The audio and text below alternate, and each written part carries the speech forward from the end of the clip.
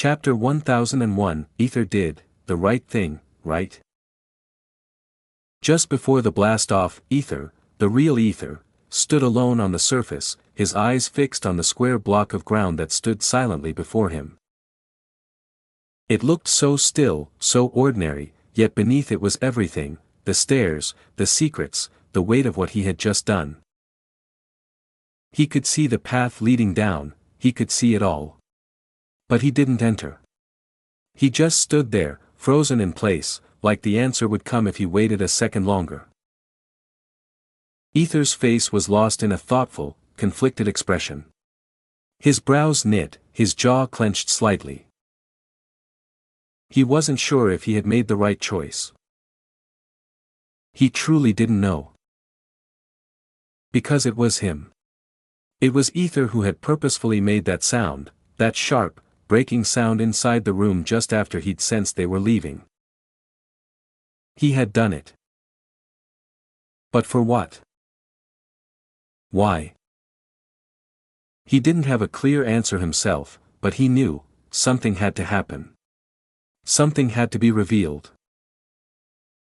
So he made sure it would. Ether had carefully taken care of the blood tubes and blood jars, their content was volatile, the glass too delicate, fragile to the touch. One wrong move, and it would have shattered. He couldn't risk it. Using his storage magic, he sent each item directly into his storage space without allowing a single thing to break. Of course, he had run several small tests first, placing and retrieving random objects, making sure the spell was steady before risking the important ones. He had been methodical, as always. Just as he had cleaned her room thoroughly, almost with reverence, he had contemplated taking the animals too. But they were alive, and he could only take one living thing at a time into storage. He hesitated, and then left them behind. This is nothing, he had told himself back then. It'll be fine. And so, he turned toward that large tube, Zara's prized creation. Her most important work. Her obsession. He'd stood in front of it for a long time, his hand hovering in the air, considering whether to take it or leave it. It would have been easy. But in the end, he didn't take it. When they entered the secret chamber, Ether had still been inside the room, unmoving, staring at the boy floating inside that large glass tube, Zara's pride, her twisted legacy. He stared at her creation in silence, the work of blood, pain, and obsession that had consumed her for 15 long years. Her perfect one. Her intended masterpiece. He didn't feel disgust anymore. Nor did he fear her. No. It was something else entirely now. Something heavier. He felt sorrow. Pity. A heavy dread that this truth would hurt her more than anything else could. One thing was, Zara was insane. She had been hiding it carefully all along. Ether didn't have a problem with that. He wouldn't even care if she decided to hide it forever from her children. But this experiment, this horrifying secret, was not something she should keep hidden. Because this involved lives. 2 lives. 2 people who loved her deeply. Ether had no doubt in his heart, Zara wasn't going to reveal this to her children. She would hide it like everything else. She only wanted her children to see her as their loving, strong mother. A kind figure, maternal and stable. And maybe that was fine. But this experiment. This was different. It confused Ether. Especially when it came to Celine. Ether knew deep down, Celine had to know the truth. Even if Kai remained in the dark, Celine needed to understand what her mother had truly done. What she had created. That was how it should be. He had seen, with his own eyes, How much pain and suffering erupted between Aquilina and Sandra because of all the secrets, all the lies dragged through time until they exploded. From that, he understood one thing: Celine deserved to know her mother's other side. He had actually planned to tell Celine eventually. He needed some time to gather himself, to figure out how to approach Zara, how to explain everything to Celine without tearing her apart. He wasn't going to hide forever. He would have come clean. But then, the opportunity appeared. Just like that, right in front of him. He couldn't ignore it. So when the moment came, when he received confirmation from his puppet that they were leaving, he didn't hesitate. With a deep breath and a hardening heart, he purposely shattered an empty glass in the room, making sure the sound reached beyond the door. Then, without waiting for the reaction, he teleported outside. That was it. Ether had done it. He didn't want things to be dragged endlessly like it had between Aquilina and Sandra. So he did it, once and for all. Now, all he could do was wait, and pray. He didn't know what kind of reactions would bloom in the minds of Celine and Kai. He didn't expect forgiveness. He didn't expect understanding. But deep down, Ether was mostly worried about Celine. Still, that wasn't the only thing on his mind. Ether's expression turned sour, his brows furrowing as he thought about another problem: Vesperine. That woman. I thought she was just some nobody, but... He muttered, voice low and sharp as he shook his head slowly. There was too much she knew. Too many pieces she moved without revealing anything. Vesperine had somehow known about this path. But how? How did she find this place? How did she know blood was needed to open the secret door? Even if she stumbled upon this place by sheer accident, how was she so certain it belonged to Zara? There were too many questions, too many blank spaces in the puzzle. If Zara had been in a clearer state of mind, she would have demanded answers. She wasn't a fool. But right now, fear clouded her vision, fear for her children. Worry had consumed her so much that everything was escalating too fast, and no one had noticed the abnormal things Vesperine had done. But Ether noticed. I need to watch that woman. He thought, this time with a more serious tone. There was something deeply unsettling about her presence. He sighed, his shoulders rising and falling as he tried to steady himself. Still, his heart wavered. His conscience twisted in unease. Did he do the right thing?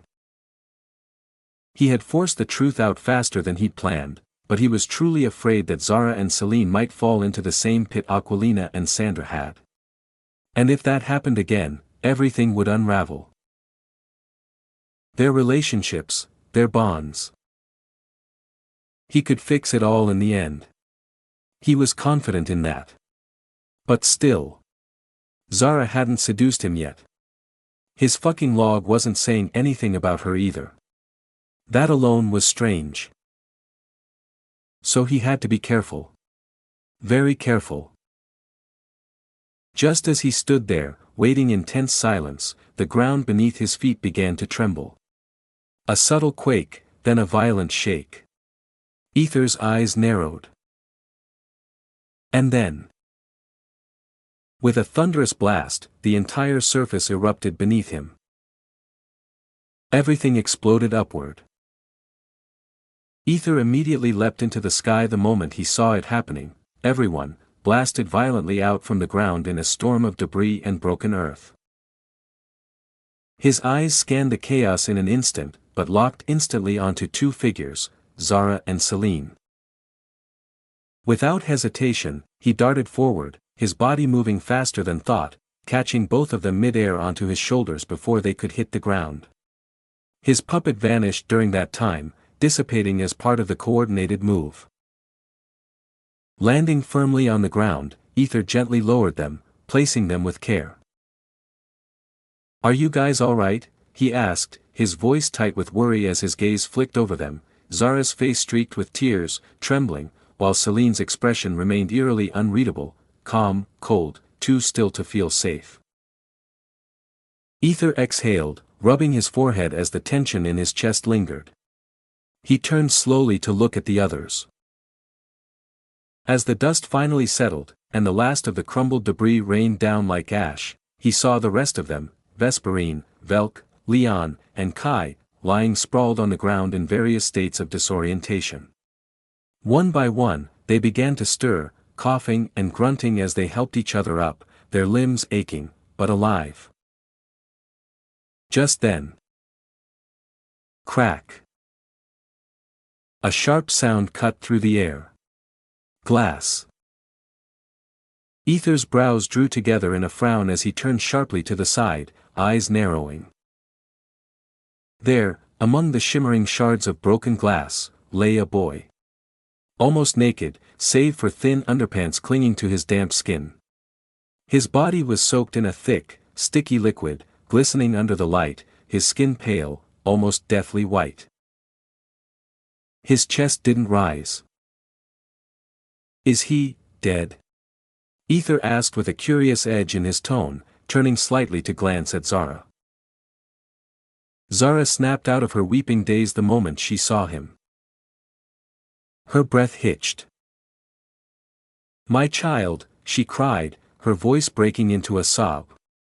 Without a second thought, she surged forward to run to him, arms stretched to hold her creation, her beloved experiment. But before she could even reach him. Flash. Kai appeared. A blink of an eye. A blur of movement. And suddenly he was standing right there, between Zara and the boy, his hand tightly gripping a brilliant white sword edged with soft golden light. His eyes, once so full of warmth, were blank now. Empty. Like the switch had flipped somewhere inside him. He stared at his mother. "I thought you loved me, Mother," he said slowly, his voice unnervingly calm. "You do, right? You love me more than this filthy creation of yours." There was a small, twisted smile on his lips. A cruel, heartbroken curve. Zara opened her mouth to speak, eyes wide in shock, but it was already too late. Without hesitation, Kai drove the sword down. Chuk.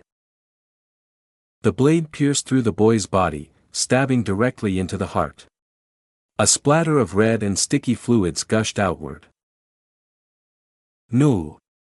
Zara screamed, her voice raw with agony.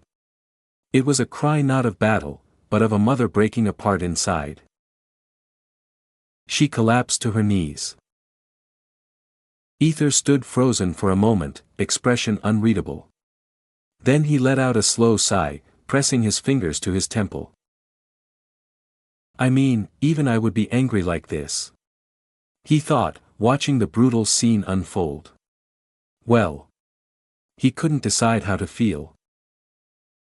Chapter 1002, Kai was killed. Kai slowly pulled his sword out from the lying body. The moment the blade slid free, thick blood coated his golden sword, dripping onto the floor in heavy, sticky drops.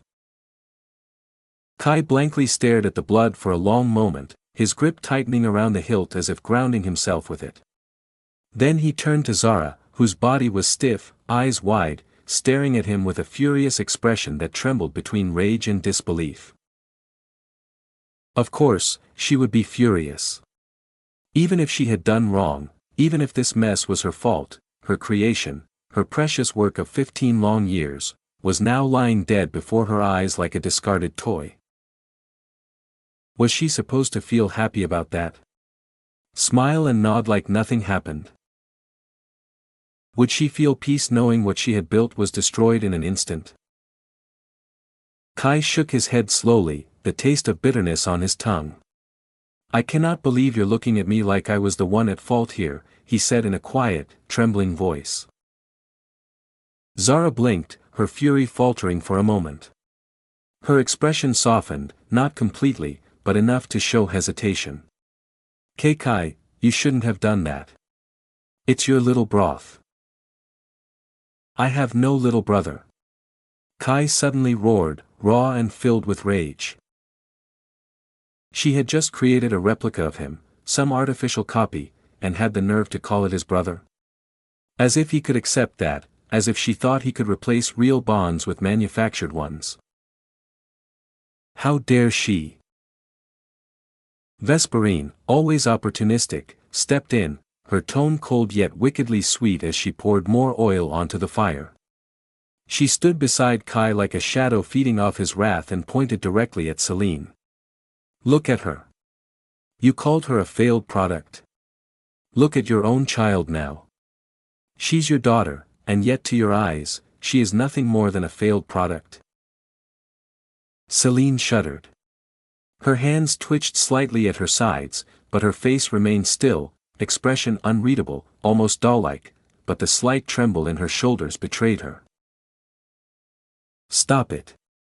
Zara finally screamed, her voice cracking as she glared at the woman tearing her family apart piece by piece. Her hands clenched, trembling with helplessness. Vesperine flinched dramatically and took a step back, hiding behind Kai with a pouty, almost childlike expression. Oh, look at her, Kai, she's shouting at me, even though she was the one who caused all of this. I only showed the truth. Did I do anything wrong, Kai? If so, tell me. I just wanted to help, she whimpered, her eyes glistening with tears that trembled on her lashes. Kai's heart cracked a little at her words, his fury momentarily soothed by the pain in her voice. He gently shook his head. You've done nothing wrong, my dear. It's this woman, this mother of mine, who thought of us as nothing more than an experiment. Zara's breath hitched at his words. Her heart trembled.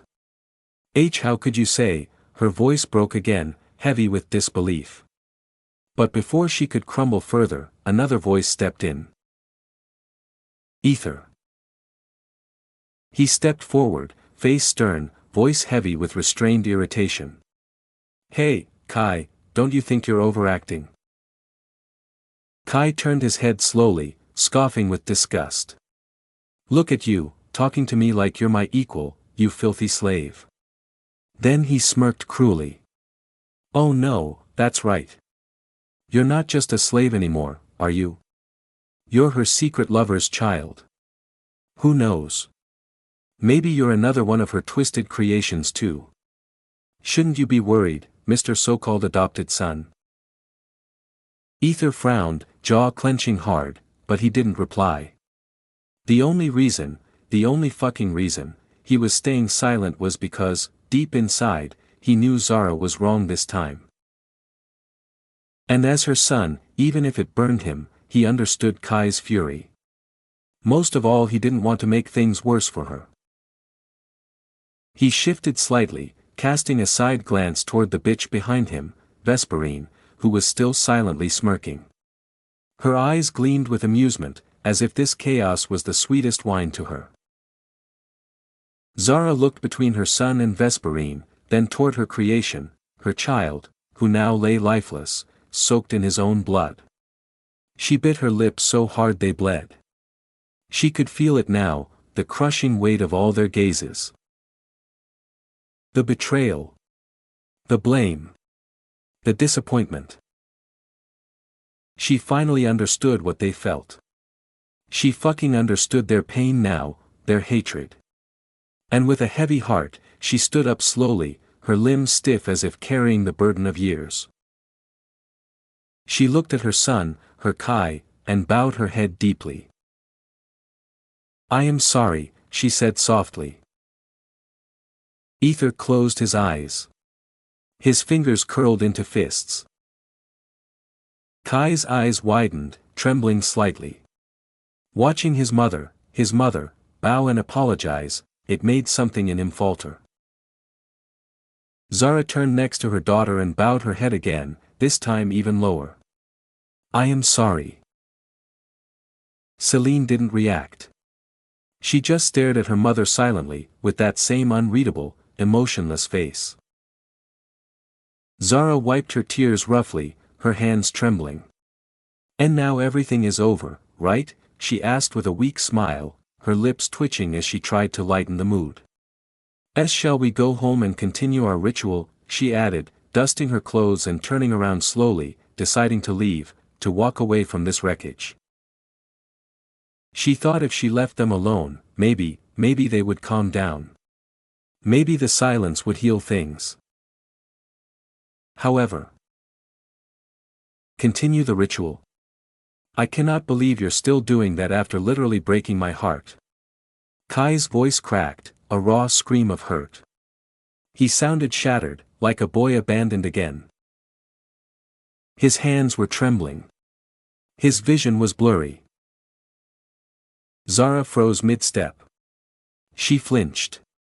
Her entire body stiffened. She bit her lips again, almost choking on her own breath. What should she do now? What could she say?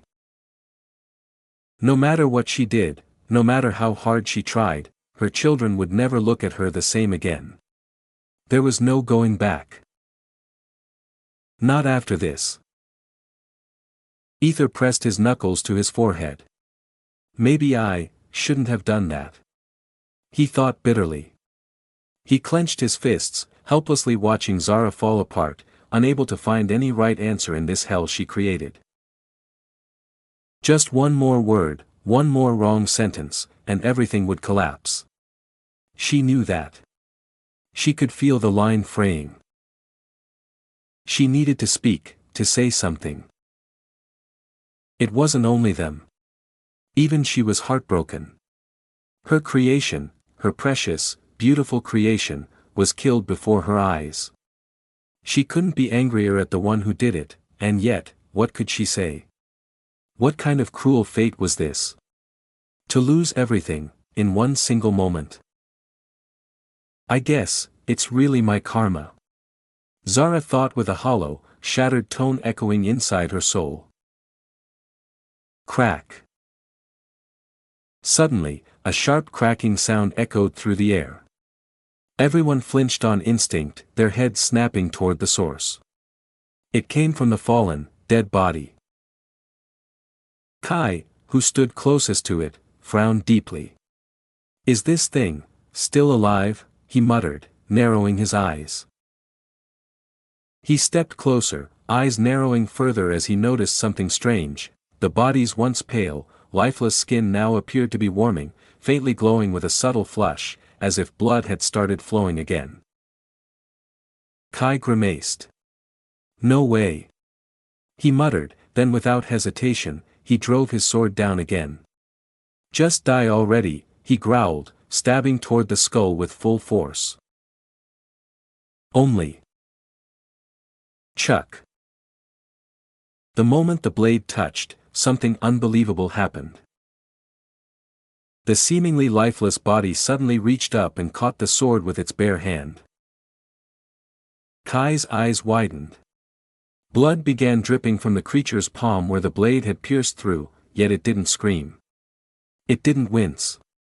It just held the sword tightly, unervingly calm. Kai's muscles tensed. He pushed down harder, trying to force the sword through. What the fuck is this thing?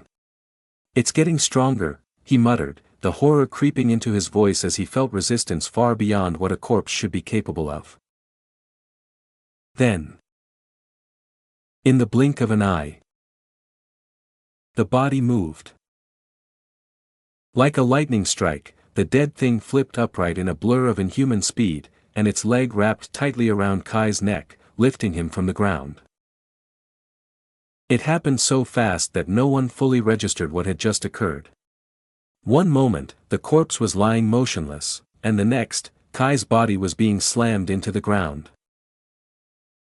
Ether, however, saw it. He caught the entire movement. He watched in stunned silence as the creature's limbs twisted unnaturally, breaking its own bones in the process, flipping like a serpent out of water. It used that grotesque momentum to wrap its leg around Kai's neck and hurl him like a rag doll. Then, even more disturbing, the massive hole in the creature's chest began to heal. Flesh folded in on itself. Muscle reformed. Blood vanished. It was like the wound had never existed in the first place. Everyone stood frozen, expressions contorted with horror, except for Zara. She watched with a faint smirk on her lips, an amused spark flickering in her eyes. Ether blinked. His expression turned blank as he turned to her slowly, like a machine processing too many emotions at once. And then, he caught her. Zara glanced at him, noticed his stare, and her cheeks turned slightly pink. She lowered her head, giving him the softest wink. Ether's lips twitched violently. "Don't tell me, all of this was just acting," he screamed internally, almost shaking with disbelief. "Give back my guilt and worry, damn it." "Why you? Let me go." Kai choked out, thrashing wildly. His voice cracked, panic taking over as he clawed at the creature's leg, which pressed tighter against his neck with bone-crushing strength. Vesperine screamed, running over in desperation. "Let him go," she shouted, trying to push the creature off, but it didn't budge. It was like trying to move a mountain. Then, snap! Ether's eyes widened in horror. He heard it. That sickening, sharp crack. The creature snapped Kai's neck with a casual twist. Kai's body fell limp, and then dropped to the ground like a lifeless puppet with its strings cut. "No!" Zara screamed. Her face contorted, her hands reaching out as if she could undo what just happened. This kind of development, no one had expected. Not even in their darkest imaginations. Except. Ding! Chapter 1003, Ether saved Kai. TSK. Ding! Ether's pupils dilated sharply as his awareness surged back. A chiming sound echoed through his mind, ringing like a bell inside his skull. Is this thing still alive? The voice pierced through the fog in his head. He snapped back instantly, his eyes locking on Kai, who was, shockingly, still alive and breathing. That's when something clicked inside Ether's mind. 3 seconds skill, he questioned inwardly, narrowing his eyes. That means it's about to happen. Kai was about to be killed. If he wanted to, he could have let it happen, just stand back and watch it unfold. Who really cared about Kai anyway? But, killing someone like that, right in front of Zara? A mother? That. Ether wasn't comfortable with that anymore. Not now. Not after everything. A dull frustration crossed his face. With a reluctant expression tightening his jaw, he stomped on the ground, the force cracking the dirt beneath him, and appeared instantly in front of Kai. Without hesitation, he shoved Kai to the ground, pushing him away from the corpse that was about to stir. Next time, try to inform me when this skill activates. It's damn confusing, Ether grumbled to himself with irritation, shooting Kai a sideways glance. Ether snorted, realizing how sudden his move must have seemed. It needed a reason, an excuse. After all, anyone would think it was weird if he just did that without saying a word. How dare you destroy your mother's creation? Ether barked out loud, faking rage, hoping it would cover his tracks. Kai's lips twitched visibly, his eyes filled with disbelief. Bastard! How dare you? Crack. Once again, a chilling sound tore through the air, the unmistakable noise of glass shattering. Everyone's attention shifted. The dead body, the one they'd all believed was finished, began moving. Its lips twitched. Limbs trembled. And then, slowly, it began to rise. Kai's eyes widened, his breath catching in his throat. Everyone's expression turned into one of shock and disbelief. Even Zara looked slightly taken aback. But then her lips curled upward, just a little, and a whisper of awe passed through her thoughts. Oh my goodness! She watched her creation, her child, rise from the floor. The gaping wound in the creature's stomach began to close rapidly, flesh knitting together with unnatural speed. Its legs shuddered, unstable for a moment, before it began to stretch its body upright, bones cracking audibly. It groaned faintly as its neck twisted left and right with small, popping cracks, and then, slowly, it opened its eyes. Everyone was immediately on high alert. Ether narrowed his eyes, his expression unreadable as he watched the creature rise.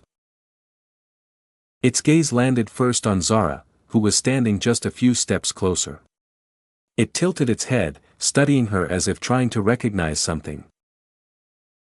M.A. The creature's lips parted, a fragile voice escaping. Zara's eyes welled up. Yes, that's it. My child. I am your mother, she said gently, her voice trembling with emotion, her smile wide with joy.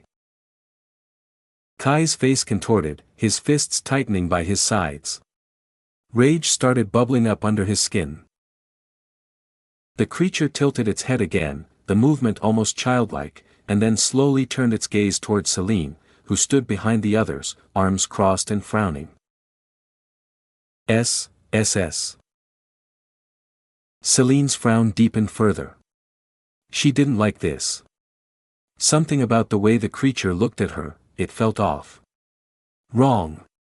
It didn't just see her, it felt like it was studying her, and it made her skin crawl.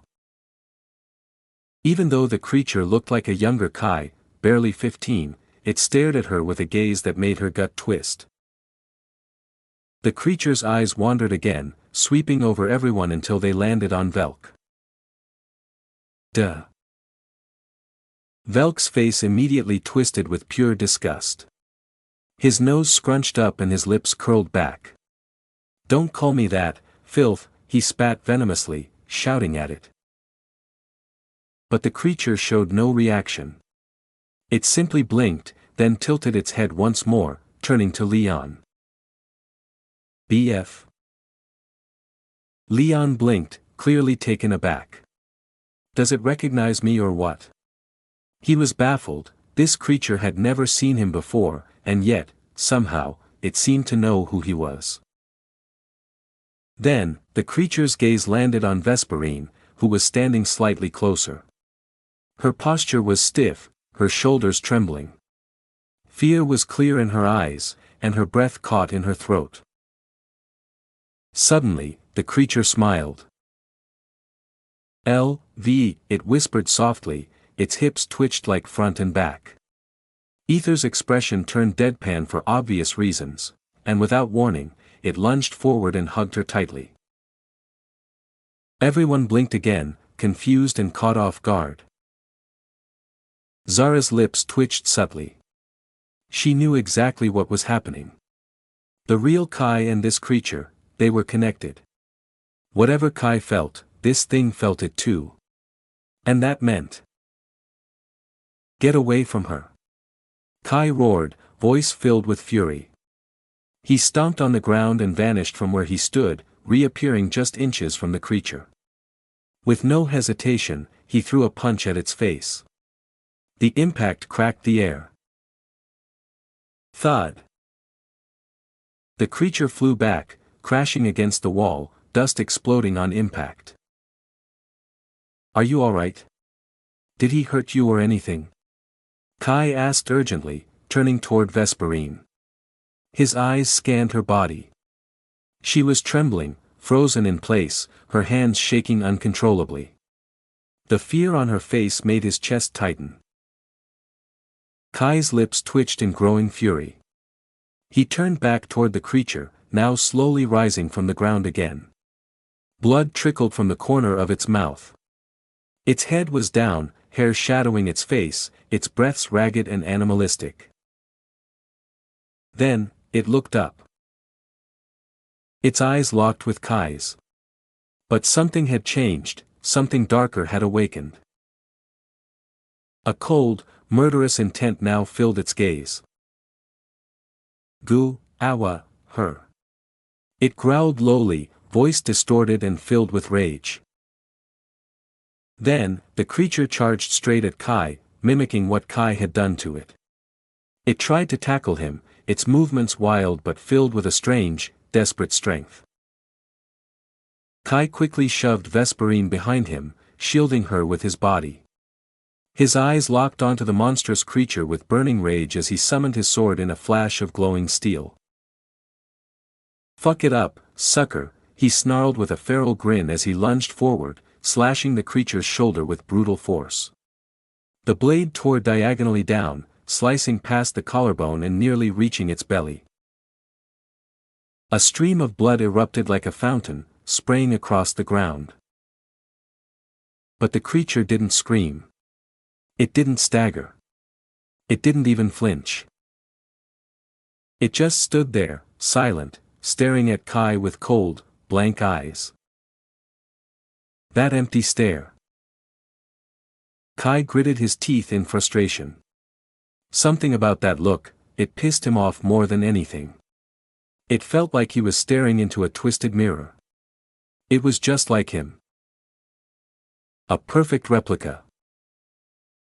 "Just die already," he shouted, voice booming with fury. As his rage surged, the sword pulsed brightly in his hands, responding to his emotion. The light blazed out from the blade, and then... boom! A powerful blast of energy exploded from his sword. The shockwave flung the creature backwards violently. It tumbled across the ground like a ragdoll, rolling multiple times before finally sliding across the broken floor, leaving a shallow trench in its wake. Dust billowed in the air. Kai smirked, stepping forward with a satisfied look on his face as he watched the debris settle. He had felt the impact. The force. The slice. That thing had to be dead, no doubt about it. But something felt wrong. His instincts screamed. And then he saw it. Through the clearing dust, the creature was still moving. Slowly, unnaturally, it rose from the ground. Everyone around gasped. Even Ether's expression shifted to something far more serious. His eyes widened with disbelief as he stared at the impossible sight before them. The creature stood up, its body mangled and horrific. A large piece of its shoulder and arm were missing, entirely severed by Kai's slash. Blood poured freely from the grotesque wound like a crimson waterfall. You could see the exposed layers of muscle, bone, and torn veins, and even worse, a part of its heart. Still beating. Pulsing slowly inside the gaping chest wound. It was alive. And then something even more disturbing happened. The torn flesh began knitting itself together. Bit by bit. It was healing. Ether's entire face stiffened. He turned toward Zara, whose expression wasn't shocked. Not even surprised. She looked pleased. Wickedly amused. Her lips curled in a soft, proud smile, as if watching her child take its first steps. Ether shook his head in disbelief and turned to Velk, trying to stay composed. "There's something on your shoulder." Huh? Velk blinked, eyes unfocused. He turned, confused, and then froze. A hand. A severed hand, the creature's hand, was latched onto his shoulder.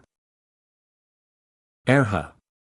Velk screamed, staggering back in raw panic, clawing at the dismembered limb. He flung it to the ground, trembling in horror. Kai glanced to his side at Leon. Their eyes met. The time for playing around was over. Leon nodded firmly and stepped beside Kai, raising his own weapon. We need to finish that thing. Crack. A sharp, sickening sound rang out. Bone. They both turned to look, and their jaws clenched. The creature's back began to split open. Slowly, two enormous, black bat-like wings unfurled, dripping with blood and twitching with primal movement. It wasn't just healing. It was evolving.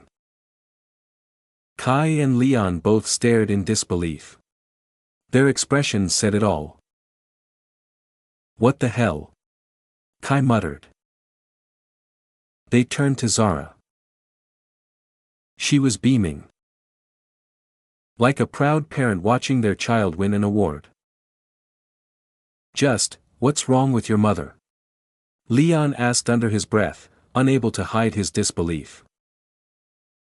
Kai didn't respond. He couldn't. Because deep down, he already knew. This wasn't his mother anymore. Not in the way that mattered. Meanwhile, a short distance away, Ether approached Zara quietly. Just tell me the truth, he said in a low voice. What kind of add-ons did you give your creation? Zara blinked, startled by his presence. Her expression shifted from proud to shy in an instant. A soft blush crept onto her cheeks as she looked away, hands fiddling nervously. "WL," she murmured, lowering her eyes. Her face flushed pink. Ether gave her a faint, tired smile. Her bashfulness was, honestly, ridiculous right now. He realized he really needed to understand this woman better, because she was anything but ordinary. Zara began speaking softly, it's just. I added a few things. Like vampire regeneration, their flying abilities, some mermaid blood for adaptation and liquid body adaptation and, well, a little bit of dragon essence for power enhancement and breath function and. Enough, Ether cut her off quickly. He pinched the bridge of his nose. The more she spoke, the more worried he became. If she kept talking, he might genuinely panic. He turned his attention back to the ongoing battle. Kai and Leon were holding off that creature. But it was relentless. And worse, it wasn't after them. Its eyes were locked on Vesperine. That singular obsession. Ether narrowed his gaze. Something about that unnerved him deeply. Why her? Why was it only interested in her? Anyway, he said finally, glancing back at Zara, for now, we need to stop your little creation from going on a full rampage and killing your son again. Again? Zara frowned in confusion. I mean. Ether trailed off, trying to find an excuse, something that wouldn't make him look insane. But he then, TSK. Yeah. Question only me. When that bitch literally found your secret hideout out of nowhere. Chapter 1004, Ether is Wicked Than Zara, Part 1. Kai and Leon fought fiercely against the creature. For them, it was almost too easy at first. The creature was clearly unfamiliar with this world, sluggish in its reactions, its movements uncoordinated, like it hadn't fully adapted to the fight. Ether and the others stood on the edge of the battlefield, watching the chaotic exchange unfold. Kai moved with fluid, silk-like precision, his sword slicing through the air with deadly grace. Each movement looked effortless, yet powerful. He has grown, better, Ether thought with serious thought. Leon, on the other hand, used his elemental water magic with skill and control, casting his signature water bubble attack. The sphere expanded rapidly, crashing into the creature and exploding with a burst of force, sending it flying backwards. Ether hummed at Leon's fight, too good. But still, the creature didn't give up. It struggled to catch Vesperine, its singular, mindless focus locked onto her. Yes, that thing was still chasing Vesperine. Do you know why it's acting like that? Ether asked, narrowing his eyes. Zara slowly shrugged her shoulders, eyes not leaving the creature. I'm not sure. She said softly, then hesitated before adding, but maybe Kai had deeper feelings for that woman than I realized. It's like those emotions are being reflected in the creature somehow. That's what I believe, anyway. It's fascinating, she muttered in a tone filled with awe, almost like a scientist discovering something groundbreaking. Her fingers twitched subtly, as if aching to experiment, to test the boundaries of her creation. She was completely absorbed. Just then, her gaze flicked and landed on Ether, who was quietly watching her. Her heart skipped. Caught under his gaze, she blushed faintly and lowered her head, embarrassed. Ether softly shook his head. He already knew what she was thinking.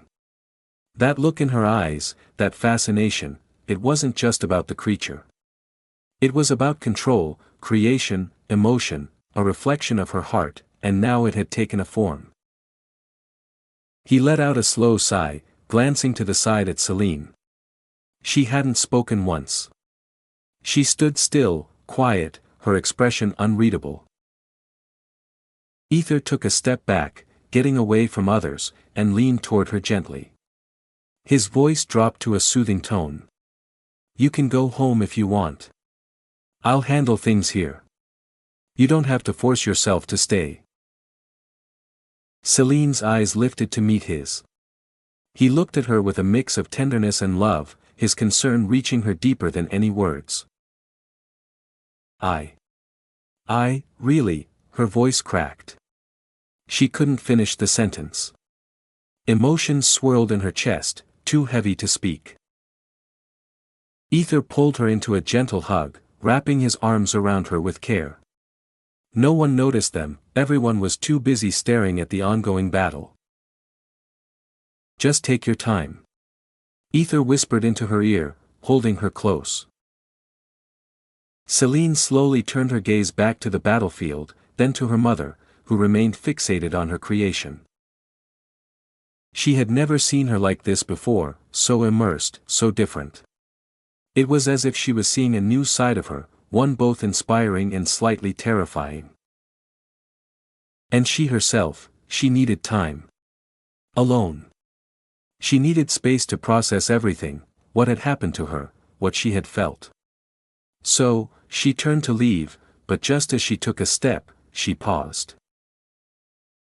Her voice was low, full of restrained rage and sorrow. Kill that thing. She whispered to Ether before walking away without looking back. Ether quietly hummed. He turned around and walked back toward Zara, who remained deeply fixated, awe still shining in her eyes. However. What did she say? Zara asked, her voice trembling slightly, her body tense with apprehension. Ether blinked, looking at her with a soft, mildly surprised expression. Zara bit her lip, her expression weakening. I really do love children, even if I'm not normal, Ether, she said quietly, almost ashamed, yet desperate to be understood. Ether lowered his eyes gently. Even with her strange behavior, even with her distraction, he could feel it. She loved her children. She cared deeply, even if her way of showing it was different. He sighed softly. She asked me if it's possible to kill that thing, he finally answered, his voice low but firm. Zara's lips trembled violently. Her creation, her child. She clenched her fists, her lips quivering. What are you going to do? Are you really going to kill it? She asked, her voice cracking under the weight of pain and conflict. Ether turned his gaze to the battlefield. The creature had changed. It was flying faster now, its body regenerating swiftly, dodging attacks with more skill than before. It started gaining the upper hand. Its growth wasn't just physical, it was learning, adapting at a dangerous pace. Blood spilled across the ground, Leon's cheek was cut. Kai's arm bore a deep gash. The fight was no longer easy. Ether frowned, clenching his fists. The air around him pulsed slightly as he channeled energy through his legs. He uttered, "I believe in you," without hesitation. He stomped on the ground and shot forward, landing in the center of the fight, interrupting it. He stood like a referee in a fighting game, tall and commanding, spreading his arms out to both sides. "Enough," he yelled. "There's no point in fighting like this. Can't you see, it's healing itself?" He pointed at the creature, whose wounds were visibly closing up with each passing second. Kai growled in frustration. "So what? I'll cut it into pieces before it can even heal," he roared, stomping the ground in fury. Blood dripped from his blade, sweat clung to his forehead. Ether turned to the creature, speaking louder. "And you? Your mother was worried about you. Listen to her. She didn't want you to get hurt," he said, raising his voice with forceful emotion. He wasn't even sure if the creature could understand, but he had to try. Zara watched Ether. Her heart ached. He stood between them, trying to bring peace, trying to protect both sides. Her lips trembled as his words echoed again in her mind, "I believe in you." He trusted her. He believed in her. He wanted her to be happy, despite everything. That much, she understood from the way he looked at her. She clenched her fists, a storm of emotions building within her. Her creation, her child, her failure.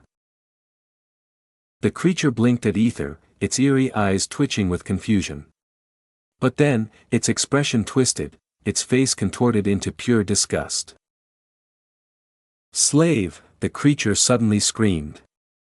It was the first time it had spoken a proper word, clear, sharp, and filled with venom. Before anyone could react, its nails elongated, warping into black, dragon-like claws. With a guttural snarl, it lunged straight at Ether, moving with terrifying speed. Ether's lips twitched violently, a flicker of surprise and anger. "Fucker," he muttered under his breath, already stepping back to let them fight. But just as he stepped back when Kai's sword suddenly appeared at one side of Ether's neck, while the creature's newly formed claws reached the other side, both blades and talons gleaming inches from slicing into him. Ether froze, breath catching. Zara's eyes widened in horror, her hand flying to her mouth. "What the hell? They're going after Ether." In that split second, Ether crouched low, instincts kicking in. The sword and claw clashed with a sharp metallic screech just above his ducked head, sparks flying as steel met scale. Tang! He twisted his body mid-movement and rolled across the dirt, barely avoiding being decapitated. With a swift motion, he stood back up, face darkened in frustration. "The hell are you doing?" Ether snapped, frowning as he glared at Kai. Kai blinked, his expression oddly unreadable as he turned his eyes to the creature.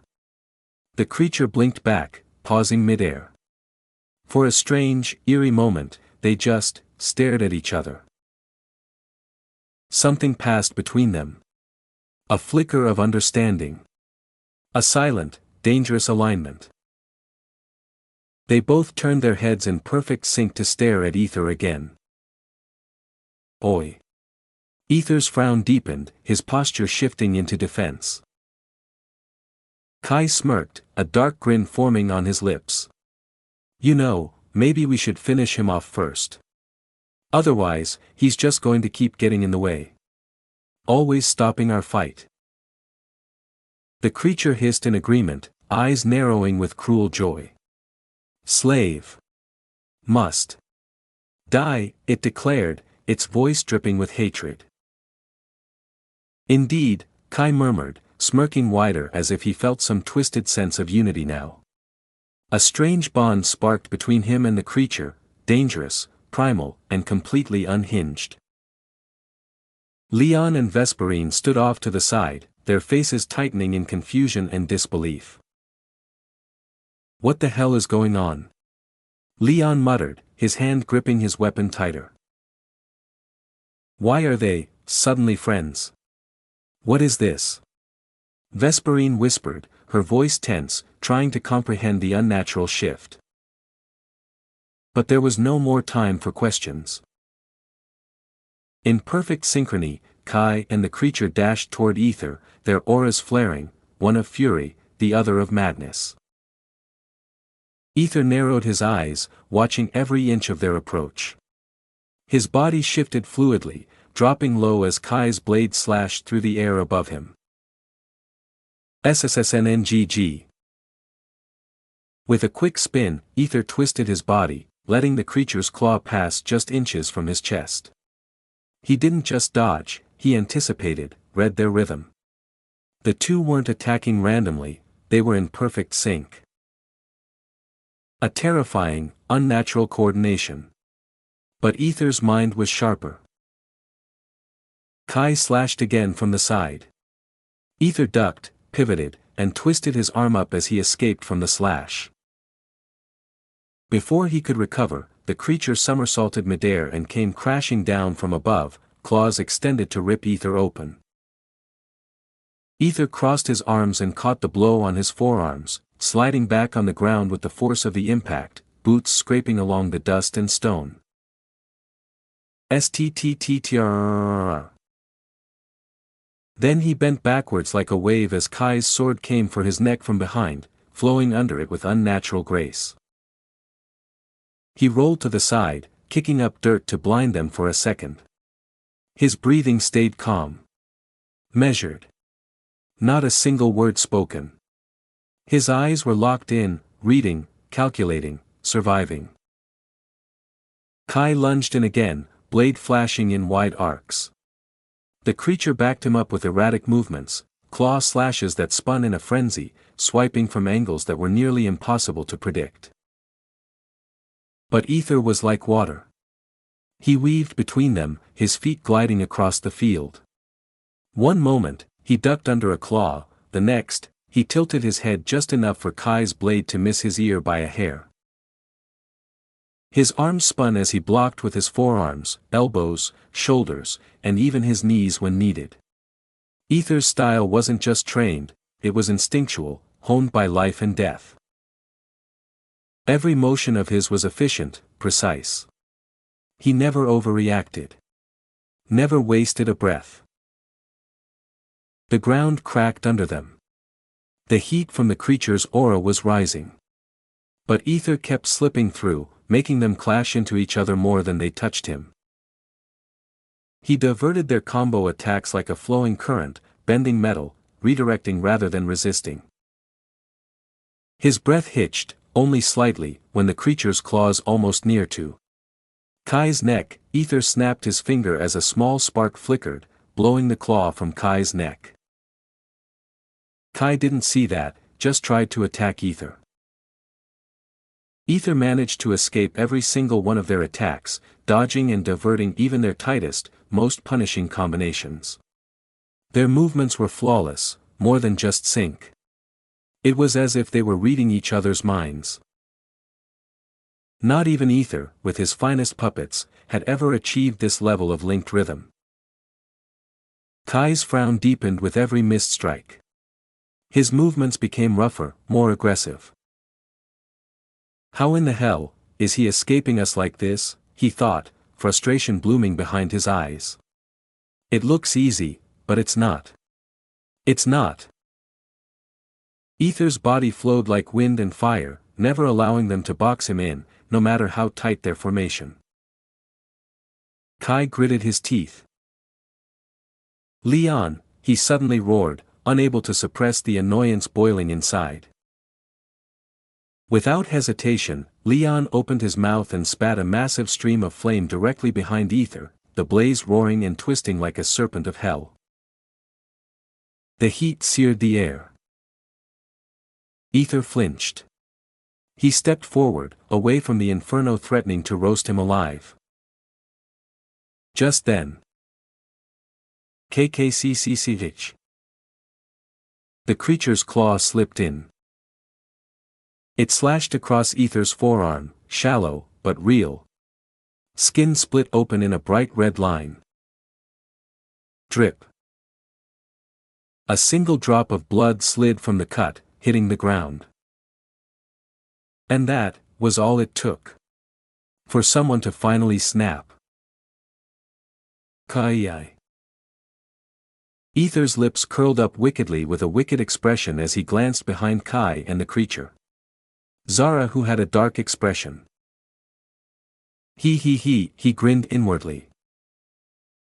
Chapter 1005, Ether is Wicked Than Zara, Part 2. Ether. What should one really call him? An actor? A thug? An innocent man? A manipulator? A womanizer? An opportunist? A wicked man? Everything that happened in Ether's life, every twist, every betrayal, every decision, changed not only how he thought but how he lived. His way of thinking, his way of breathing, his entire way of existing was rewritten again and again. For his parents, he learned to act, to wear a mask and play the role expected of him. For his parents' attention, he turned into a thug. For his gentleness, he once held on to innocence, but even that came with a cost. For this strange new world, he manipulated everyone, twisted truth and lies together like a web just to stay ahead. For his life and his love, he seduced them all, using desire as both weapon and shield. For his ambitions, he used every single opportunity, never letting a door close before he had slipped through it. For his lovers, he became wicked, the kind of man who wouldn't flinch at doing the unthinkable if it meant protecting what was his. But deep down, he wasn't really that kind of man, was he? Wickedness? No. Not exactly. He had always been a peace-loving soul, right from the very beginning. He was the kind of man who craved stillness in a world filled with noise. Even now, even after everything, he still wanted peace. He was still that man. But lately, something had shifted. His actions, his thoughts, were beginning to take a darker turn. The more he understood the danger surrounding him, the more he felt the need to adapt. Change wasn't a choice, it was survival. And really, can anyone blame him? It's not like he ever stood up and declared himself a hero of justice. No. Ether was never that naive. He changed depending on what was needed. He became the person the situation demanded. What version of him would give the best possible outcome? That was always the question. An innocent? A villain? A manipulator? An actor? A nobody? This wasn't some dramatic mental disorder. No. It was basic human instinct. Survival meant adaptation. It meant adjusting your thoughts, your emotions, and your actions based on what the moment required. That's how Ether lived. And that's exactly how he would continue to live. Now, let's talk about the real issue. Was Vesperine truly the only one who wanted to tear Kai apart from his mother? Was she the only one who wanted the family to crumble and fall into pieces? Was she really the only one? Really? No. There was someone else, someone who not only wanted it, but needed it. Ether. Unlike Kalen, Leora's son, Ether had embraced him, accepted him. He was her son, yes, but Ether had made him his own too. Kalen was different. Even if their beginning was rough, Kalen had something Kai never did: humility, understanding, a clean heart. Kai, on the other hand.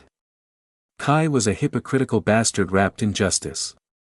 Always pretending to be noble, always talking about right and wrong, but hurting people in the process. Kalen was dragged into the chaos, into the burden of being chosen, into the politics of the throne, but he didn't deserve any of it. Kai, though. Kai always acted like he was the center of the damn universe. He'd throw himself into danger and let everyone else suffer the fallout. That's what made it hard, almost impossible, for Ether to accept him. And that was the thing. Kai was Zara's son. The moment Ether and Zara became one, truly one, Kai would be the thorn in his side. The permanent reminder. The pain in the ass that would never go away. Even if Ether tried to get along with him, deep down, he knew he would never be able to truly accept Kai. And if he tried to reject him outright, it would destroy Zara. She would feel it like a wound that never healed. Like. Ether accepted Leora's son, but not mine. Why? That pain, that constant edge of worry, would eat her alive. And that's exactly why, the real fucking reason, why he didn't hide what she had done. Yes, he thought about Celine. Of course, he did. But Ether knew Celine. He knew he could talk to her, make her understand. He could help her see the truth about who her mother really was. And with Celine's nature, her heart, he was confident. She would come around. She would accept her mother. She'd just need a little time. If the one inside that tube had been Celine's replica, things would have been different. He would have handled it another way entirely. But it wasn't. It was Kai. Fuck yeah. Just a copy of that self-righteous bastard. And Ether knew him well enough. Kai would lose his shit the moment he saw it. He'd get pissed off. Maybe even try to destroy everything in his rage. And that was exactly what Ether wanted. He wanted Kai to break his bond with his mother. He wanted that severed. Completely. And he did it. Ether made it happen. But it wasn't over. Not yet. Kai had broken his side of the bond. But what about Zara? Previously, Ether had even provoked him at dinner, pushed him, jabbed him, just so Zara would see what kind of person Kai really was when cornered. So if something happened later, if Ether ended up killing him, there would be something to justify it. He planted the seed today. And tonight, the opportunity came knocking. A perfect opportunity to shatter what little was left of that fragile relationship. Ether couldn't afford to waste it. So he moved. Not just to break Kai away from his mother, but to pull Zara away from him too. It's completely wrong, right? He didn't do the right thing, right? Yes, a part of him whispered that it was wrong. That he shouldn't have done it. But another part of him, louder, colder, refused to care. Kai was like a pest, something irritating, constantly buzzing in his ear, always fucking there, always reminding him. Not just Kai either, but all the strings and knots she still had tied with the Frostblad family. The deal she made with Mortimer, just to keep that family protected, to keep them safe and sound. Ether had no idea what that old man was really planning. But whatever it was, Ether didn't like it. And he sure as hell didn't want his future wife hovering around some other man's house, guarding it like she owed them. No, fuck that. Velk was the reason she was here in the first place. And to be honest, Ether was a little jealous. Maybe more than a little. Watching them, having those quiet, eye-to-eye conversations, like they shared something he wasn't part of. Yeah, he fucking hated it. He fucking wanted to tear that apart too. Not because he was possessive. No, of course not. He just didn't want Velk staring at his future wife like that. Humph. So, yes, he wanted to break their bond. So, yes, he wanted to break their bond. By showing her true colors, by making Velk realize the deal, he'd cut the last tie. Once that happened, no blood, no contract, nothing would keep her there. She'd have no reason to stay. That's it. Nothing more. But still, he wasn't expecting that her creation would still be walking around. He was honestly caught off guard. Watching their fight unfold, Ether noticed something disturbing. The creature was adapting, quickly, unnaturally so. And what was worse, it began to carry the same presence as Kai. That was dangerous. Far too dangerous. He needed to break that, immediately. So, Ether stepped into the game, not just to stop, but to crack even further the bond. Just like he predicted, just like he planned, the moment he entered, the creature, that replica filled with Kai's essence. The hatred flared in its eyes. And so did Kai's. They attacked him. They came at him with full killing intent, without hesitation. No second thoughts. Just pure rage. Ether blocked, of course. He could have wiped them out in a single breath if he wanted to. But that wasn't his goal. No, that wasn't what he wanted at all. What he wanted, was a moment. A single, powerful moment. Something that would stir her heart, shake her soul. For him. Only for him.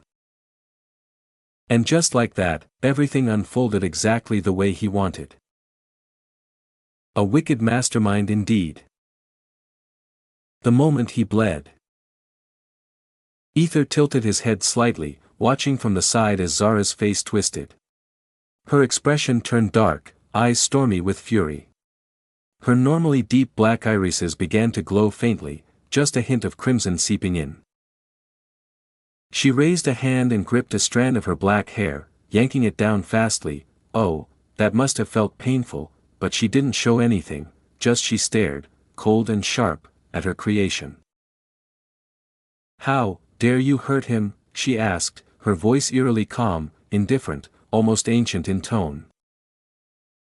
That strand of hair in her hand began to flutter, then shimmered before dispersing into black mist.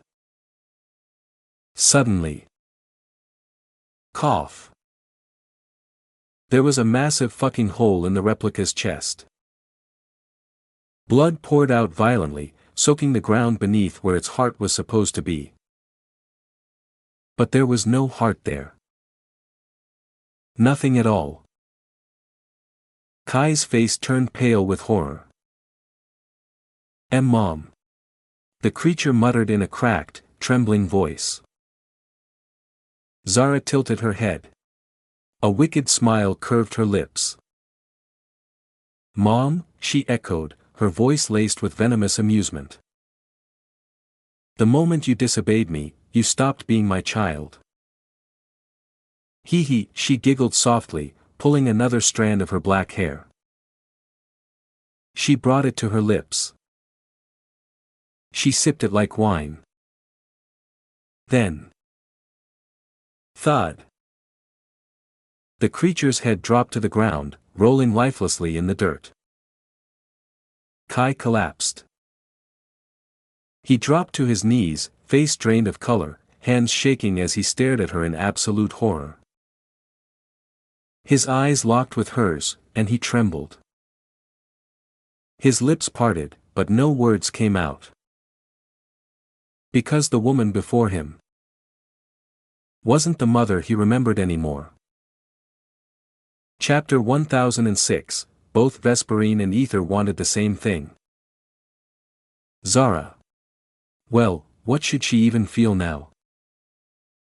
She had lost her children, of course, and it made sense. Anyone would leave her after witnessing the truth of her life, after seeing what she really was beneath the mask she wore for so long. After all, even her own mother and father were terrified of her, so what could she possibly expect from her children, the ones she had raised with what little love and tenderness she knew?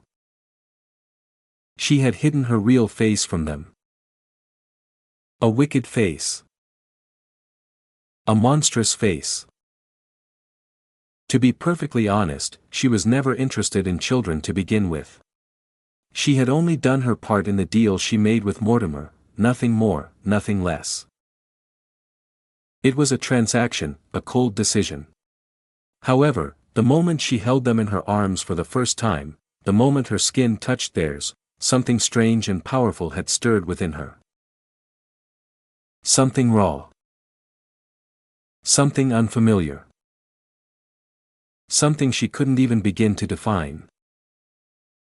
A need, a desire, to protect them. To shelter them. To love them. It was a unique feeling, she had never felt before.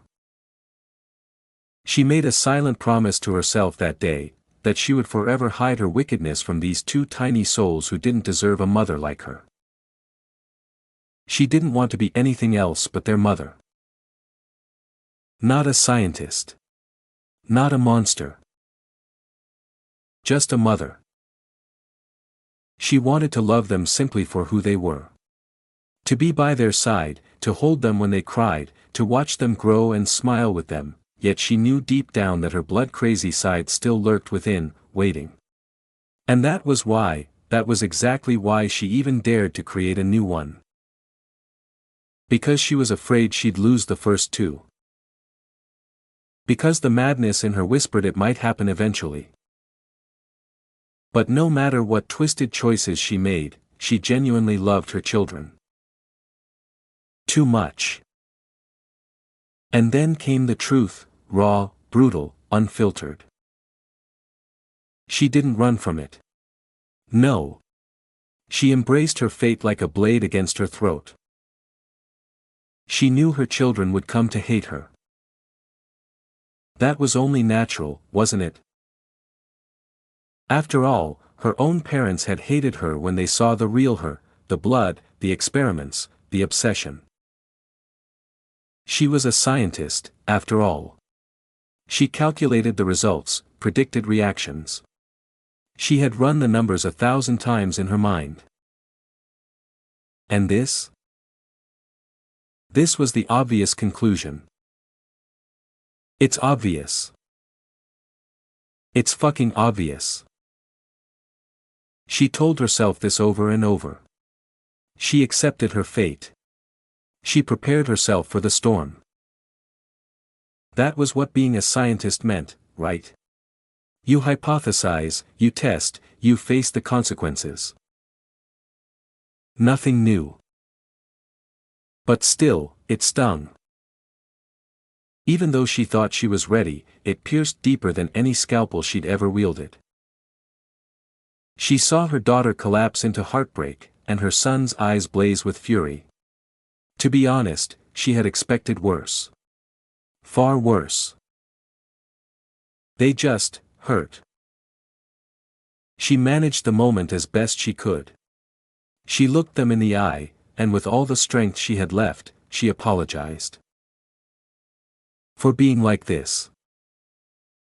For being her. It was the least she could offer. She made up her mind right then and there, to put everything back in its place. To undo what she could. That's it. No theatrics. No dramatics. She didn't show much of a reaction. After all, this was the outcome she'd anticipated, wasn't it? That's what made science beautiful and cruel all at once. You prepare for the worst-case scenario.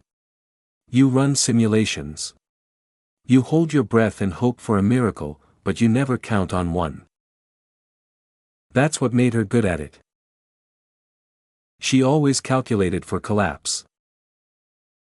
Anyway, just when she thought of setting everything aside, burying it all and walking away quietly, her creation woke up. It stirred. It breathed. It moved. Well, yes, she had added a few enhancements, a few secret modifications, but she never truly expected it to function. Especially after Kai had broken it. So when it moved again, when it stood there, awakened, she was shocked. Almost awed. She was taken aback, caught between fear and wonder. She was happy to see it like that. So happy that, for a brief and shameful moment, she forgot she was supposed to be feeling guilt. She stood there, torn. She didn't know who to support, and who to step away from. One side stood her perfect, brilliant creation, proof of her genius. And on the other, Kai. Her son. Both of them were born from her hands, her mind, her madness. She felt torn apart by it, these emotions clawing inside her, too tangled to unravel. Just then, Ether entered. No hesitation. No questions. He stepped between them. He said he would stop them. For her. Only for her. That made her happy. So happy that it burned behind her eyes. However, she never expected what happened next. Both Kai and her creation turned on Ether. Both of them. Without pause. She couldn't understand why Kai was so furious with Ether. It didn't make sense. Logically speaking, it should have been Ether who was angry with Kai, not the other way around. She called out. She tried to stop them. But none of them listened. Not Kai. Not the creation. Until, her eyes caught it.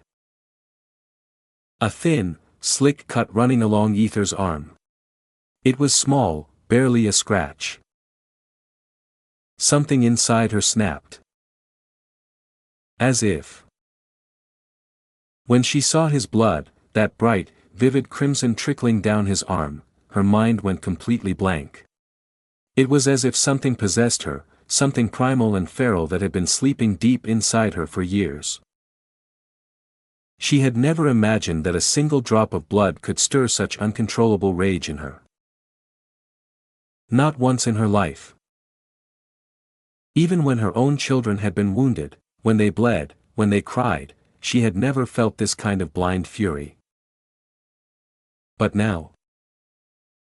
Now she was furious. Why? Was it because Ether was her mate? Was it because he had accepted her for who she was, when even her own children recoiled? Was it because he was strange, abnormal, out of place in this world, just like her? No. None of that entered her mind. Nothing. She didn't know. She didn't care. Nothing made sense in that moment, nothing at all. Her mind was blank. All that remained was pure, seething rage. And before she even realized it, her hands had moved on their own. She killed her own creation. With her bare hands. Of course, she had prepared a curse on it from the very beginning. She wasn't foolish. She had been experimenting on it, after all, and she wasn't naive enough to think things would always go as planned. So she had crafted a curse, a backdoor, a failsafe. And now, she had used it. Thud. The headless body collapsed to the floor with a heavy, final sound. Zara stood there, staring blankly at the lifeless body. Her breath came slowly, steadily, as her gaze turned toward Kai. He too fell to his knees. His legs gave out from under him as he looked up at his own mother, eyes wide, trembling with something that might have been fear or disbelief. Zara stepped forward slowly. One step. Another. Her fingers raked furiously through her hair. "Why?" she asked, her voice sharp, cracked, almost deranged as she dug her nails into her scalp. "Why did you do that?" she muttered, scratching her head violently as if trying to claw the question out of her skull. "I don't get it, really, I don't. Why do you hate him so much, Kai? What has he ever done to you? Huh?"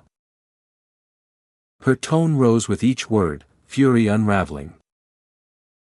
"He's just trying to help me. He's just being good. Kind. Helpful. And yet, all of you, every single one of you, keep hurting him." Her voice cracked. "Why?" Her nails dug deeper. "Why?" Her breath trembled. "Why?"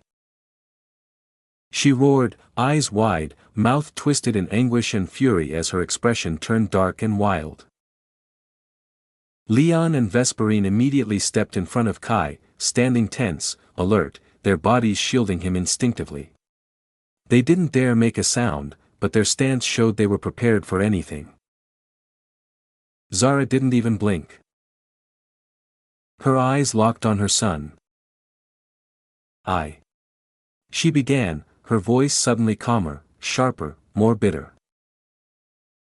"Yes, I hid it. I admit that.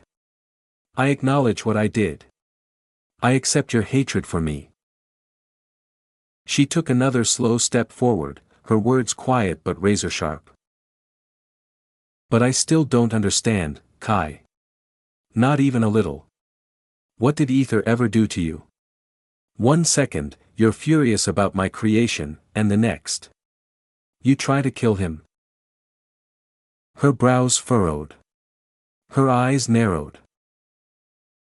"For what?" Kai gritted his teeth, his voice cracking as he yelled, "Be because of that bastard. I lost everything." Zara tilted her head slowly, her expression briefly thoughtful before shifting into something far more dangerous. She blinked once. Then again. And then her lips curled into something wicked. "Oh. I see," she whispered. A pause. "I see now." Her voice turned low and sharp, like the edge of a scalpel. "You're just jealous of him, aren't you?" Kai flinched as if struck. Zara's laugh burst out, high, cracked, nearly hysterical. "Huh, how did I not notice this before? Of course. Of course, it had to be that. That's the only thing that makes sense." She laughed again, louder this time, her shoulders shaking. Then she stopped abruptly. Her head tilted slightly to one side as her smile vanished, replaced by a strange stillness. "You know," she said softly, her voice suddenly devoid of laughter, "I've never been angry with you until now." She stared into his eyes. Even after everything you did, ignoring my words, doing whatever you wanted, choosing to believe in another woman over me, I wasn't angry. Her gaze drifted downward, settling on the blood still glistening on Ether's forearm. But this? Veins popped on her forehead. Her jaw clenched. Her hands trembled. This is where I draw the line. She was pissed. Furious. Barely holding herself back from tearing him apart. Zara closed her eyes for a moment. Breathed deeply. Then opened them again. Her voice was final. Just, never show your face to me again. Kai's eyes widened in horror. His breath caught in his throat. It was as if his entire world had crumbled in an instant. Vesperine blinked once, surprise, but inside, she was grinning. Her mission had been accomplished. She had sown the seed of ruin.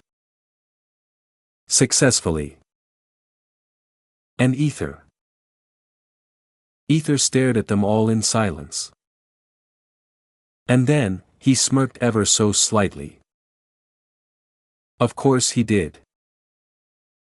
After all, wasn't this exactly what he wanted? Chapter 1007, Zara Made Different. Leon and Vesperine helped Kai, who was still visibly stunned, his body stiff and his eyes unfocused as his mother's words echoed again and again in his mind. Even though a deep, burning hatred had grown in his heart for her twisted experiments, for the pain she inflicted, somewhere, buried in the ruins of their broken bond, he had still hoped that once she faced judgment, once she finally saw the consequences of her sins, maybe, just maybe, she would become normal again. Maybe she would regret. Maybe she would change. All he ever wanted, was to make her realize what she had done. To face her mistakes, to accept them, not deflect them. It was wrong. So utterly wrong. But he still clung to that impossible hope that if she admitted her guilt, faced the law, and atoned, perhaps she could become someone better. Someone, human. Yet. Kai, come on. Vesperine whispered gently, her voice low and soothing as she patted his shoulder, trying to be his anchor. She leaned in closer, her face filled with concern. You didn't do anything wrong, Kai. You only wanted justice, to help her see what she became. Please, don't let this twist your heart. She hesitated for a moment, then added softly, believe in yourself, Kai. She's the one who did wrong, and she tried to put the blame on you. Please, don't carry that burden. We're here. We're not leaving you. Leon nodded in agreement, his voice rough and angry. Yeah, Kai. Your mother she twisted the truth and threw it at you. She shifted all the blame, like a coward, just to save her adopted son, or maybe, her real son, he muttered, his tone laced with confusion and disbelief. They both turned slightly, glancing toward Zara, who was kneeling next to Ether and tending to his injury with shaky hands. You're bleeding. Zara cried out, panic rising in her voice. Her hands trembled as she saw the red pooling around his wound. It wasn't even that deep, but her reaction was instant and wild. Ether gave a weak, awkward smile. Come on now, it's nothing, he started, lifting his hand in a casual wave, but... Are you insane? Zara snapped, cutting him off. Your blood's pouring out. Of course it's dangerous. We need to stop it now. Shit. I don't have any high-level healing potion on me, she growled, frustration and fear curling into her tone. Kai clenched his jaw, barely holding in a bitter laugh. High-level healing potion, for a scratch. Was she serious? That kind of potion could restore an entire limb. His chest tightened, a sharp ache blooming in his heart. I see. I guess she really does love him more than me, he thought, his expression twisting with pain and quiet surrender. Taking a slow, shaky breath, he looked at her with a dead calm and said in a firm voice, loud enough for all to hear, I will no longer be your son, Ms. Zara. You have no right over my life anymore. From now on, I walk my own path, away from you. And with that, he turned, shoulders stiff, head held just enough to hide the tremble in his lips. Supported on either side by Vesperine and Leon, his lover and friend, he began to walk away. Vesperine smirked faintly, satisfaction glimmering in her eyes. Velk, watching everything unfold, turned to Zara and spoke with disdain, I don't know what kind of deal you made with my father, or what twisted history binds you, but from this point on, you are no longer welcome in my home. The deal is null and void. Pack your things and leave. You're a monster, and I don't want you anywhere near my family, he finished coldly, before following after his son. Ether stood silently, eyes fixed on the group as they slowly disappeared from view. He glanced back at Zara, who hadn't moved an inch. Her head remained bowed low, her shoulders motionless, not even an attempt to turn or call out. Ether took a step forward. Zara, yo. Don't say anything, she muttered, voice weak but clear. A faint, sad smile tugged at her lips. I guess, that ends everything. She whispered, and then suddenly let out a long gasp. Finale. She exhaled as her legs gave out and she dropped onto the ground, her butt hitting the dirt with a heavy thud. Her expression was utterly exhausted. Ether raised an eyebrow, confusion flickering across his face as he watched her slouch with what looked like relief. Zara cracked her neck, slowly rolled her shoulders, and stretched out her stiff limbs with a soft groan. Her voice came low, almost amused, you know, hiding it all this time, pretending, suppressing, lying even to myself, it's been such a fucking burden. She looked at him with tired eyes. For years, I lived with this constant fear, this dull anxiety that clung to me like fog. I always worried, always wondered when the truth would come out. And when it did, I expected to feel ruined. She exhaled. But instead, I just feel free.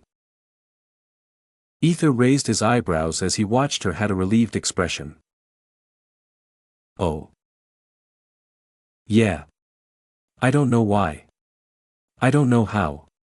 And honestly, I don't care anymore, she said with a quiet, broken chuckle.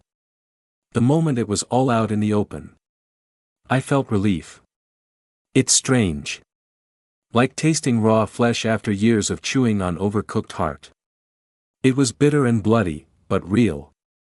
And it finally stopped the rot inside. She paused, her smile fading just a little. Though. I lost everything I worked for. Everything I built. Ether tilted his head and looked down at her. Are you? He asked, voice soft as he leaned closer. Zara gave a small smile. Maybe, not, she said after a pause, shrugging her shoulders. Then, without another word, she tore a piece of her skirt and carefully wrapped it around his bleeding hand. Ether watched her hands work with gentleness. You do know this is just a small scratch, right? He said, a faint smile pulling at his lips. Zara met his gaze and returned the smile, though hers trembled slightly. I know. But the second I saw your blood, something inside me just flared. I couldn't think. My heart started pounding. Anger, fear. I don't even know what I was feeling. It was all a blur. I just reacted, instinct, maybe. She stared into his eyes, a soft longing glowing behind hers. I didn't plan it. I didn't think. I just knew I didn't want to see you hurt. Ether gently leaned in and pressed his forehead to hers. His voice came in a whisper. Are you sure about this? Your son. Zara was silent for a long moment. Then she sighed, long and heavy, as if releasing years of tension. He's grown, Ether. He doesn't need me anymore. And maybe he never did. Most of all, I know you and he will never get along. Not truly. Especially after today. Watching him try to kill you right in front of me, how can I ever trust what he might do when I'm not looking? She closed her eyes, her voice breaking slightly. Maybe. This is for the best. Maybe. It was always meant to end this way. Even after everything, she was not broken, it just she accepted it. Zara really made different. Ether raised his eyebrows in surprise, his voice tinged with curiosity. So. You did it for me? Zara's cheeks flushed a soft shade of pink, her gaze dropping to the ground as she averted her eyes. She hadn't expected him to ask, but in that moment, her heart fluttered with an unfamiliar warmth. Her fingers fidgeted nervously, a quiet admission in her demeanor. Ether blinked a few times, his thoughts racing. I guess. I have a long way to go in understanding her, he thought to himself. His initial belief that he was making a move had now shifted, there was something more complex at play here. Zara wasn't just reacting to him, she was feeling something too. Before he could dwell on it, Zara shook her head, as if trying to regain control. Anyway, we need to leave before that bastard throws my things out of my room, she said with sudden seriousness. Her face grew tense. Then, with a sudden realization, she cursed under her breath. Wait, what about ownership? Oh shit. Her hand flew to her mouth, biting her nails nervously as she realized her mistake. She should have waited for Ether's ownership to be officially recognized. But now, it was still in Kai's hands, and she knew he would never give it up. Ether smiled softly, his voice warm but firm, there's no need to worry about that. I'll find my own way. You don't need to think about it right now. Just focus on yourself, okay? He placed a reassuring hand on her shoulder. Zara hummed in agreement, though the worry still lingered in her eyes. She needed to figure out a plan to secure the ownership. Just as they turned to go, Ether stopped abruptly. Wait. Zara turned to him, her brows furrowing slightly in confusion. Ether's gaze had shifted to something on the ground, Zara's creation, the one that had died. Chapter 1008, I Really Love Him. Ether's gaze had shifted to something on the ground, Zara's creation, the one that had died. It was like a child, that had just been born, and died. To be honest, Ether didn't really care much about the creature itself, it was just another piece of the madness, but it wasn't just any creature. It was Zara's creation. She had crafted it with her own hands. Her very breath, her very essence, had gone into shaping it. And now, it lay there, severed and broken, dead by her own doing. Ether sighed deeply, feeling a strange weight pressing down on him like 1,000 silent voices whispering inside his chest. I hate myself sometimes, he thought. Though he had played a wicked part in all of this, he couldn't help but feel something stir in his chest. Somewhere deep within him, there was a soft spot, a place for everything and everyone. A hidden warmth even the worst sins couldn't quite kill. After all, wasn't this the truth of it? You can't be good and bad at the same time. Both sides would tear you apart. Do the deed and feel guilt, that would always tear everyone inside. The heart wasn't built to bear both light and shadow without screaming. You would be either good or bad, not both. The world didn't let you escape that simple reality. It forced you to choose, and if you refused, it punished you. Still, Ether was walking on the balance of both. He always had been. With one foot dipped in ruin and the other in love. With a slow, deliberate movement, Ether waved his hand, and the ground trembled slightly. A rectangular space opened before him, and without hesitation, he moved toward the headless body of the creature. He carefully lifted the lifeless form, cradling it gently in his arms like it still meant something, and placed it into the space he had created. Then he picked up the severed head, his hands trembling ever so slightly, and positioned it near the body, aligning it as if to offer some kind of final peace, like reuniting the soul to its vessel. Zara's voice broke the silence. "What are you doing?" she asked, her tone filled with confusion, disbelief, and the kind of tiredness that made your bones ache. Her voice cracked faintly, though she tried to keep it firm. She had almost forgotten about the moment the creature died. It hadn't affected her the way it perhaps should have.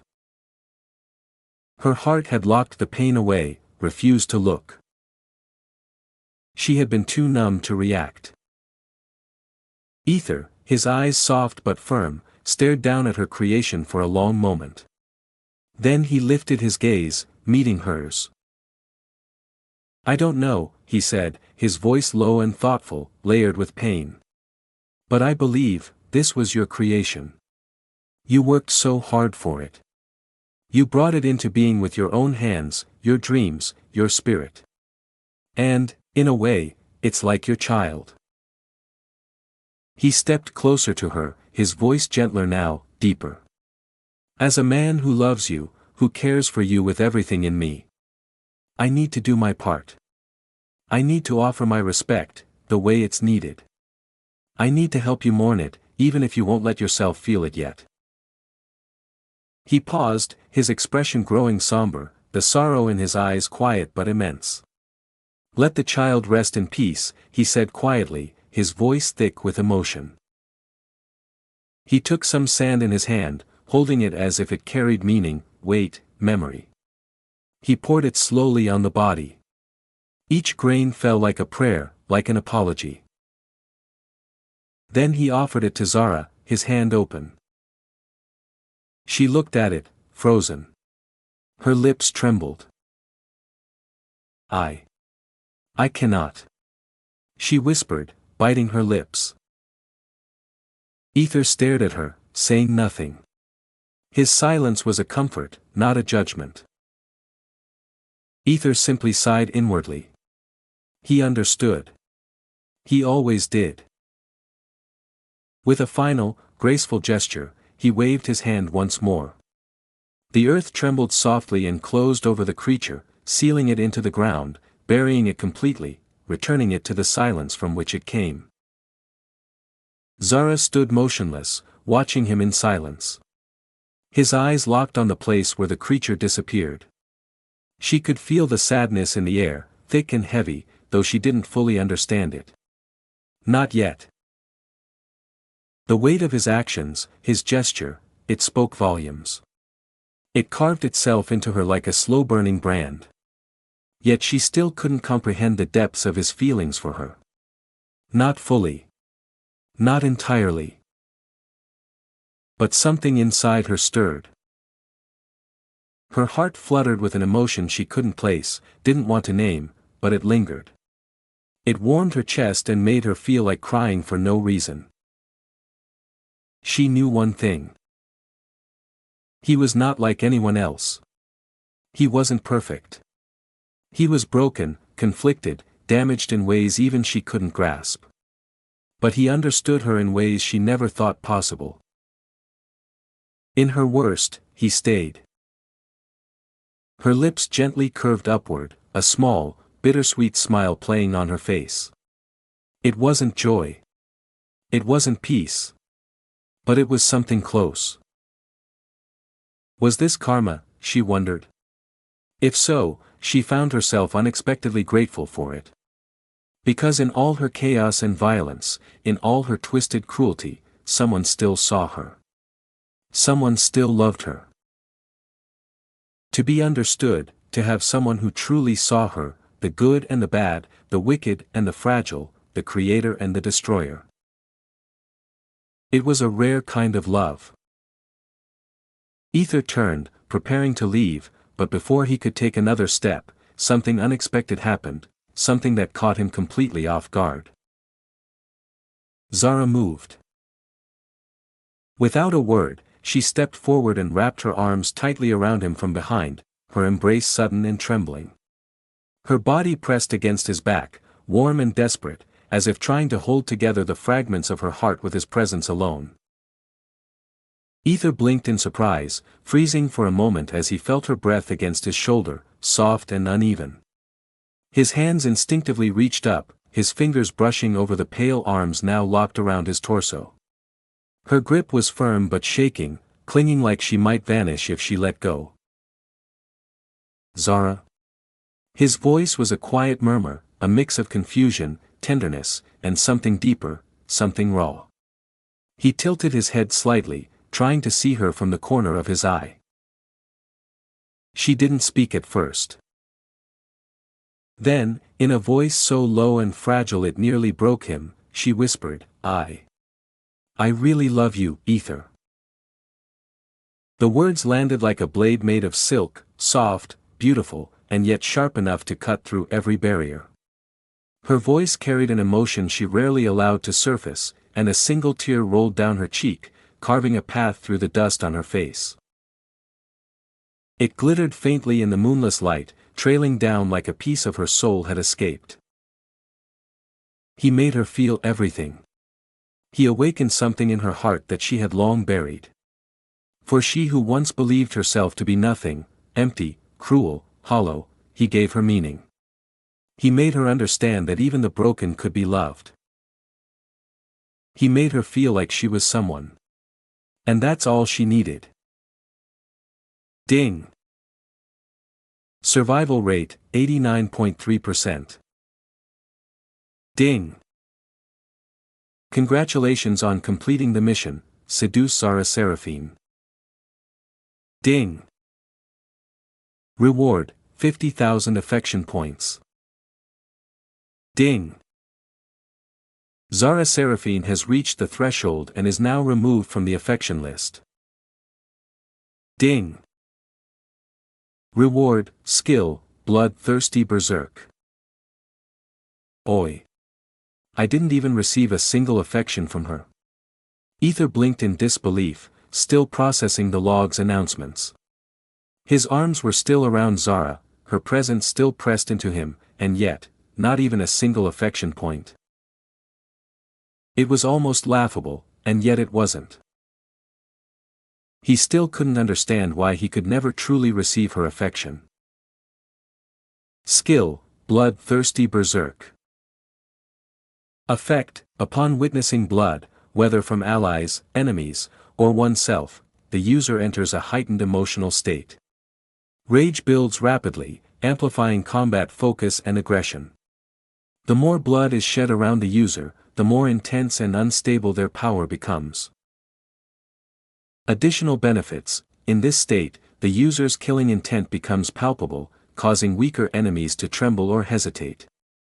Emotions such as anger and bloodlust grow uncontrollably, fueling the user's desire to destroy enemies without mercy.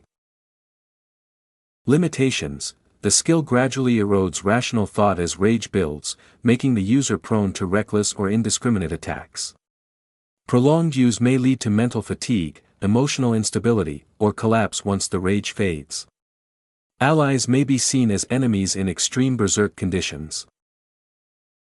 Cooldown, 7 days. That's very dangerous, Ether thought to himself, concern flickering in his gaze. Then, without another word, he shook his head and teleported them both away from that place. Once everyone had left, the atmosphere slowly returned to its natural state, the tension melting into stillness. The surroundings grew calm, silent, untouched. Zzzzz. A gentle breeze flowed through the grass as it danced under the night sky, soft and cold, brushing against the remnants of what happened here. SSSLLL. Just then, a strange white smoke appeared, curling out of nowhere like a ghost whispering through the dark. It slithered in silence before the very burial that had just taken place. And from within the white smoke, a long, slender leg stepped out. The figure was cloaked entirely in a deep purplish-black hoodie. They stood still for a moment. Then, as the figure slowly raised its arm, the creature that had been buried, Zara's creation, suddenly emerged from the ground, hovering before it, suspended unnaturally. There was no head. Just the lifeless body. Looks like Mother did her part already. A gentle voice echoed in the empty plain, soft yet chilling. It was hard to tell whether the voice belonged to a man or woman, only that it carried an eerie serenity. And then, with a subtle flicker of light, both the purplish-black hooded figure and Zara's creation vanished, swallowed into thin air as if they had never been there. Zzzzzzz. Again, the breeze returned, soft and indifferent, caressing the land like nothing had happened. Chapter 1009, Did You Think I Found You, Repulsive? Once Ether and Zara appeared back at the Frostblade mansion, specifically inside his room, Zara immediately stepped away from Ether. Her body tensed as she lowered her head quickly, avoiding his gaze as a burning flush spread across her cheeks.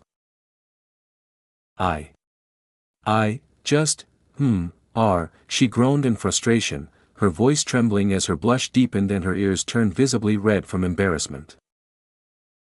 Ether smiled warmly, watching her little flustered state. His voice dipped into a teasing whisper as he leaned in close to her ear, "Are you shy now?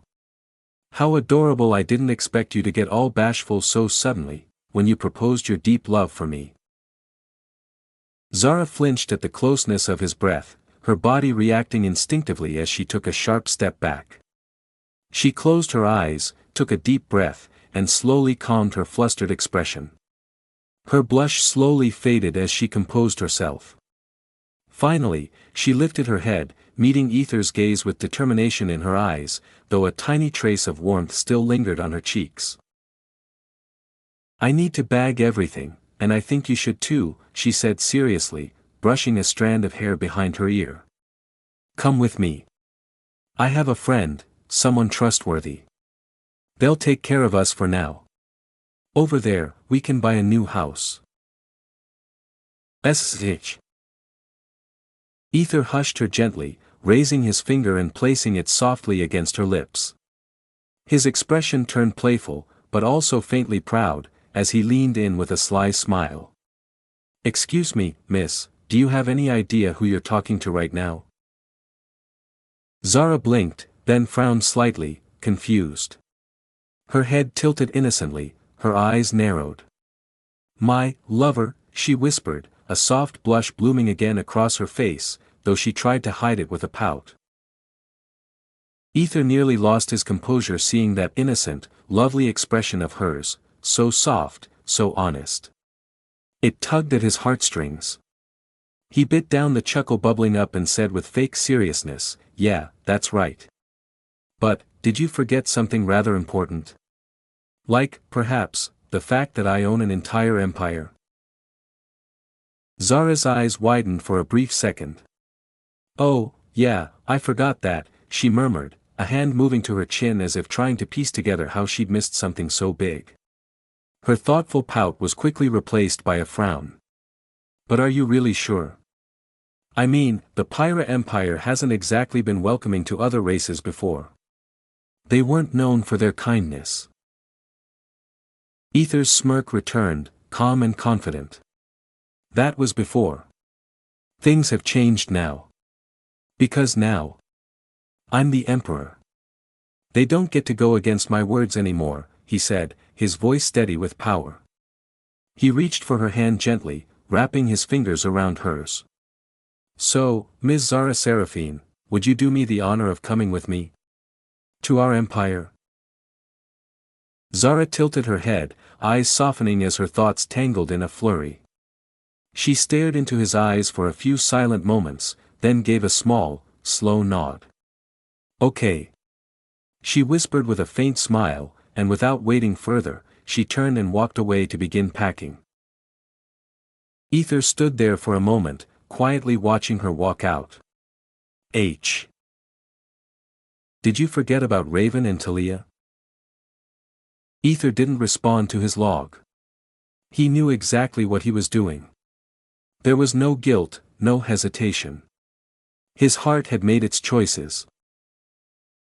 Without delay, he disappeared from the room and reappeared elsewhere, this time, inside Celine's room. Celine was kneeling by her bed, carefully folding clothes, her fingers moving quickly yet thoughtfully. She was packing. Ether blinked, surprised for a second. From the looks of it, she had already packed most of her belongings. Looks like she decided to leave this place too, he thought, watching her from behind. Celine glanced over her shoulder at him, acknowledging his presence with her eyes, but not with words. She said nothing and continued to pack, neatly placing garments into the bag with quiet, mechanical movements. Without saying a word, Ether stepped closer. Then, without warning, he wrapped his strong, warm arms gently around her waist from behind, resting his hands just above her hips. Celine sighed softly at the familiar touch. She didn't resist. Instead, she leaned back into him with a slow breath and closed her eyes. Ether held her tighter, not with lust but with longing and emotion, just silently grounding her in the safety of his presence. They stayed like that for a long moment, the silence between them filled with meaning, until Celine finally spoke, her voice small, cracked with uncertainty. Do you still, like this failed prod? SSH. Ether gently placed his finger on her lips once more and turned her to face him. His expression had changed. His eyes searched hers, full of unspoken feelings, a storm of love and pain and devotion. You know how I feel about you, he said quietly but firmly. And you know I don't care about any of that. All I need is my Celine. My lovely Celine. She's not failed. She's not broken. She's not any of the things you convince yourself of when you're alone. You are everything I need. Everything I love. Please, remember that. Celine stared at him, her blue eyes glistening with unshed tears. Of course, she could feel him. Of course she knew. He didn't judge her. He never had. But sometimes a woman just needed to hear it, directly, raw from the man she loved. She needed to feel that reassurance, to hold it in her heart. Just a womanly thing. Ether reached up and gently tucked a loose strand of her hair behind her ear. His hand lingered there, caressing her cheek for a moment as he softly murmured, "About your mother. I need to speak with her." "I know that," Celine replied in a low voice, laced with regret and uncertainty. Her lips quivered as she bit them again, holding back a deeper pain. "You know, about my mother's secret, right?" Ether nodded, his expression becoming solemn. "When?" she asked softly. "Just yesterday," he answered, watching her carefully. Celine's brows furrowed as she stared directly into his eyes. "When did you plan on telling me?" she asked, her voice quiet but sharp. Ether let out a slow breath, giving a weak smile. "Come on now, this is a sensitive thing. I couldn't just spout it out of nowhere. I didn't want to hurt you, Celine. I was waiting for the right moment, but today just happened everything, what can I say?" He sighed. Celine softly smiled upon seeing Ether's slightly panicked expression. "I'm just joking, you know," she teased with a playful wink, her tone light and tender. "You little," Ether growled playfully as he suddenly scooped her up by the hips and pushed her onto the bed, hovering above her. His fingers found her sides, and he began to tickle her without mercy. Haha, come on, ha ha ha, stop it, ha ha ha. Celine burst into laughter, squirming beneath him. Her voice turned breathless with laughter, and her eyes shimmered, turning almost teary from the relentless tickling. Haha, no, haha. But then, Ether stopped. His eyes caught the shift in her expression. The laughter faded, but the tears didn't stop. They continued to fall, not from tickling anymore. They were quiet, aching tears from somewhere deeper. Ether's heart ached. Without a word, he pulled her into his arms and hugged her tightly. Celine didn't resist. She softly sobbed into his shirt, her small hands clutching his back, as if afraid he'd disappear. Ether didn't say anything. He just held her. Letting her cry, letting her shake, letting her pour out whatever she was holding in. He knew she needed this. She had been holding in too much. After all, she was her daughter, and what daughter wouldn't be shattered to hear their own mother calling them a failed product? He hummed gently, his chin resting against the top of her head, his eyes staring up at the ceiling in silence. His arms around her didn't loosen, not even for a second. Eventually, Celine wiped her tears away with the back of her hand. Her breathing steadied, and she gave him a soft smile, one filled with relief. "I feel relaxed now," she murmured. Ether nodded gently, brushing a loose strand of her hair behind her ear. "So." Celine gave a quiet nod in return. She stood up slowly, her legs steady now with newfound strength, determination returning to her steps. She was ready to speak to her mother. But just as she was about to walk away, her feet paused mid-step. She turned her head and looked back at Ether. He tilted his head slightly at her sudden action. "Come with me," Celine said softly. Ether frowned for a brief second, uncertain. "Are you sure?" Celine nodded. No hesitation. Ether shrugged with a soft exhale and followed her steps. As they walked through the hallway together, they noticed the Kai group was still nowhere to be seen. It seemed they were taking their sweet time getting back. Not that either of them cared. Soon, they arrived in front of Zara's room. Without hesitation, Celine pushed the door open and stepped inside, without knocking. Thud. Huh. Celine and Ether blinked in sync, surprised by what greeted them. Zara stood in front of the mirror, wearing the very same dress she had worn during her date with Ether, that gorgeous one.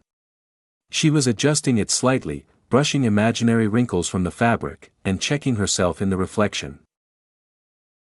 She froze when she saw them enter. But only for a brief second. Then, like a composed lady, she slowly turned toward them with a calm expression and said, "It's wrong to enter without knocking," while combing her hair with her fingers. Yet, if one looked closely, if one paid attention, they could catch the faint blush blooming quietly on her cheeks. Ether raised a brow, a sly smirk tugging at his lips. She was really something else. This woman was built different. One moment she could be sad, brooding, overwhelmed by guilt or despair, and the next, she could pull herself together, put on her favorite dress, and stand proud like nothing happened. That balance between chaos and control, it was oddly beautiful to him. Celine, on the other hand, kept her eyes fixed on her mother. Her expression was unreadable. Zara glanced at her daughter briefly, but then her gaze dropped. Her lips pressed together tightly as the confident composure began to crack. Her eyes lowered to the floor. Celine's eyes swept around the room and noticed that her mother, too, was packing. There weren't many things, just a few belongings, a small number of clothes. A travel light, quiet kind of goodbye. "So, you decided to leave the house without even talking to me?" Celine asked, her voice low but clear. It wasn't angry. Just tired. Disappointed. Zara's face twisted with pain as her shoulders slumped. Sigh. What is there to talk about, she murmured. It's better if you don't have a mother like me, Sel. I'm utterly repulsive. A mother, who just experimented on her own children.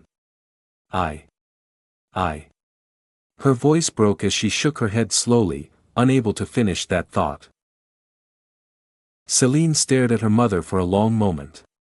Then she finally spoke, softly but firmly. Did you think I found you repulsive? At that, both Ether and Zara raised their eyebrows in surprise. Was it not? Chapter 10:10 Ether. Give him to me, Mom.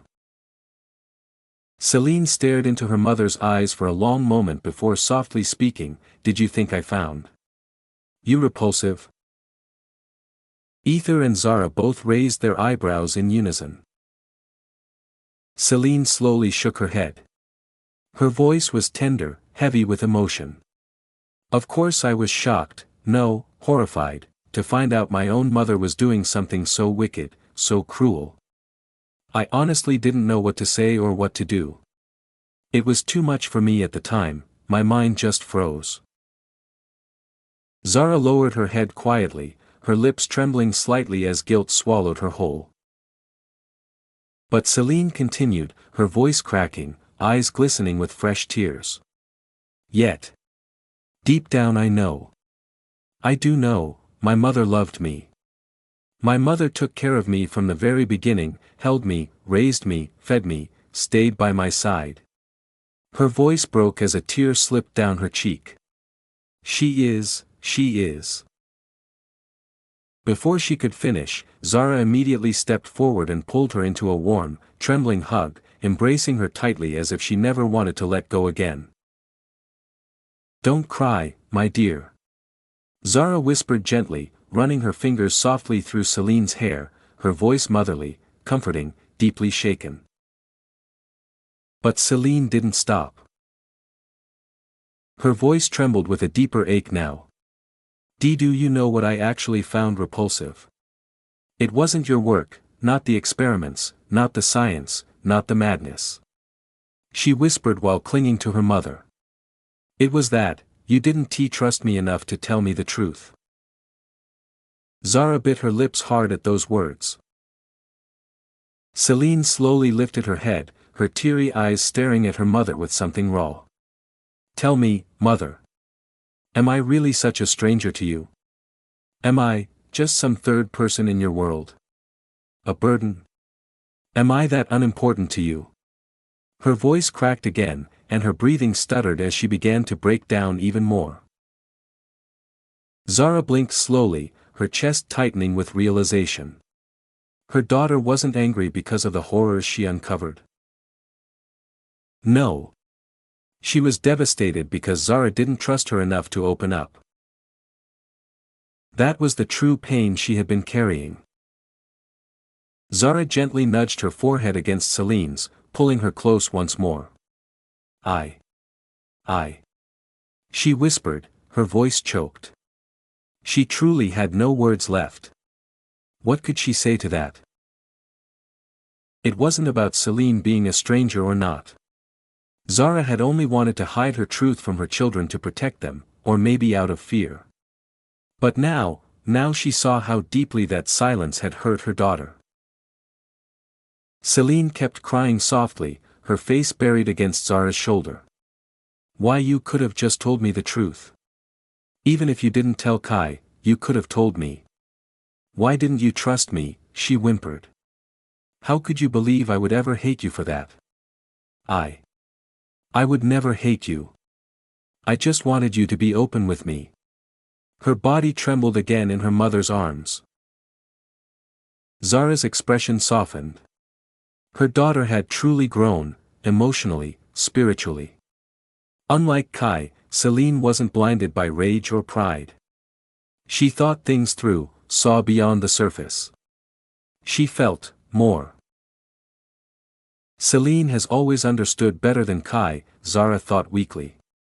It wasn't about superiority or favoritism, it was just how it was.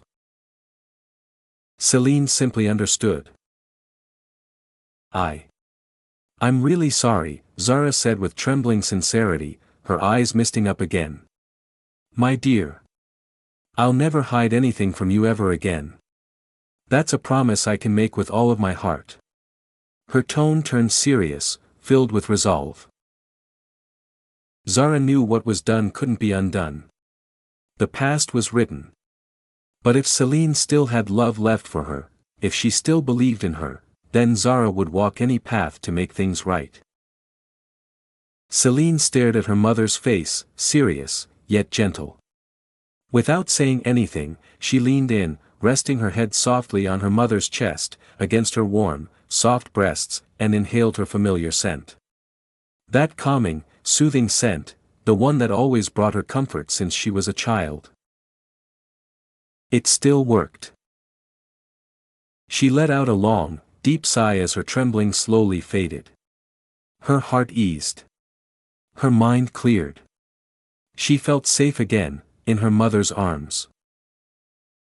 With a fragile smile, her face still resting against her mother's chest, Celine whispered, "Tell me something. You love me, right? I'm not just an experiment, right?" Zara nodded quickly, her voice trembling with emotion. "I love you, my child. I truly do. You are not just an experiment, not even close. You are my beloved daughter. The moment I first held you in my arms, I knew. I was blessed. I was grateful. I was happy. I never wanted to let go. I'm just a foolish, broken woman. Please, please forgive me." Her fingers tightened around Celine's clothes, desperate to hold her daughter close, afraid to ever lose her again. Celine's body trembled with emotion. Seeing her mother cry before her, begging for forgiveness, was almost too much. She bit her lower lip hard. "Can I still call you Mom?" she asked, her voice shaking, unsure, aching for love. Zara's eyes turned warmer, gentler than ever before. She smiled through her tears. "Of course, my love. I'd love to hear that again, Cel." "Mom," Celine whispered. She hugged her mother back, tightly, fully, as if she never wanted to let go again. Zara's heart swelled with warmth, joy, and bittersweet pride. She was grateful.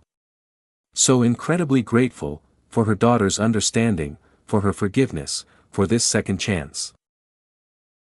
Yet, is she truly all right? Zara thought quietly. Despite this reconciliation, a part of her was worried about Celine's mind. What Zara had done was not something easily forgivable, and her daughter understood her at this young age, not even Zara's had it. A mother will always worry for her child. Even if it good. That's just how it is. Ether, watching silently from nearby, smiled softly at the sight. Zara ruffled Celine's hair a few times as her daughter still rested against her chest. Then she asked gently, with a bit of teasing doubt in her tone, "So, you're not angry anymore?" Celine slowly lifted her head from her mother's chest, not looking directly into her eyes, more like staring at her mother's clothes instead, before calmly saying, "Yes." Zara's face turned slightly gloomy again. But then Celine added, her voice more playful this time, "Although, there is a way to solve that too." Zara's eyes lit up a little. "Which is?" she asked quickly, a hopeful tone in her voice. Celine leaned in a little closer, her eyes narrowing slightly as she stared directly into her mother's. "Tell me, where are you going?" Zara hesitated. "Well, I'm going far away from this place." "Which is?"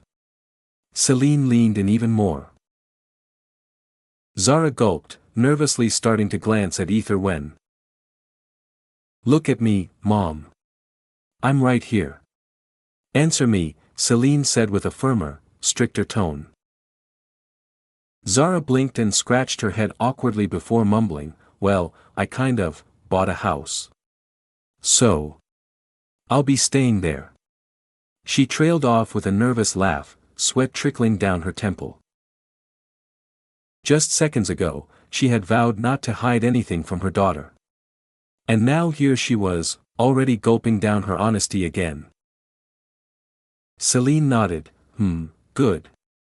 What about me then? Zara frowned, what about you? You can stay here. Velk wouldn't let you. Celine shook her head firmly, I cannot be here, that's it, she said with a strict tone. So, I am coming with you. Zara blinked, just about to glance at Ether again when Celine caught her chin and turned it back. I'm still here, Mom, she smiled, but that smile held no warmth at all. Zara bit her lips, the house is a little small, you know. She tried to come up with some excuse, but Celine remained firm. I'll stay in the corner. I don't have a big cupboard. I only have a few clothes. There are no servants to clean and wash everything. I'll be fine doing my clothes, thank you. There's no water to bathe. I don't mind bathing once a month. Ether blinked just then, I am obviously not an idiot, her word echoed in his mind with bashful. After a few rounds of back and forth, finally, Celine said, looks like you don't want me. Well, I guess I'll just go lie on the roadside like a pathetic, homeless woman. You can stay, Zara interrupted, nodding without a hint of hesitation. Are you sure? Celine tilted her head with an amused expression. Of course, you can stay, Zara nodded again. She would rather let her daughter come along and eventually find the truth than imagine her lying on the roadside like a beggar or something. She'd talk to Ether about it later. Zara's face brightened with hopeful expression, so, you're not angry anymore. Celine hummed before replying, a little bit. Zara groaned, what else? Celine suddenly smirked with a sly glint, this outfit, did you buy it during your date with Ether? Zara's cheeks instantly flushed red, that's not a date, and, yes, I bought it during one of our usual calm walks. Celine narrowed her eyes, you're not dating Ether. Zara's face turned horrified, what are you talking about? He is my son. Didn't you hear my? Your obvious lie, Celine blankly stared at her mother, Mom, I am no idiot. I have seen everything the way he acts before you, that's no how Kai acted as you son. I knew it Mom, that story was lie. Zara averted her eyes. Mom, I was the one who even gave you hints about the roses and surprises. Do you think I'm an idiot who wouldn't notice her mother sniffing Ether's coat? She what? Ether's eyes widened in shock at that sudden revelation. Zara sighed. She knew her daughter already had an idea about her relationship with Ether. Zara simply nodded. And no, I'm not sniffing his coat or anything. It's just an experiment, okay, as she glared at Ether dangerously. Ether smirked. Zara blushed softly but turned back her head to Celine who had a deadpan expression, I guess, I don't need even words. Still. Yes or no? Celine asked with a stern face. Zara bit her lip, cheeks glowing slightly red, why yes. Fine, give me. These clothes? No wa, Zara frowned slightly. Celine's expression turned wicked, nah. Him. Ether. Give him to me, she said as she pointed at Ether with a deadly serious face. Zara blinked before calmly responding, okay. What? Both Celine and Ether echoed in stunned surprise. Uno reverse card. Zara used it. Without knowing. Chapter 10-11, Zara didn't mind harem, really? Okay. That's it. Celine blinked, her expression horrified. Ether tilted his head in confusion. Did she not hear that correctly? He wondered, completely baffled. Zara tilted her head too, smiling softly. Why are you shocked? She asked gently. Did you think I didn't notice you, my daughter? She shook her head with a disappointed sigh. I know my daughter. Even though you didn't tell me the truth about yourself. Celine interjected, her tone skeptical and challenging. That's a separate department. Let's not dig into that right now, Zara quickly deflected. Anyway, even if others didn't look. I could see your eyes. I could literally see your eyes whispering love, she said with an amused tone. Celine, the way she looked at Ether was unlike anything else. Zara had noticed it a long time ago. It was subtle, but too deep to be missed. She'd realized quickly that Celine was harboring a quiet, one-sided love for Ether. That's what she tried to have a talk about it, but she never had chance. Celine's lips twitched violently. She was sure she'd hidden her feelings perfectly. Yet, it seemed like she had been leaking them without even realizing it. Zara smirked, her eyes dancing mischievously. Just so you know. I don't mind sharing. But Ether is madly in love with me, so you might have very little space. Or maybe none at all, who knows? Foo, she chuckled, clearly amused and just a little proud. Both Ether and Celine blinked. Again.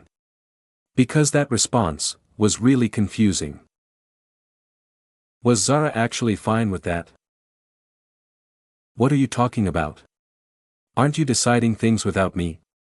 Ether frowned and stepped forward. Zara sighed and turned to him. It's fine, Ether. I'm not forcing you to love someone. Just, give her a chance, will you?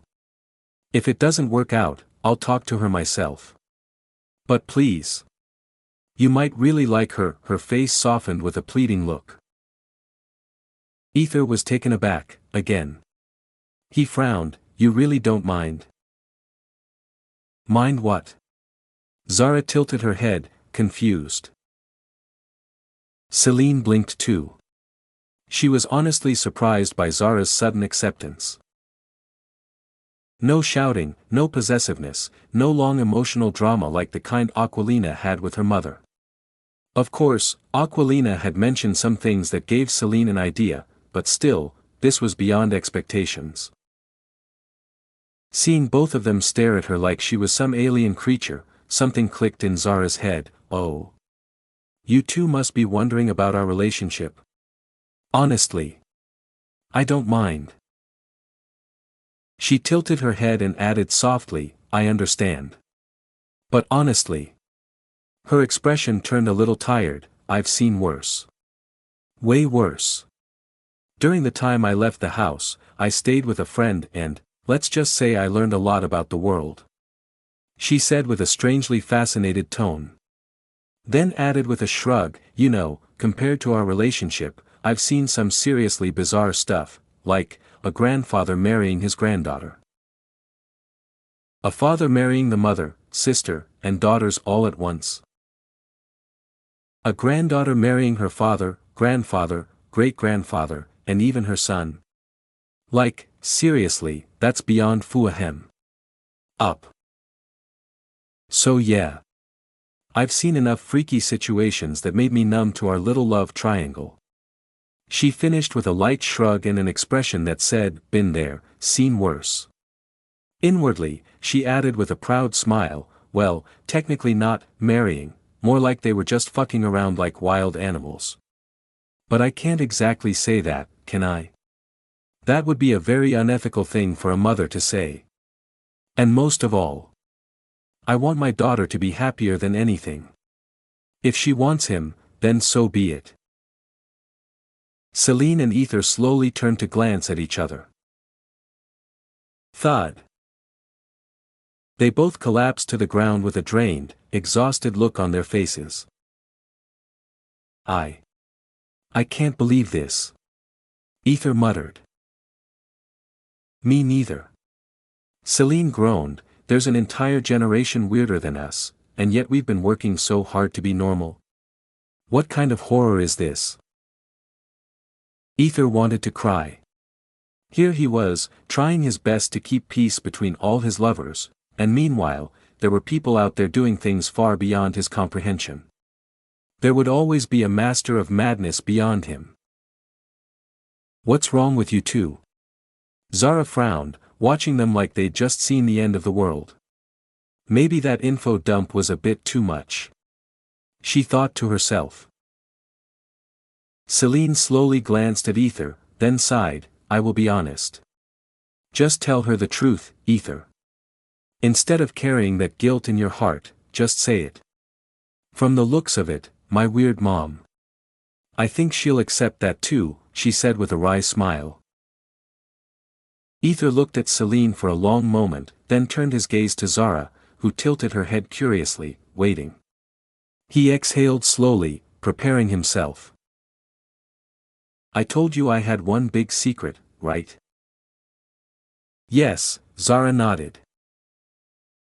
Well, you see.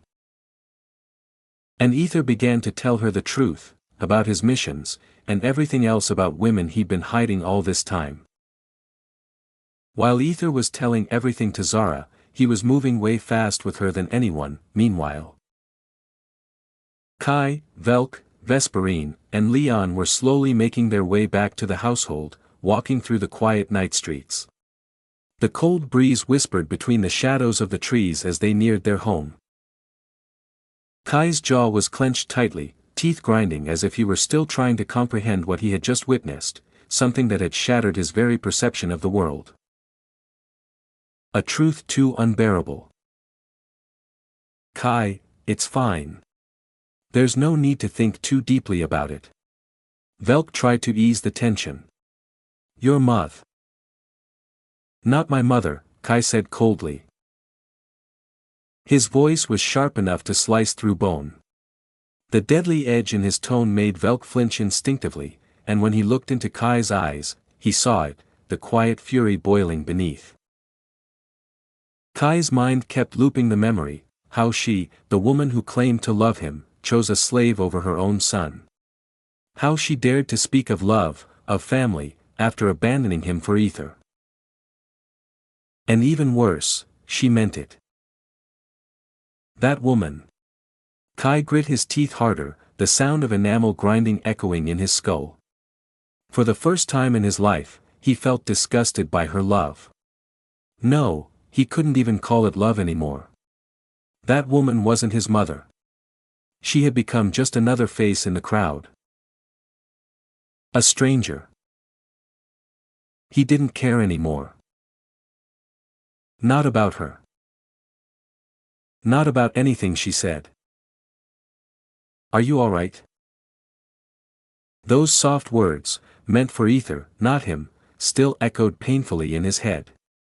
She had looked worried for him, a boy with barely a scratch, while she killed her own creation, acting like it was some noble gesture. Spouting nonsense about how she once viewed it as her own child. Dad, Kai called out suddenly, his voice low and cold. Velk flinched again. Grandpa. What was his end goal? Why did he offer your blood to that woman? He knew what she was, knew she was a monster, so why? Kai asked, almost growling. Velk shook his head slowly, pain written deep across his aged face. I really don't know, my son, he said with a clenched fist, frustration and helplessness knotting inside him. I never understood him. Not back then, and not even at the end. He paused for a long moment. Even in his death, he only mentioned Ether. The silence that followed was heavy, too heavy. Then a terrifying realization dawned on both of them at once. Don't tell me he was part of it too. Kai and Velk said together, eyes wide, horrified. They both stiffened as the pieces clicked together. Mortimer was the one who brought Ether into the family. That meant, he knew. He knew everything. It was all a setup from the beginning. Mortimer and Zara, both playing roles in a grand manipulation. Velk and Kai's faces turned pale, weak, their composure crumbling like brittle glass. So, everything was a lie after all, Kai muttered, his voice cracking into a broken whisper. My son. I'm here for you. Velk said, pulling him into a tight embrace. Kai buried his face into Velk's shoulder, his breath shaky. Don't cry. Don't cry. Don't cry. He chanted silently, trying to hold it all back. But the ache in his chest threatened to drown him.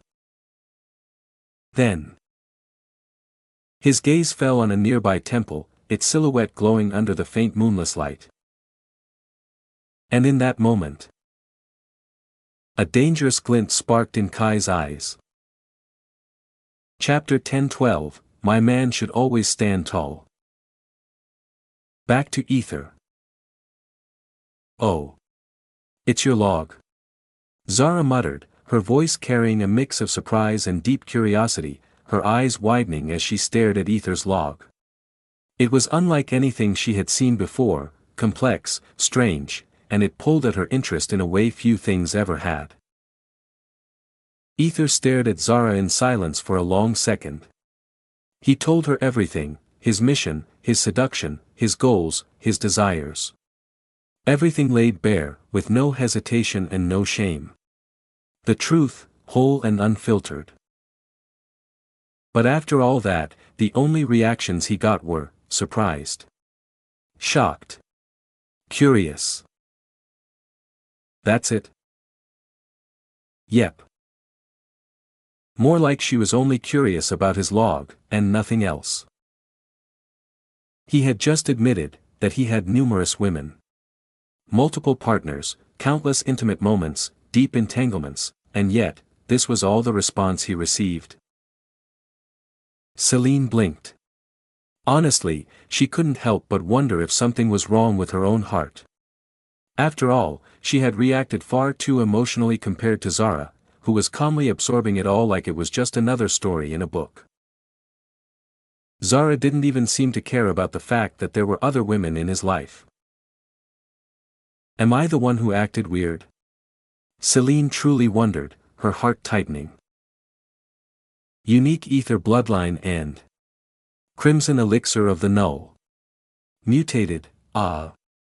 Zara muttered again, this time more to herself, as she lifted her head and stared at Ether with a crazed, almost intoxicated expression in her eyes. Her mind was racing, fascination glowing behind her pupils. I've never heard of anything like this before, she whispered. Ether? What's that? Wasn't your previous name Ether? Is that related to all this? And also. Her face suddenly leaned forward, zooming in close to Ether's, her breath lightly touching his skin as she muttered, crimson elixir of the null, how do you even have something like that? It's insane, it's beyond reason. She looked at him with that intense curiosity, part mad scientist, part wild historian, and part predator. Her eyes were wide, almost peeling him apart with nothing but her gaze, trying to decode the mystery wrapped in his blood. Ether sighed inwardly. Of course she'd be more obsessed with what runs through my veins rather than who has my heart, he thought wryly, with a soft exhale of frustration. Mom! Could you please focus on the important thing here?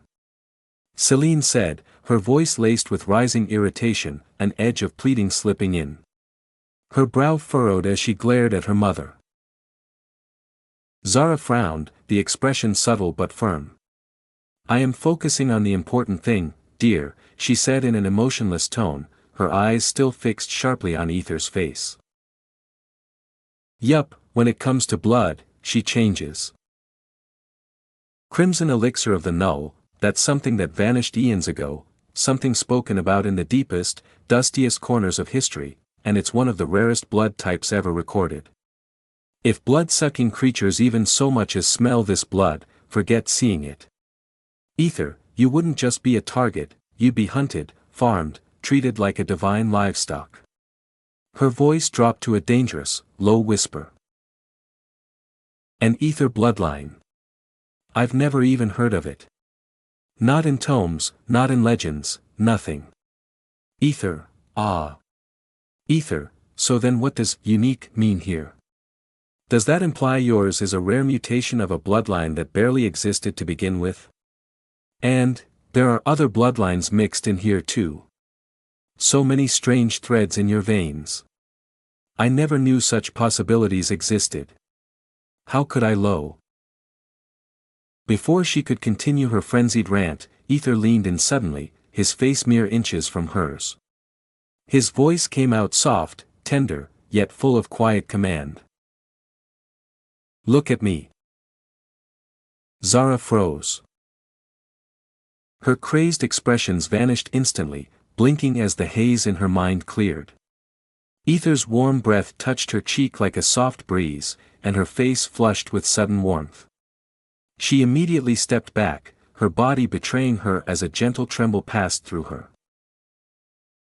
Celine blinked again, this time with a flicker of surprise. She hadn't expected that, Ether calming her mother so easily, like pressing a switch and watching chaos dissolve into silence.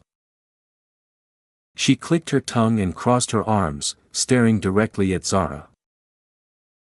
Mom, you might have forgotten, but Ether already has relationships with other women, right? Zara completed calmly, glancing at her daughter with softened eyes. There was no anger, no outrage. Just understanding. Quiet acceptance, perhaps too quiet.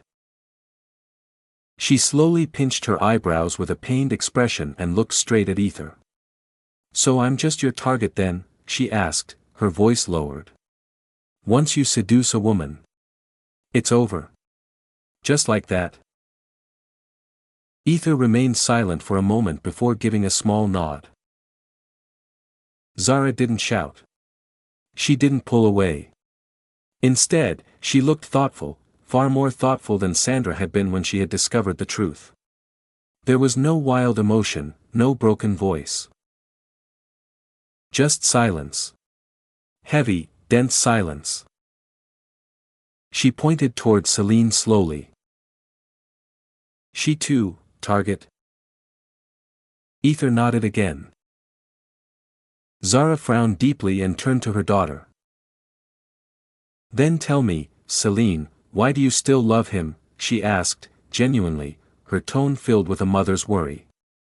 After all, you're just a target to him, aren't you? He seduced you, he can leave any moment, and he doesn't need to do anything more. Nothing binds him to you. So why? She shot a sharp glance back at Ether, eyes narrowing slightly. Celine smiled softly, her eyes locking with Ether's as she stepped a little closer. There was warmth in her gaze, calm and sincere, a deep glow that softened every edge of her expression. Because I love him, Mom, that's it, she said with gentle conviction, her voice trembling slightly as if her heart was speaking before her mind processed it, and I can see his love in his eyes, even if he's forced by his log. That love. It's still there.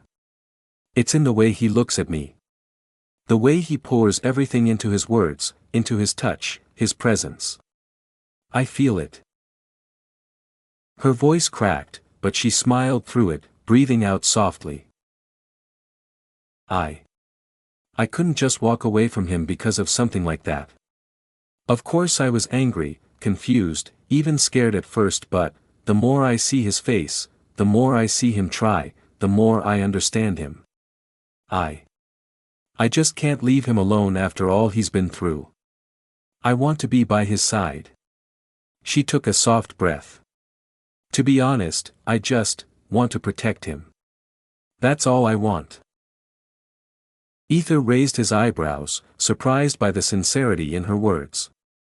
Protect me, he thought to himself, stunned, warmth bubbling in his chest. It was such a simple thing to say, yet it stirred something deep in him. Zara blinked slowly, her lips curving into a quiet, knowing smile. She nodded without a word and turned back to pack her things in calm silence, her movements smooth and unhurried. Celine frowned slightly, unsure of her mother's reaction. "Mom?" she called softly. Without turning, Zara replied in a cryptic but affectionate tone, "You already got my answer, dear." Celine blinked, puzzled at first. But then her lips tugged into a weak, playful smile. "Mom, you are," she whispered, shaking her head with an embarrassed giggle.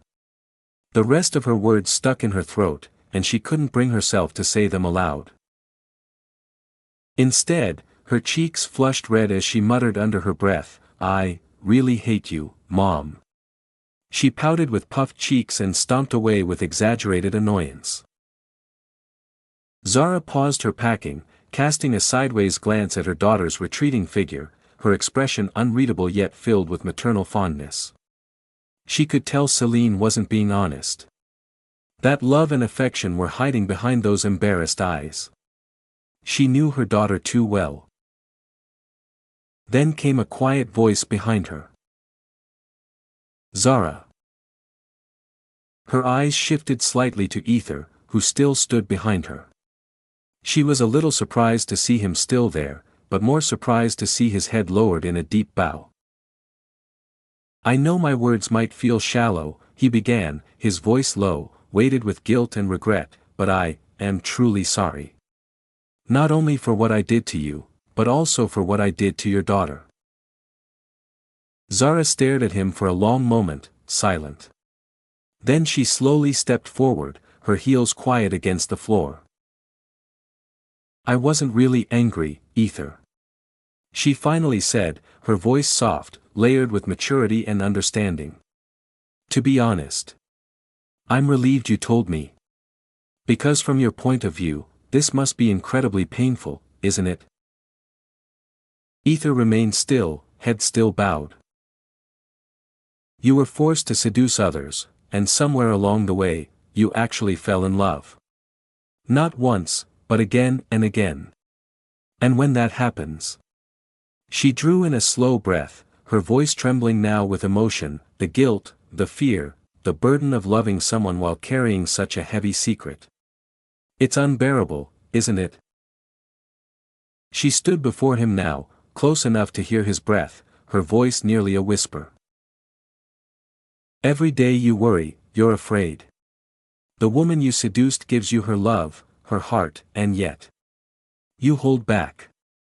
You hide the truth, because you love her too much to break her. But the more you love her, the more you suffer.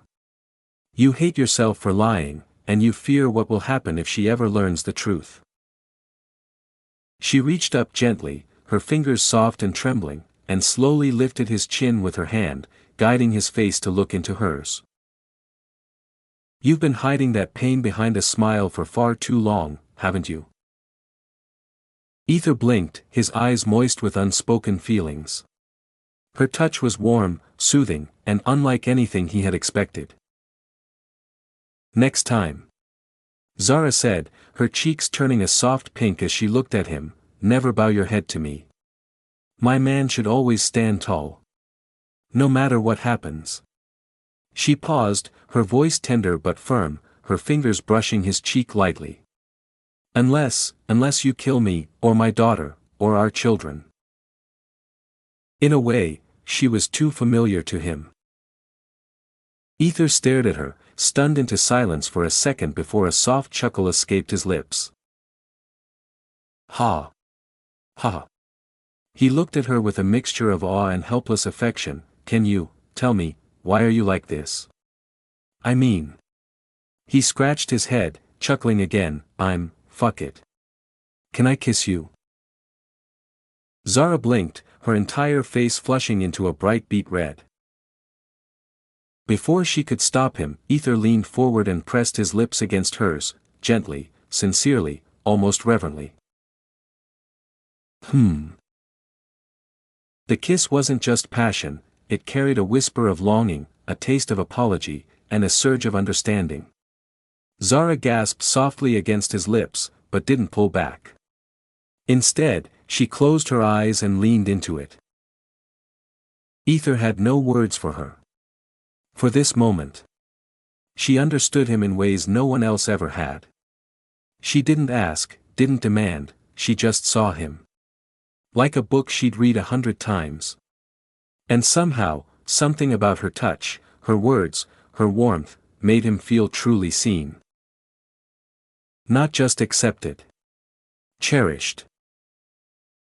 He held her gently, as if afraid she might disappear. Why am I feeling this? He wondered, heart pounding in his chest. Why, does it feel like I've found something I didn't know I was missing? Chapter 10:13, Welcome, to my humble abode. I didn't see anyone here, sir. A middle-aged man, dressed in clean white garments that symbolized his role as a temple priest, looked around the vacant room.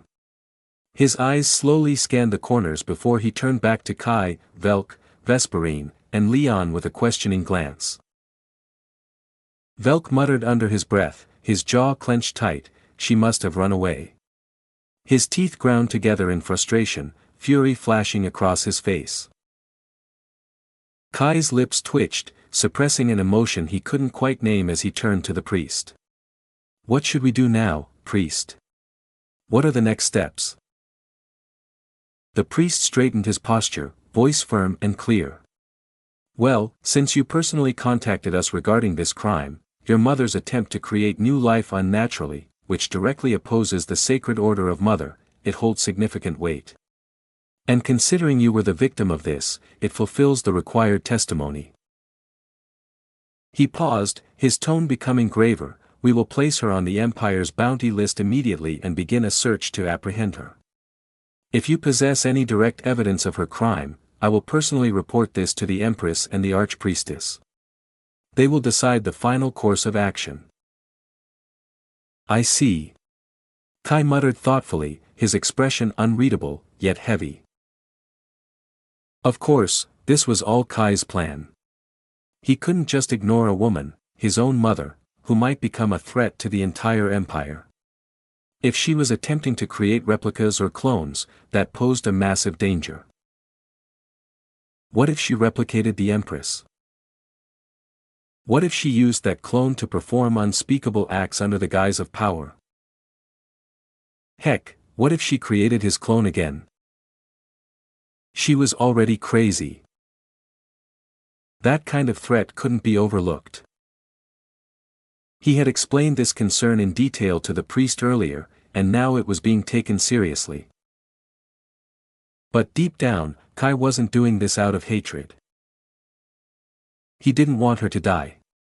All he wanted was for her to realize her sins, to return from the darkness and seek redemption.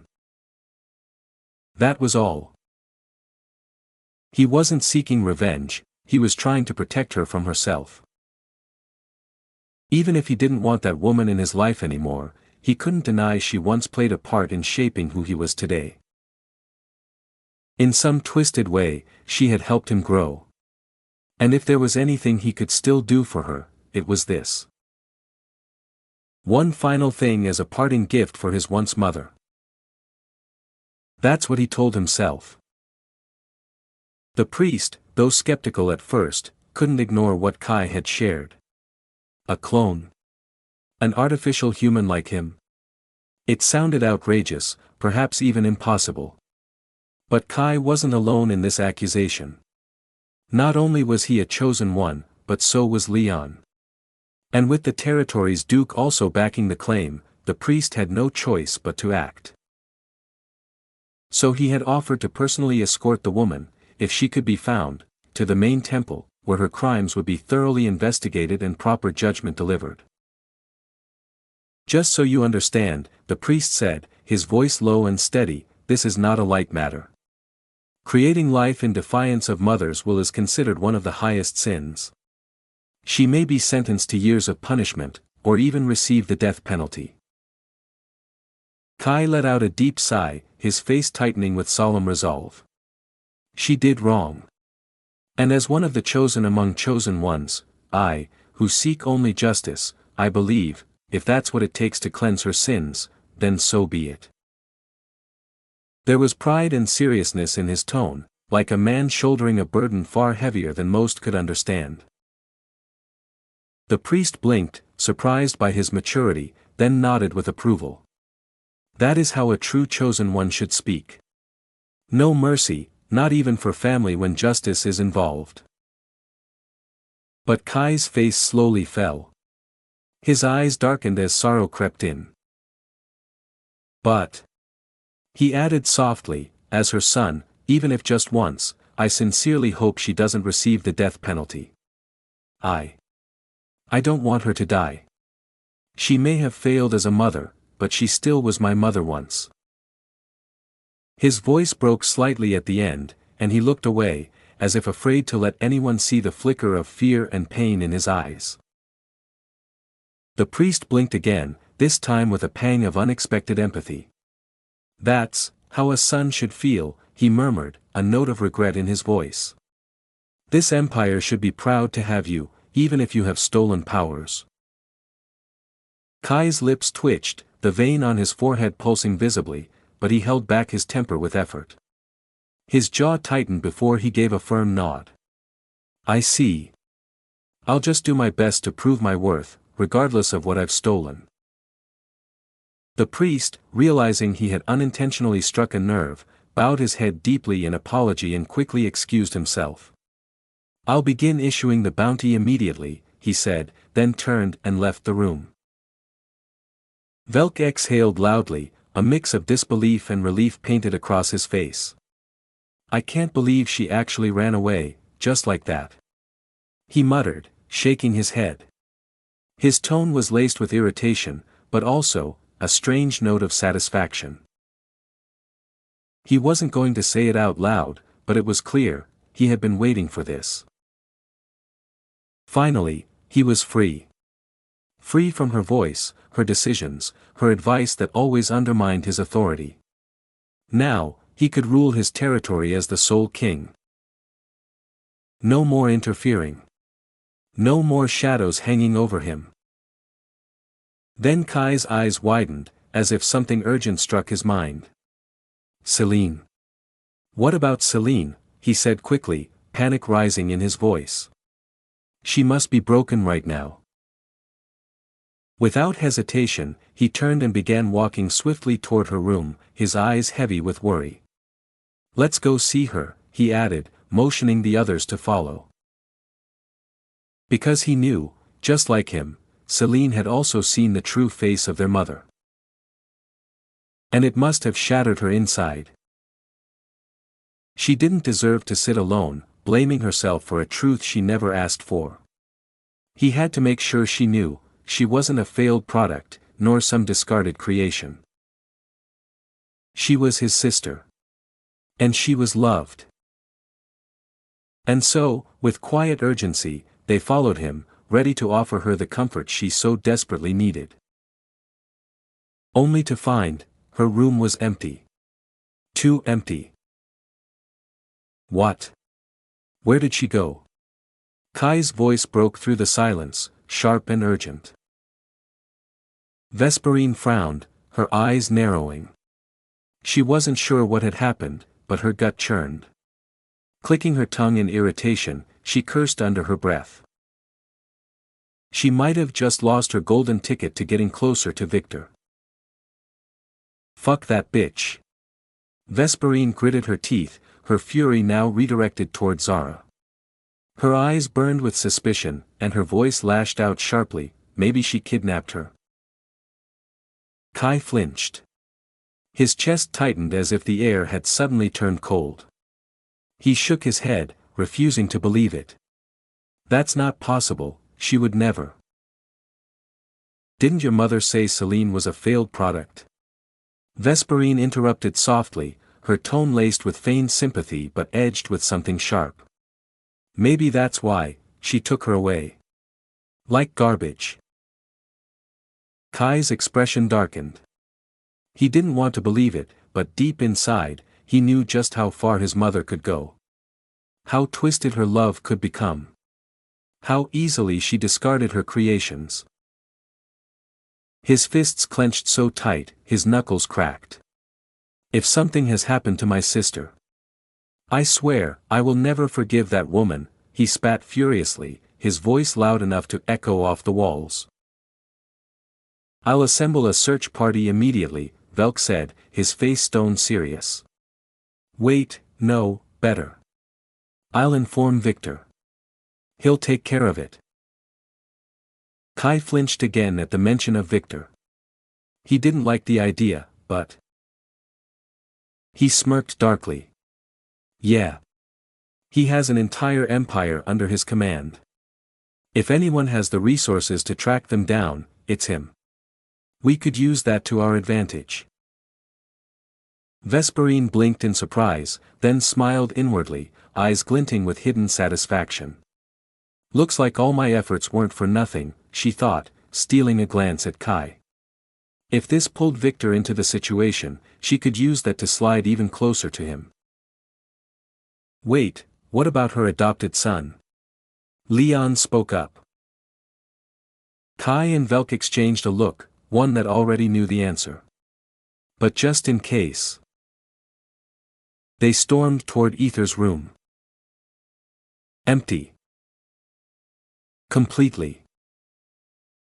Kai stood frozen, staring blankly at the luxurious room, the air still lingering with faint traces of Ether's scent and warmth. His lips twitched violently. This room was larger than his own. Just how much she loved him. Kai seethed, his jaw locked tight. His teeth gritted so hard it hurt. Velk's expression twisted into a mix of disgust and betrayal. The very thought that Zara had borne a child with another man, it made his blood boil. She had hidden it, nurtured that brat, and now he was gone too. He let out a snort of contempt, then sneered. Kai, how about giving your slave an order? He knew exactly what that meant, and how easy it would be to use Ether's cursed connection. Kai turned his head slowly, then grinned. That's a good idea, father. I haven't ordered that little bastard in a long time. He raised his hand, eyes glowing with magic and command. His grin widened as he spoke with theatrical flair. I, Kai Frostblade, in the name of Arcane, order you, Ether, my slave, to come here. Meanwhile, in the Pyra Empire. Slap. Ether slapped the back of his own neck, wincing slightly as if a mosquito had bitten him. Ugh. What the hell was that? A strange tingle ran down his spine, but he brushed it off. Stretching both arms wide, he turned. Welcome, to my humble abode. Zara and Celine stood behind him, completely stunned, as their eyes stretched wide, staring at the freaking humongous palace before them. Towering spires, deep black arches, glistening fountains, this wasn't just a home. This was royalty. They looked at Ether in deadpan silence, then burst out laughing. Ether blinked. What? Chapter 10:14, We are, currently lovers of the same mighty dragon emperor. Emberlyn. Mother of two idiots who had abandoned their duties, especially the one who was supposed to be the empress of this empire, was now likely wandering off somewhere, enjoying her time without even a hint of concern for the state of the empire. And Emberlyn was also the unfortunate mother-in-law of someone who had just vanished without informing a soul. Now, currently, Emberlyn was overseeing the empire's affairs. Though she was far from perfect, for the time being, and with the much-needed support of the Drackhairs, she had managed to take control and keep the structure from crumbling. Emberlyn, with a weary expression, was sitting on the chair placed in the yard, her arms folded and her gaze lost somewhere in the distance. I cannot believe this. They left just like that. Without warning, without responsibility, she muttered to herself, clearly agitated. If it were any other empire, it would have collapsed already, crumbled into dust under this kind of neglectful leadership. She sighed deeply, her tone dripping with frustration as she shook her head in pure disappointment. The only reason this empire hadn't been reduced to ash was because of the presence of the Dragon Emperor himself. His authority alone had held everything together. His power was so absolute that even if he left the empire unattended for years, nobody dared to usurp the throne. After all, only a true royal possessed the might and presence to control the ones beneath them. Just what am I supposed to do with them now? They've become so irresponsible, no shame, no burden, just vanishing like children running from chores. I am sorry. The familiar voice cut through her words. Emberlyn suddenly flinched, her breath catching in her throat. Her eyes widened as she turned around slowly, only to see Ether, the Dragon Emperor himself, standing there in the flesh. Her face immediately went pale. Her heart skipped a beat. She had just been badmouthing him, and now he was right in front of her. Panic kicked in instantly. She jumped off her chair, dropping to the ground on her knees, bowing low, Please forgive me, Dragon Emperor. I was just. I didn't mean any offense." "It's fine," Ether said casually, shaking his head as he looked at her kneeling form. "Stand up already. You don't have to keep doing this every time. You're not some servant." Emberlyn gulped. Her throat felt dry as she slowly stood back up, brushing her knees. I will be more careful with my words hereafter," she muttered, lowering her gaze. Ether sighed, running a hand through his hair. "Anyway, thank you, Emberlyn. I really mean it. Thank you for taking care of the Empire while I was gone," he added, giving her a soft smile, one that actually looked genuine. Emberlyn's expression grew more serious. She straightened her posture and gave a respectful nod, bowing her head slightly. "There is no need to thank me. I simply did what a mother-in-law is supposed to do during such times of crisis." Her voice was firm, but as she finished, her eyes wandered behind Ether, narrowing as they caught sight of two young women peeking out from behind him. She frowned sharply. Who might they be? "Well, Ether began, glancing back at Zara and Celine, who were now acting unusually shy all of a sudden, as if they were hesitant to step forward. "What are you doing?" Zara, with a soft blush tinting her cheeks, stepped half forward. "Well, it's your house, and we're just entering it like this. It feels kind of strange, you know." "A little awkward," she said softly, trying to find the right words. Celine gave a shy nod in agreement, fidgeting a bit with her fingers. Even though she had been here before, this time it felt entirely different. She was walking in with Ether by her side, like a woman arriving at her man's home, with new meaning behind her steps. A quiet flutter of emotion danced in her chest, one she couldn't express aloud, especially not in front of Ether. Seeing both of them act like bashful brides, Emberlyn blinked. Her gaze slowly shifted from the two women to Ether, raising a single brow.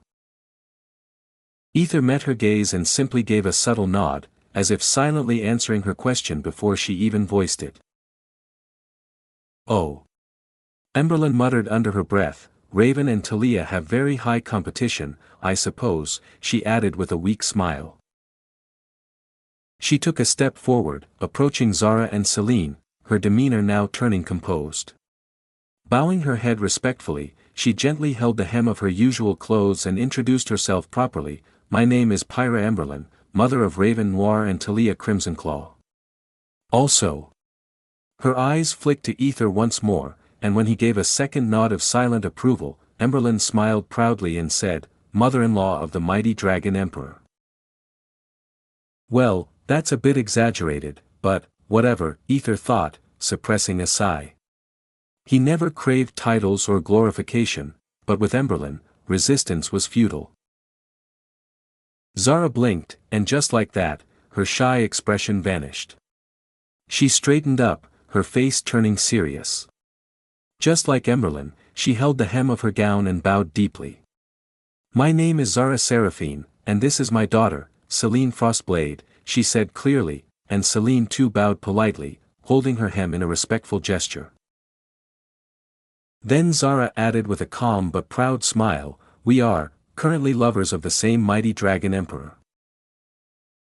Emberlyn's head tilted slightly, her mouth opening to respond, "Oh. Gria," but she suddenly froze, frowning. Her eyes narrowed as she glanced between Zara and Celine, then pointed at the younger woman. "Excuse me. Did you say, she is your daughter?" Zara nodded without hesitation, "Yes." Emberlyn blinked again. "That makes you her mother, right? I mean, her real, biological mother."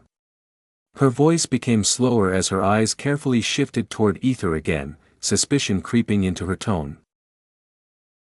Zara clearly understood where this was going. With a small smirk, she replied confidently, "Yes. I am her real mother. And yes, we both love the same man. Willingly, openly, and without shame." Celine blushed, "It's you who is being shameless, Moem," she screamed inwardly. There was a long pause. Emberlyn stood still. In truth, this wasn't completely unheard of among dragons. Their ways, their passions, and their bonds often defied mortal standards. There was nothing wrong with such arrangements, technically. Still. She glanced at Ether once more, this time with a horrified expression as the full picture formed in her mind. The man had gone after both mother and daughter. Emberlyn gulped as she instinctively stepped back from Ether, her heart pounding unexpectedly. A memory flashed through her mind, the day when something happened. Something so vulgar, so intense, so raw, she didn't even want to recall it. But now, standing this close to him again, with him smiling as if nothing ever happened, she could feel that sensation crawling back over her skin. Her throat tightened, and she gulped audibly. Was that part of his plan too, she wondered, her eyes narrowing slightly. Ether, oblivious to the sudden storm brewing in her mind, turned toward Zara and Celine with a casual smile. "Well, ladies, shall we take a look around? This place is massive. It can accommodate hundreds of people, easily. The rooms are big and well spaced, choose whichever one you like," he said, gesturing for everyone to follow him. Celine immediately stepped forward, eagerly following Ether like a kitten drawn to warmth. Her eyes sparkled as she looked around, curiosity blooming with every step. Zara, however, paused for a moment. Her gaze lingered on Emberlyn, who still looked stiff and uneasy, her eyes darting around as if trying to escape something only she could see. Zara tilted her head slightly, observing her with interest. Interesting, she thought. "Are you not coming?" Zara asked gently. Emberlyn snapped out of her daze, blinking as if waking from a trance. She nodded quickly and followed after them, keeping a safe but respectful distance. Ether began showing them around the palace, pointing out key areas and unique aspects of the architecture. The hallways sparkled under the soft stones embedded in the walls, glowing gently even in the dark. The entire palace was constructed with magic-laced materials, allowing it to shine through the night without the need for lanterns or artificial light. Celine listened with full attention. She had already heard most of these details before, but now that the words were coming from Ether's lips, she couldn't help but focus. Everything he said sounded precious to her, even if she already knew it. It was his voice, his excitement, that made it special. Zara, on the other hand, wasn't all that interested. These lifeless walls, the grand halls, the polished floors, they weren't what excited her. But she still paid attention. Knowing the space they'd be living in was practical, if nothing else. Eventually, after a long walk through, Ether finished the tour and stopped near the residential wing. "All right, rooms," he said. "Pick whichever suits you." Unsurprisingly, both Zara and Celine chose the rooms right next to his. Of course, he expected that too.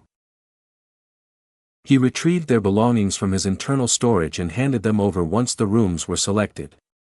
Celine had meticulously packed most of her things beforehand, and as she stepped into her grand new room, she immediately began organizing everything. Emberlyn watched for a moment, then stepped in and spoke softly, "Can I help you with that?" Celine turned to her and shook her head politely. "It's all right. I don't want to burden you with this." Emberlyn smiled gently, a faint warmth in her eyes. "We're one family now, Celine. I hope you understand that. Helping each other isn't a burden." Celine paused. There was something genuine in Emberlyn's voice. After a brief moment, she let out a soft sigh. "Well then. Mrs. Pyra Emberlyn, could you help me unpack these boxes?" She smiled. "Just Emberlyn is fine," the older woman replied with a nod. But inside, Emberlyn was clenching her fist, her mind racing. "Now I get the details about them," she thought quietly to herself.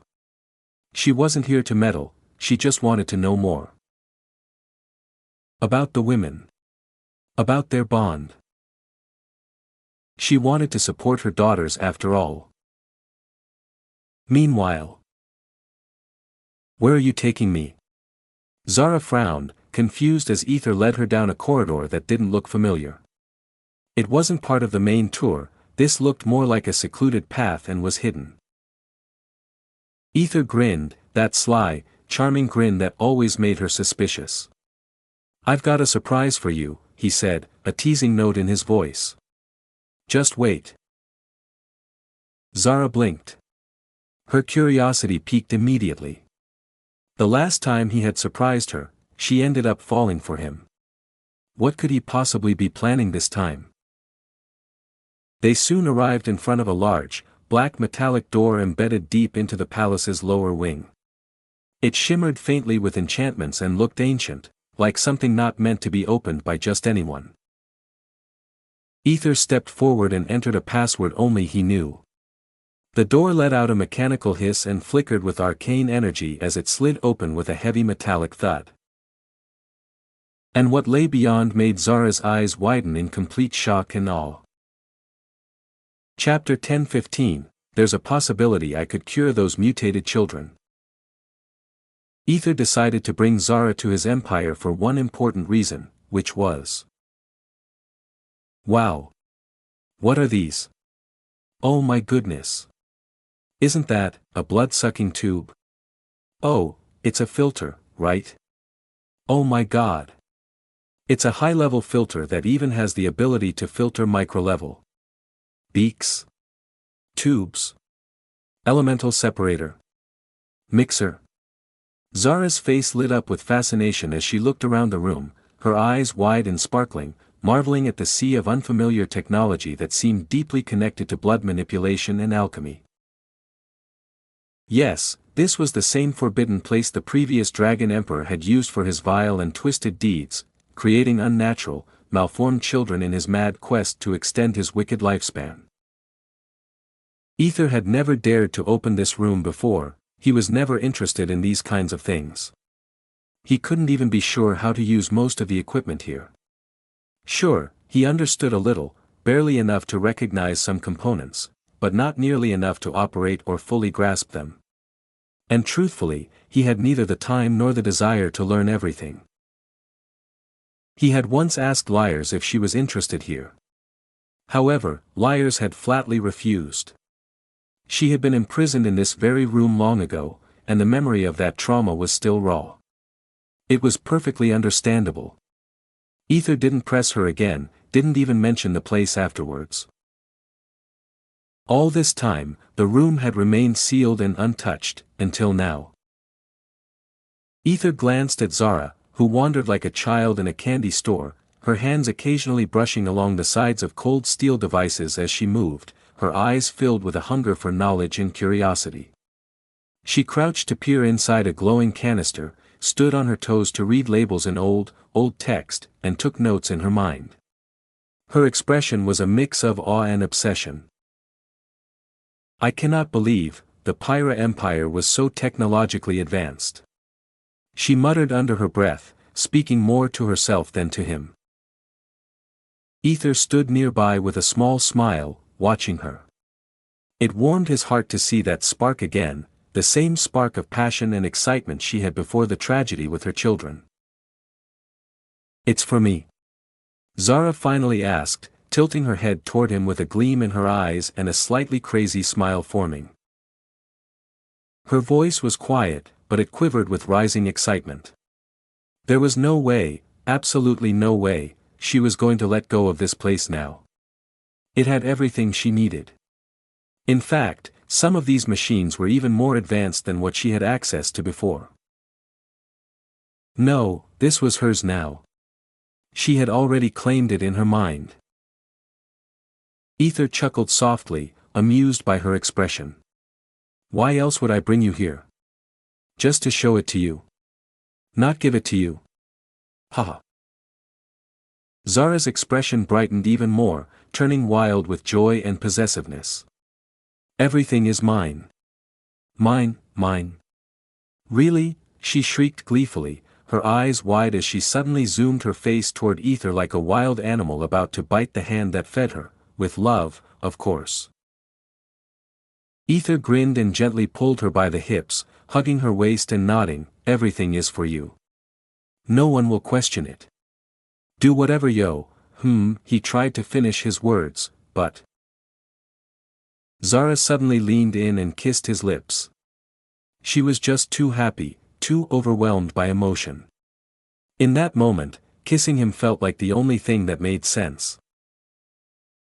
It was her way of saying thank you without thinking too hard. But as the kiss ended, reality and embarrassment caught up with her. She quickly lowered her head, ears turning a deep beet red, as she mumbled shyly, "Well.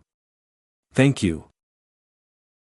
Ether chuckled softly, wrapping his arms around her again with a loving expression.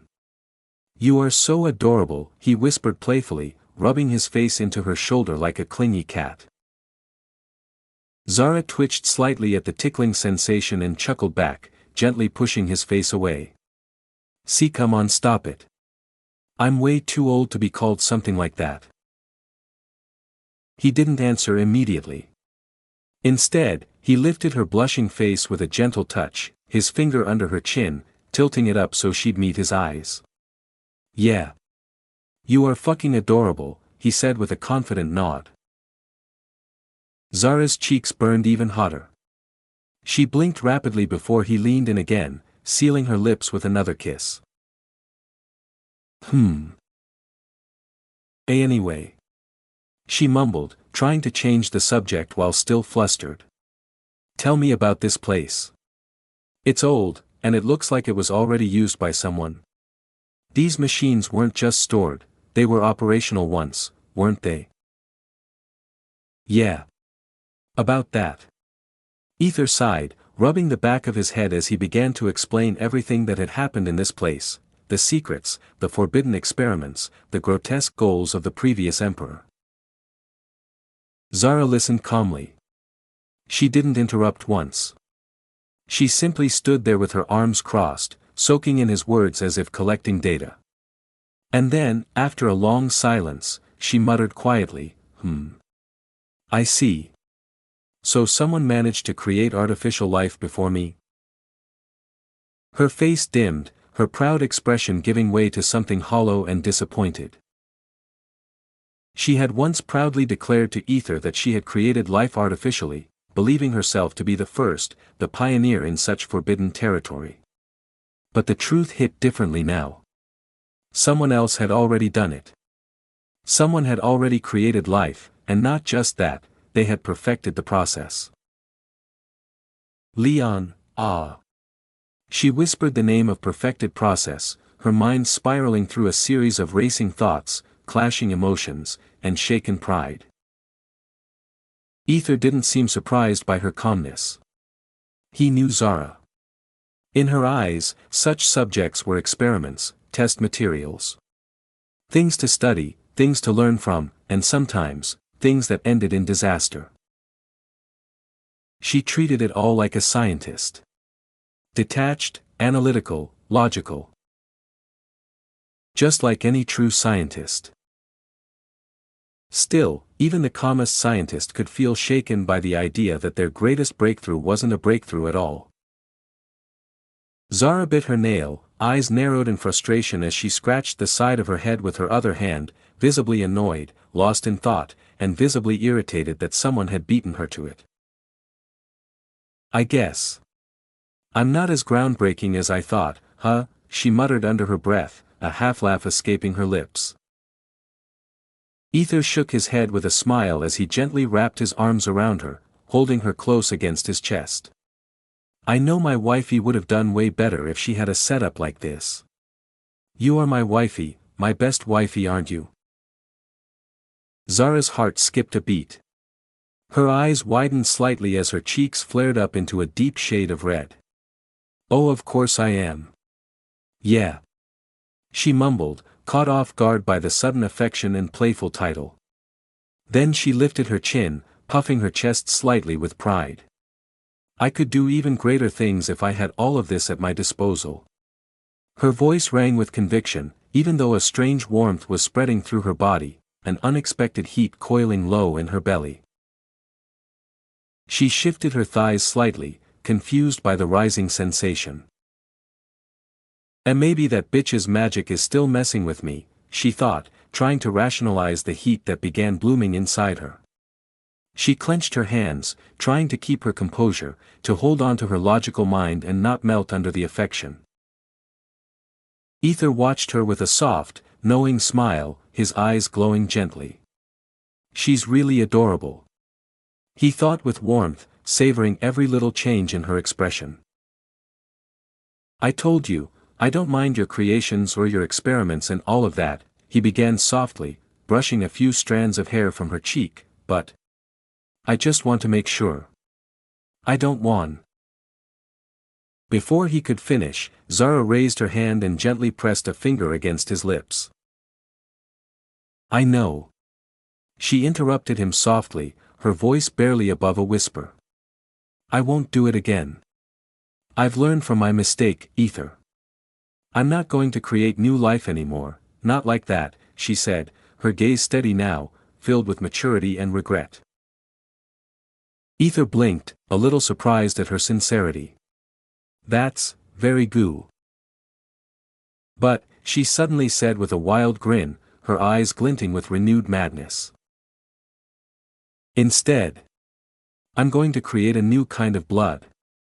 Multiple types. Varieties. Varieties of new blood synthesis. She spread her arms dramatically, turning around to face the machinery with a gleam in her eyes. And with this technology, this room, I'll finally find the answers I've been searching for. The mysteries of blood, the core of vitality itself. Hee hee. Her laugh echoed through the chamber, manic yet filled with excitement and purpose. Ether could only smile more as he watched her, caught in the whirlwind of her passion. Yup. I like this side of her, he thought with pride. He stepped closer, wrapped his arms around her from behind, and leaned in toward her ear, whispering softly, seductively, just stay like this. I love you like this. Then he kissed her nape, slowly, tenderly, letting his lips linger for just a moment too long. A shiver ran down her spine, sharp and electric. Her breath hitched, her body stiffened slightly, and her thighs instinctively pressed together. Her flower almost betrayed her, already on the verge of leaking nectar just from hearing those few simple words, just stay like this, because they weren't just words. They were acceptance. He wasn't trying to change her, mold her, or make her fit into society's expectations. He loved her exactly as she was, brilliant, dangerous, obsessive, insane, and whole. It overwhelmed her. He really loves me, for me. Her face burned red hot as she suddenly turned and pushed Ether away with both palms, not out of rejection but sheer emotional panic. Anyway, she exclaimed, trying to redirect herself before she crumbled completely. She took a long breath, rubbing her face to calm the storm of flustered emotions, and finally composed herself enough to look him in the eye again. "You told me before, about those children who mutated, right?" she asked, voice now carrying a serious edge. Her shy tone vanished, replaced with the sharp professionalism of a master alchemist. "Can I meet them?" Ether blinked. "You want to see them?" "I think." Zara took a deep breath. "There's a possibility I could cure them. Their condition, those mutations. If I study them directly, I might be able to reverse some of the damage. Maybe not all, but at least, give them a chance to live like normal people. Or, closer to normal." Ether raised his eyebrows in surprise. Chapter 10:16, Hee. It's blood time, cuties. Meanwhile, Celine and Emberlyn had a quiet talk while Emberlyn helped Celine get settled in her room. "So you knew Ether before Raven?" Emberlyn muttered, her tone laced with slight surprise. She was already starting to feel like her daughter might be losing the game. Still, it's not about who comes first or last. It's all about love. "I believe," she thought, wearing a serious expression as she glanced at Celine. Celine nodded slowly as she dusted off her hands and looked around the room, now filled with her belongings, her clothes, her little personal items scattered about, but still, something didn't feel quite right. It didn't feel like hers yet. Not until her scent completely blended into this space. And more importantly, she needed Ether's things here too. She needed his touch, his presence, the lingering trace of him, just like before. Only then would it truly feel like their room. "Okay," she murmured again, this time nodding more to herself. Inwardly, she smirked with a sly thought, once we make love here, this room will feel just perfect. Emberlyn leaned against the door frame with a curious expression. "Your mother, she seems to be fine with everything that's going on. You really don't mind her being with your husband?" she asked, tilting her head. Celine gave a small shrug. "It is what it is. There are things we just can't control. And honestly, as long as both me and mother are okay with it, I don't see any reason to make a fuss about it," she said casually, glancing briefly at Emberlyn. But Emberlyn didn't look convinced. Her face tightened with a quiet concern. Celine turned to her, noticing the tension. She frowned lightly. "Are you, by any chance, worried that I'll end up getting in Raven's way?" Emberlyn stiffened instantly. Of course, she was. How could she not be? The situation was delicate, and which mother wouldn't be? Celine had a way of understanding Ether that seemed almost uncanny, as though she could read his thoughts before he even voiced them. It was unsettling how easily she connected to him. Celine noticed the flicker of hesitation in Emberlyn's body language and let out a soft sigh. A weak smile tugged at her lips. "Just so you know, I'm not here to fight over some throne or claim the title of Empress. Honestly, I don't even think I'm fit for it. Even Ether agrees on that part. That life's not for me." Emberlyn blinked, her expression turning a bit awkward. "Well, I didn't mean it like that," she murmured, then bowed her head slightly and sighed. "I'm sorry. It's just, as their mother, I worry. I don't want there to be any conflict within the harem. Harmony matters." Celine's lips softened into a more genuine smile. "It's okay, really. I'm not angry or offended. And you're right, Raven is incredible at ruling. She might be quiet most of the time, but she has a sharp mind and a firm grip on things. I'm not trying to take that away from her. That much, I can promise you. And, just so you know, I already had a proper talk with her. That seemed to lift something off Emberlin's shoulders. Her body relaxed, and she let out a long, visible breath as the weight of her concern started to melt. Dragon Emperor really found an understanding partner. Before she could finish that sentence, Celine's hand suddenly landed on her shoulder. Emberlin flinched at the unexpected contact. She looked up, only to be met with Celine's eyes darkened by something unreadable. That expression, cold, indifferent, sent a chill down her spine. "Let the raven take care of the empire," Celine said quietly, but there was steel in her voice. "And I will take care of my husband." Who cared about ruling? Who cared about the empire? Celine didn't need any of that. All she needed was Ether. Being by his side was everything. If she got dragged into all that political shit, she knew exactly what would happen. No more time with him. No more lazy mornings in his arms. No more holding hands, kissing him for no reason, cuddling when the world went dark. Just paperwork, endless meetings, responsibilities stacked on top of responsibilities, and for what? To be seen as powerful? Screw that. She'd let the side chicks deal with the empire. She would be the one pampering him. The one touching his skin when he came home, sore and drained. The one giving him peace when the world tried to eat him alive. Simple, right? Short and sweet. No politics. No stress.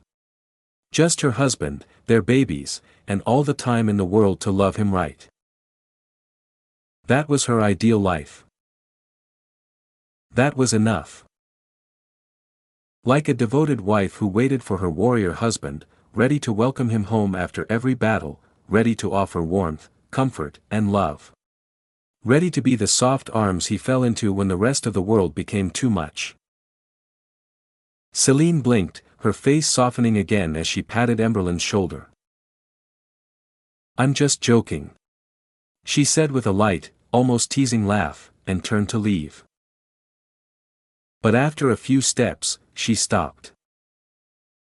Without turning around, she added in a low, serious voice, "But not everything," before walking out, headed to meet Ether, who had just telepathically shared his current location. Emberlin blinked in confusion. "What the hell did I just witness now?" she muttered, her face twisted in shock and disbelief. Eventually, Emberlin followed after Celine, and the two of them walked together in silence. Neither of them spoke a word as their footsteps echoed softly through the halls. Soon, they reached the yard, where Ether was currently present. "Candy. Yay. Me. Me too. Yeah. Candy. Big brother's wife is giving chocolates. Wife. Wife, yes. Chocolate, yes." Celine and Emberlin blinked in surprise, taking in the chaotic yet adorable scene in front of them. Dozens of children, many with clearly mutated body parts, were running around excitedly, surrounding Zara. She stood among them, beaming with a joyful, motherly smile as she handed out candies like some chaotic fairy godmother. Ether, currently disguised as Victor, stood a short distance away, wearing a simple mask. He watched the scene quietly, his arms crossed, a warm and amused expression on his face. "Big brother. Candy." "Here," one of the children called out happily, flapping the big, painful wings on his back as he ran over and offered a candy to Victor with a wide grin. Victor smiled gently. "Oh. I love it. But your big brother's wife gave that to you, didn't she? She'll be sad if you don't eat it, he said softly, with a kind tone. The child pouted, clearly torn for a second, before nodding in agreement and licking the candy with a satisfied, cheerful expression. Victor's eyes lingered on Zara.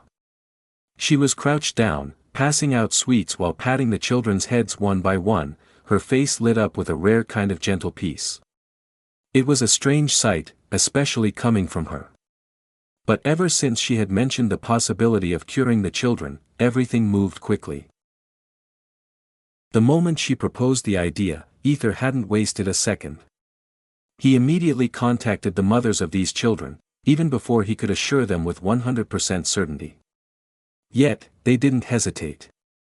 They believed in him, believed in the hope he brought, and they brought their children to him within minutes. And now here they were. What's going on here? Celine asked curiously, narrowing her eyes slightly as she took in the sight of so many odd-looking kids bouncing around. Emberlyn frowned. Is something wrong with the children again? She asked, her voice tinged with genuine concern. Celine, however, gave a slight chuckle. Looks like my mom already made friends with them, she said, amused. Victor glanced at them briefly. Friends? I wonder about that. He thought silently. Only he knew what was about to happen next. And right then, one of the children, who had been licking the candy happily, suddenly stumbled. His legs trembled as he blinked rapidly, confusion on his face. World, spinning, the child slurred before his eyes rolled back and he collapsed. Thud. Oh. Emberlyn flinched and instinctively stepped forward, but Victor gently grabbed her wrist, holding her back. No. Stay here. It's just a sleeping serum, mixed into the candies, he said calmly. And just as he said that, one by one, the rest of the children started falling over, like dolls whose strings had been cut. Their tiny bodies dropped to the ground with soft thuds, fast asleep. Zara stood tall among them, completely unfazed, her face slowly morphing from gentle serenity to something far crazier. Her eyes gleamed with twisted delight as she pulled out a massive syringe, something that looked like it belonged in a horror lab. Hee hee, it's blood time, cuties, she giggled darkly, the crazy in her voice making both Celine and Emberlyn freeze in horror. Their eyes widened in disbelief, dread crawling up their spines. But Victor stepped forward and gently covered their eyes with his hand. Just, don't, he muttered, his voice quiet but firm. He stood still, watching as Zara knelt beside the unconscious children and began drawing blood from various parts of their mutated bodies, humming to herself with manic glee. Thank the heavens he'd made sure the mothers waited outside. Something in his gut had told him Zara would pull something bloody like this. Fuck, that needle is huge. Ether shivered internally, goosebumps creeping up his arms just from seeing the monstrous injection. Chapter 1017, You Are Not My Target, Zara Seraphine. Once Zara took the blood from every child, Victor called their mothers back and returned the children to them, one by one, with a silent nod. We will wait for hopeful words, they said, their voices steady with conviction. Their tone carried complete faith, as if they trusted him more than anyone else in this world. As if he alone could make the impossible, possible. Victor nodded, his face unreadable, offering no words in response. They understood. Their emperor wasn't someone who offered empty hope. He wasn't doing this to soothe them, he was doing it because he believed, deep down, that there was a chance. But if he failed, if this one attempt ended in disaster, he would shatter the fragile hope they still clung to. And so, he remained silent. They understood that perfectly. And yet, they believed in him. Completely. With that silent trust in their hearts, they carried their unconscious children and quietly left the palace yard, not looking back even once. Victor turned toward Zara, who was fixated on the blood pack she had just collected. Dozens of glass tubes gleamed under the light, filled with vibrant red blood, each one labeled carefully with names. "You got their names?" Victor asked, genuinely surprised. His brow raised as he noticed how meticulously labeled the tubes were. All of them. Without even a single mistake. Zara smiled, clearly pleased with herself. "That's what being a mother means, Ether." "Oops, I mean, Victor," she teased, tilting her head playfully. Her face lit up with amusement, but more than that, there was excitement.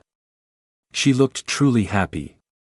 She had found something fascinating, and when Zara was fascinated, things usually got dangerous, fast. Already, she was fantasizing about the experiments she could perform. These new, mutated blood samples had so much potential. Her thoughts were spinning, testing, splicing, stabilizing. She couldn't wait to dive in. "Is she, all right?" Emberlyn whispered softly to Victor, slightly startled as she saw Zara nearly drooling while staring at the tubes. Zara flinched, snapping out of her trance, and quickly composed herself. "Apologies for that ugly display," she muttered. Her eyes flicked to Victor just as he reached out to touch the container. Instantly, all the glass tubes vanished into his storage space with a flicker of magic. "Now, let's not waste time. Let's go," Zara announced, her tone shifting to businesslike seriousness. "Wait, why don't you rest for a moment first?" Victor began, trying to suggest a pause. "Settle down, prepare." But Zara interrupted sharply, her tone intense. "When you have delicious food right in front of you, do you wait? Even if you're starving? Do you just sit back and let it go cold when it's within reach?" Victor lifted a finger to argue, but then sighed, lowering it in resignation. "She's really good with her words," he thought, giving her a small shrug as he walked beside her. Celine and Emberlyn followed closely behind, curiosity gleaming in their eyes. Victor took a moment to quietly explain everything to Celine, the condition of the mutated children, the symptoms, and finally, how Zara had said there might be a way to help them. "Mom, is that actually possible?" Celine asked, her voice filled with awe and a touch of disbelief. She looked at her mother with wide eyes. Zara smirked, her eyes glinting with confidence. "Of course it is. I've dealt with mutations plenty of times in my past projects. Granted, most of them didn't exactly go according to plan, but I learned from them. I learned how to suppress mutation, at least temporarily, through specific sequences. If I get a chance to study their condition firsthand, there's a real possibility of success," she said, her tone calm and serious. Emberlyn stared at her, genuinely impressed. She hadn't expected such a capable, composed woman behind all that teasing madness. Her admiration for Victor seemed to grow just from being around people like Zara. "And what about these projects you keep mentioning?" Emberlyn asked, unable to hold her curiosity any longer. Zara smiled faintly but remained silent, her gaze distant. She didn't answer. Instead, her mind wandered to the blood-soaked chambers, the cages, the screams. The failed monsters. The criminals she had dissected and rebuilt. Of course, she'd never experimented on the innocent. Zara might have been completely mad, but she was mad with method. An insane woman, yes, but a rationally insane one. Before long, they arrived at their destination, Zara's lab. Her proud little sanctuary. She had even named it herself, and splattered blood over the door like a signature.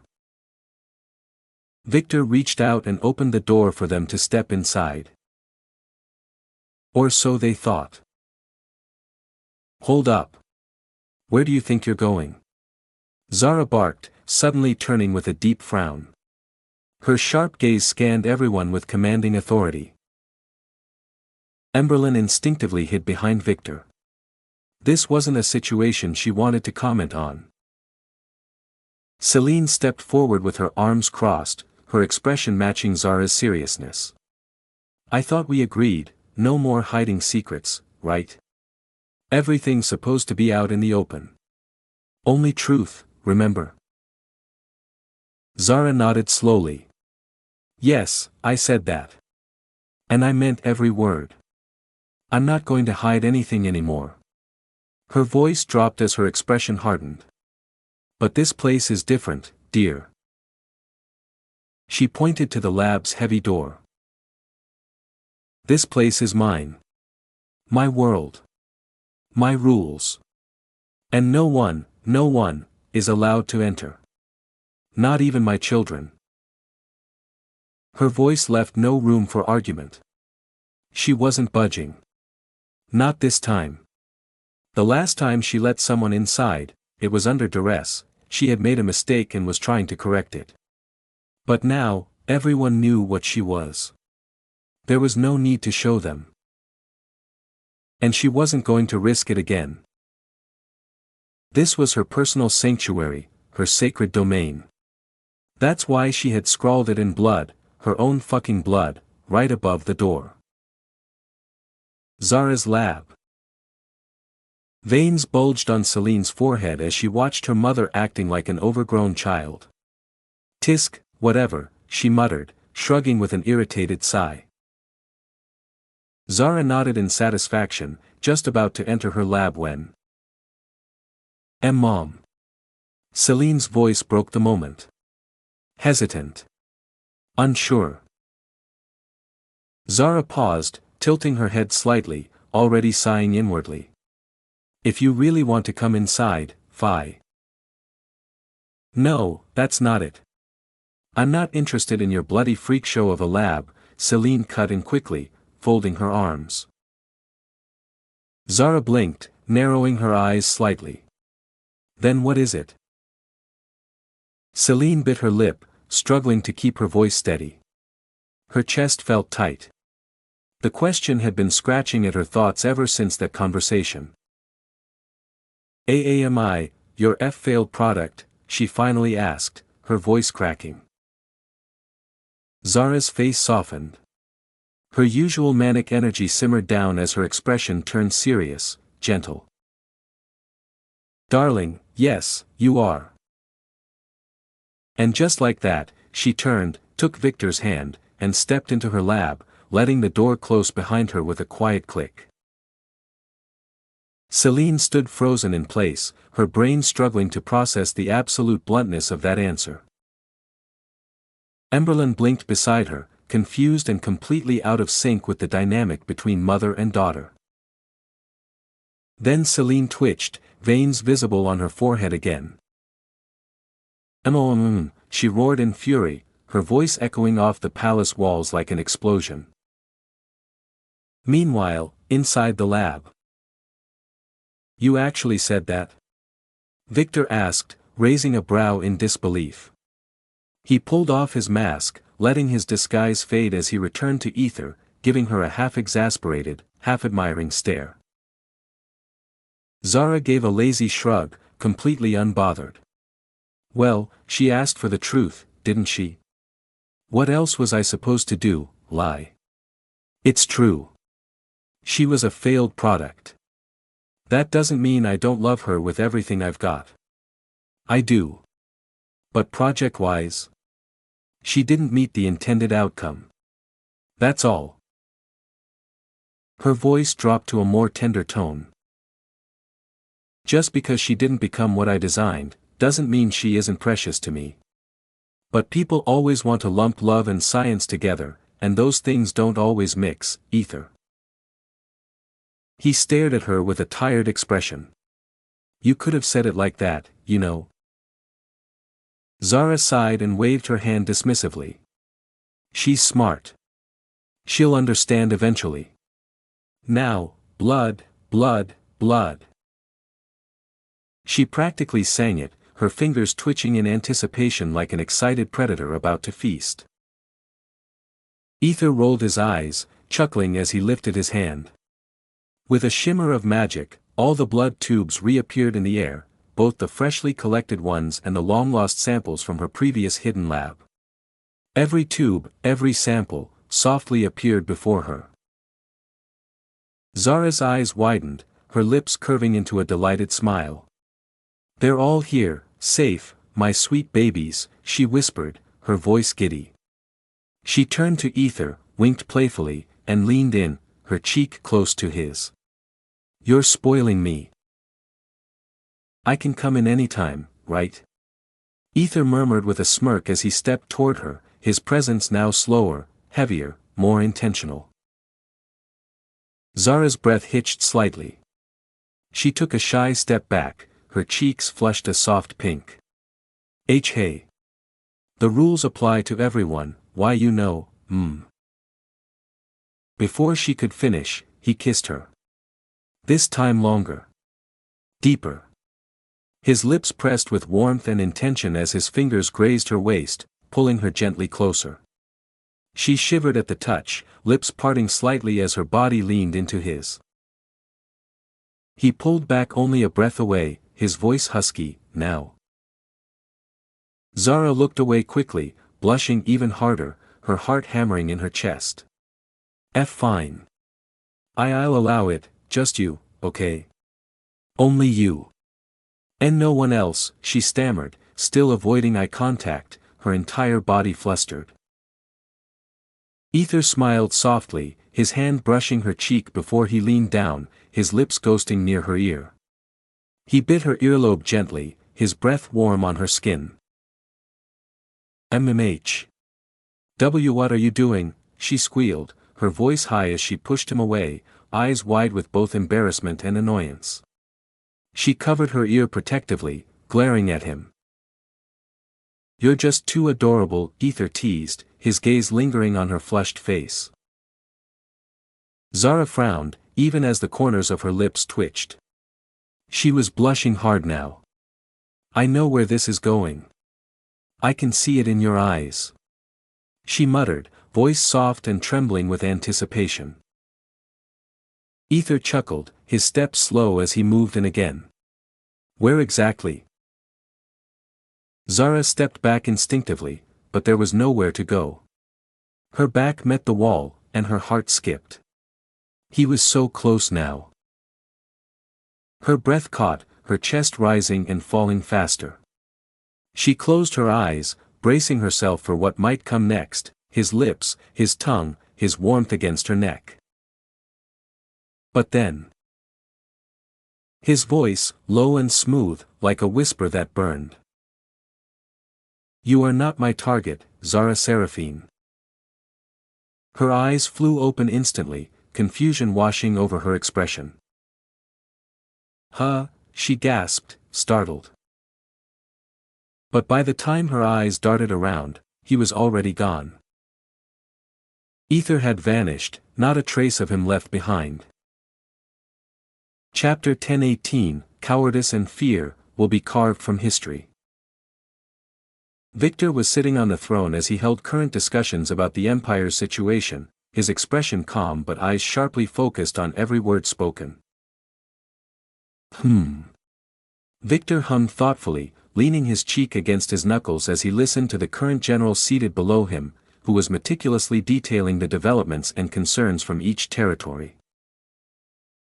Victor didn't overhaul the noble system. Instead, he made only subtle, calculated adjustments, just enough to sharpen its edges without shaking its foundation. The existing hierarchy was already robust, and Victor, wise enough to recognize a good structure when he saw one, chose to enhance it rather than dismantle and rebuild. The noble hierarchy he implemented was simple yet commanded immense authority. Supreme General. General. Commander. Captain. To manage the vast Pyra Empire efficiently, Victor divided it into 4 major regions. Although the dragons were bound to him through loyalty and control, he was no fool. He knew that conflict would inevitably brew within, especially among the fiercely proud and vastly different dragon bloodlines, wyverns, drakes, lung dragons, lindworms, and countless others. Each lineage had its own honor code, ancient traditions, grudges, and a long-standing sense of superiority. Rather than suppressing those tensions, Victor crafted a framework around them. He divided the empire according to their natural groupings, taking into account not only population and geography but also political alliances, bloodline temperaments, historical rivalries, and territorial tendencies. It wasn't forced, those divisions already existed beneath the surface. He simply gave structure to chaos, wrapping it in discipline and purpose. Each of the 4 major regions was entrusted to a general who wielded absolute authority over their domain, in both peace and wartime. With Dracarys as counsel, Victor selected 4 generals who were not just powerful but unshakably loyal, individuals who would follow him not out of fear, not because of obligation, but because they believed in his vision. Not even a flicker of his overwhelming power was needed to command their allegiance. Beneath each general, numerous commanders were stationed. Each commander was assigned to a major city or strategic location.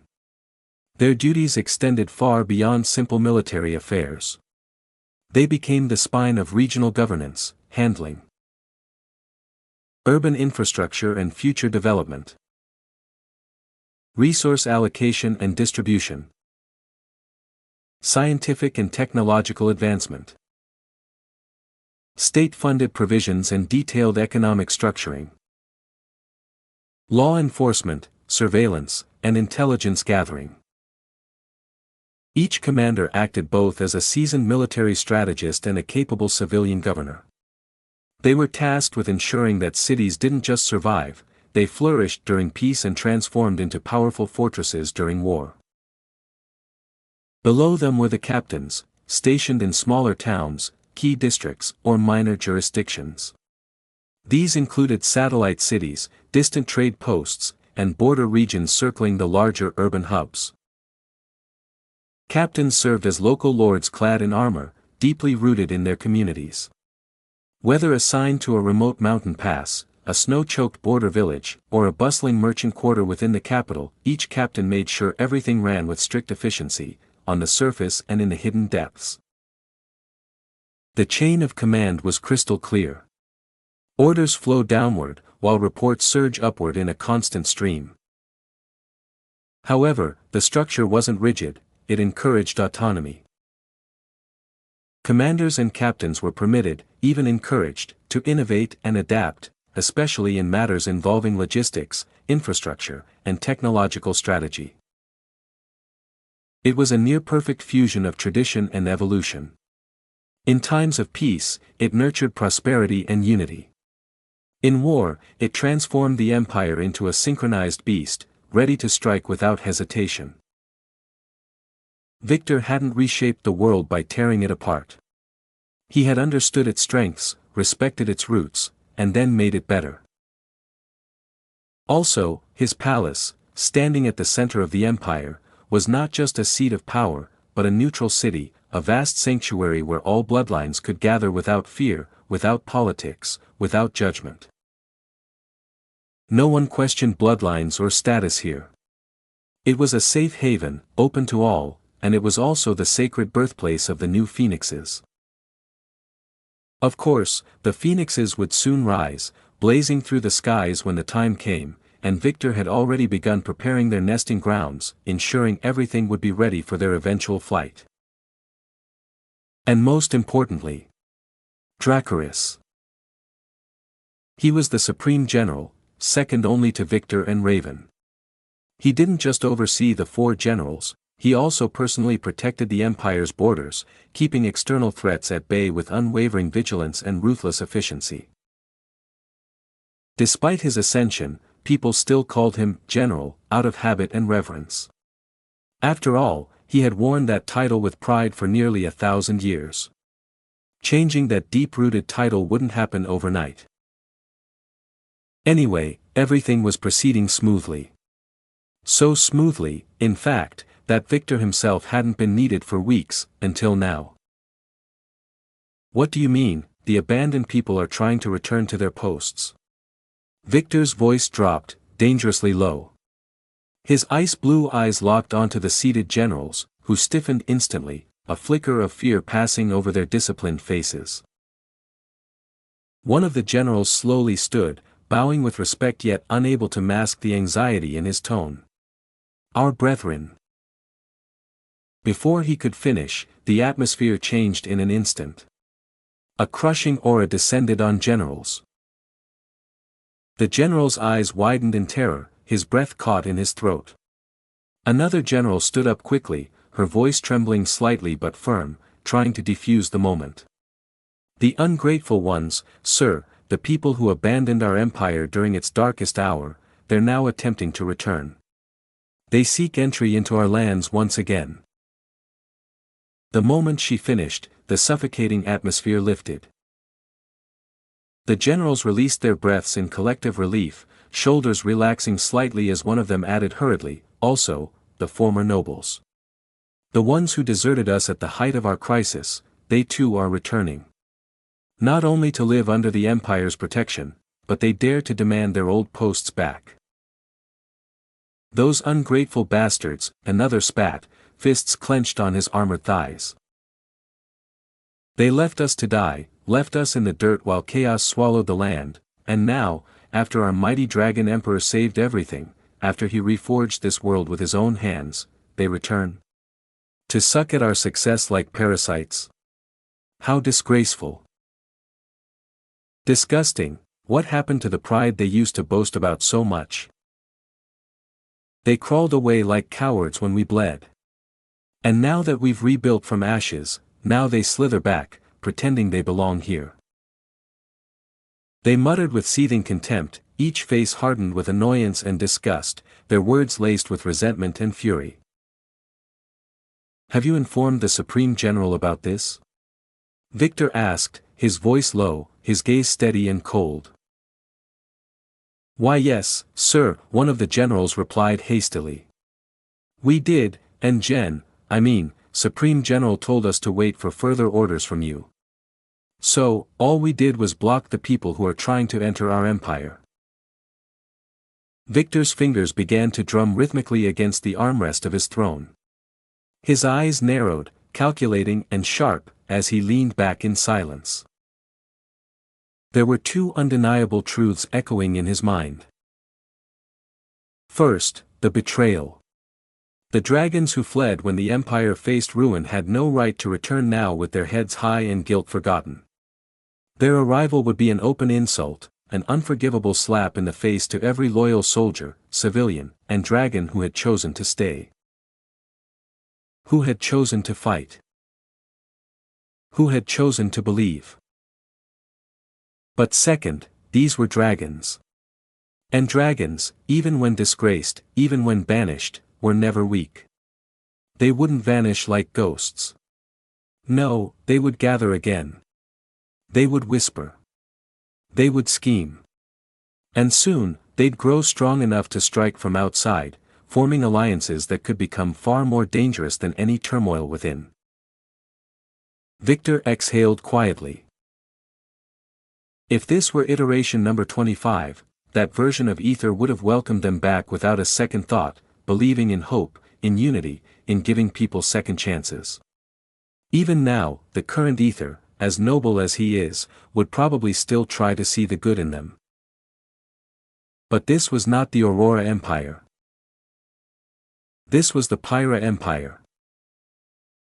Here, pride spoke louder than mercy. Victor raised a single hand, and without a word, enormous screens flickered to life all across the empire. The entire nation came to a halt. Every eye turned toward the Dragon Emperor's broadcast. Meanwhile, at the border where the Pyra Empire met the Naiade Empire, the tension was growing unbearable. The abandoned dragons, those who had once been proud citizens of the Pyra Empire, stood in ragged clusters, trying to push past the blockade. They shouted, cried, and begged. Their voices were filled with desperation, but their tone reeked of entitlement. This is our home too. We have dragon blood in our veins. Let us in. We have every right to return. But the barricade held. And watching them from above was none other than Dracarys. His arms crossed, his wings half unfurled in a threatening display. He didn't speak. His eyes narrowed with every passing second, his expression twisted into a scowl of pure disgust. The longer he watched them scream, the harder it became to restrain his temper. They had some nerve. They had run like cowards. Abandoned everything. And now they dared to come back, not just to beg, but to demand. These fucking leeches. Dracarys clenched his jaw as he looked at the thousands crowding the border. His hands itched to burn them all to ash.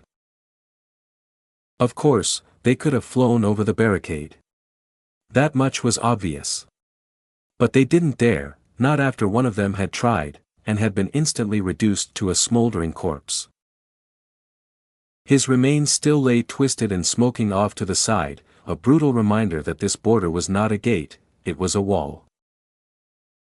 Just then, the visual feed behind Dracarys flickered to life. It's the Dragon Emperor. Gasps and whispers spread like wildfire. Dracarys flinched in surprise. His Majesty, he blinked. He's here. On the massive screen now hovering above the border, Victor sat silently, his form regal and unmoving on the throne. His chin rested upon his palm, elbow braced casually against the armrest. His eyes didn't blink. He simply stared. Cold. Measuring. Quiet. The entire empire seemed to hold its breath. And then, after a long, suffocating minute of silence, Victor spoke. Let them in. His words were soft. Calm. Unassuming. But the effect was immediate. Gasps erupted across the crowd. The exiles cheered. Cries of joy echoed through the skies as they clutched one another in disbelief and happiness. They could barely believe what they'd heard. Back in the cities, the loyal citizens froze. Their hearts sank. The warmth in their eyes dulled. Their emperor, was going to let the cowards back in? But then. Victor's voice returned, colder than winter, sharper than a blade. But not as nobles. Not as lords. And not as anything they once were. The joy evaporated in an instant. Even the cheering exiles stopped in their tracks. Strip them, Victor continued, of every title, every privilege, every shred of honor they once claimed. His voice rose, slow and deliberate. In this empire, names and blood mean nothing, without loyalty. And pride. All across the empire, those who had stayed, who had endured, stood straighter. Their breath caught in their throats. Victor leaned forward now, and his gaze was a storm. They will not walk among our people as returning heroes. They will crawl, under watch, under command, beneath the captains they once spat upon and abandoned. His voice deepened, now thunder beneath the ice. Assign them to the harshest regions. The filthiest barracks.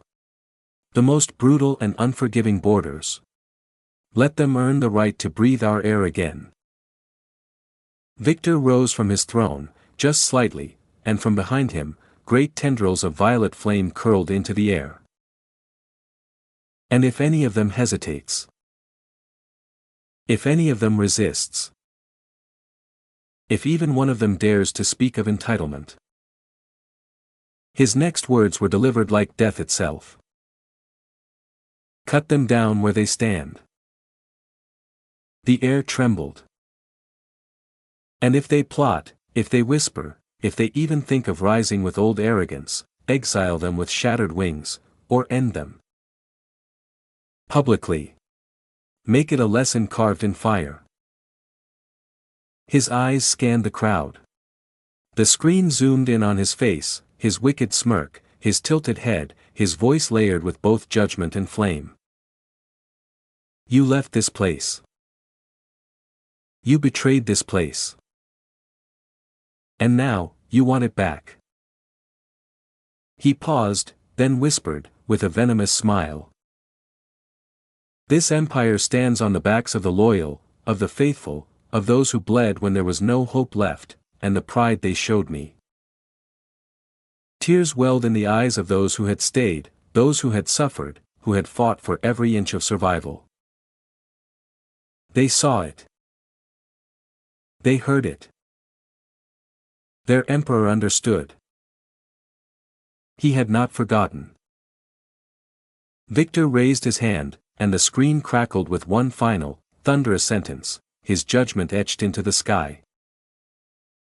Loyalty and pride will be rewarded. Cowardice and fear will be carved from history. Chapter 10:19, Victor was traumatized. Celine and Emberlyn stood quietly at the far corner of the throne room, completely unnoticed by anyone else, not that they minded. Everyone's eyes were utterly glued to their emperor, their Victor. Celine's eyes sparkled, practically shimmering with stars as she watched her Victor command the entire empire with such a dominating presence. Never in her wildest dreams had she imagined witnessing this with her own eyes, her man, the one she loved, standing tall and supreme as the very heart of the empire. It was just so unbelievably cool. He looked so serious, so untouchably dangerous, not even a bug could dare to reach him. No woman could reach him either. That was the kind of aura he gave off, untouchable, godlike. Celine could even see it in the eyes of the female generals around the room. They were practically begging, silently pleading to be noticed by him, yearning just for a glance. Foo, Celine chuckled inwardly, pride swelling in her chest. What more could she possibly ask for? Victor waved his hand as he finished delivering his harsh, uncompromising decree to all the people. Then, without missing a beat, he turned toward the generals and issued his final commands for dealing with the abandoned dragons who dared return. The generals all bowed their heads deeply and swiftly exited the hall, their faces grave and focused. Victor let out a soft sigh, rolling his shoulders and stretching his arms slightly to relax his body, and just then. Darling, you are so cool. Celine squealed with uncontainable joy as she darted toward him like a shooting star, diving into his arms and snuggling against him with the sweetest expression on her face. Victor gave a quiet chuckle as he gently patted her head, warmth in his touch. I'm cool, huh? Then what about my decision? What do you think of it? Celine tilted her head adorably and gave him a solid thumbs up, her smile shining bright. 100% the best. Victor raised a brow in amusement before leaning in to press a soft kiss against her forehead. Celine giggled happily, nuzzling into him. Then, Victor turned toward Emberlyn with the same question in his eyes. I'm not sure. Emberlyn replied honestly, her tone cautious. This might backfire later on. I don't mean to offend you or anything, Your Majesty. I just want to say, those people might start to bear a grudge against you. After all, you stripped them of every right they had. They're basically slaves now. She spoke with a serious expression. She had grown up here. She knew these people better than most, maybe even better than Victor did. Victor nodded slowly, humming under his breath as he took her words in. Then, in his calm, assured voice, he replied. Even so, the threat they might pose in the future is uncertain. But if they were left unchecked now, if they stayed outside, disgraced but not dealt with, then others would surely use them as weapons against me. That would be far more dangerous than letting them in under control. Emberlyn blinked, momentarily stunned. He had thought this through, deeply. It wasn't a spur-of-the-moment judgment or a casual, emotional decision. He had considered every angle before declaring those cold, merciless words. She found herself feeling slightly embarrassed, having doubted his reasoning. Maybe she had underestimated him. Suddenly. "Your Majesty!" Drackhairs burst into the throne room. Celine immediately straightened up from Victor's arms, her posture shifting into that of a calm, composed noblewoman. Her playfulness melted away, replaced with sharp focus. Drackhairs blinked briefly upon noticing the unfamiliar woman by the Emperor's side, but quickly shrugged it off. His duty came first. Bowing his head low, he addressed Victor directly. "Welcome, Your Majesty." Victor gave him a brief nod. "Report. What's the current situation at the border?" Drackhairs lifted his head. "As soon as your announcement was made, the returning ones were visibly disappointed. Completely devastated, in fact." Victor nodded knowingly. He had expected as much. "But, despite everything, they still want to enter." Victor's eyes narrowed slightly. Interesting." Drackhairs continued his report. "I've set up a temporary base near the border to hold them. We've begun collecting their names, their prior duties." Victor cut in sharply, "What about the nobles?" Drackhairs paused, blinking as he stared at the Emperor. "So, you know."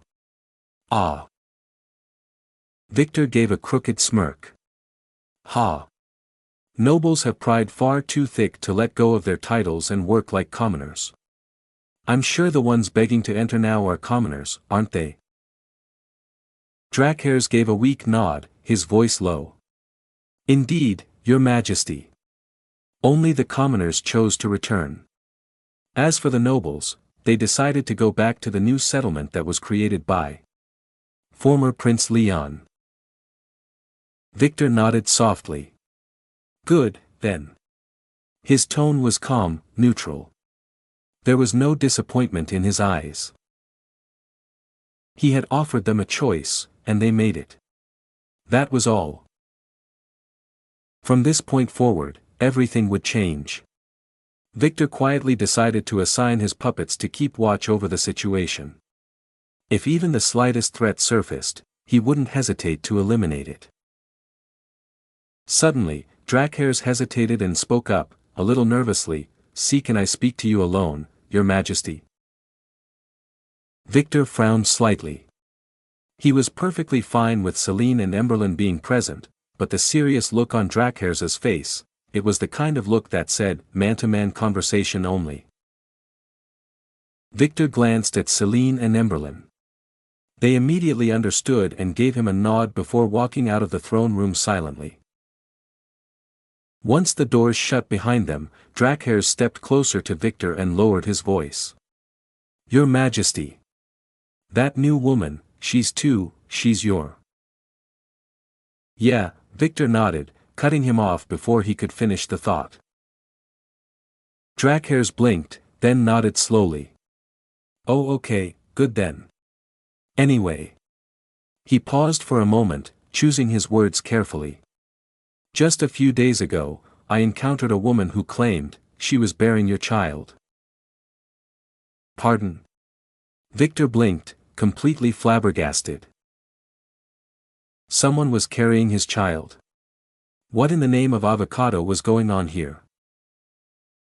Sure, he had finished inside with his women without worrying too much about the consequences, but still, he was pretty damn sure no one was pregnant. Right? Drackhairs sighed. "I had the exact same face when I first heard it, Majesty. But you need not worry.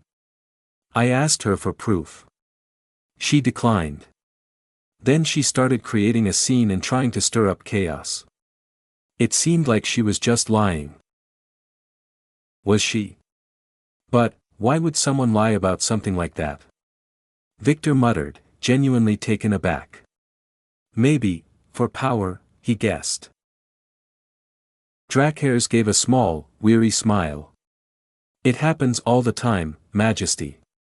Most of the time, women are either paid to lie and stir trouble in the royal house, or they want to use the claim to gain power over royalty. And then. He paused, lowering his voice. In rare cases, it turns out to be true, you know.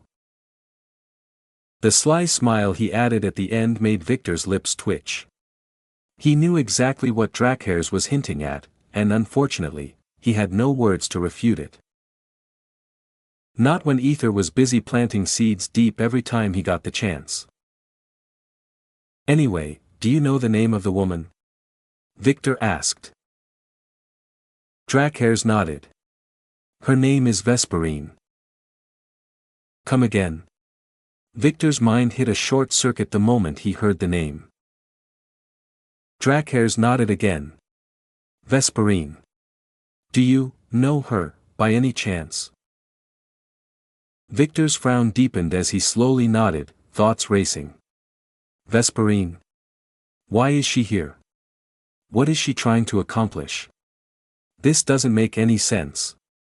Something's off about that girl. He thought, his expression growing tense and serious. LACKEY'S added, oh.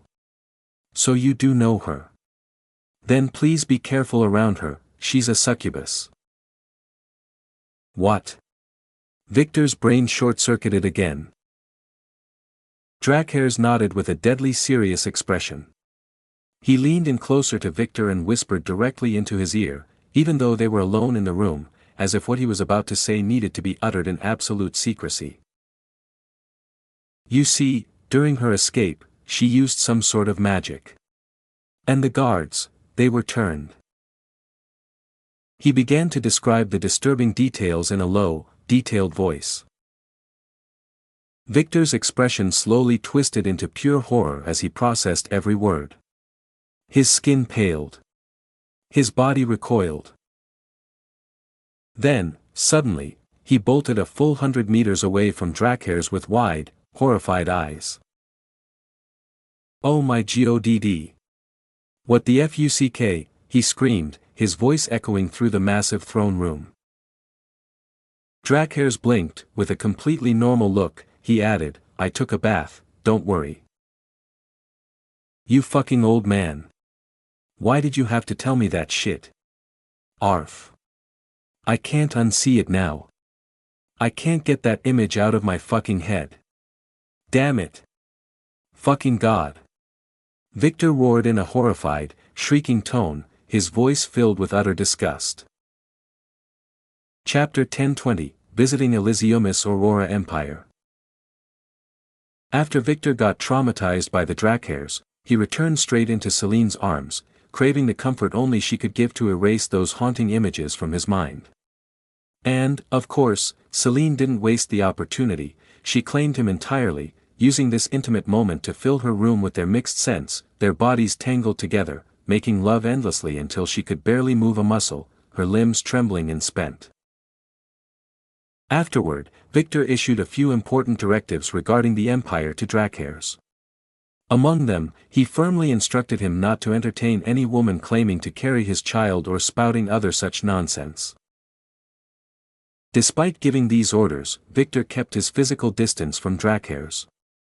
And truth be told, LACKEY'S felt a pang of sadness in his chest seeing his emperor acting so distant. Anyway, after taking care of the major commands, Victor tried reaching out to Zara. But she had completely shut herself inside her lab, isolating herself from the outside world. She wasn't responding to any of his calls, not even a single word. Victor, however, didn't want to interrupt her if she was working on something crucial, so he chose to leave her be. Later, he turned to Emberlyn, requesting her to take care of the newcomers for the time being.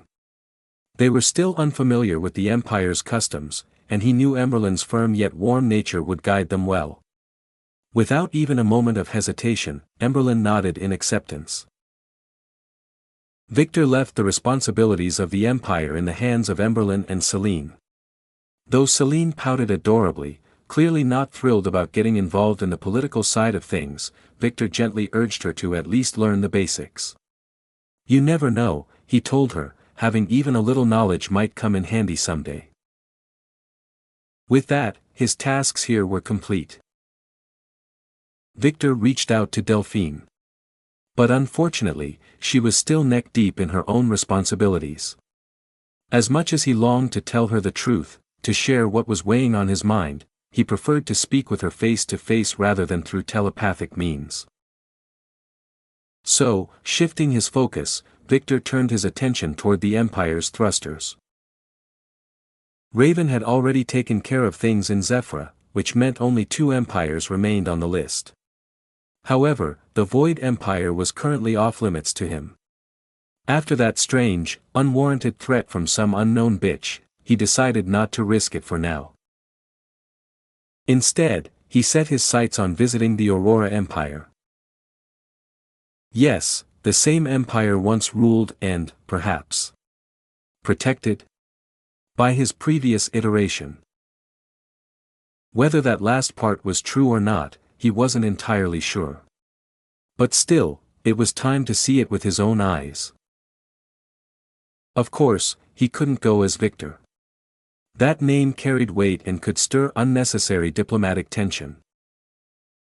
So, instead, he assumed the identity of Ether, a harmless, innocent guy.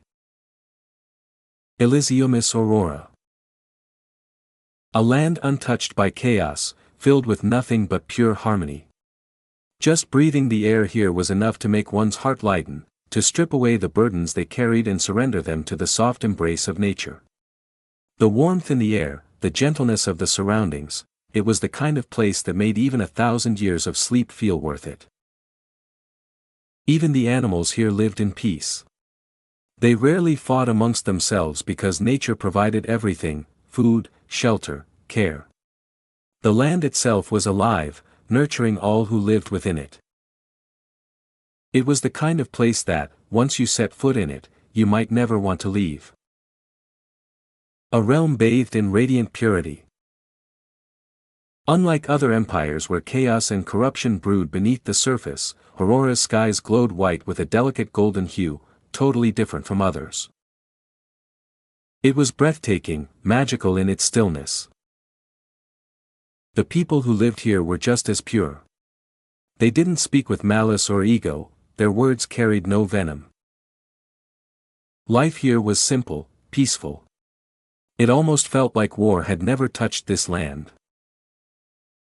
Like conflict itself was something only heard of in stories.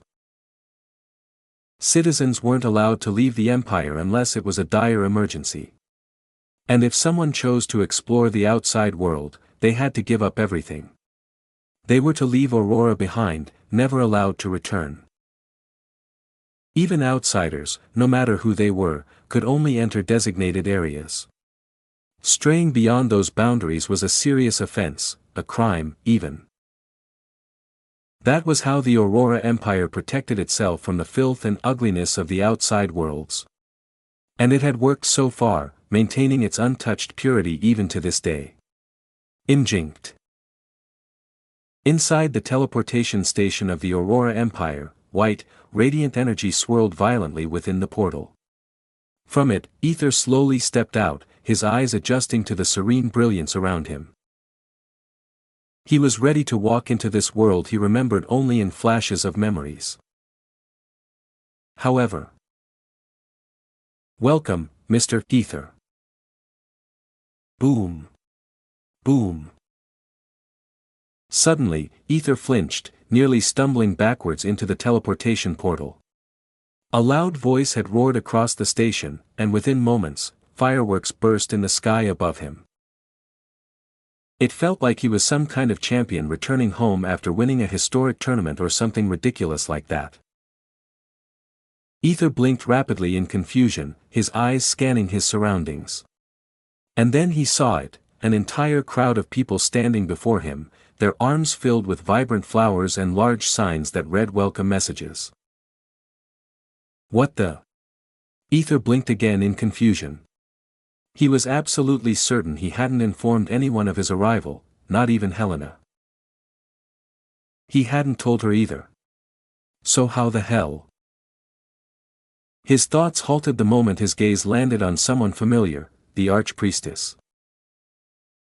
She stood among the crowd, wearing a serene, gentle smile, yet beneath that calmness, Ether sensed something off. There was a flicker of madness in her eyes, a kind of fervor that barely kept itself contained. Like she was holding something back. The archpriestess slowly stepped forward, her soft voice laced with grace and eerie calm. I know you're surprised by this welcome, but believe me, this is what the Mother Goddess wished for you. A grand reception. Mother Goddess? What do you mean, wished? Ether asked, his tone skeptical and edged with discomfort, almost like he was about to vomit from the overwhelming bullshits but was holding it back.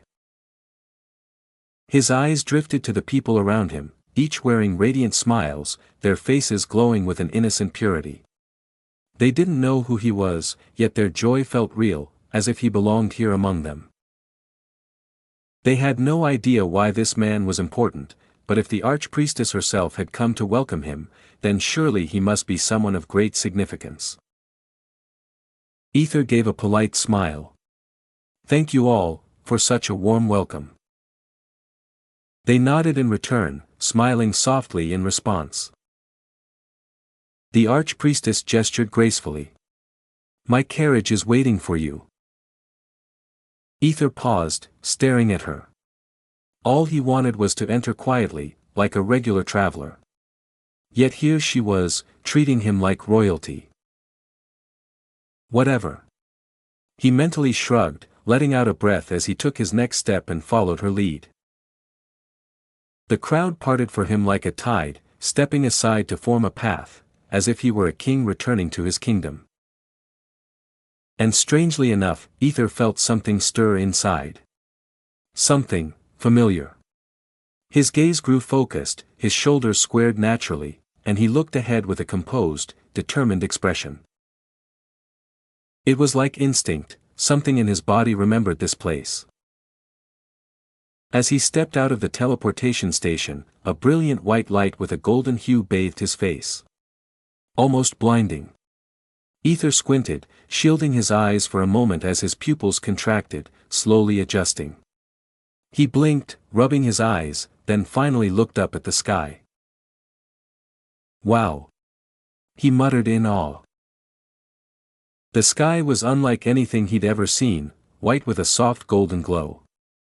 It felt divine. Like he had already entered heaven. That was the kind of atmosphere surrounding him now. Even his thoughts began to quiet. Ether felt an unfamiliar calmness settling over him, a strange sense of peace, like no matter what happened, everything would be okay. That gentle relief made his eyelids droop slightly, his body almost swaying with sudden drowsiness. Ether shook his head sharply, snapping himself out of the haze. The archpriestess chuckled softly. It's your first time here, so naturally, you're feeling this way. Don't worry, you'll get used to it. Then, her expression shifted to one of curiosity. She murmured, almost to herself, but, to think you didn't pass out or even faint, that's surprising. Why? Ether frowned, puzzled. The archpriestess answered with an amused tone, normally, someone visiting our empire for the first time, well, 99% of them faint or lose consciousness. Only about 1% manage to remain aware, but even then, they can't walk. The air here is too pure. It overwhelms the body, erasing years of fatigue, physical exhaustion, and mental strain in mere moments. That kind of relief often causes people to collapse. She looked at him, genuinely intrigued. But you, not only are you conscious, you're walking briskly like it's nothing. Have you perhaps visited here before? No. This really is my first time, Ether replied, letting out a soft sigh as his eyes landed on the carriage. So that's why you brought this thing. He had wondered earlier why she insisted on the carriage. Now it all made sense. Anyway, the archpriestess said with a gentle shrug, let's not linger. We shouldn't cause too much of a scene here. Ether nodded silently and approached the carriage. But this was no ordinary carriage. It wasn't something just meant for transportation, it was hers. A private vehicle meant only for her travels. Ether placed his foot on the step, preparing to climb in. Thud. Suddenly, his knees gave out, and he dropped down. His eyes turned pure white for a fleeting moment, like all awareness was stripped from him. And then, a voice. Not loud, not angry, yet powerful and absolute. It echoed deep within his mind. Protect them. Protect all of them. Chapter 1021, You really did miss me, didn't you? Ether. Are you alright? Archpriestess cried out, her voice trembling with panic as she saw Ether suddenly drop to his knees, clutching his head with a tense, pained expression. She longed to rush to his side and comfort him, but she couldn't let her true feelings show in front of the others. After all, she was archpriestess.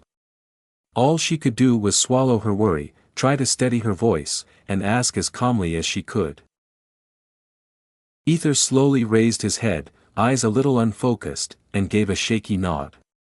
Why yeah, just a bit of dizziness, he muttered, forcing a crooked, almost embarrassed smile. He tried to rise to his feet, but his legs buckled beneath him, and he nearly collapsed again. This time, Archpriestess was ready, she caught him with her soft, steady hands and flashed him a gentle, teasing smile. Looks like I might have overestimated a little, You always put on such a brave face, she said with a quiet laugh, her voice softening as she helped guide him into the carriage. Come on, let's get you inside before you faint on me. She climbed into the carriage after him, glancing back only once before the door closed and they were sealed away from prying eyes. The carriage rumbled to life and rolled away, its motion gentle and rocking. As soon as they were alone, Archpriestess moved closer, worry etched across her face. She pressed her body against his, her warmth both comforting and urgent. Ether, what really happened? Are you sure you're alright? Did you push yourself too hard out there? Her voice was a soft whisper meant just for him, and her hands hovered over his shoulders, anxious and caring. Maybe you should rest for a bit. Here, use my lap, I insist, she said, and before he could utter a word of protest, she pulled him gently down, guiding his head onto her lap. Her fingers slid into his hair, stroking softly, as if to chase away the pain. Ether looked up at her, lost in the concern shining in her eyes. He never wanted to compare this archpriestess to the ones he'd known before, each version seemed to carry the same overwhelming worry for him, no matter the world or the story. Whether she was the mother goddess in a game or simply herself, that caring gaze never changed. He'd never quite understood her, not even in the 25th iteration. Did she really love him, or was it just the echo of the goddess's words, hollow and repeating? Yet, whenever he saw her genuinely anxious for him, something deep inside him melted. He couldn't help but believe her sincerity, even if he doubted everything else. Caught staring up at her, as if peering into her very soul, Ether felt a flush heat his cheeks. The archpriestess's own cheeks turned rosy, and she gave a nervous, playful little scoff. What are you looking at me like that for? You know, letting you lie on my lap like this is practically blasphemy, she said, even as she continued to stroke his hair, her gaze full of affection. Then maybe you shouldn't have pulled me onto your lap in the first place, Ether replied softly, a sly smile on his lips. He reached up, his hand brushing her cheek with hesitant tenderness. He didn't understand why, but a surge of feeling burst within him. Something locked away for so long was suddenly spilling over. The way she smiled at him, the way her blush spread and she tried to hide behind that mask of piety, everything about her called out to him, urging him to seize this moment, to claim the beauty before him before it was lost forever. The archpriestess shivered slightly at his touch, struggling to keep her composure as a playful grin tugged at the corners of her mouth. "Oh, is that how it is? Looks like some missed me. Did you miss me that much?" Her words teased, but her eyes glimmered with longing and mischief. "Yeah," Ether murmured, his voice low and intimate. That answer caught her off guard. Her eyes widened, her breath hitching in her throat. You really did miss me, didn't you?" she whispered. Without another word, she leaned in and captured his lips in a kiss. This was no gentle or shy peck, but a fervent, hungry joining. It was as if she poured out all her longing, all the desire she'd hidden away for so long. She kissed him deeply, desperately, clinging to him as if he were the only thing tethering her to reality. Ether didn't pull away. He wrapped his arms around her, holding her tight as he kissed her back with equal passion, letting her taste every bit of him. For a moment, the world outside ceased to exist. Archpriestess was caught off guard by the intensity of his affection, by how openly he responded. But she wasn't about to let go, not when she'd waited so long for this. Who in their right mind would ever turn this away? Certainly not her. Her silvery gray hair fell over his face as they kissed, shielding them from the world like a silken curtain. The carriage rocked and clattered softly beneath them, but neither cared, lost in the heat and softness of each other's embrace.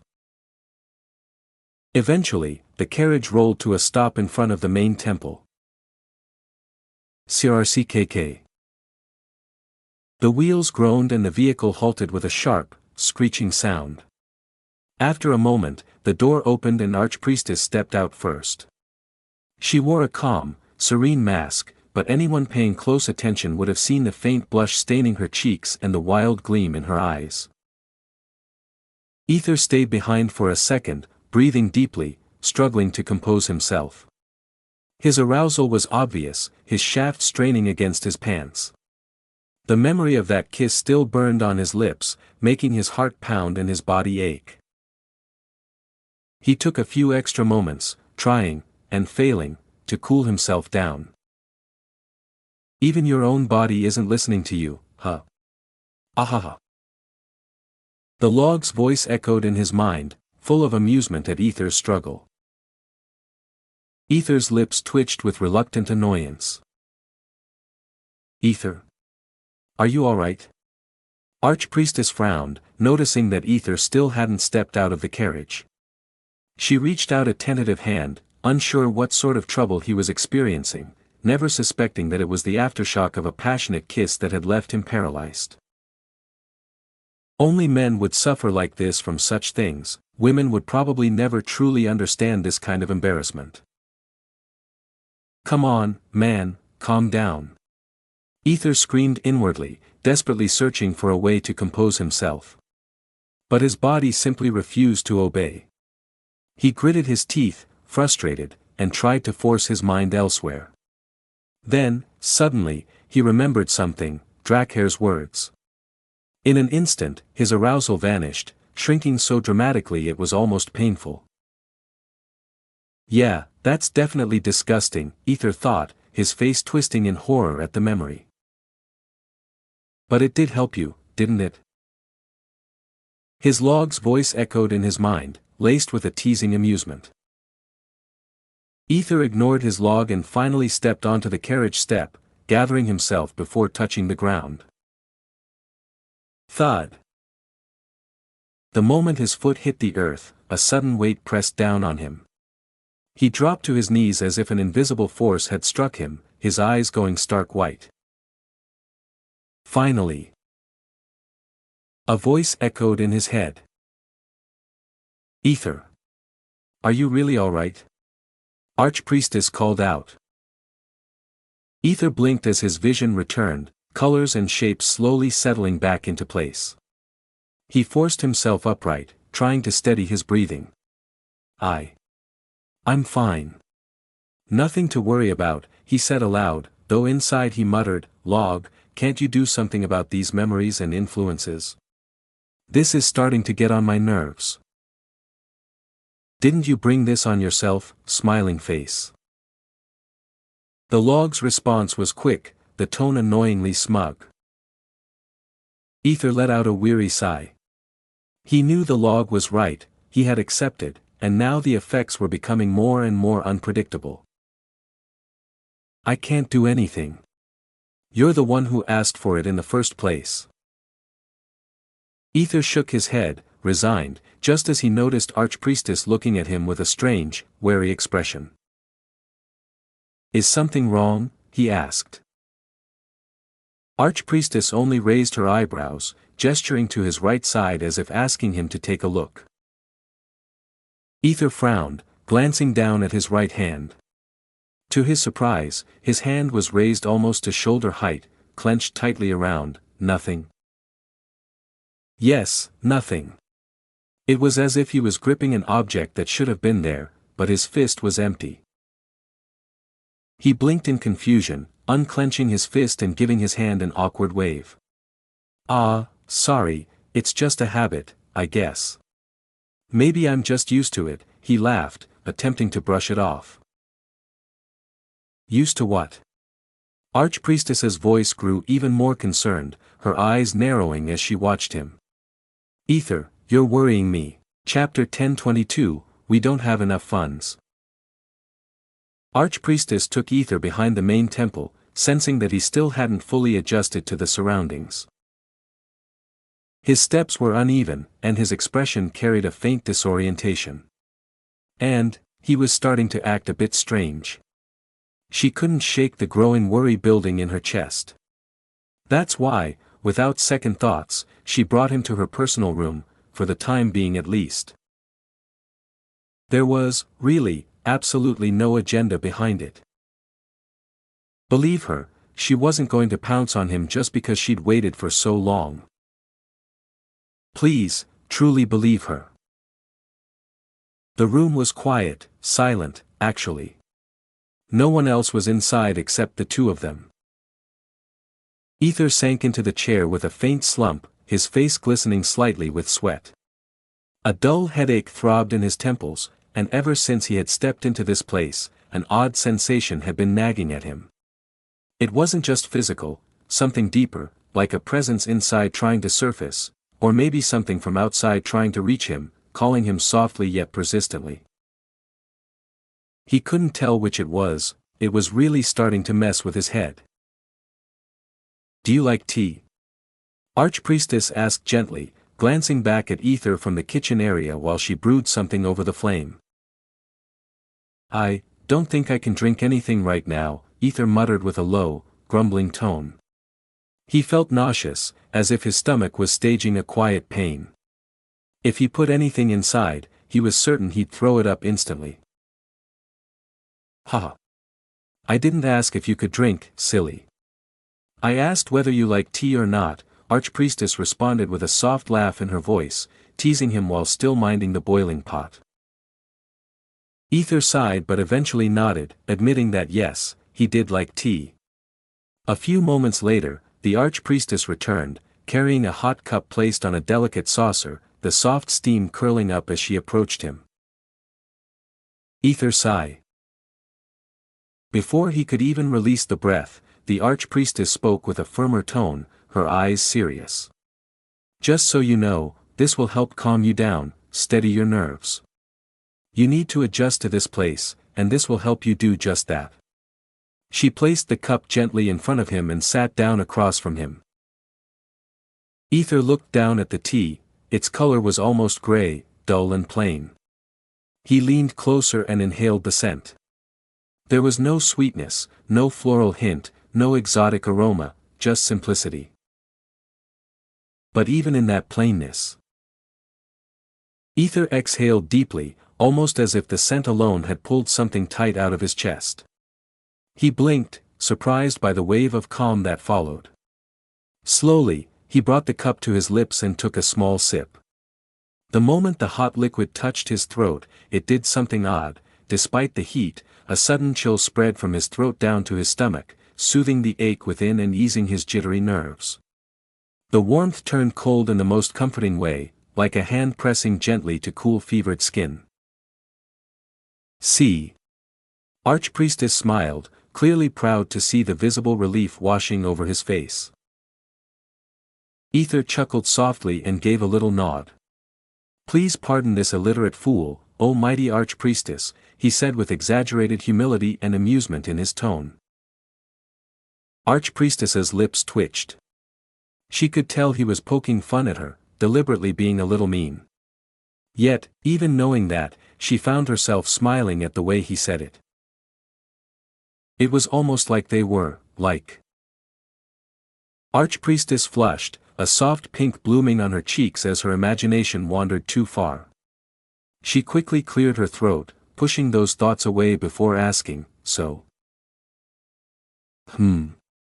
Ether tilted his head, eyes narrowing slightly as if trying to remember something.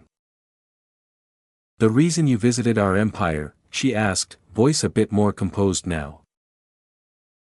Ether blinked at her, then smirked faintly. "I thought you already knew why I was here," he teased. Then his grin widened. "Maybe your goddess forgot to mention that part to you." Archpriestess didn't take offense. She knew Ether was under a lot of pressure, and people burdened by too much often lashed out at the heavens. It was their way of looking for answers, by blaming those above. "Well, all she told me was that you were coming to our empire and that I must receive you with the utmost respect, and a proper, grand welcome," Archpriestess said, her voice calm but firm. Ether frowned, puzzled. "May I know why she wanted you to welcome me like that?" "I'm just, nobody," he said, his tone colored with doubt and a hint of fatigue.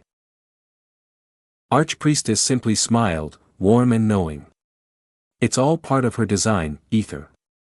Everything unfolds according to her will. We mortals have no say in that. She asked me to welcome you in a grand way, so I did. That's all there is to it." Ether took another sip of the tea, letting it work deeper into his system as he relaxed slightly. "Fine then," he murmured, and then after a breath, added, "Anyway, the real reason I came here was, about the thrusters. You know the state of the world right now. Everything is shifting. If you want to protect your people, shouldn't you at least be preparing for what's coming?" Archpriestess's face turned serious, her expression tightening. "As much as I want to protect my people, Ether. Mother hasn't said anything about that matter. I cannot allow such a decision to be made on her land without her clear permission." Ether let out a deep sigh as he rubbed his forehead in frustration. "Come on, you have to understand. This is a trial for the chosen ones. You can't decide things on their behalf. And heck, that your mother goddess, she knows it too. That's why she hasn't interfered. Think about it." Archpriestess gave him a sharp look at the near slip of the tongue, but she didn't scold him. That word alone could have invited the wrath of every single devout follower in the empire, but she chose to push it aside. She focused instead on what he was trying to say. Ether noticed her thoughtful silence and leaned forward slightly, seizing the moment. "This is a trial. Your mother goddess cannot interfere now, and she won't, and she is not supposed to after all. This destroys her play. This is about Helena and, what's his name again? Finian," Archpriestess corrected, her tone flat, her face deadpan. "Oh right, yes, Binian, anyway." He shrugged casually, not even bothering to correct his mistake. He pressed on, "It's their choice to make. They're supposed to be the next rulers of this empire, right? You can't just sit and wait for your goddess to hand you a sign when she already told them to choose their own path. Please, think this through. You don't want millions to die, do you?" His voice softened at the end, eyes searching hers for any crack of agreement. Archpriestess looked down, nodding slowly. His words, they made sense. Why hadn't she thought of that before? After all, this was a trial. And when it came to trials, there were no exceptions. Mother Goddess was strict, unyielding, even if it meant endangering her own people. Archpriestess tapped her fingers on the armrest for a few seconds in quiet deliberation. Then, finally, with a faint exhale, she muttered, "Fine." Her tone carried a hint of reluctance, but it was enough. Ether's lips curled in triumph as he rubbed his hands together. "All right, so the price for the thrusters we need to be you." "We don't have money," she interrupted flatly, cutting him off before he could even finish the sentence. "Huh?" Archpriestess nodded solemnly. "We don't have enough funds to support the cost of your thrusters. Not even close." Ether bit his lip in frustration. He knew they were frugal, always carefully preserving resources, but this wasn't just another expense. This was about survival. This was about the future. And yet, she still hesitated. He opened his mouth, about to argue. But then, Archpriestess leaned forward suddenly, her eyes heavy with feigned exhaustion as she got uncomfortably close. With a sigh that dripped with dramatic flair, she whispered, "Only if someone with a great heart and deep love could come forward to save my poor, struggling empire." Her voice melted into an innocent tone as her eyes sparkled like a puppy pleading for attention. Ether froze. "Ah.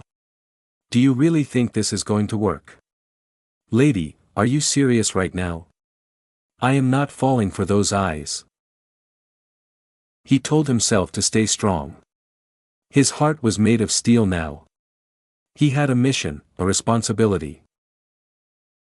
He wouldn't waver, not for flirtation, not for drama, not even for tearful sparkly-eyed women. He was going to secure that funding no matter what. His raven had already done her part. If he returned empty-handed now, he'd feel crushed. Defeated. There was no way, he was falling for that trick. Or, so he thought. Until. "Big brother. Please. Damn it." Chapter 1023, Mother, is calling you. Archpriestess, seeing her puppy eyes weren't working on him, let her lips twitch ever so slightly. He's grown resilient too.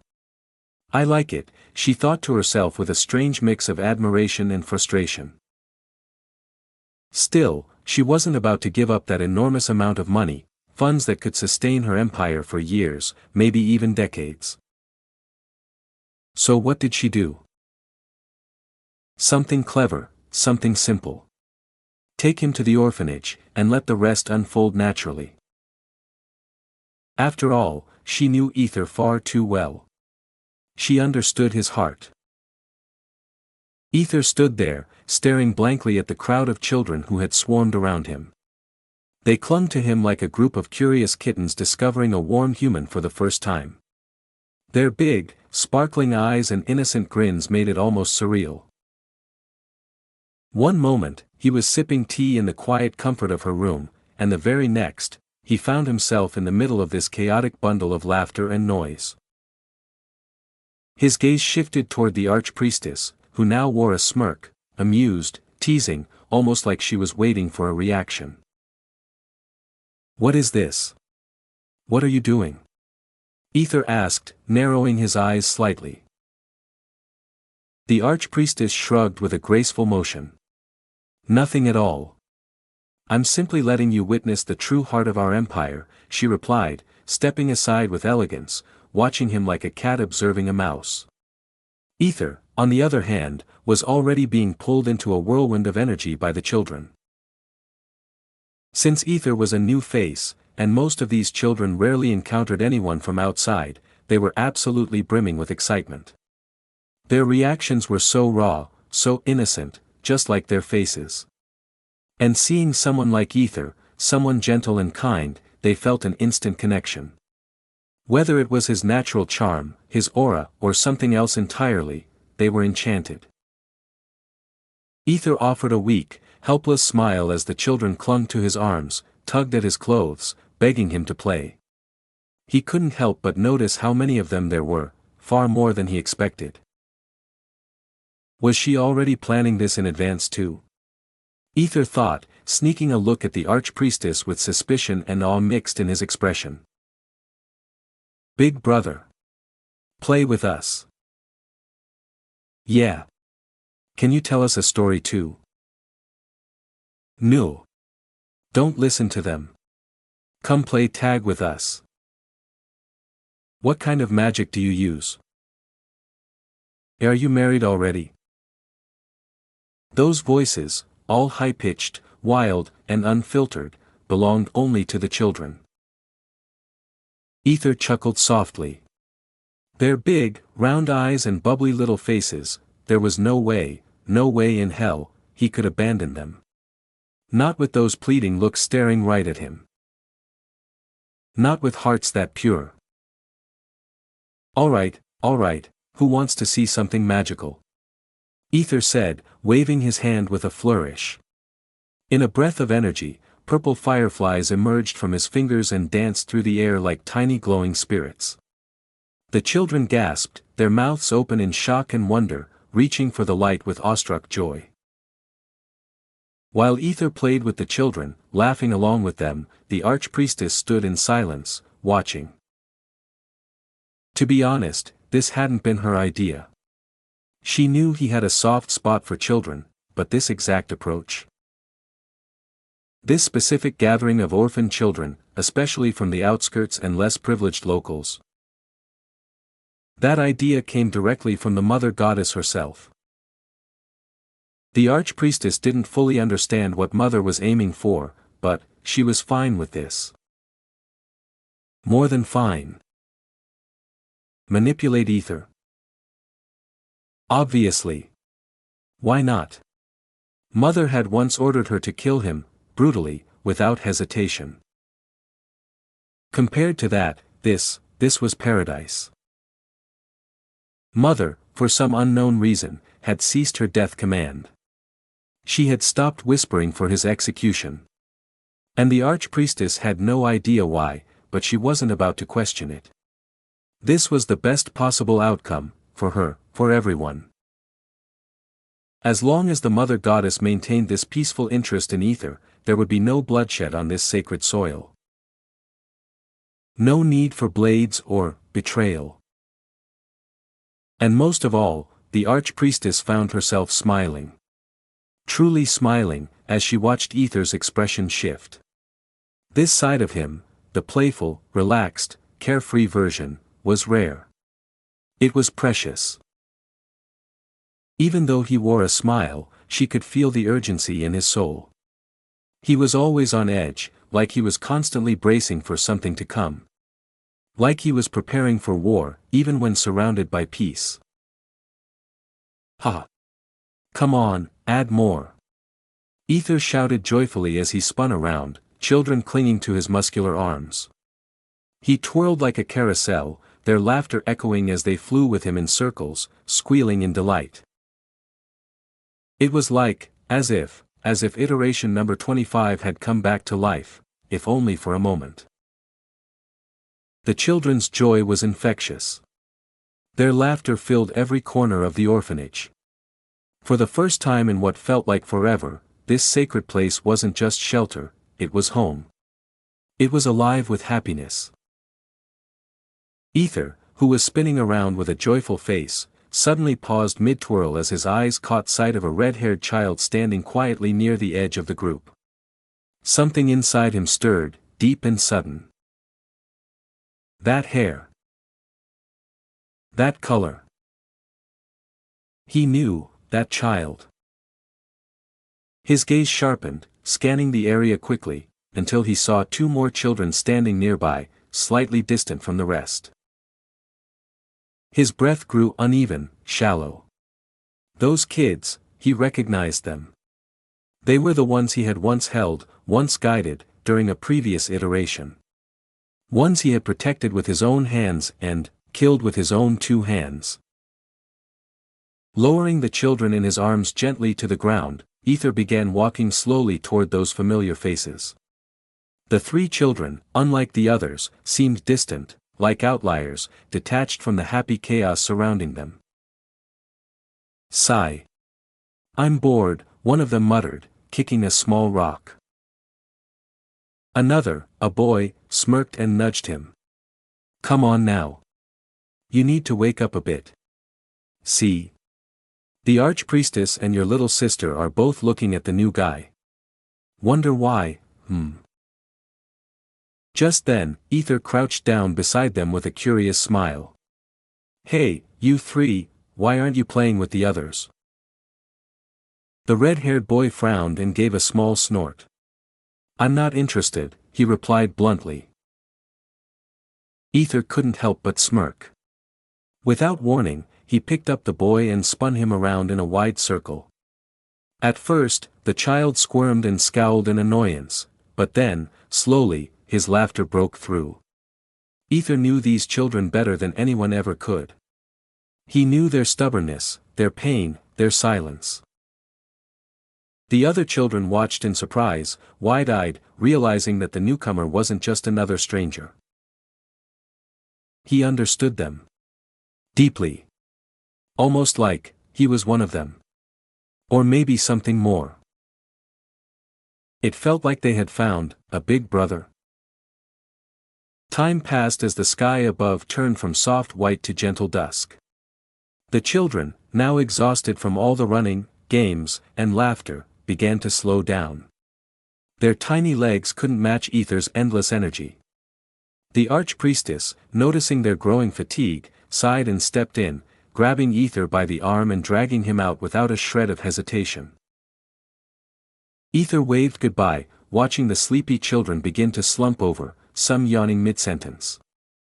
His voice rang out with cheer, I'll come play again tomorrow, all right? He blew them a playful flying kiss, which the children eagerly returned, giggling and waving back with sleepy joy. We'll wait, big brother, they shouted in unison, their voices full of laughter, though a few of them looked close to tears, already missing him as he walked away. As they walked through the grass-covered path, the archpriestess glanced sideways at him. Tomorrow? Are you staying here again? Ether gave an awkward little laugh, rubbing the back of his neck. Can't I? Just one more day. Of course, she replied gently, smiling. You're welcome to stay as long as you'd like. Ether smiled in return as he stepped over the soft earth. His eyes drifted around, taking in the quaint houses, the tall trees, the slowly darkening sky. Everything felt peaceful. Familiar. He felt like he had come home. And yet, Ether inwardly shook his head, silently warning himself not to get carried away. He needed to stay steady. Focused. He couldn't afford to let his guard down. You know. The archpriestess murmured softly, breaking the silence, I didn't bring you here to make you feel guilty. About how these children eat barely enough each day, how we stretch our rations to keep them alive, or how people are dying just to protect what little we have left, when all the money was suddenly gone. Ether blinked, then turned to look at her. Now I do feel guilty, he muttered with a slight frown, earning a soft chuckle from her. He sighed, shaking his head. Of course, he knew about the Empire's situation. How much money it took to support those children without receiving anything in return. Even the adults lived on bare minimums, barred from leaving the land, unable to earn from outside. The economy was sealed. Closed. Every resource had to be conserved carefully. And the population was rising steadily. Ether knew firsthand just how impossible it was to sustain everything, how overwhelming the cost truly was. Then why had he asked for money in the first place? Because. How about something else? Ether asked suddenly, a sly grin spreading across his lips. He already knew the outcome. But before he could finish his thought, the archpriestess flinched, not because of his words, but from something else entirely. Her pupils flashed with a faint, eerie glow. "Mother is calling you," she whispered. Chapter 1024, Mother just disrespected him. The main temple. To be honest, Ether hadn't clearly seen it before. With his head pounding and everything a blur back then, the grandeur of the place had escaped his notice. He hadn't registered its sheer scale, its magnificence, its commanding presence. But now, standing before it with a clearer mind, he remembered. His memories whispered to him, this wasn't just any temple. This was something else entirely. The architecture, the design, it wasn't just sacred, it was transcendent, almost divine in its artistry. He had wanted to explore it, to see every curve and line of that awe-inspiring creation. But the sky had already darkened, swallowing the world in shadows, just as the archpriestess informed him that the mother goddess wished to meet him. There would be no admiring the intricate carvings tonight, no time to marvel at the majestic structure. Ether sighed inwardly. He asked quietly, why did she ask to meet me at night? The archpriestess merely shrugged. It's Mother. When she calls, we go. Day or night doesn't matter. Ether frowned, face blank with a flat expression.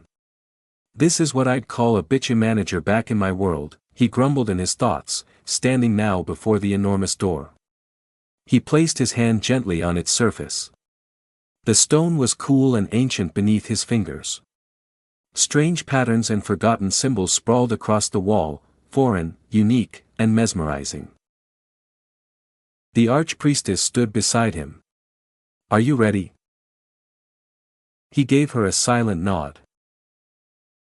Just remember, she said, her voice suddenly dropping to a sharp, serious tone. If anything happens, anything at all, shout for me. Immediately. Ether blinked, then chuckled with an amused grin.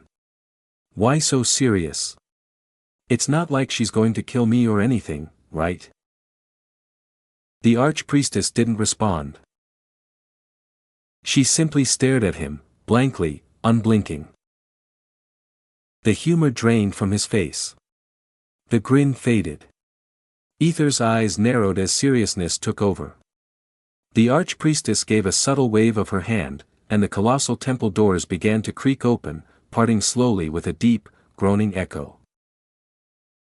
Ether didn't hesitate. Without a word, he stepped forward into the yawning black, his expression firm and unreadable. Thud. The heavy doors slammed shut behind him. The archpriestess stood silently before the sealed entrance, worry shadowing her expression. She didn't know whether the mother was capable of harming someone directly, but now, Ether stood alone before her statue, before something ancient and incomprehensible. Anything could happen in there. You can come out now, she muttered with mild annoyance, turning her head toward a nearby stone outcropping. From behind the rock, a soft curtain of golden hair shimmered. Someone was clearly trying to hide, but doing a terrible job at it. Meanwhile, inside the temple, Ether's pupils dilated, struggling to adjust to the thick veil of darkness that blanketed the massive hall. The air was dense, heavy with silence. He could barely make out the shape of the vast chamber. Shadows devoured everything except for the faintest outline of a solitary podium at the center of the space. And resting atop that pedestal, was a statue. No. Not just a statue. Ether moved slowly. The stone pillars around him reached endlessly into the dark above, their surfaces cracked with age and draped in ancient ivy. The walls bore the faint traces of carvings, intricate, masterfully done, yet weathered by time. Symbols long forgotten danced along the stone like frozen prayers. His footsteps echoed through the expanse, soft and lonely. The sound bounced back from all directions, as though the temple itself whispered its long-forgotten secrets to him. A chill touched the nape of his neck, a strange sensation crawling under his skin, but he kept walking, each step heavier than the last. As he got closer, without warning, the dark receded. Not from firelight, nor from any magic he knew, but from a silvery radiance that poured like moonless light through the shattered dome high above. It was cold, otherworldly, and gentle. Dust particles caught the glow like glimmering stars, swirling lazily in the pale beams. And there, she stood. The statue of the mother. Ether froze, breath catching in his throat. This wasn't marble. It wasn't metal. It wasn't anything man-made. The statue rose as though it had grown from the earth itself, an elegant construct of entwined roots, coiled vines, and ancient, gnarled wood. The goddess's form was unmistakably feminine, her posture regal, yet gentle, arms outstretched as if to welcome or bless. Her features, though sculpted from wood and bark, possessed a strange serenity, eyes closed in perpetual contemplation, lips curved in the ghost of a knowing smile. From her scalp, wild tendrils unfurled upward, forming an intricate crown of roots, elegant and chaotic all at once. Where the pale silver light kissed her bark-bound body, the statue shimmered faintly, as though coated in dew. It gave her an ethereal aura, one that balanced between awe-inspiring grace and something deeply, eerily otherworldly. In her right hand, extended with divine poise, rested a radiant orb, an orb of glowing gold that pulsed slowly, rhythmically, like the steady heartbeat of the forest itself. Its surface was impossibly smooth and flawless, untouched by time. Ether could feel it, not just see it. That soft glow held something ancient, a quiet, primal energy that stirred deep within his chest. His body responded with a strange hum, as if some long-dormant part of him was being drawn forward by the orb's silent call.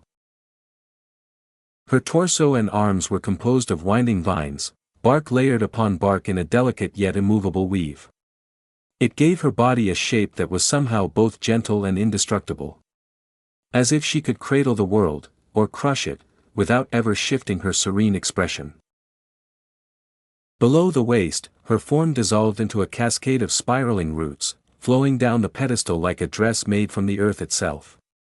They spilled onto the ground and disappeared into the stone, as if she had risen straight from the planet's living heart, instinct. Ether stood frozen. His breath caught in his throat, lodged between awe and reverence. In the silence, he could almost feel her wooden eyes watching him, though they remained closed. Watching, remembering, judging, welcoming, or simply remembering all he had done before. He couldn't tell which. Maybe all of them. He finally spoke, softly, his voice echoing lightly, "So you're the mother goddess. Even though I've seen you in my memories, seeing you directly like this, face to face, it's different." He gave a faint nod and added with a smirk, "Especially considering we hate each other." He waited. But nothing happened. There were no words, no whispers in his head like the last iteration. No warmth or pressure, no celestial voice answering him from within. Ether frowned. "Hello. Miss Mother Goddess," he asked, waving his hand slightly as he stepped in even closer. Still, no response. His frown deepened, eyes narrowing in mild irritation. "Now what? I thought you were the one who called me here. Why are you silent now? Don't just stand there like some high and mighty, woman," he corrected himself mid-word, remembering just where he was, and who she was. He clenched his jaw and silently waited. And waited. And kept waiting. Minutes ticked by, stretching into nearly half an hour. Not a whisper. Not a flicker. Not even a change in the air. Ether sighed inwardly. She's just being a bitch now, he muttered mentally, already fed up. Finally, he exhaled sharply. If you're not going to speak, then I'll just ask what I came here to ask, he said, voice shifting into a harder tone. What exactly are you planning now? Using the archpriestess, the children, all of it. It's obvious you're setting something up, but I can't figure out what. So mind explaining? What are you playing at? Silence. Still, she said nothing. Ether's eyes burned with frustration. Hello. I'm talking to you. You're the one who called me here, remember? Answer me, bitch, he growled. Still no response. Ether tapped his forearm impatiently, his foot shifting in subtle annoyance. He was growing more irritated by the second. TCH. He shrugged. Whatever. The real reason I came here was to see the ebon stone. Who cares about you, bitch, he snapped, his voice low and annoyed as he stepped toward the base of the Rudentwine statue. He crouched down, moving some of the smaller roots aside to get a clearer look, searching for any forbidden letters, hidden markings, anything. But the moment his fingers touched, no, even before reaching the roots. Arar. Ether let out a strangled scream as a jolt of searing pain ripped through his hand, not physical pain, but something far worse. It wasn't electricity. It was something deeper. It felt as if his very soul had been electrocuted, shocked violently from within. His entire body convulsed as he jerked his hand back instinctively. He stumbled backwards, groaning as he clutched his wrist. The sensation lingered, his arm felt ghostly, numb, like it didn't belong to him anymore. He flexed his fingers, grimacing as he tried to reconnect with the flesh. Forget it, he hissed through clenched teeth. I'm leaving. Thud. The temple door creaked open behind him, wide and slow, as if she wanted it. Ether's lips twitched in disbelief. TCH, fuck you, bitch, he snapped as he flipped his middle finger at the statue before turning his back and walking off. She called him here, acted like a queen on a throne, then gave him nothing. He was done. Just as he stepped 2 paces away from the root-laced statue. Ting! Ether blinked. The sound echoed, strange, delicate, and metallic. Familiar, and yet, unfamiliar.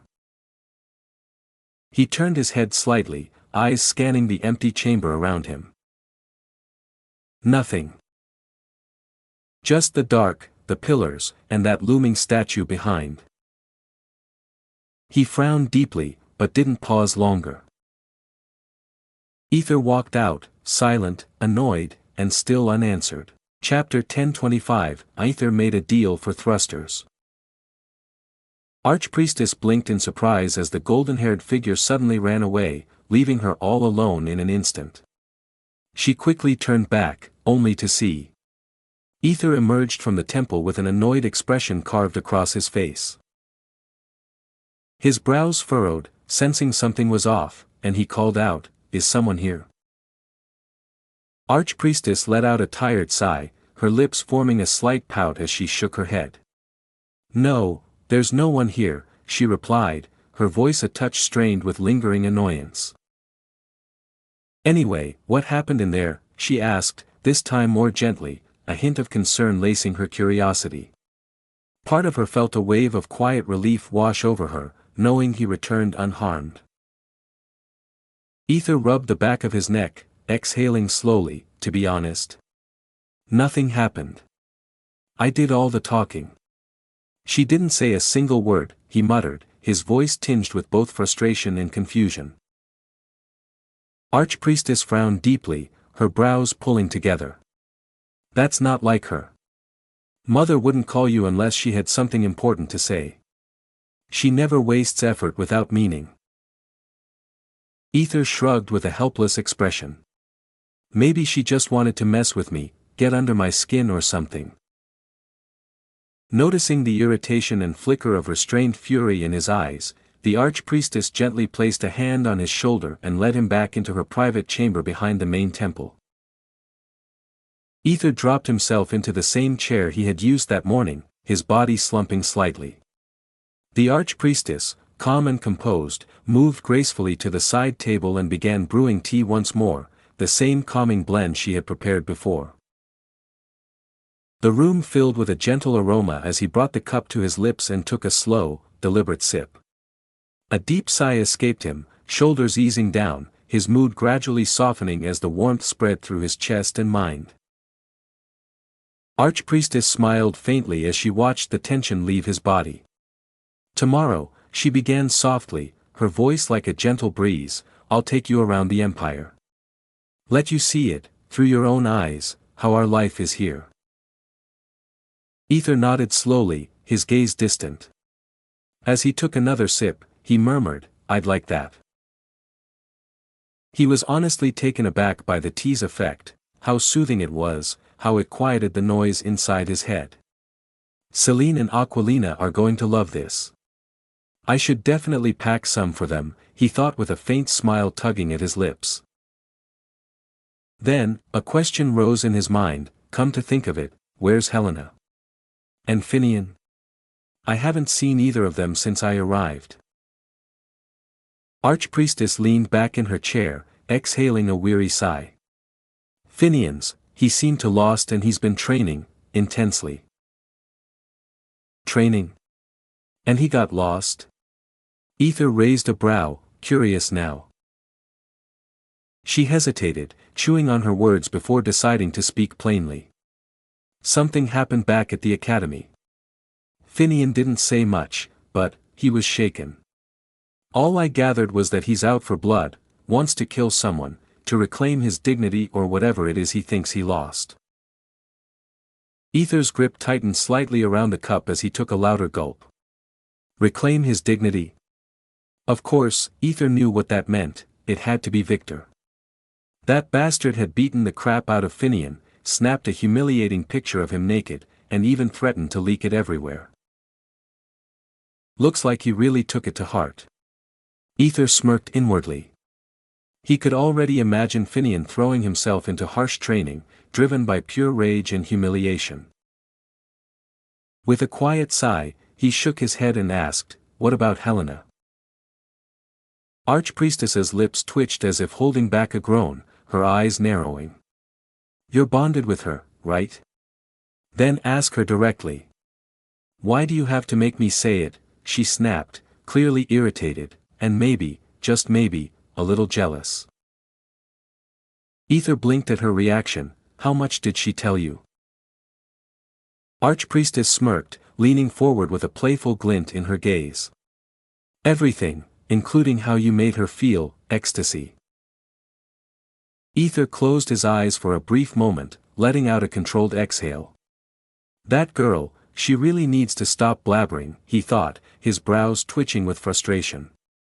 But the moment her innocent, wide-eyed face popped into his memory, all the irritation melted away like snow in spring. The air turned heavier, charged with an awkward tension. Ether could clearly read the storm brewing in the archpriestess's gaze, the unmistakable flicker of Yandra lurking there. Both of them sat in silence, feeling the weight of the mood. Ether decided to steer the conversation back to something more grounded. He cleared his throat. Right, where were we before all th? You were talking about something else we could give you, instead of money, right? Archpriestess interrupted, her eyes sharp, knowing exactly where he was going. Ether gave a small nod and smiled faintly. Yeah, instead of currency, how about a piece of land? Deal, she said instantly, without even blinking. That's it? Ether blinked in surprise, rubbing his forehead. No negotiation. You don't even want to discuss the size of the plot or where it's located? Archpriestess just smiled, calm and collected. As long as it's not money, we're more than fine. Don't worry, we'll give you a piece of land that matches the value of your amount.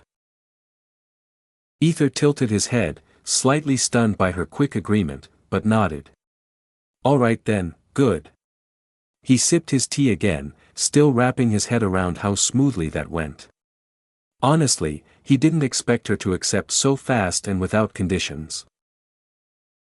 Was this also Mother's plan? Ether wondered silently, unsettled.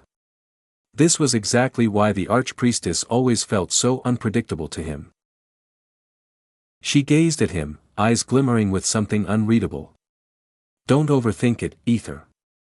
Whatever happens, it just happens, she whispered, her voice soft and cryptic.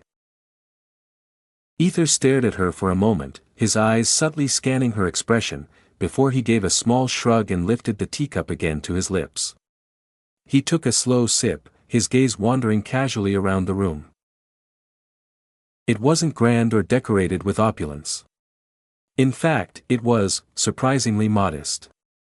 The space was cozy, more like a typical household than the private chamber of a high-ranking archpriestess. A few pieces of simple furniture, some personal items neatly arranged, and warm lighting gave it a quiet, lived-in feel. Even though you're the archpriestess, you still live like a regular person? Ether asked, his tone mixed with genuine curiosity and mild surprise.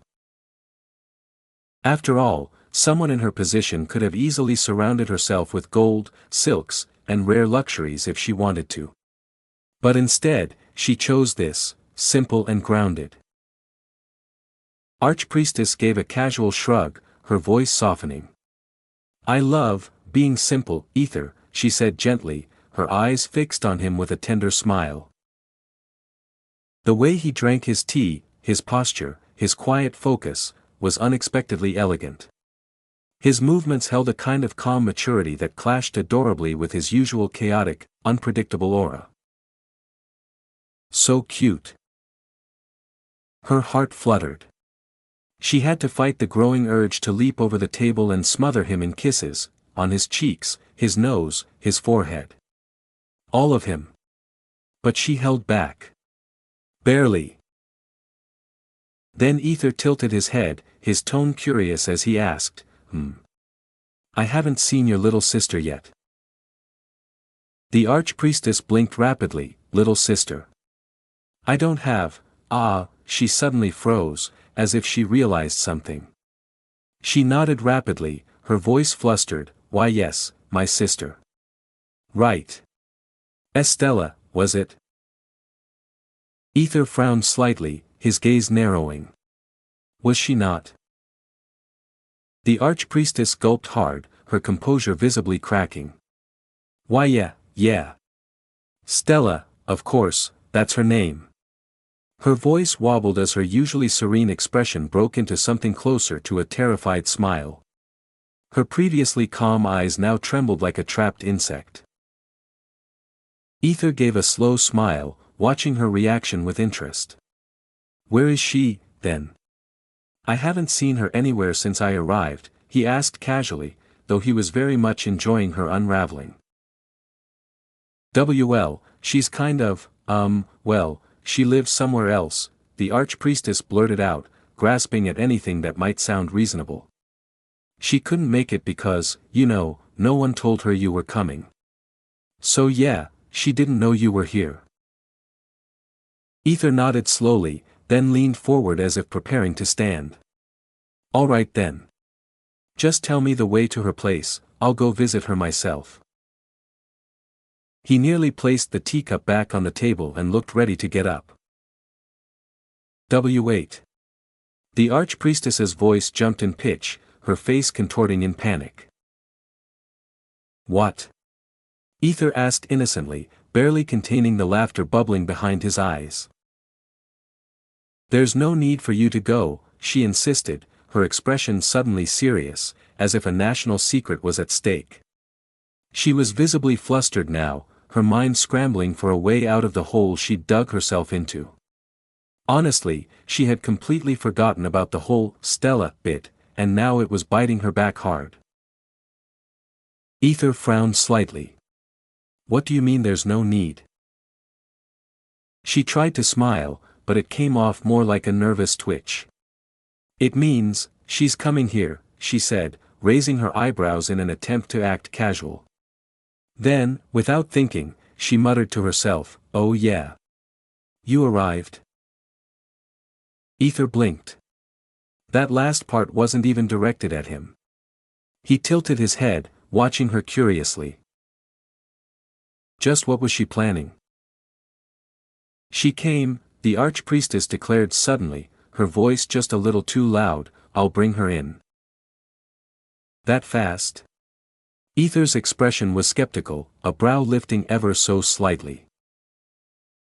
"Well, she loves you way too much, after all," she said hastily, trying to pass it off with a smile. Then she quickly gestured toward the seat. "Sit. Relax. I'll go bring her to you." Ether sat back down, his expression a mixture of amusement and disbelief. She's really putting her whole soul into this performance, he thought, watching her dash toward the door. She shut it behind her in a flurry of robes and panic. Not even a full minute had passed before the door creaked open again, and Stella entered. Chapter 1026, Archpriestess/Stella, Part 1. Ether. You're here. Stella's voice came out breathy, slightly panting, as if she had sprinted the entire way the moment she heard he was nearby. Ether stood up, raising a hand to wave casually, but before he could say anything, Stella's teary eyes locked onto him. She ran straight at him, and in a heartbeat, she leapt into his arms. He caught her effortlessly, sweeping her into a tight embrace. His arms wrapped around her with a strength that felt both protective and tender. "I missed you," he whispered into her ear, his voice low and warm. I missed you too, so much." Stella murmured back, her voice trembling as her arms clung around his neck. She pressed her face into the curve of his shoulder before planting a soft, trembling kiss on his cheek. Her grip on him was desperate, like a clinging vine, refusing to let go, even for a second. They stayed like that, wrapped in each other, for almost a full minute. Neither of them spoke. Only their shared warmth and the steady rhythm of their breath filled the space. Then, slowly, Stella pulled back. Her cheeks were burning red, her eyes still slightly misty as she stepped away with an awkward, flustered smile. "I forgive my inappropriate behavior," she said softly, her voice almost a whisper as she looked down in embarrassment. Ether chuckled, brushing his thumb gently along the corner of her teary eyes. "I love you," he said, his voice tender and honest. Stella's blush deepened even more. Her heart stuttered. I love you too," she murmured, looking like she wanted to bury her face in his chest again.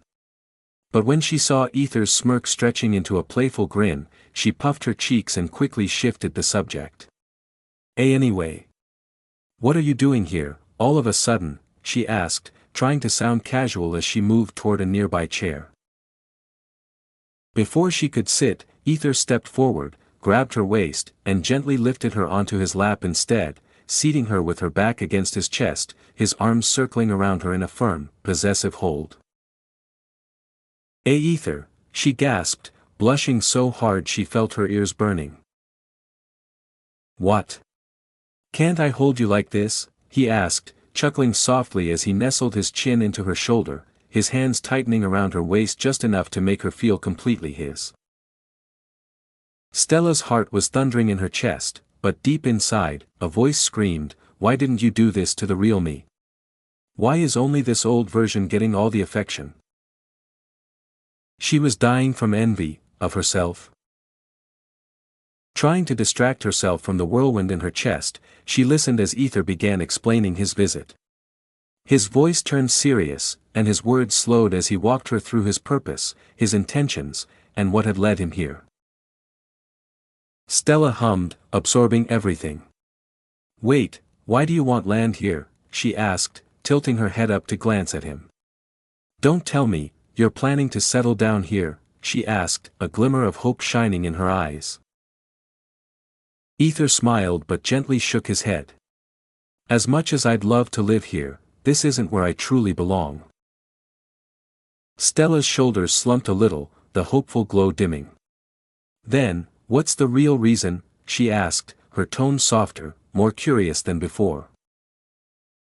Ether was quiet for a moment, his expression contemplative.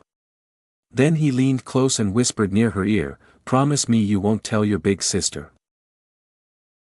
Stella frowned at first, but then nodded solemnly.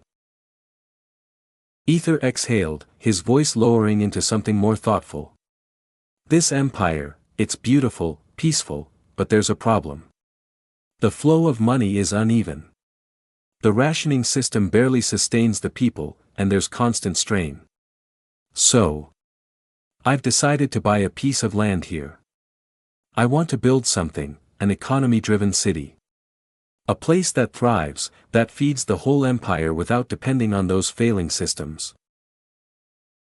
He glanced at the half-empty teacup on the table and smiled.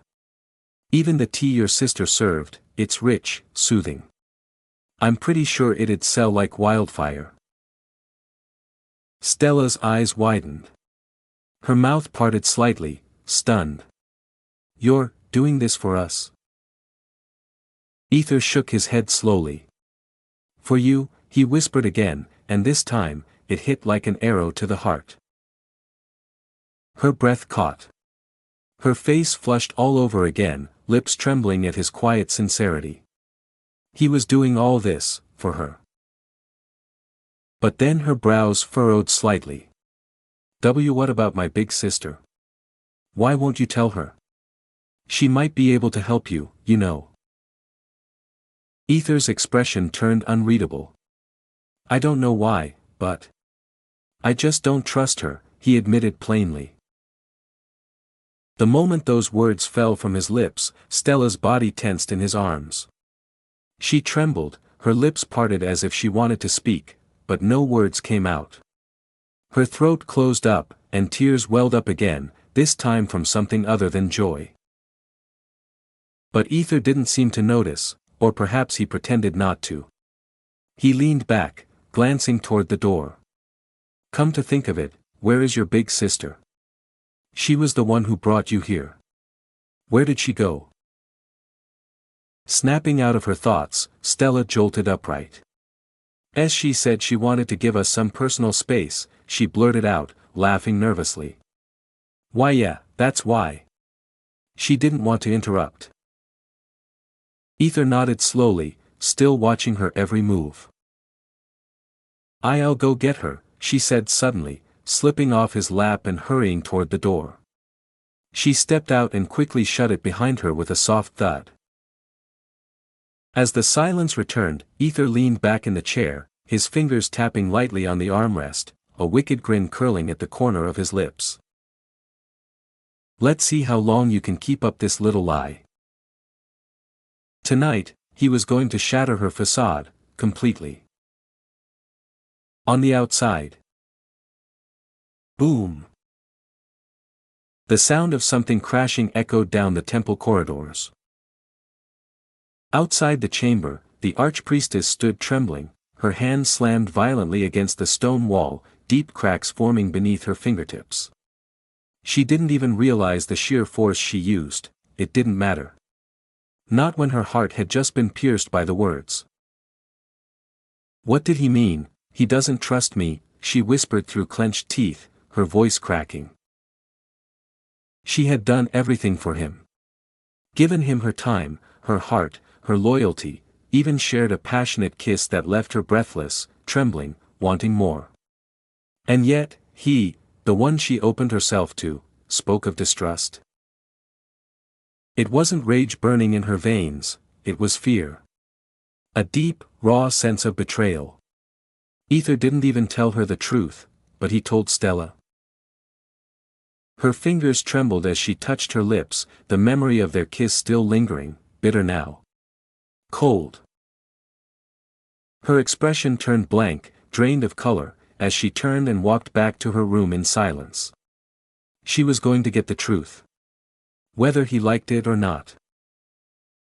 As she entered, Ether looked up with a perfectly innocent expression. "Oh. Archpriestess. Where did you go off to?" "Stella just left to look for you, you know," he said with a casual smile, as if nothing was wrong. The Archpriestess forced a smile, so tight it could shatter glass. "I was a little busy with the temple maidens and all, yeah," she replied with a lazy shrug, brushing off the obvious tension in her posture as she walked over and sat before him. "So, do you have something you want to say?" she asked, trying her best to keep her tone light, casual. Ether blinked and gave a little shrug. "Nothing comes to mind." She bit her lower lip, fingers tapping against the edge of the table, a subtle rhythm of restlessness. Her eyes never left him, watching. Waiting. And Ether, he avoided her gaze. She could see it in the slight twitch of guilt in his face. Which only made it worse. Time crawled, dragging every second like an aching wound between them. The silence grew thick, almost suffocating. Then finally, she couldn't hold it in anymore. "Tell me, Ether, why do you want land in my empire?" she asked directly, her voice sharp but laced with desperate undertones. Ether tilted his head as if puzzled. "Why else? It's an exchange, right? I wanted something, so I gave something. I mean, what else am I supposed to do? This was part of the trial. I couldn't just do it freely, could I?" "It has to be transactional," he answered with a thoughtful, almost detached expression. The Archpriestess stared blankly at him. "Nothing else?" she whispered. Again, he shrugged. "Nothing I can think of." And those simple words, were the final straw. Her shoulders trembled. Her hands curled into fists on her lap. Her lips wobbled, her eyes shimmering with unshed tears. But she held back. Barely. She refused to cry, not in front of him. Not now. Ether, as if blind or willfully ignorant, stood and stretched. It's taking too long. Maybe I should go look for Stella." But before he could move, the Archpriestess reached out and gently stopped him. Her voice steady despite her fragile state. "It's dangerous to walk alone at this time. I'll go look for her again." And without another word, she left the room, holding her crumbling heart in silence. Just as she vanished down the hallway, Stella returned. "Sorry, Ether. I couldn't find my big sister anywhere," she said, a little flustered as she stepped back into the room. "Oh, come on." Ether grumbled, tossing his hands up in annoyance. "What happened?" Stella asked curiously, walking closer. Then without hesitation, she sat herself on his lap, casually, as if it was her rightful throne. Ether smirked, wrapping his arms around her waist. "Your sister just left to search for you." "Talk about perfect timing," he said, shaking his head. "Anyway, it's good that you're the only one here now." Stella's body stiffened. Her face turned pale. "Why?" she asked hesitantly, her voice trembling as if she sensed something ominous approaching. Ether smiled sweetly. Warmly. But something dangerous glinted behind that innocent gaze. "You see. I brought you a gift. A special one. Just for you, my precious Stella." Stella blinked, her entire body going still. Her breath hitched. And then. Drip. A single tear rolled down her cheek. Ether blinked innocently at the sight of her tear, as if confused, his expression still soft and warm. But deep inside, he was grinning. He was the wicked one. Chapter 1027, Archpriestess/Stella, Part 2. Why are you crying? Ether asked gently, his voice filled with both worry and concern as he noticed a single tear slipping down from the corner of her eye. His grip on her hips instinctively tightened, grounding her against him. Stella blinked, snapping out of her thoughts, and quickly rubbed the tear away. She forced a soft smile onto her lips and muttered, I was just happy to see that you have a gift for me, she said, her voice shaking slightly as she tried to act normal, her expression shifting into something strange and unreadable. Of course, Ether could see through her lie immediately. He didn't press her on it, though. Instead, he simply nodded in silence and reached into his storage to pull out a wrapped package. It was food. Stella blinked again, her brows knitting together as she looked at Ether with a puzzled expression. Ether chuckled softly, a warm smile tugging at his lips. Maybe you don't remember clearly, but, do you recall that time we ate at that restaurant? You had a dish you loved so much, you even asked for seconds. I remembered that moment, and thought you might like this, he said gently as he slowly unwrapped the food with care, as if unveiling something precious. He even pulled out a clean plate from his storage and carefully placed it on the table before them. Stella stared at him, her chest swelling with emotions she tried hard to suppress. Her eyes softened as a gentle, grateful smile formed on her face. As much as she hated to admit it to herself, she truly loved how he noticed the small things, how deeply he cared for her. She tried to move off his lap and walk to the chair to eat properly, but Ether held her firmly in place, not letting her go. Then, leaning closer, his lips brushing against her ear, he whispered, I'm the one who's going to feed you, darling. Her body trembled lightly, warmth flooding through her. Her lips curled into a shy but happy smile. I am not a child, you know, she pouted, her voice filled with a soft fluster, though she made no effort to escape his hold. And truthfully, she didn't say she didn't like it. Did she? Ether's smile deepened. He picked up a small piece of food and slowly brought it to her lips, feeding her tenderly. Stella blushed hard, her heart fluttering at the intimate gesture. It was embarrassing, but she couldn't help loving it, loving him. Does it taste good? Ether asked curiously, watching her reaction with eager eyes. This was, after all, the first time he had ever stored food in his spatial storage, hoping it would remain fresh just for her. Stella gave a soft nod. She murmured contentedly, her lips parting again as she opened her mouth for another bite, her eyes twinkling like a spoiled lover who didn't want the moment to end. Ether smiled deeply, continuing to feed her with affection and calm care. Between bites, Stella glanced at him with a slightly worried expression and asked, do you have anything for my sister? Ether blinked, caught off guard.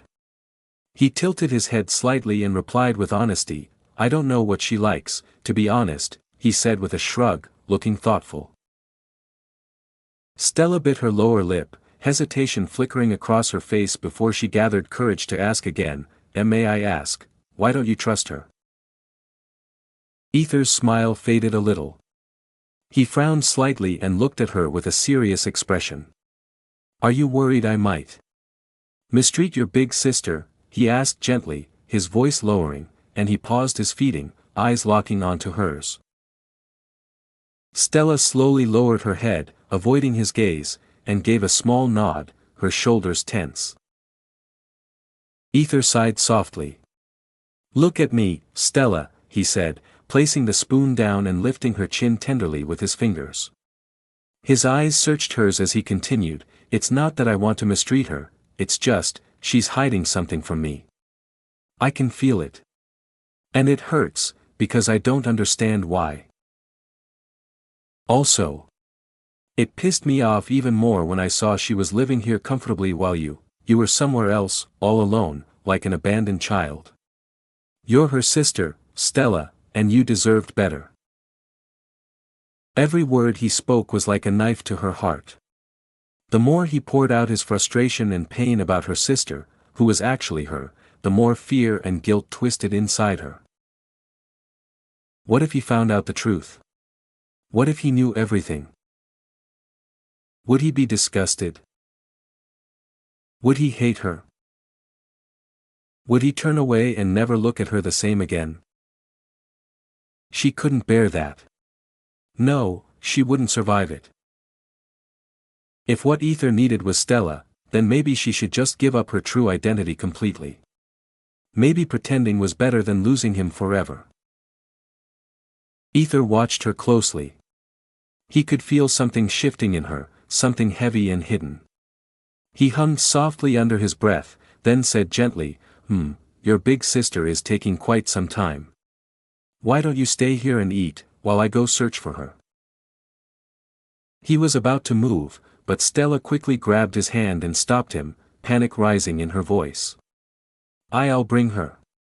You can't go outside now, she exclaimed, standing up so fast her chair, i.e. Ether, nearly toppled. She didn't wait for his response, she rushed out, leaving him behind with food in hand and questions in his eyes. And within a few seconds, the archpriestess returned, stepping into the room with a soft click of her heels. Sorry, Ether. I couldn't find her anywhere. She must be Liv.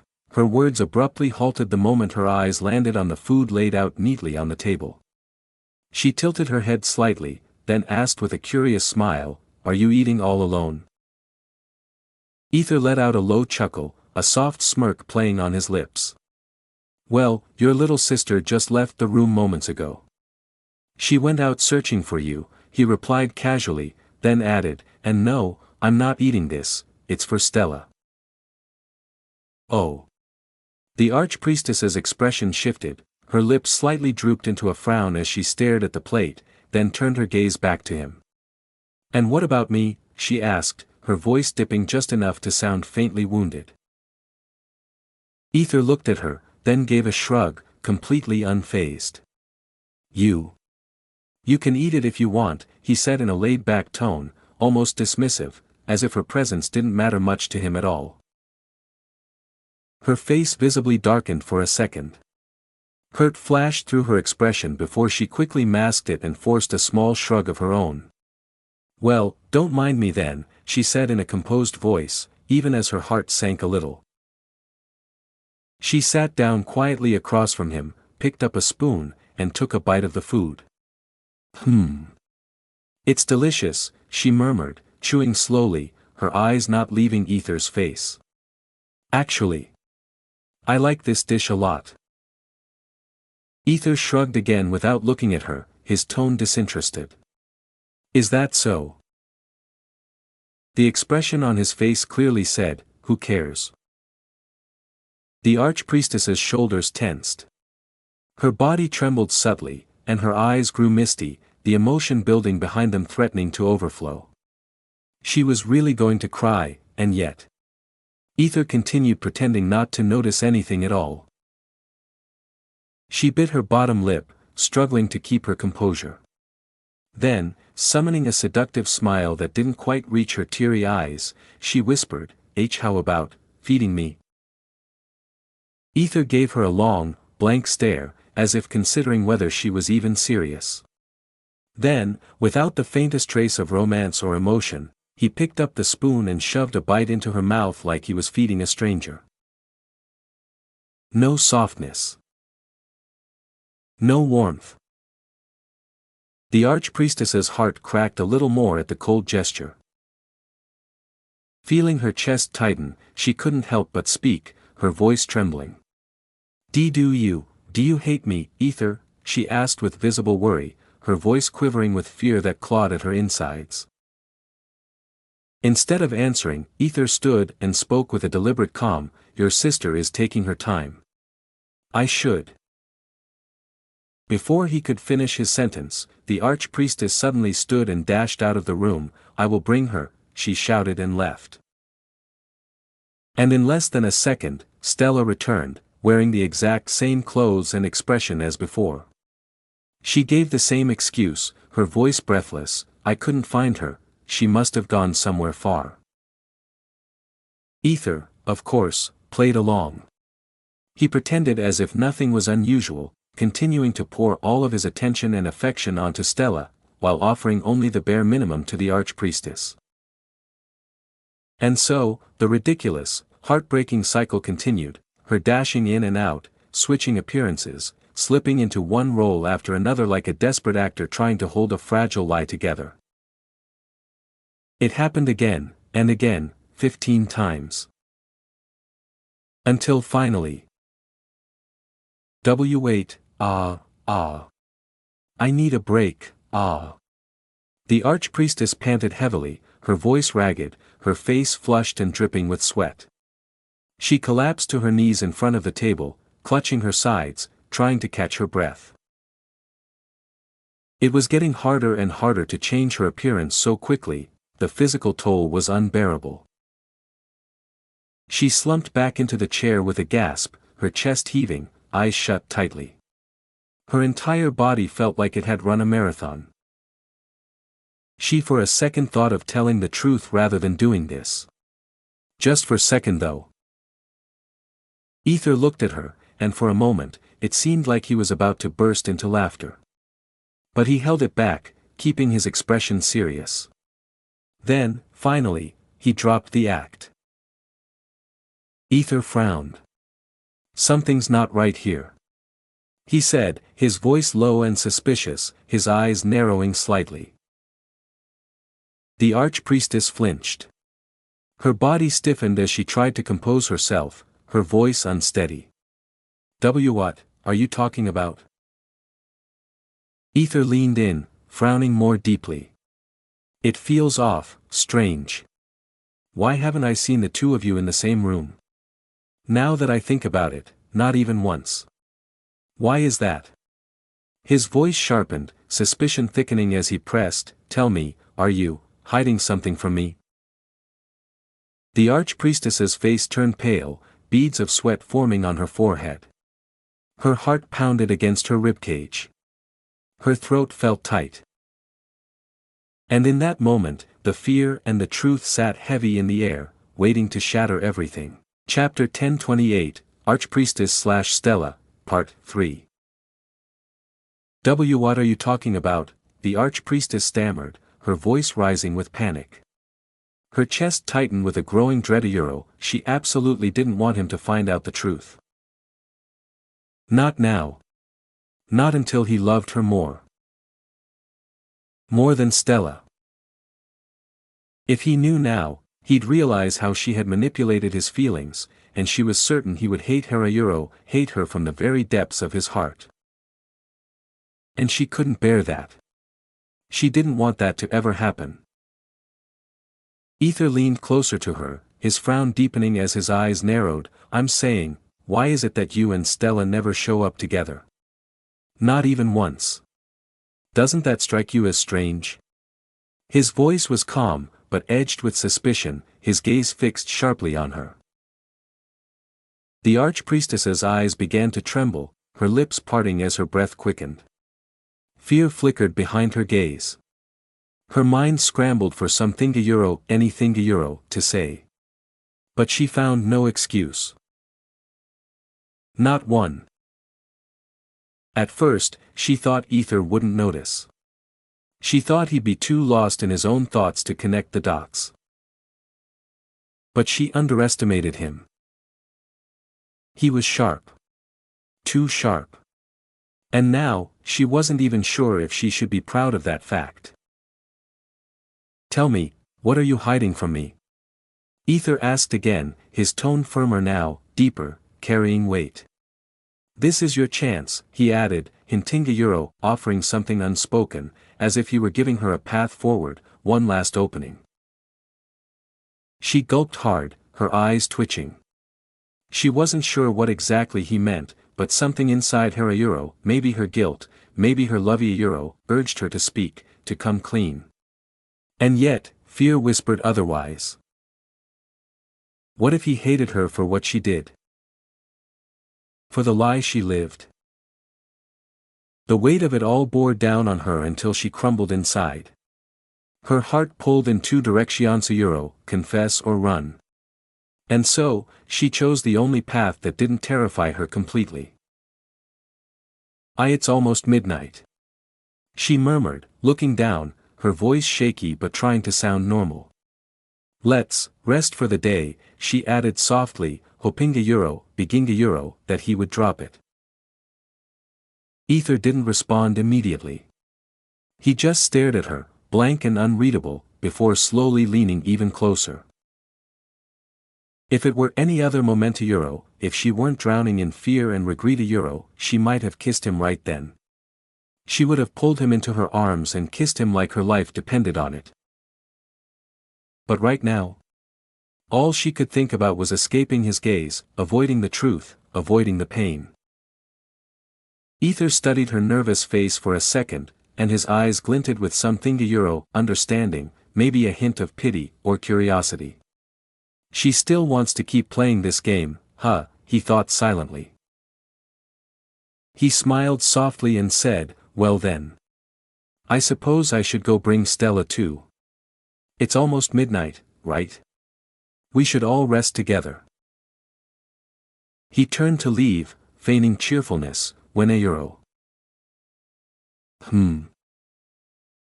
Her hand grabbed his wrist tightly, her fingers trembling. Ether looked down at her hand, then back at her face.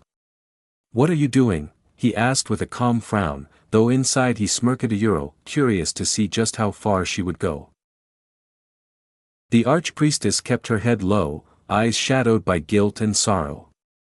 Then, with a trembling voice, she whispered, Do you really love me?" Ether blinked. His brows knitted for a second before he nodded, slowly. "Yeah." "Do you love my sister?" "Yeah," he replied again, this time without a moment's hesitation, unlike the pause he'd given her. The archpriestess bit her lip so hard it nearly bled. Her heart twisted painfully. "And more than me?" she asked, her voice barely above a whisper, quivering with fear. Ether didn't answer. And that silence, it crushed her. The archpriestess felt her entire world cracking apart. She slowly turned her head to face him, her eyes already glazed with tears. Ether's expression faltered when he saw her face, tear-streaked, vulnerable, utterly broken. His heart skipped a beat. Shit. She was crying. "Why are you doing this to me?" she choked out, voice raw and full of pain. I really love you, I didn't mean for things to turn out like this. I didn't want to lie, I didn't want to hurt you, sniff, so why? Why are you acting like this?" Before she could crumble any further, Ether suddenly stepped forward and pulled her into a firm, warm embrace. The moment his arms wrapped around her, her entire body tensed, then melted. Her teary eyes widened in shock, and then the dam truly broke. She cried harder, sobbing against his chest as her tears and sniffles came pouring out like a child who had finally been comforted after hours of silent torment. I really love you. I really, really do, yet you." She hiccuped, voice strained, "You don't trust me." "Me, why? What did I do to deserve that?" Sniff. She tried to push him away with shaking hands, but her arms had no strength. It was a half-hearted push, like she wanted to run, but needed him more than ever. Two emotions fought inside her, crashing and bleeding together. Ether didn't let go. And in that moment, the lies, the fear, the guilt, all of it, faded into the background. All that remained was her trembling voice, and the sound of her heart breaking in his arms. Ether awkwardly smiled, his expression shifting into worry. "Maybe I pushed too hard," he thought, biting the inside of his cheek. He never meant for it to go this far. All he ever wanted was for her to be honest with him. That's all. Just the truth. From her own lips. The archpriestess clung tightly to his clothes, burying her face into his chest. She couldn't bring herself to pull away. She didn't want to let go because deep down, she feared the moment she did, he might vanish. And worse, she was terrified he'd now seen her real face, the part she worked so hard to hide, the ugly, manipulative truth. I'm sorry, okay? Sniff. I'm really sorry. She whimpered, her voice shaking. But I shouldn't have questioned your love. I shouldn't have played with your feelings, shouldn't have manipulated you. Sniff. Her voice cracked even more as she slowly lifted her head from his shoulder, her face drenched in tears and desperation. I really love you. Please, don't leave me. Please love me more. Please. Please. She cried, begging in a broken, pleading voice that sounded like her whole soul was unraveling. Ether's heart sank. Yeah, he really fucked up this time. He wanted to say he was joking, just teasing her to coax the truth, but now. Fuck, he cursed inwardly, feeling the weight of what just happened. He hadn't expected her to break like this. He let out a deep sigh, then gently reached up to wipe her tears, his fingers soft against her trembling skin. I love you too, he said, softly. He leaned forward and kissed her teary eyes with care. I never meant to hurt you. He whispered, voice heavy with guilt and sincerity. Then, without another word, he gently swept her up into his arms, lifting her like a princess. The archpriestess let out a soft cry, startled, her arms instinctively wrapping around his neck. Her fingers clutched him like she was afraid of falling, afraid of being dropped, both physically and emotionally. Her tear-streaked face pressed against his chest, refusing to move even now. Where's your bedroom? Ether asked, his voice soft but steady. She didn't answer, only pointed toward a door with a trembling hand, still hugging him tightly. Ether smiled and quietly walked toward it. The bedroom wasn't anything grand, it was surprisingly simple. A small, homely room with a modest bed, just big enough for two people. No gold, no divine ornaments, just warmth and quiet. Ether gently tried to lower her onto the bed, but she refused to let go. With a slight laugh under his breath, he let himself fall with her, landing softly on the bed, both of them tangled together. Her arms still clutched him with silent fear, her fingers trembling against his back. Ether chuckled softly. This bed, it wasn't great, honestly. The mattress was hard and lumpy, definitely not something anyone would call comfortable. But somehow, it reminded him of his past. His eyes softened. He remembered those nights when he couldn't afford even a bed, when falling asleep meant fighting cold floors and emptiness. It made him smile, bittersweet and faint. Even after everything, these simple moments brought back old emotions. The pain. The struggle. The loneliness. And the reminder of how far he'd come. Ether sighed and looked down at the girl in his arms. If she's not going to say it, then maybe I should, he thought, before speaking. I know who you are. Archpriestess. Or should I call you Stella? Zzzzzzzzz. He blinked.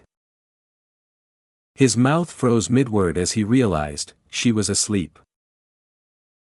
Seriously? Ether blinked again, wide-eyed. She actually fell asleep. He stared at her for a moment, then shook his head slowly, she's exactly like a child. He thought. A soft smile curled at his lips.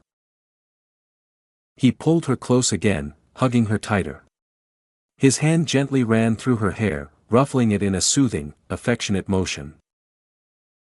After what felt like an eternity wrapped in silence and warmth, the archpriestess hummed sleepily, a soft smile gracing her lips. It had been so long since she felt like this, sleeping after crying. She hadn't done that for a long time.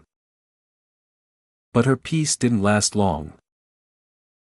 Her smile slowly faded into a frown. Her hands moved instinctively, searching. Feeling around the sheets, her fingers desperate for something, someone. Her arms felt too light, too empty. And then her eyes shot open. Wide and gray, shimmering with panic. Aether, she whispered, voice filled with sudden dread. She looked around. The bed was empty. He was gone. Her heart stopped. Her skin went cold. Drip. A tear fell. No, she cried out, her voice shattered and cracked. Her body curled inward as more tears burst out. He left. He actually left her. It was more heartbreaking than anything she had ever felt.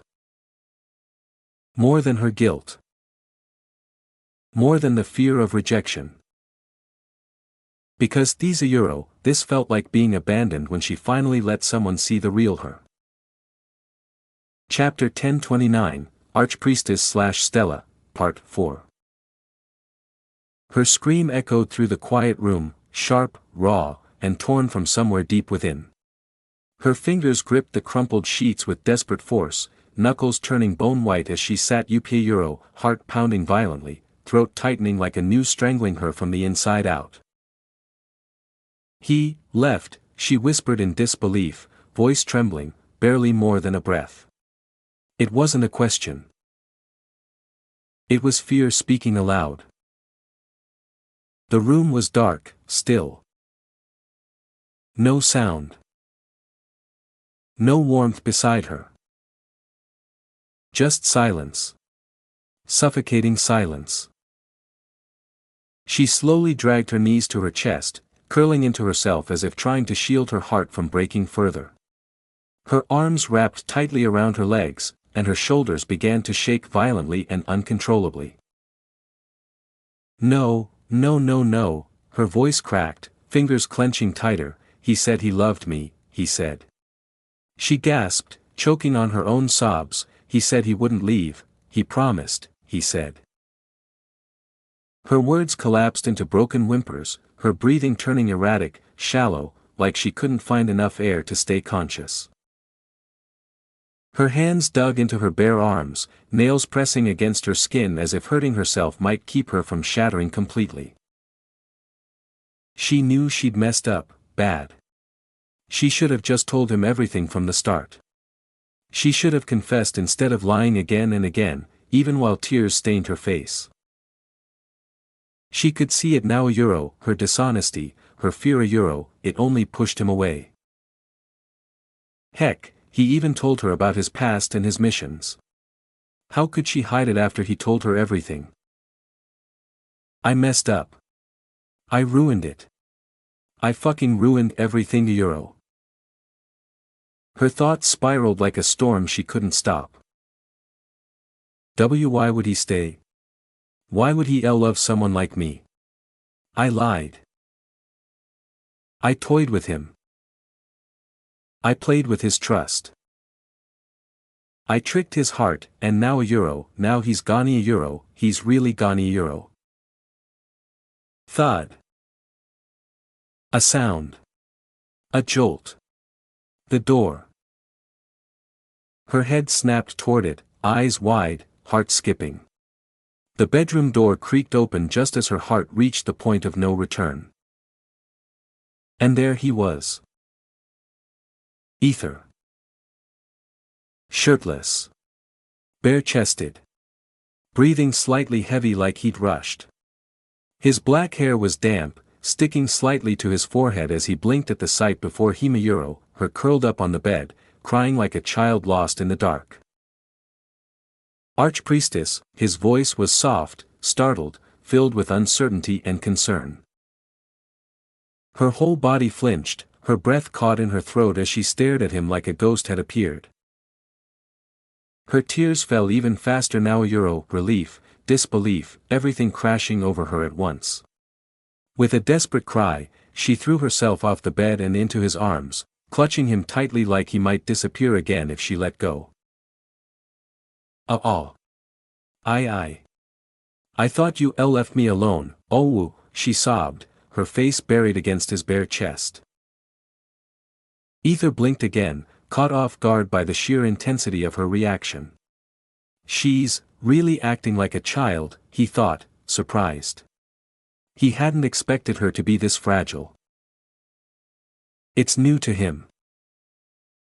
Still, his arms instinctively wrapped around her, strong yet gentle, holding her close. One hand softly patted her back, the other securing her against him as he slowly walked them to the bed. He sat down with her in his lap, letting her cry into him without rushing her. It's okay. I'm here, he whispered against her hair. Minutes passed. Her sobs slowly quieted, her trembling softened. She finally rested her head against his warm, bare chest, eyes closed. Not asleep, just breathing him in like she needed him to keep existing. How's my crybaby doing now? Ether asked with a small, teasing smile, glancing down at her. Her cheeks flushed a deep red as she pouted, refusing to meet his eyes. She mumbled under her breath, I am not a crybaby.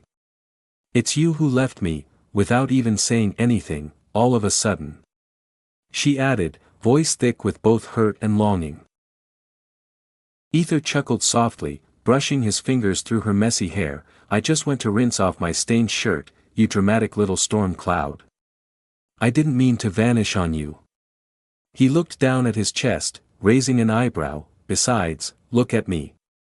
My chest is completely soaked with your tears, and, is that snot too? She gasped, her eyes darting to his chest, and she blushed furiously with embarrassment. A soft light flared from her hand as she shyly waved it over his skin, making the moisture vanish with a spell. I'm sorry. She mumbled. Ether shook his head fondly, chuckling, you're such a mess. He wrapped his arms tighter around her, pulling her snugly against him. I never knew you could be this, crybaby, he added as he pinched her nose playfully. Stop that. She hummed and pushed his hand away with a half-annoyed, half-relieved look. I told you. I'm not a crybaby, she protested, this time with a firmer tone, though her expression betrayed how much she needed this moment. All right. Ether grinned. So if I leave again, you won't cry, Themyuro? No, she cried out before he could finish, throwing her arms around him in another sudden, fierce hug, clinging like he was the only thing keeping her together. Ether burst into laughter, the sound echoing warmly in the room. The archpriestess pulled back slightly, flustered beyond measure, cheeks blazing. She pouted as she looked up at him shyly. I used to be a crybaby. She confessed under her breath, surprising even herself. Ether tilted his head, still smiling. She shook her head quickly, and nothing. Forget it. Then her voice softened, eyes shimmering again, but this time not from despair. Anyway. I'm just happy you're here, and I'm scared of what would have happened if you hadn't come back. Ether gazed at her quietly, then reached up, brushing his thumb along her cheek. His smile faded into something softer, more serious. Now, tell me the truth, he said quietly, but firmly. Her heart froze. She knew what he meant. The lies. The guilt. The reason behind her panic. All of it hung heavy in the air between them. Her lips parted, but no sound came out. He didn't pressure her. He just held her. Waiting. I am Stella. Her lips trembled as she lowered her gaze and muttered in a quiet, fragile voice. Ether gave a soft nod, his expression gentle. She blinked in disbelief. You already knew. Her voice cracked slightly, stunned at how calm he looked at Euro, like nothing had changed. Ether smirked, reaching out to pinch her cheek. Who do you think I am? Of course, I knew the moment I laid eyes on you. You're not exactly subtle, you know. Tisk, liar. Ether ignored his log's sarcastic comment and focused on the woman Euro. No, the woman curled against him. Archpriestess Euro, Stella Euro, was staring at him with wide, disbelieving eyes, her mouth slightly parted. Her face turned ghostly pale. So, all this time, you knew it was me? Her voice grew smaller, her eyes losing their confidence. And then came the blush Euro, hot and overwhelming Euro, spreading rapidly across her cheeks. Without another word, she buried her burning face into his bare chest, hiding from his gaze like a child caught stealing sweets. She clutched onto him tighter. All the teasing, the seductive games, the confident smiles she'd thrown at him. All while thinking he didn't know her true identity. Now, it was like every moment replayed in her head in flashing lights, exposing her silliness. Oh mother, I want to dig a hole and die. So much embarrassment. Too much. Ether couldn't help but chuckle. He reached up and ruffled her soft, gray hair, fingers combing through the strands with tender affection. Then, without warning, she pulled back slightly, her eyes wide. Then, today, when you just. Ether winked. I just wanted to see how long you could keep pretending. Honestly, I was impressed. You put up a hell of a performance pretending you were someone else. His voice was warm, teasing, but sincere. Hearing those words, a long, shaky breath escaped her lips. Her shoulders slumped, as if years of pressure and fear had suddenly lifted. All the weight she had been carrying Euro, the anxiety, the guilt, the confusion Euro, it melted away like frost under sunlight. The warmth of his presence began to seep into her. Her hands unclenched. Her body stopped trembling. Her thoughts, once swirling in panic, started to calm. After what felt like forever, she finally felt peace. Still, a seed of doubt remained. Her voice wavered as she asked, barely louder than a whisper, Are you not angry at me, for deceiving you, for playing with your heart with a false identity? Her lips quivered, and even though she feared the answer, she still wanted to hear it from him. Ether stared at her for a long moment, his expression unreadable. Yes, a part of him had been angry. Angry at being tricked. Angry at being played with. But the deeper truth was, his love for her had always burned brighter than that anger. Even now, looking at her vulnerability, he couldn't hold on to that feeling. Even earlier today Euro, his teasing, his cool distancia Euro, it wasn't because of anger. It was because he wanted her to come clean on her own. To stop hiding. Though, he hadn't expected her to cry like that. That had hit him harder than he expected. A small pang of guilt stabbed at his heart. Ether's tone shifted, serious but not cold. Honestly. I was angry. Her body tensed immediately. Her hands tightened around his back, clutching him as if afraid he'd pull away now. But he continued, voice softening with each word, at first, yes. I felt betrayed. Like you didn't trust me enough to tell me the truth. But then, as I learned more about the world, as I began to understand the pressures you face, the dangers, I realized it wasn't just deception, it was survival. His arms wrapped more securely around her. And that anger slowly turned into disappointment. Disappointment, she whispered, lifting her head, eyes filled with worry and curiosity. Though the word hurt a little, she was clearly relieved he wasn't rejecting her. Ether nodded slowly, brushing a stray strand of hair from her cheek. Not at you. More like. I was disappointed. You know. Stella. You're fake one. He chuckled a little at the memory. To be honest, I fell for the character of Stella first. That idiotic, hard-working, mysterious girl with an innocent glint in her eyes. And yeah, it might sound stupid, but I loved her before I ever knew she was the archpriestess. She blinked up at him, lips parting in disbelief. Her expression shifted to quiet, solemn as a soft, broken smile crossed her face. It's not fake. Ether. He paused, confused. Huh? I am Stella. That wasn't an act.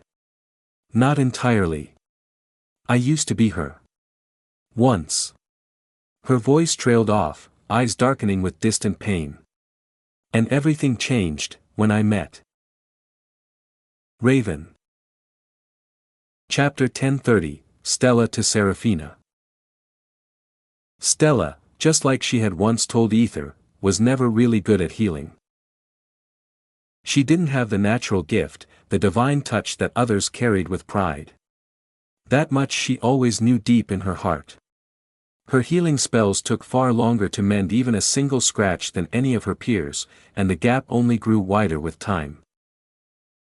It was humiliating. This lack of ability held her back from advancing in power, status, or recognition. While others were praised and promoted, she remained where she started, just a humble temple follower and an assistant healer. Nothing more. Every night, she cried quietly into her pillow, muffling her sobs so no one could hear. Wounded people passed her by, choosing other healers even when she offered her services for free. She would sit there, hands trembling, smiling gently through the rejection while her stomach twisted in hunger. Some nights, she didn't even have rations to eat. So many nights, so many lonely, cruel nights spent alone, forgotten. They teased her, others who were stronger, quicker, more gifted. They laughed, pretending it was all in jest. But for Stella, who craved even a fragment of recognition, who wanted so desperately to be acknowledged, it was unbearable. Their words felt like knives wrapped in laughter. You're so slow, Stella. Don't overwork yourself. We don't want you passing out from one scratch. They joked. But to her, it wasn't funny. They were belittling her. Mocking her weakness. Laughing at her incompetence. It was like watching a child being scolded for failing to lift something far too heavy for their tiny arms. Her heart hurt from Ida, knowing she wasn't enough, not in their eyes. She was like Theta, ordinary. Among millions. She wasn't unique. She wasn't talented. She wasn't ambitious. Just a simple girl, a fragile soul who wanted to do her best in a world that never noticed. Nothing more. Until the day came, when she was assigned to protect Raven. For reference, chapter 480, Raven Noir. It was strange. Stella didn't fully understand what had happened to that girl. Raven hardly ever spoke. Even when Stella tried to strike up a conversation, it always ended in silence, in the soundless void that made her feel invisible all over again. The silence between them was unbearable at times, awkward. But Raven's twin sister was different. Moirix was kind, approachable, even warm. Through her, Stella found moments of genuine conversation, little smiles and soft laughter that made her heart feel a little lighter. It was through Moirix that Stella found the courage to stay by Raven's side, though Raven never offered much. A slight nod, a glance that lingered a second longer, those were the crumbs of acknowledgement she clung to. And for Stella, that meant everything. Few people see her worthiness. But then, the news came. Moirix was dead. And Raven, Raven shattered. There were no tears. No words. Just silence and sudden, raw devastation. Stella remembered it vividly. Raven, holding her sister's ashes in a sealed urn, sprinted away without a single word, as if something inside her had snapped and would never heal again. Raven, stop! Stella screamed, her voice breaking in desperation as she ran after her. But no matter how hard she tried, no matter how loudly she cried out, she couldn't catch up. Raven's speed was terrifying, driven by pain, by rage, by hopelessness. Huff a euro, Stella panted, her lungs burning, her legs collapsing beneath her. She fell onto the hard earth, scraping her knees, her hands trembling as she tried to stand again. She watched helplessly as Raven vanished into the darkening distance. "Oh God, please!"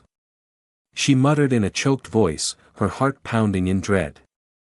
Her eyes widened when she realized where Raven was heading, the edge of the Empire. Her chest tightened, only thing she could think of. Suicide. No. No. Her face turned ghostly pale as her thoughts raced.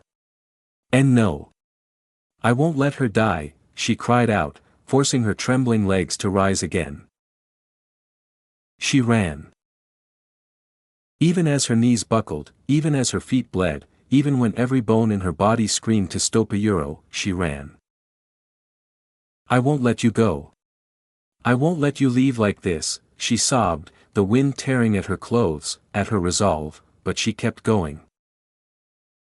Then, she heard it. No. A broken, guttural cry, Raven's cry. Stella's ears twitched at the sound, and with panic, she pushed herself forward, faster and faster until she reached the cliff's edge, the border of the Empire.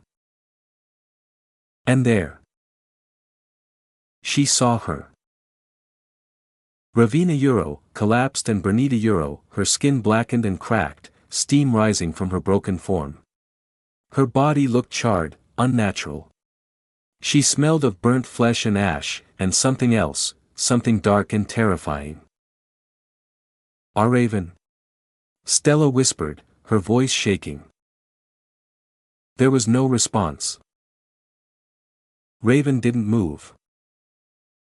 Stella dropped to her knees beside her, throat dry, panic setting in like ice crawling up her spine. Was she too late? Had she already lost her? Fear choked her.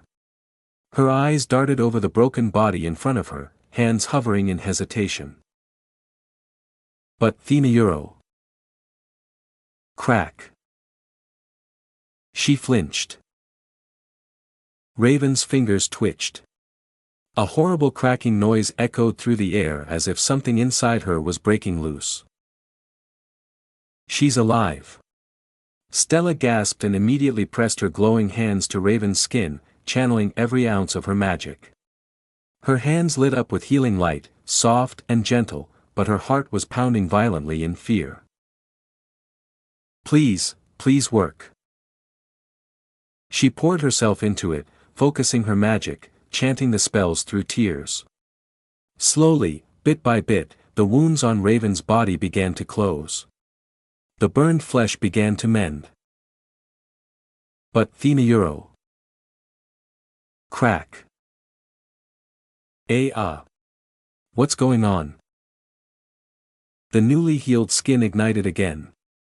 Raven's body grew hotter, burning brighter, more violently, and new cracks appeared deep and glowing spreading rapidly like a web of fire across her body. And no. Why isn't she healing? Stella cried, her voice thick with terror. Something was wrong. It was like something inside Raven was fighting to escape tearing her apart from within. Her body wasn't just wounded, it was being torn open again and again by something Stella couldn't understand. She stared at the spreading fissures, her own body shaking. She didn't have time. She couldn't take her back to the main temple. It was too far. The senior healers there could have fixed her in seconds, but there was no time left. Tears streamed down Stella's cheeks. Stella clenched her fists tightly. What should she do? She couldn't just let Raven die, not like these, not after Raven losing her sister. How could she abandon her now?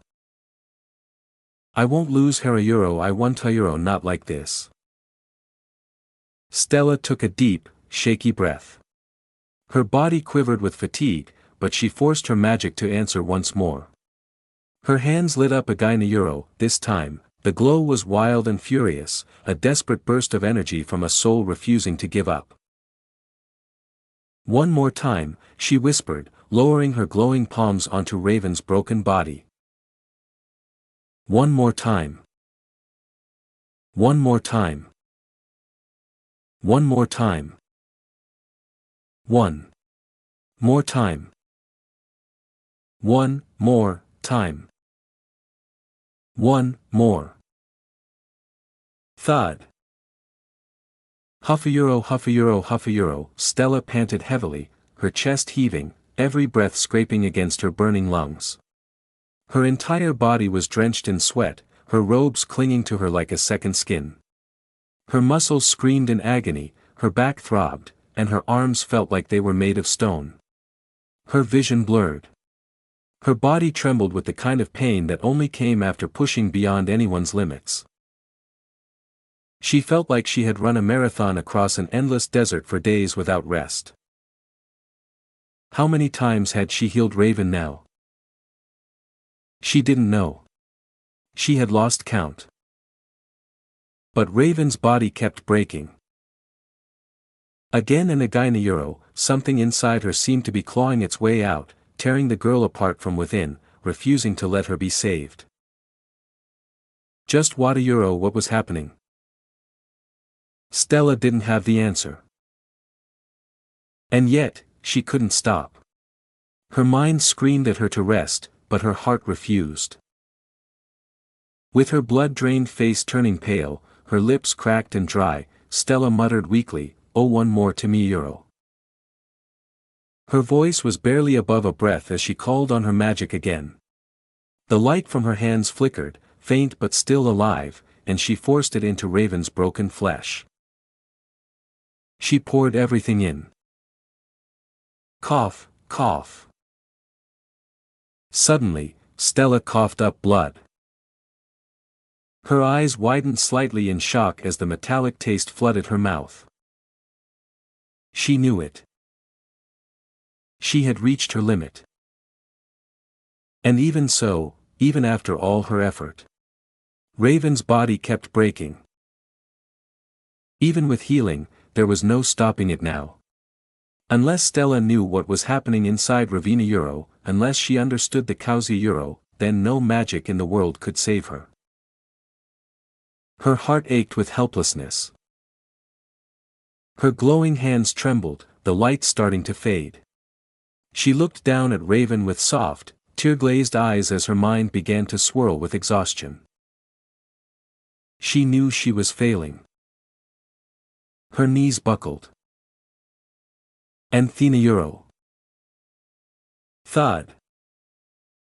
Stella collapsed beside Raven. Forgive, M. Her broken voice cracked, the words unfinished. Her vision went dark as unconsciousness took hold. Her body had gone beyond empty. She had burned through every drop of energy, drawing so deeply from her essence that even the high priests would never dare such a feat. She had given everything. Crack. The sound echoed. Raven's body continued to crack apart, deep lines splitting across her skin. And now, both of them lay there, unmoving. One was breaking beyond recognition. The other was drained of everything.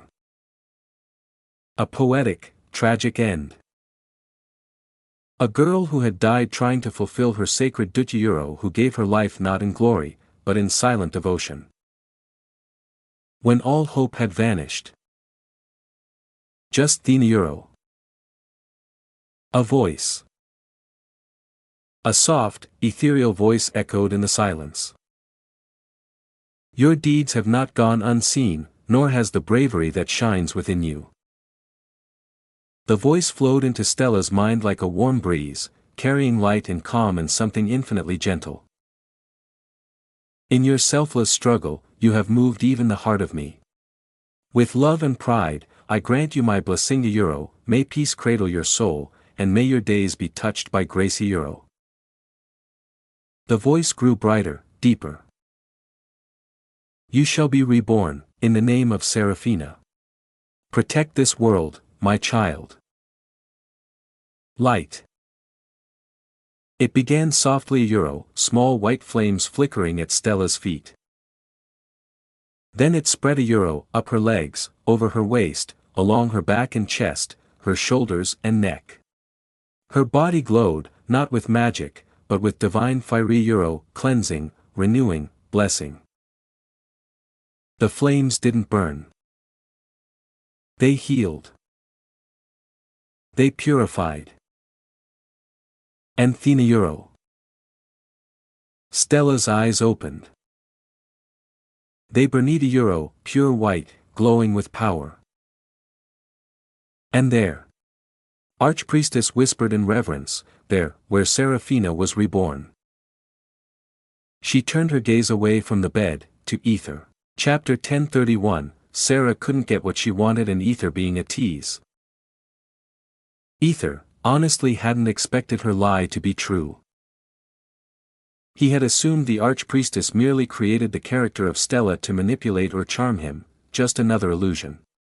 But now, hearing it from her lips, every word soaked in suffering and truth, how she fought, how she suffered, how she tried with every breath to save Raven, and how Mother, no matter how twisted her intentions, stepped in and blessed her to keep her alive.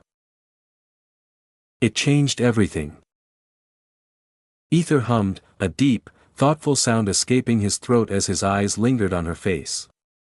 So once you got the power, everything changed, he asked curiously, his fingers curling tightly around her hips, pressing her closer against him. The Archpriestess gave a faint smile, tired, worn, yet still soft. Indeed. The moment I rose in power, everything shifted. I began to see the world clearly, those who were innocent, and those who were rotten to their soul. Her voice lowered as her fingers gently trailed down his chest.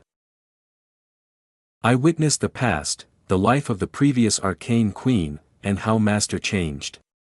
What power did to him. I saw it all, and I vowed I'd never fall the way he and she did. But most of what I am now, is because of my mother. Her voice cracked softly, a shrug barely covering the pain in her eyes. She taught me I needed to become this, to survive. Ether nodded slowly. But honestly, he couldn't figure out that mother. Was she good? Or wicked? Maybe both. Even if it served her own goals, the mother still chose to save Stella and Raven. Ether sighed, his mind swirling. There was no point obsessing over it. That goddess was still the same annoying, manipulative, smug bitch. He could thank her and still hate her. Then her voice broke his thoughts, shaky, nervous. "Are you disappointed in me?" the archpriestess asked, her voice trembling as her hands clenched tighter around his torso. "That's all about me, the truth. Nothing else." Ether looked at her, lips curling into a sly smile. "What if I am?" he said playfully, his tone teasing and full of heat as he leaned in closer, letting their breaths mingle. She narrowed her eyes, but her lips twitched into a knowing grin. Her pout formed slowly, exaggerated and mischievous. "Boy, answer me, or I'll make you beg," she whispered dangerously, her voice smoky and low as she leaned into his ear, brushing it with her breath. Ether shivered, electricity dancing up his spine.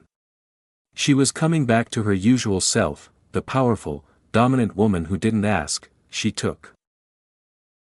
He grinned wide, his hands suddenly squeezing her sinful, round ass, firm and greedy. She gasped softly, the jolt rushing through her legs. "Girl, you have no idea who you're teasing," he growled in a deep, seductive tone, his lips brushing hers, nearly biting them with desire. Her body trembled in his grip, hips subtly grinding against his thigh. The archpriestess swallowed hard, her throat bobbing as she stared into his eyes, those intense, predator eyes that stripped her bare, left her trembling with anticipation. She could feel it, she wasn't just undressed in front of him, she was exposed, her soul trembling under his gaze. Her core clenched. Just one look from him, and she melted. Her cheeks flushed a deep crimson, heart pounding fast as she lowered her eyes, trying to hide the heat and embarrassment. But it was too late, he'd already seen everything. Ether chuckled softly, almost lovingly. Even as the archpriestess. "Stella's still buried in there," he thought with a small, warm smirk. Of course, he adored the archpriestess and her commanding nature, her hunger, her strength, the way she demanded everything, but sometimes, just sometimes, he wished to see shy Stella resurface. Just a little bit of innocence among all the dominance. "Archpri. Call me Sarah," she interrupted softly, her voice tender and light. He froze. That name, his heart clenched instantly. Ether stared at her. That name was sacred. Sarah, he had only ever called her when she died. No one else dared use that name. Not even Helena. It was something, intimate. Pure. And she was giving it to him again. Ether slowly lifted his hand and cupped her cheek. Sarah tilted her head like a soft kitten, nuzzling into his palm as she smiled gently. "Sarah," he whispered. The sound of it on his lips shattered something inside him. Her name echoed through him like lightning, like the pieces of his soul that had been scattered long ago were suddenly returning, drawn back by her voice, her presence, her warmth. Sarah smiled, and a single tear slipped from her eye. "I am happy," she murmured softly, the words trembling from her lips. Ether's expression softened, his heart aching with affection. He nodded, wiping her tears with his thumb. She leaned up, her lips puckering, waiting for her prince, her man, to kiss her. He chuckled, charmed by how adorably horny and pure she looked all at once. His lips descended slowly, savoring the moment, and pressed gently to hers. Their lips locked. They had kissed so many times before, but this kiss, it was different. It wasn't just lust or heat. It was home. Their lips moved slowly, tasting one another like it was the very first time.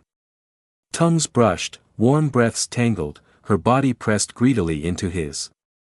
She moaned softly, her curves molded into him, breasts flattening against his chest as her hands clutched his back tightly. Her hips rolled just once, enough to make him groan softly. Sarah pulled away slowly, resting her forehead against his. Her voice was low, breathy, and unsure. Ether. I know it might feel strange, but listen. If you truly loved Stella, I would have become her completely, just to be near you, to be loved by you. She paused, her hand resting on his chest as she continued, but I'm not just her. I'm me too. I'm Sarah. And I've been waiting for your answer for eternity. Not to Stella, but to me. Ether stared into her eyes. Those words, how could anyone have abandoned her before? How could the man before him, the one from that past life, have been such a fool? He shook his head, voice firm and clear. Stella or Sarah, it doesn't matter anymore. All I care about is loving the woman before me now. Sarah's face bloomed into a soft blush.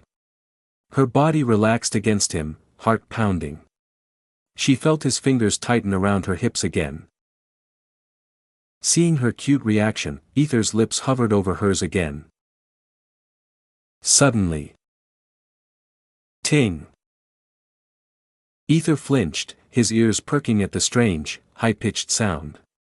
He glanced around sharply. Did you hear that? He asked, voice low and cautious. Sarah tilted her head slightly, her playful expression fading. What? She asked, her tone suddenly serious as her eyes scanned the room. But there was nothing out of place. Ether frowned, eyes narrowing for a moment before he shrugged it off with a small sigh. Maybe nothing, he muttered, though something still tingled at the back of his mind. He turned back to her and smiled lightly. All right, within a few hours dawn will break, so let's just sleep. Without giving her a chance to reply, he gently guided her onto the bed and turned to leave. W8. Where are you going? Sarah blurted out in a hurried, flustered voice. You can sleep here, she added quickly, cheeks tinted with a soft pink. Ether paused, blinking in mild surprise. Are you sure? I mean, you are the archpriestess. Isn't this blasphemy or something? Me staying in your bed? Sarah smiled faintly, her eyes lowering. It's fine, don't worry about the others, she whispered. Ether's brows knitted in confusion. Fine, he echoed, more to himself. He was pretty sure there were strict, divine rules about something like this. Even the archpriestess wasn't usually above those, right? Still, she was the one inviting him. And honestly, who was he to refuse? Ether shrugged and began unfastening his pants. Oh my, so fast, ah. Sarah's face turned red instantly as she watched him strip down, heat flooding her cheeks. Ether blinked and laughed softly. Just to be clear, you're not planning to pounce on me, right? Sarah's eyes were already glued to his body, his toned chest, the lines of muscle trailing down his stomach, and then, that thick bulge in his underwear. Her throat suddenly felt dry. Oh, of course. She stammered, quickly darting her eyes to the side. But she couldn't resist sneaking one more glance at the bulge barely held back by the fabric. She gulped again and added. Not, she mumbled weakly, voice barely audible. That was a long pause, Ether noted inwardly, amused, but he said nothing. Instead, with a shrug, he climbed into bed without hesitation. Kai. Sarah squealed like a startled little maiden, yanking the quilt up to her face, her eyes wide with anticipation, but Ether. He simply turned to the side and closed his eyes. Sarah blinked in disbelief. Is he serious? He's just going to sleep. Not even a single tease or touch. Her heart was still racing from watching him undress. Her whole body was flushed, every part of her buzzing with electricity and anticipation. But here he was, already dozing off like nothing happened. So much for her racing heart. Still, she could use this opportunity, to maybe, get a little closer. But then. "Promise me you won't do anything," Ether's voice came out of nowhere, soft but clear. He wasn't actually sleeping, just resting with his eyes shut. Sarah froze mid-reach, her hand hovering dangerously close to the thick, warm holy grail of temptation. She huffed dramatically, withdrawing her hand with an exaggerated pout. "Ugh, fine," she muttered, turning her back to him with annoyance bubbling in her chest. She puffed her cheeks, glaring at the wall. Tease. Heartless tease. Ether peeked at her from one eye, grinning to himself. As much as he wanted to ravish her until she forgot her own name, now wasn't the time. He knew how dangerous this was. One misstep, and she could be punished by that overbearing, divine tyrant, mother. Especially if Sarah lost her virginity here, like this. No. He couldn't risk it.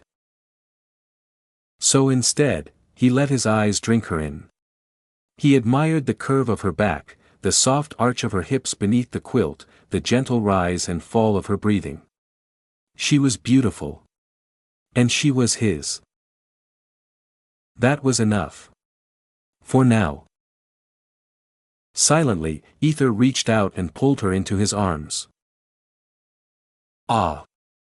Sarah gasped, a surprised moan slipping from her lips as she felt his warmth press flush against her back. His strong arm wrapped around her waist like a possessive band of steel, yanking her into his chest. Her heart thudded madly. "He's doing it," she screamed inwardly, her heart fluttering wildly, a giddy thrill spreading across her skin. She wiggled slightly, subtly grinding her soft ass against him, testing the waters. But then, nothing. No wandering hands. No hot whisper against her neck. No thick thigh sliding between hers. Not even a suggestive grind. He simply held her. Huh? What? No. She shifted slightly, her soft ass brushing against the hardness of his crotch, just to test him. Still nothing. She gave a second, slightly firmer wiggle. Still. Nothing. Sarah's entire soul groaned. Whyy. I'm literally pressing my butt against a whole holy grail and he's just lying there like a monk. She stole a glance back at him. His eyes were shut, lips slightly curled like he was dreaming peacefully. Bastard looked angelic. Sarah gritted her teeth. She wanted to scream. She wanted to punch something. More specifically, she wanted to sit on his face until he learned his lesson. But all she could do was groan quietly and hug the blanket tighter. Cruel, so cruel, she whispered like a tragic heroine in a slow death scene. Ether cracked one eye open behind her head and tried not to laugh. He could feel the heat rolling off her, could practically hear the simmering sexiness vibrating in the air, but he held himself back. Barely. He gently nuzzled the back of her neck. You okay? He whispered. Sarah jolted slightly. Oh, I'm fantastic, darling. No big deal. She huffed softly again, this time in quiet frustration. Still, buried in his arms, she felt warm. Protected. Wanted. Even if he wasn't acting on it, his body told her everything. Tonight would become one of the longest nights in her life, full of hot, pent-up frustration, unanswered longing, and lust that simmered just below the surface. But even then, she didn't want to be anywhere else. Chapter 1032, Did you hear? There was a man, in the archpriestess's room. The very next morning. Sarah groaned with an exaggerated sigh, dragging her feet forward. Her whole expression screamed frustration.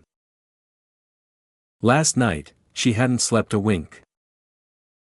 And not for any wild, sexy reason. Not because he'd done something to her. No. It was because that fucking man didn't even touch her. Her eyes twitched. Dark and shadowed with annoyance, they glared holes into the ground. Last night, she had waited. Expected. Imagined. So many thrilling thoughts played over and over in her head like a performance waiting to begin. And yet, what did he do? He kept his hands clean. Like a monk on a diet. Not even a brush of fingers. Not a single attempt. Nothing. Like a saint. Saint my ass, she cursed under her breath. That, more than anything, made her blood boil. Especially after all the juicy details she had managed to squeeze out of Helena. The girl had been reluctant at first, her face red as a tomato, lips trembling, but Sarah was persistent. She knew Helena well, how to coax her. A few teasing words here, a sly smile there, and boom, Helena had spilled everything like a bursting dam. And when she heard what that bastard actually did with Helena. Sarah's hand had almost gone to Helena's neck and wanting to, gave her a soft strangulation session out of pure jealousy. That much. Ether had done that much to Helena, playing, teasing, ravishing, and yet, with her. Sarah, the archpriestess. He did nothing but kiss her like a feather on a temple statue. She groaned again, louder this time, startling a passing bird as she shot a sharp glance at Ether. He was walking beside her with a brisk step, looking way too fresh and rested for her liking. His posture relaxed, his face radiant, like he'd just come from a spa instead of a night of not touching the horny archpriestess. She clenched her fists. She wanted to punch that smug, well-rested face. Bastard, do you even know how many men would fall on their knees just to stand beside me? You have everything laid out, on a golden plate, right in front of you, and yet, you just walk away like some clueless monk, she screamed inside her head. Where are we going? Ether asked suddenly, blinking innocently as he tilted his head toward her. His voice was laced with curiosity, but there was a slight smirk playing on his lips. He definitely knew she was mad, but chose not to comment on it.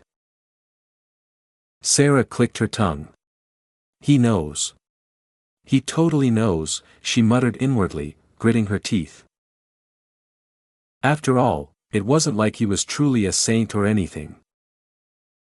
Far from it. It was this place, something about the Empire's sacred grounds, or the thick spiritual energy maybe, it made him hesitate. Like, being here made his body refuse to act out, or perhaps it was guilt, or some dumb divine reason. Whatever it was, he couldn't just go all in like he usually did. And on top of that, she wasn't just anyone, she was the archpriestess. If she lost her virginity to him, the consequences were harsh. She would be stripped of her title, banished from the Empire like a soiled relic. He knew that. Maybe that's why he stopped himself. Still, couldn't he have at least fondled a little? Sarah sighed, the weight of her frustration almost making her trip over a small rock. She groaned softly, letting her annoyance fade into a forced calm. We're going to see the land. The one for you, she said, her tone flat, clearly still sour. Ether blinked, lifting an eyebrow in surprise. Land? That fast? I thought the high priests had to give their approval first. Sarah narrowed her eyes. How do you know that? Ether froze for a split second. Crap. He slipped up. Well. I just overheard Helena mentioning something like that. He replied quickly, waving it off, then raised his voice slightly, speaking of which, where is Helena, anyway? Sarah stopped mid-step, staring at him blankly. You do realize she's been following us ever since we left the main temple, right?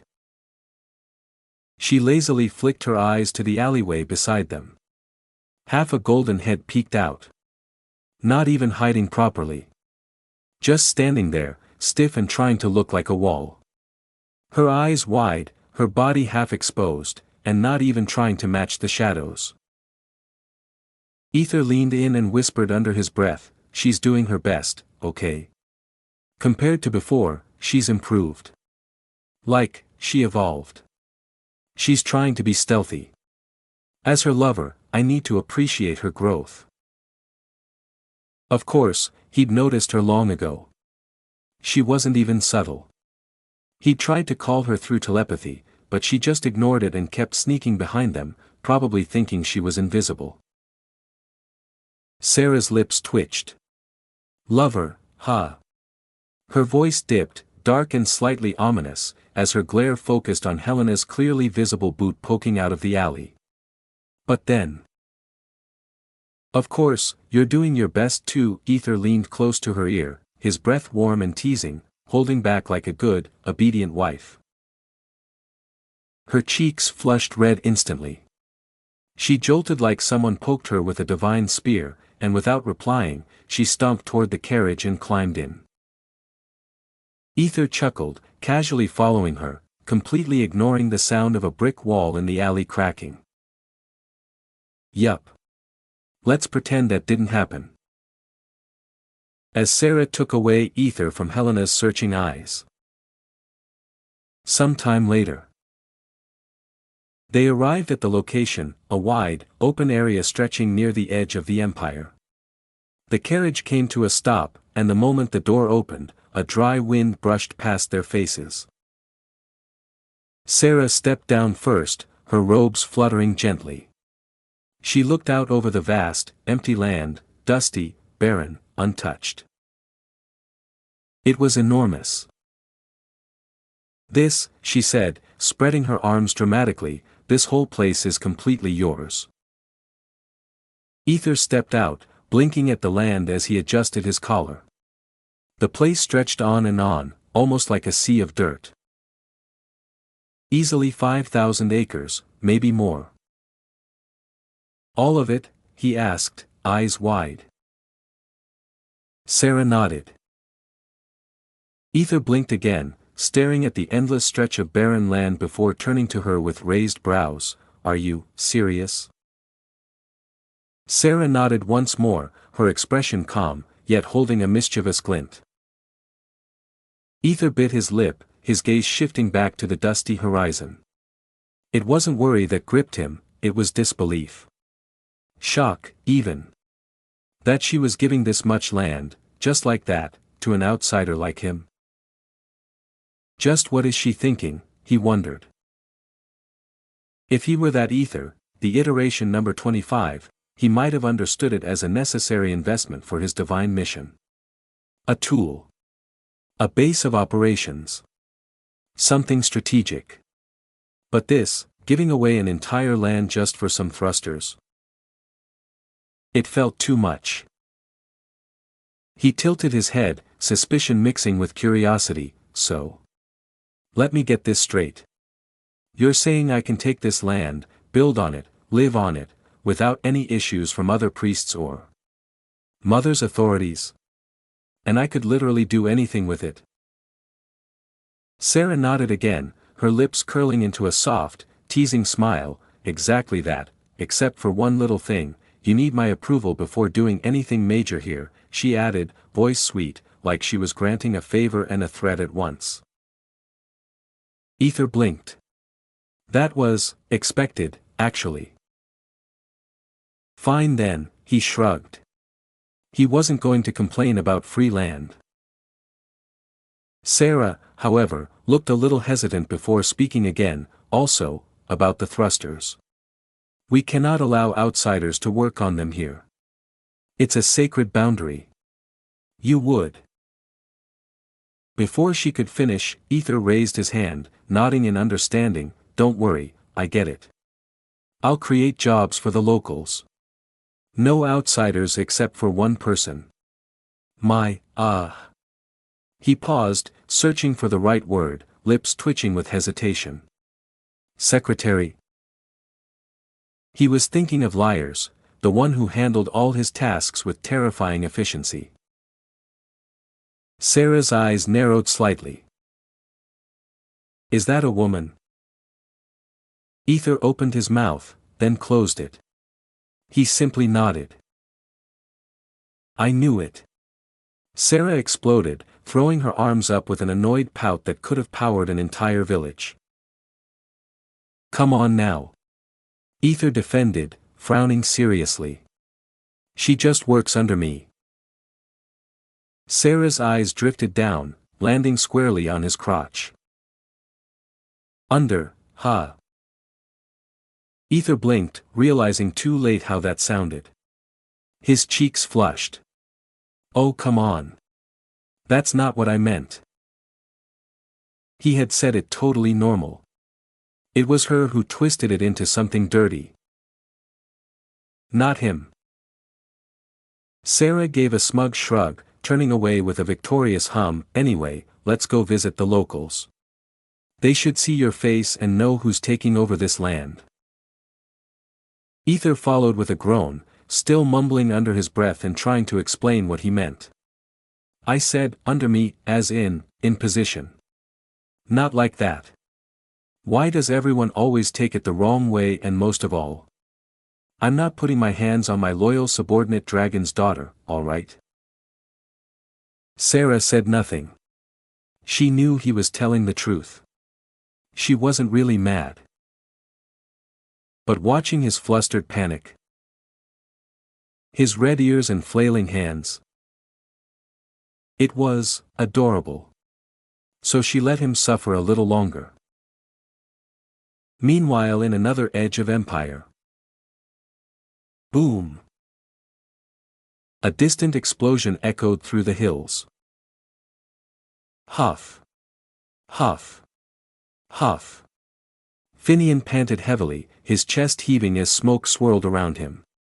He stood at the base of a shattered mountain, a massive hole carved right through its side.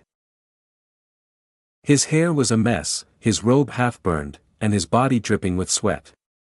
Finally. He gasped, falling to his knees with exhaustion. I leveled up. It had been days since he last saw his archpriestess.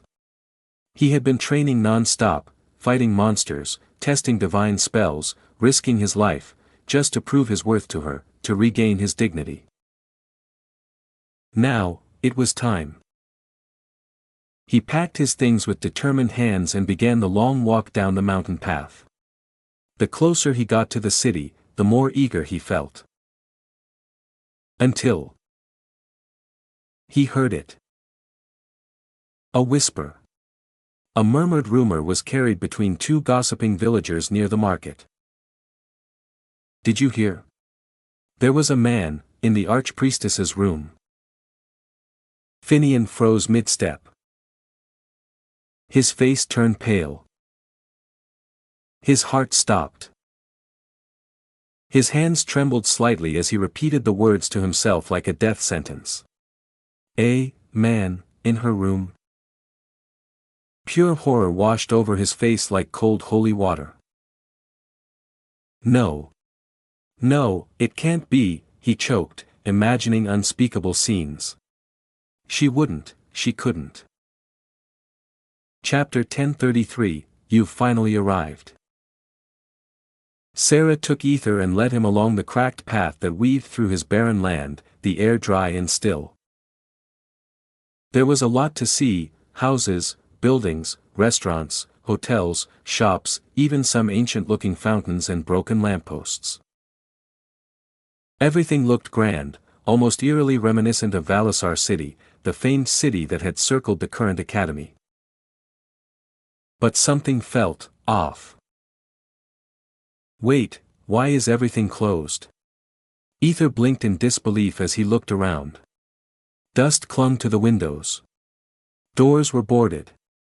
Silence stretched across the entire block. This place looks like it's been abandoned for centuries. Sarah let out a small sigh, folding her arms.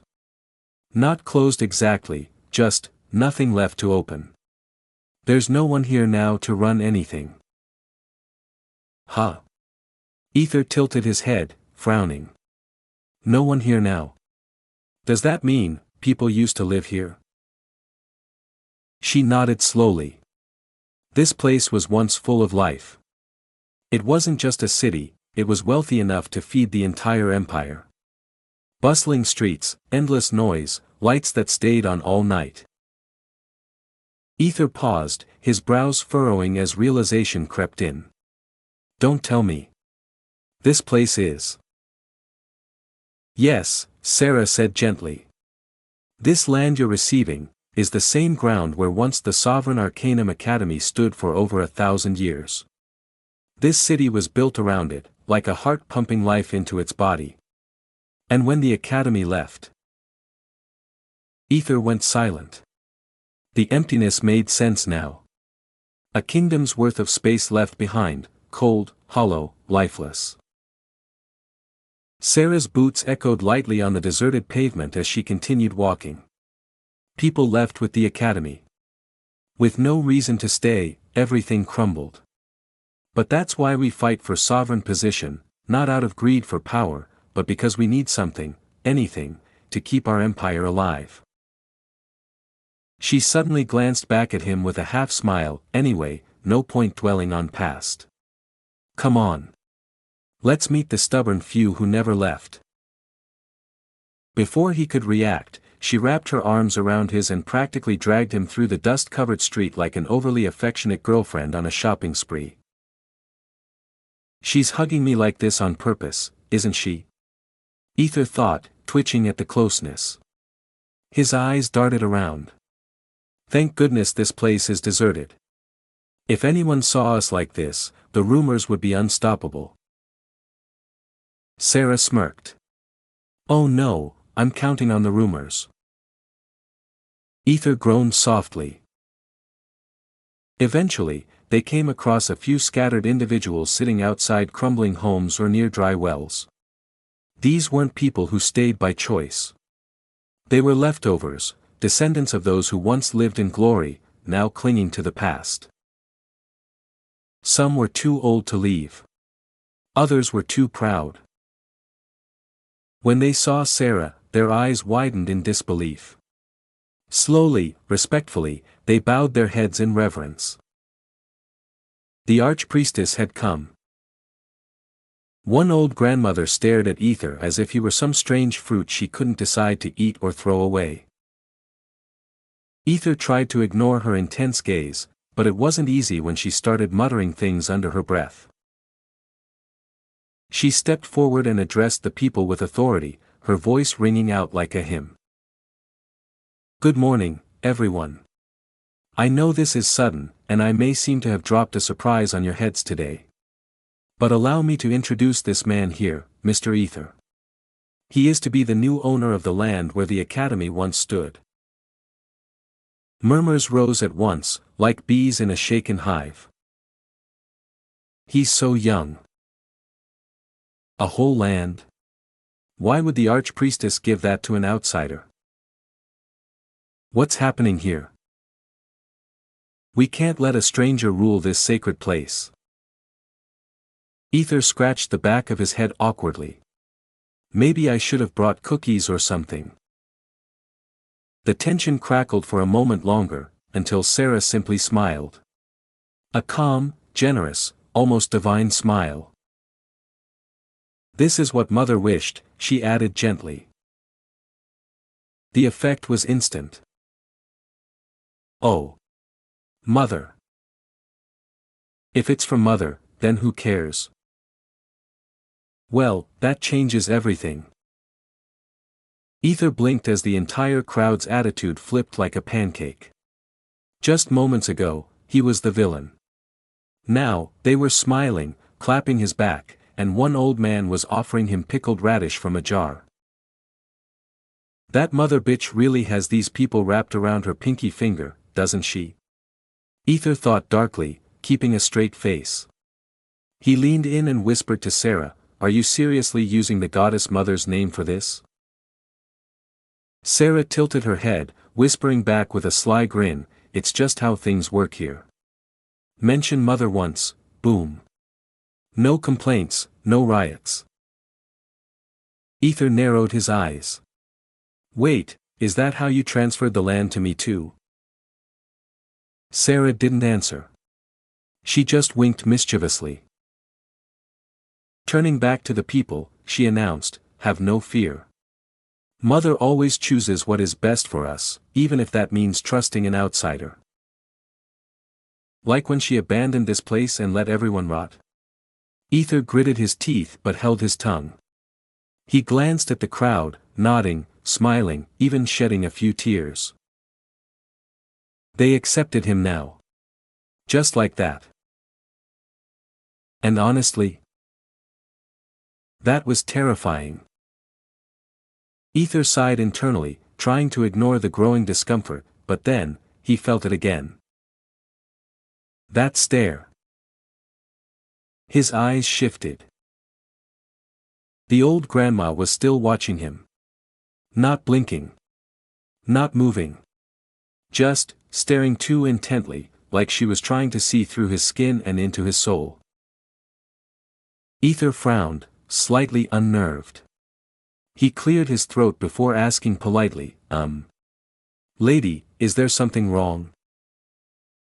Sarah turned her head toward him with a questioning look, then followed his gaze. Sure enough, the old woman's eyes were practically glued to Ether's face, like he was a long-lost lover or a ghost come back from the dead. A boy, likely her grandson, immediately stepped forward and spoke quickly, "And my grandma's just a little odd. Sometimes she gets these weird." "Move aside," the grandma barked, shoving the poor boy out of her way with surprising strength. She began to step forward, one slow foot after another, her eyes never leaving Ether. Ether blinked, more confused than alarmed now. "You." The old woman said, her voice a breathy whisper, "You've finally arrived." Ether's breath caught. His eyes widened. Wait. Did she know him? Did she see something? Did she know about his iterations? But how? Before his mind could spiral further, the grandma continued. "Our archpriestess." Ether blinked. The people blinked. And then, the entire crowd erupted into laughter. The boy's face turned crimson as he hurriedly corrected her, "Grandma. That's not the archpriestess. She's over there," he said in a panic, pointing frantically at Sarah. He bowed quickly, almost in shame. "I'm so sorry, please forgive her.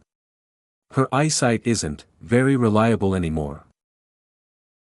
Sarah just smiled, amused and unbothered. The old woman turned slowly to look at Sarah. "Oh. Archpriestess, you're here, ah." She nodded thoughtfully, her expression wise, if not a little foggy. Then, without warning, she beckoned Sarah forward with a crooked finger. "Come here, child. Let me see you properly." Sarah hesitated.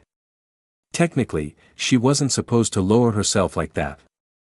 The archpriestess did not bow. But this was an elder, even though she was older, and respect had to be shown. With a reluctant sigh and a graceful motion, she lowered her head. The grandma reached out slowly, her hand trembling as it landed gently on Sarah's head. Her eyes softened. "You have chosen what your heart needed most. You have a wonderful husband now, she said with a warm, raspy tone. Blessings upon you both, may you be granted many years of love, and many children. Everyone gasped in unison, mouths wide open, eyes stretched. Even the birds stopped chirping. Sarah, on the other hand, grinned like a cat. Oh. Thank you, thank you. Yes, he is a wonderful husband, ouch. She yelped mid-sentence as Ether pinched her on the side, right on the softest spot of her hip. Come on, girl. Are you trying to dethrone yourself here?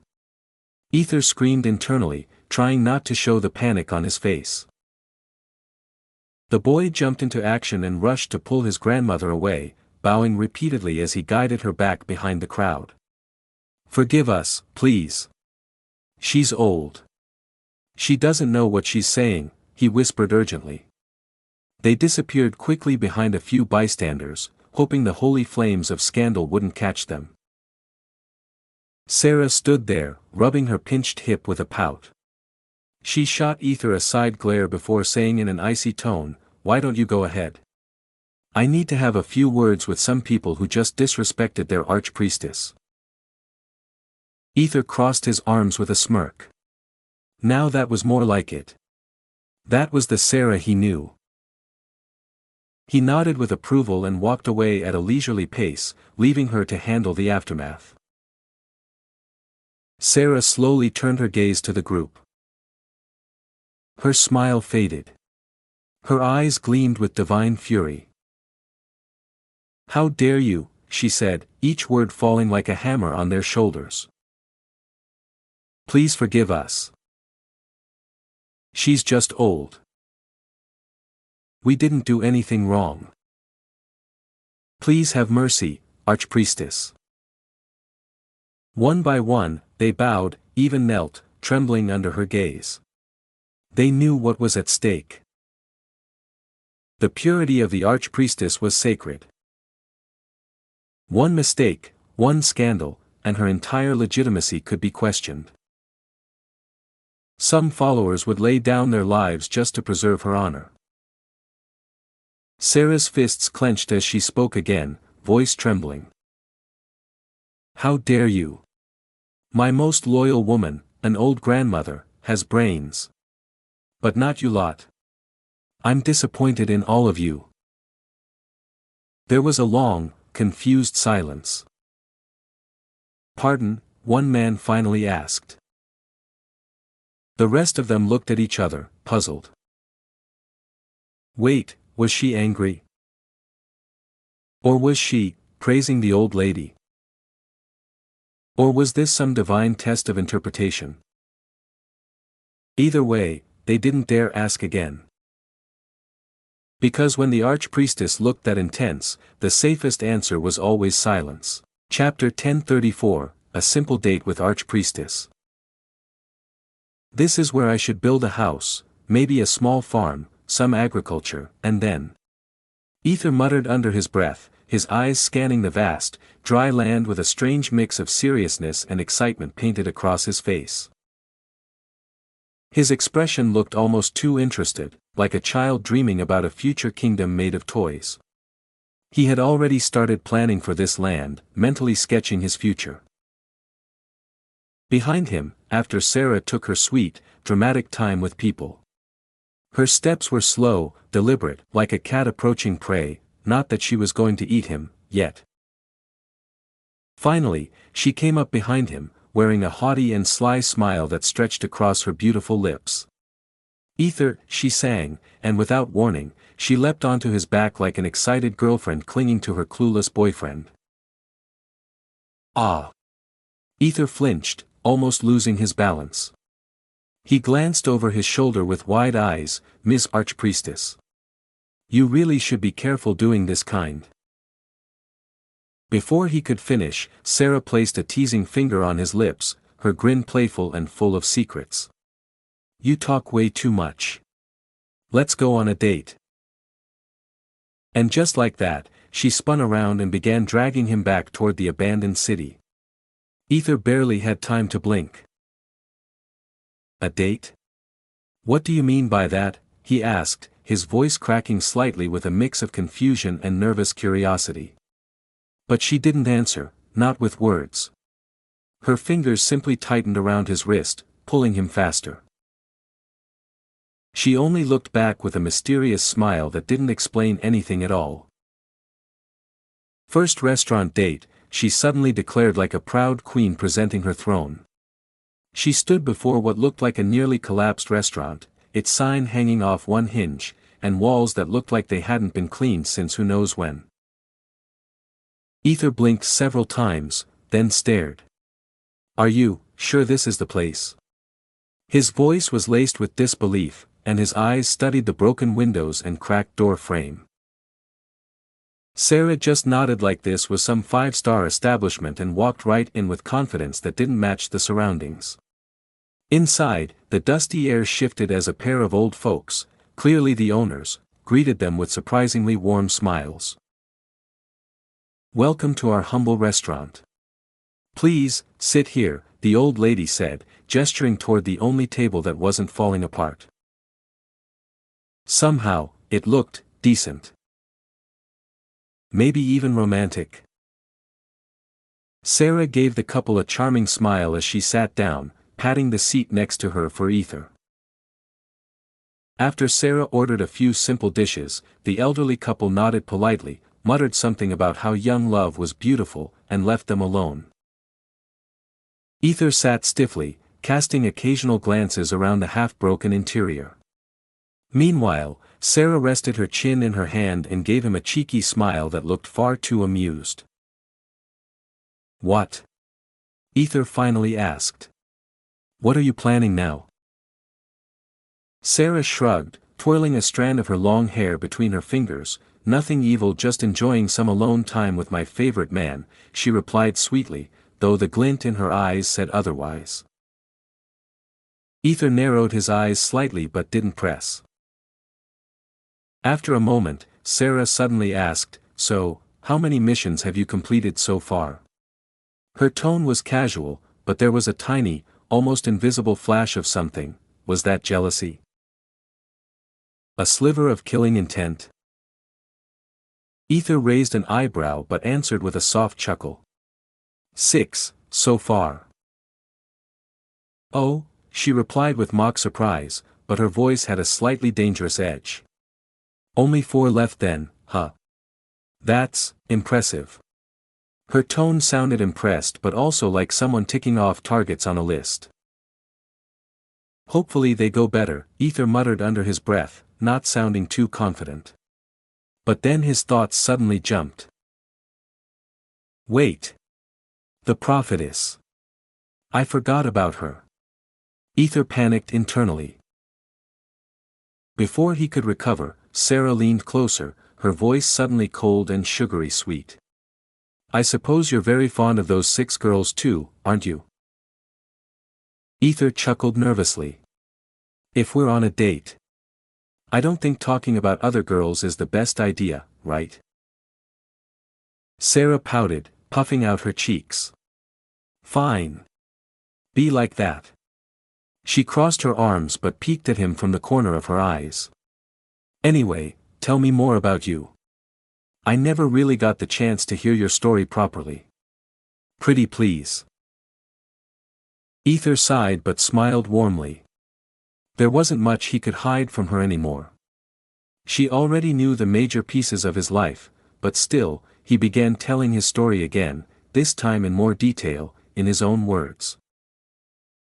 Sarah listened intently, her expressions constantly changing, surprise, amusement, anger, pity, wonder.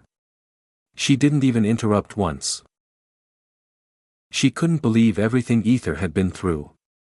The torture, the isolation, the endless cycle of pain, his life had been pure hell, and yet he still smiled like none of it had touched him. It made her chest ache. Sarah blinked as her eyes locked on his face. That calm smile, that gentle tone. How could he still be this soft after all that? Ether noticed her expression and gave a small, knowing smile. Don't pity me, he said, his voice gentle but steady. Sarah quickly shook her head, and no. I would never pity you, you're my love, she whispered, her voice tight as the memories of his pain clung to her like fog. Just then, the old couple returned, placing their humble meal on the table. Nothing extravagant, just rice porridge, a boiled egg, hot beans, and warm milk. But somehow, in the dusty glow of the broken restaurant, it felt almost magical. Ether smiled as he stared at the food. This takes him back, iteration number 25. He used to live off this stuff. Then he looked at her. So, your turn. Tell me about you. Sarah blinked. Me? There's nothing much to say. Come on, he leaned closer, resting his cheek in his palm. We're on a date, right? No hiding. Sarah fidgeted, her face turning a bit pink. Oh okay, but only because it's you. Ether nodded, I know. Sarah smiled gently, her eyes reflecting a soft glow as she leaned forward, her voice tinged with eagerness. Well. She began with a faint laugh, brushing a lock of hair behind her ear. I was born into a humble little home, nothing grand. Just a small house on the edge of a quiet town. My mother was a healer at the temple, tending to the sick and injured with gentle hands and endless patience. And my father, he was the local priest. He didn't hold great power or titles, but he was the kind of man who helped everyone, offering food, prayers, and comfort to the poor and grieving. People loved him for that. Her smile faded slightly as her voice dipped lower. I wasn't good at many things. Not back then. Not like the other children. I struggled. I stumbled. But even when the world seemed to look down on me, my parents never did. They believed in me, every step, every fall. They were my everything. Then her voice cracked, if only just a little. And then, came that time, when Master went on a rampage. A massacre that tore through millions like they were nothing. Her hands clenched in her lap. My parents were among them. I watched them. I saw them. She stopped for a breath, then exhaled. I was supposed to die too. I almost did. But the mother, her blessing saved me a second time. Somehow, it wrapped around me, shielded me and I grew stronger, but inside.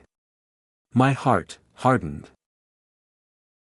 She looked at Ether, her gaze now fierce and unwavering. I swore I wouldn't let myself suffer like that again. And I swore no one under my care would either. I became who I am, not to be feared or worshipped, but to protect. To shield this empire with everything I have. That's why I'm strict. That's why I don't take things lightly. This empire. It's my home. My people, they're my family now. Ether stared at her in silence, mesmerized. The more she spoke, the more she revealed, the more radiant she became in his eyes. There was a light in her, a raw, unfiltered glow that shimmered with pain, strength, love, and something else. Something deeper. It was like watching a fragile flower bloom in fire and still remain beautiful. A small girl who had lost everything, forced to grow into something powerful and enduring, and yet, she held no bitterness. No hatred. Just acceptance. And a will to protect. Ether's lips curved into a warm smile. Sarah noticed the look in his eyes and blushed, her cheeks taking on a soft pink hue. She looked away, then peeked back up at him through her lashes. Are you going to kiss me? She asked quietly, her voice filled with both teasing curiosity and shy hope. Ether chuckled gently, shaking his head. Sweet, he murmured as he glanced around, then noticed the old couple had momentarily stepped out. With a mischievous glint in his eye, he slid his chair closer and leaned in, not for her lips, but her forehead. He placed a soft, warm kiss there, lingering just enough to make her heart flutter. Sarah pouted. "TCH, just the forehead?" "That's cheating," she grumbled, but her tone was playful. Even so, a kiss was a kiss, and more importantly, he had just shown affection. In public. To her, that was huge. With a big, silly grin on her face, she dug into the rest of her breakfast with renewed joy.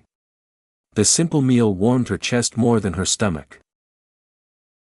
Once they finished eating, Sarah clapped her hands in delight. The old couple returned right on cue, bowing their heads respectfully. "Thank you for enjoying our humble food," they said together, smiling kindly.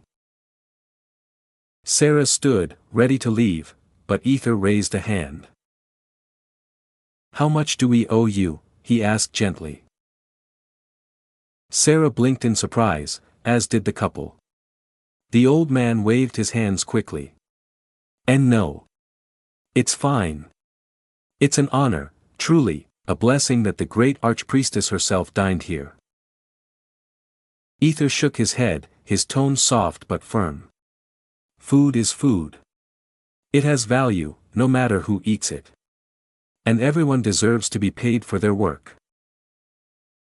He placed a small pouch of zenith coins on the table, more than enough for a year's worth of meals. The couple tried to refuse, but he gave them a gentle look. "Please. Just take it."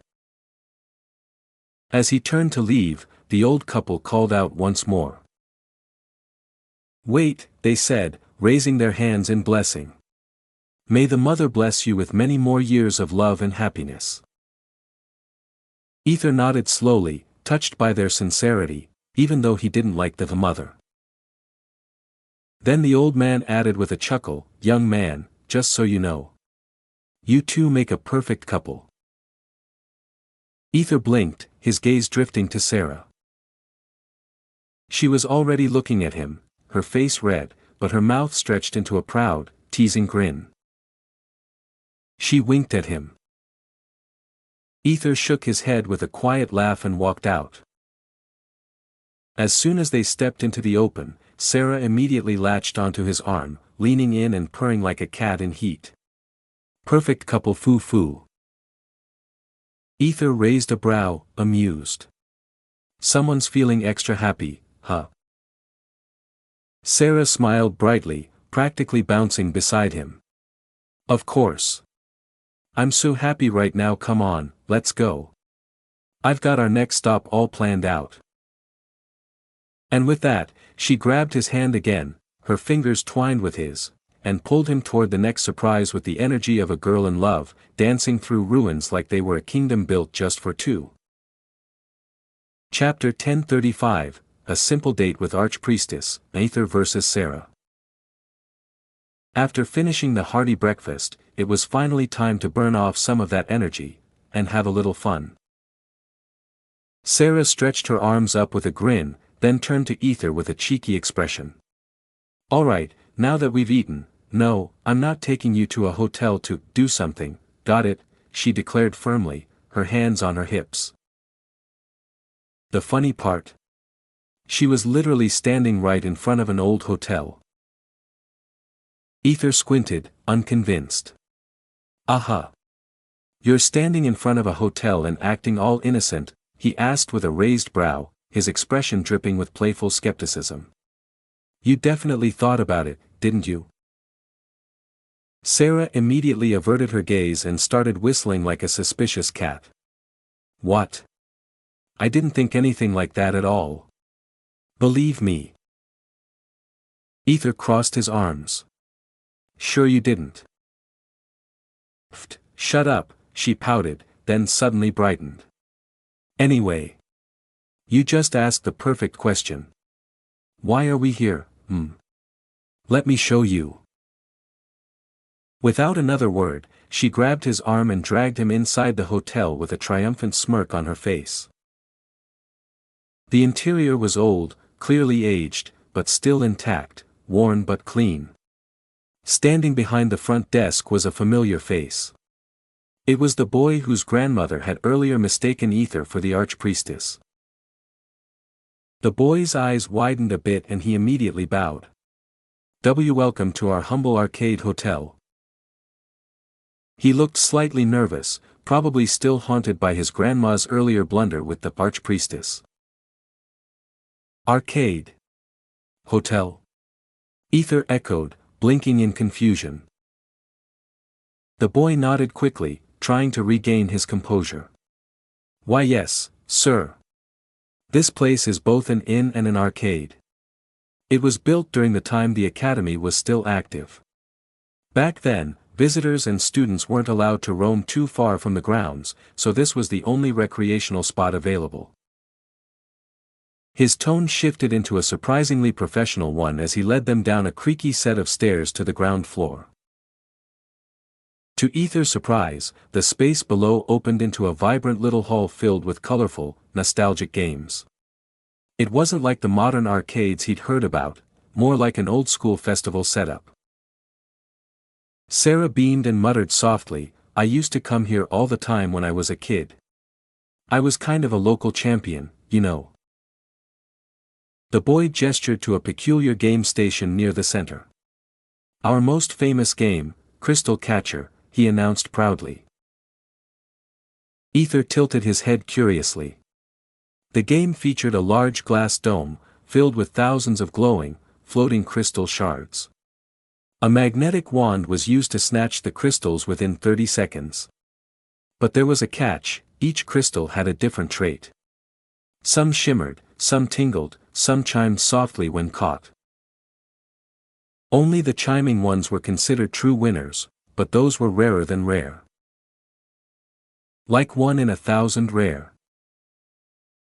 Ether leaned in, inspecting it.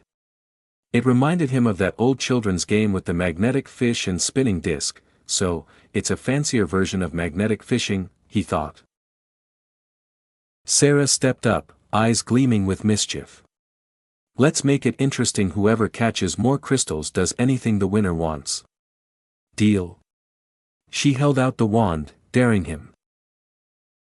Ether grinned wickedly. You'll regret that, woman. I'm a legend at this kind of stuff. They stood face to face, eyes locked, competitive sparks flying. The boy wisely backed away under Sarah's intense glare and went to hide behind the counter, watching nervously from afar. Ether cracked his knuckles, took the wand confidently, and started. He moved fast, his hand darting around the dome with practiced precision. He even cheekily used a bit of his power to increase his speed, smirking smugly with each crystal caught. After 30 seconds, he held up his handful of shiny trophies. Ha! Not bad, huh? Sarah raised an eyebrow. That's it? Small boy, she teased, folding her arms with an amused smirk. Ether's eyes narrowed. Oh really? You think you can do better? Sarah stepped forward, eyes sparkling. Do better? I'll crush it, she said as she snatched the wand. Ether leaned back, arms crossed, ready to watch her fail. After all, he'd cheated a little with his powers, no way she could match that. Until he blinked. Sarah held out the wand, and within seconds, crystals began flying to her like metal to a magnet. Not just 1 or 2, but hundreds. She wasn't even moving anymore. She just held the wand still, letting the magnetic pulse pull in crystal after crystal, forming a chain reaction like a cascading wave of glitter. Ether's jaw dropped. Did you forget? Sarah said sweetly, winking at him. I lived here once, I know the tricks. That's cheating, he shouted, half laughing and half panicking.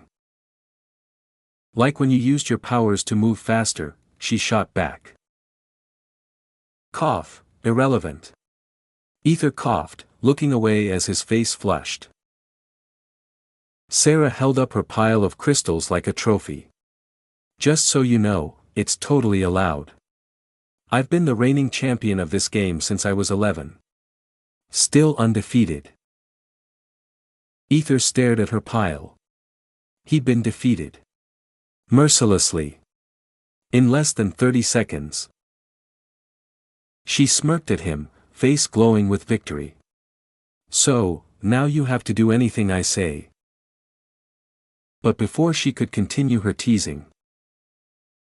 How about a bonus round? Ether interrupted with a grin. Catch the sound crystal.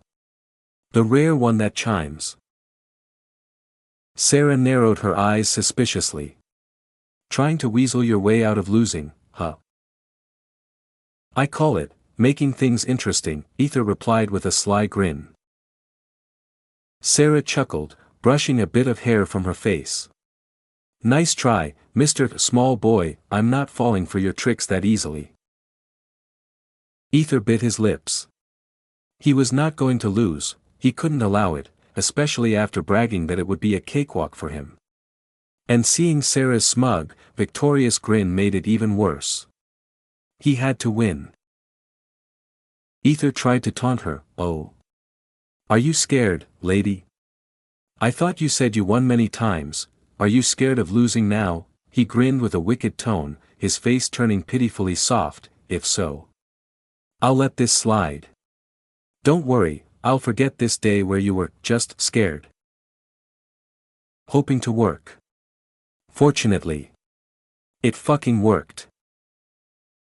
Sarah's lips twitched violently. She knew he was provoking her, but still, seeing that smug grin and that pitiful face. Fine, she snapped with a sharp nod. Ether grinned in satisfaction. However, no one's allowed to use their powers. And the loser has to do two things. Got it? Sarah said with a firm, serious tone. Ether nodded, of course, as he added, after all, we know who is the winner here. As both of them raised their wands, the timer started. Ether and Sarah's eyes roamed through the hundreds of crystals, searching for the only one that would make a sound. Ether wasn't sure which one it was. All of them were glowing in different colors, some looked the same, others were unique. It was nearly impossible to tell which one was the sound crystal. So he resorted to Sarah's earlier method, trying to catch as many as possible. Sarah snorted at his technique but didn't use what she'd done before, because she knew that crystal was a different beast. Even back in her old days, she had barely caught it once or twice. That's how rare and difficult it was. Why? Because that particular sound crystal needed direct contact with the wand. If not, it would fall off. And above all, it changed colors.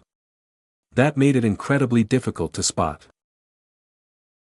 If she were lucky, she might be able to notice the color-changing crystal, which appeared rarely and often slipped past unnoticed. She was hoping to catch just a glimpse. Ether, who had collected hundreds of crystals using her original method, frowned. Why wasn't she doing anything? He didn't know what was going on, but one thing was certain, Sarah knew something. Ether gritted his teeth, maybe he should have chosen something else. But there was no point in regretting it now. Instead of picking everything blindly, he focused on following her eyes. Looks like she's searching for something. He thought, his gaze sweeping across the dome, trying to see what she saw. But, nothing. He couldn't see anything different. That. Ether's eyes widened as he spotted a color-changing crystal. Without thinking, he threw his wand toward it. He didn't know why, but that was the only one changing colors. He had no hesitation. However. Ting! Sarah's wand struck the same crystal at the exact moment. I touched it first, Ether said, glaring. Sarah shook her head, no. I saw it first. Ether's lips twitched as he gripped the wand tightly, trying to pull the crystal away from her. Sarah frowned and pulled back as well. Let it go, Ether. I found it first. Ether grinned, I touched it first. So it's mine. Let it go, Sarah. Neither of them was backing down. They needed to win. And due to the strong magnetic force, the crystal stuck to both of their wands. Ether, darling, pretty please, Sarah said in a sweet, seductive tone. Ether shook his head, that won't work on me. He pulled with even more force. Sarah's lips twitched as she yanked harder, even using a bit of power. She was not letting go. She needed this win. With this, she could get what she wanted. She was not letting it go. Crack, the crystal cracked. Ether frowned, you're cheating. Sarah grinned, who cares? It's all about winning. And as she said that, she snapped her fingers, a bright flash of light burst in front of Ether's eyes, blinding him for a second. Sarah grinned as she leaned in to take the crystal, just a few more inches, it'll be mine. And Ether, he will do anything I ask, she gave a wicked grin with a sly smile.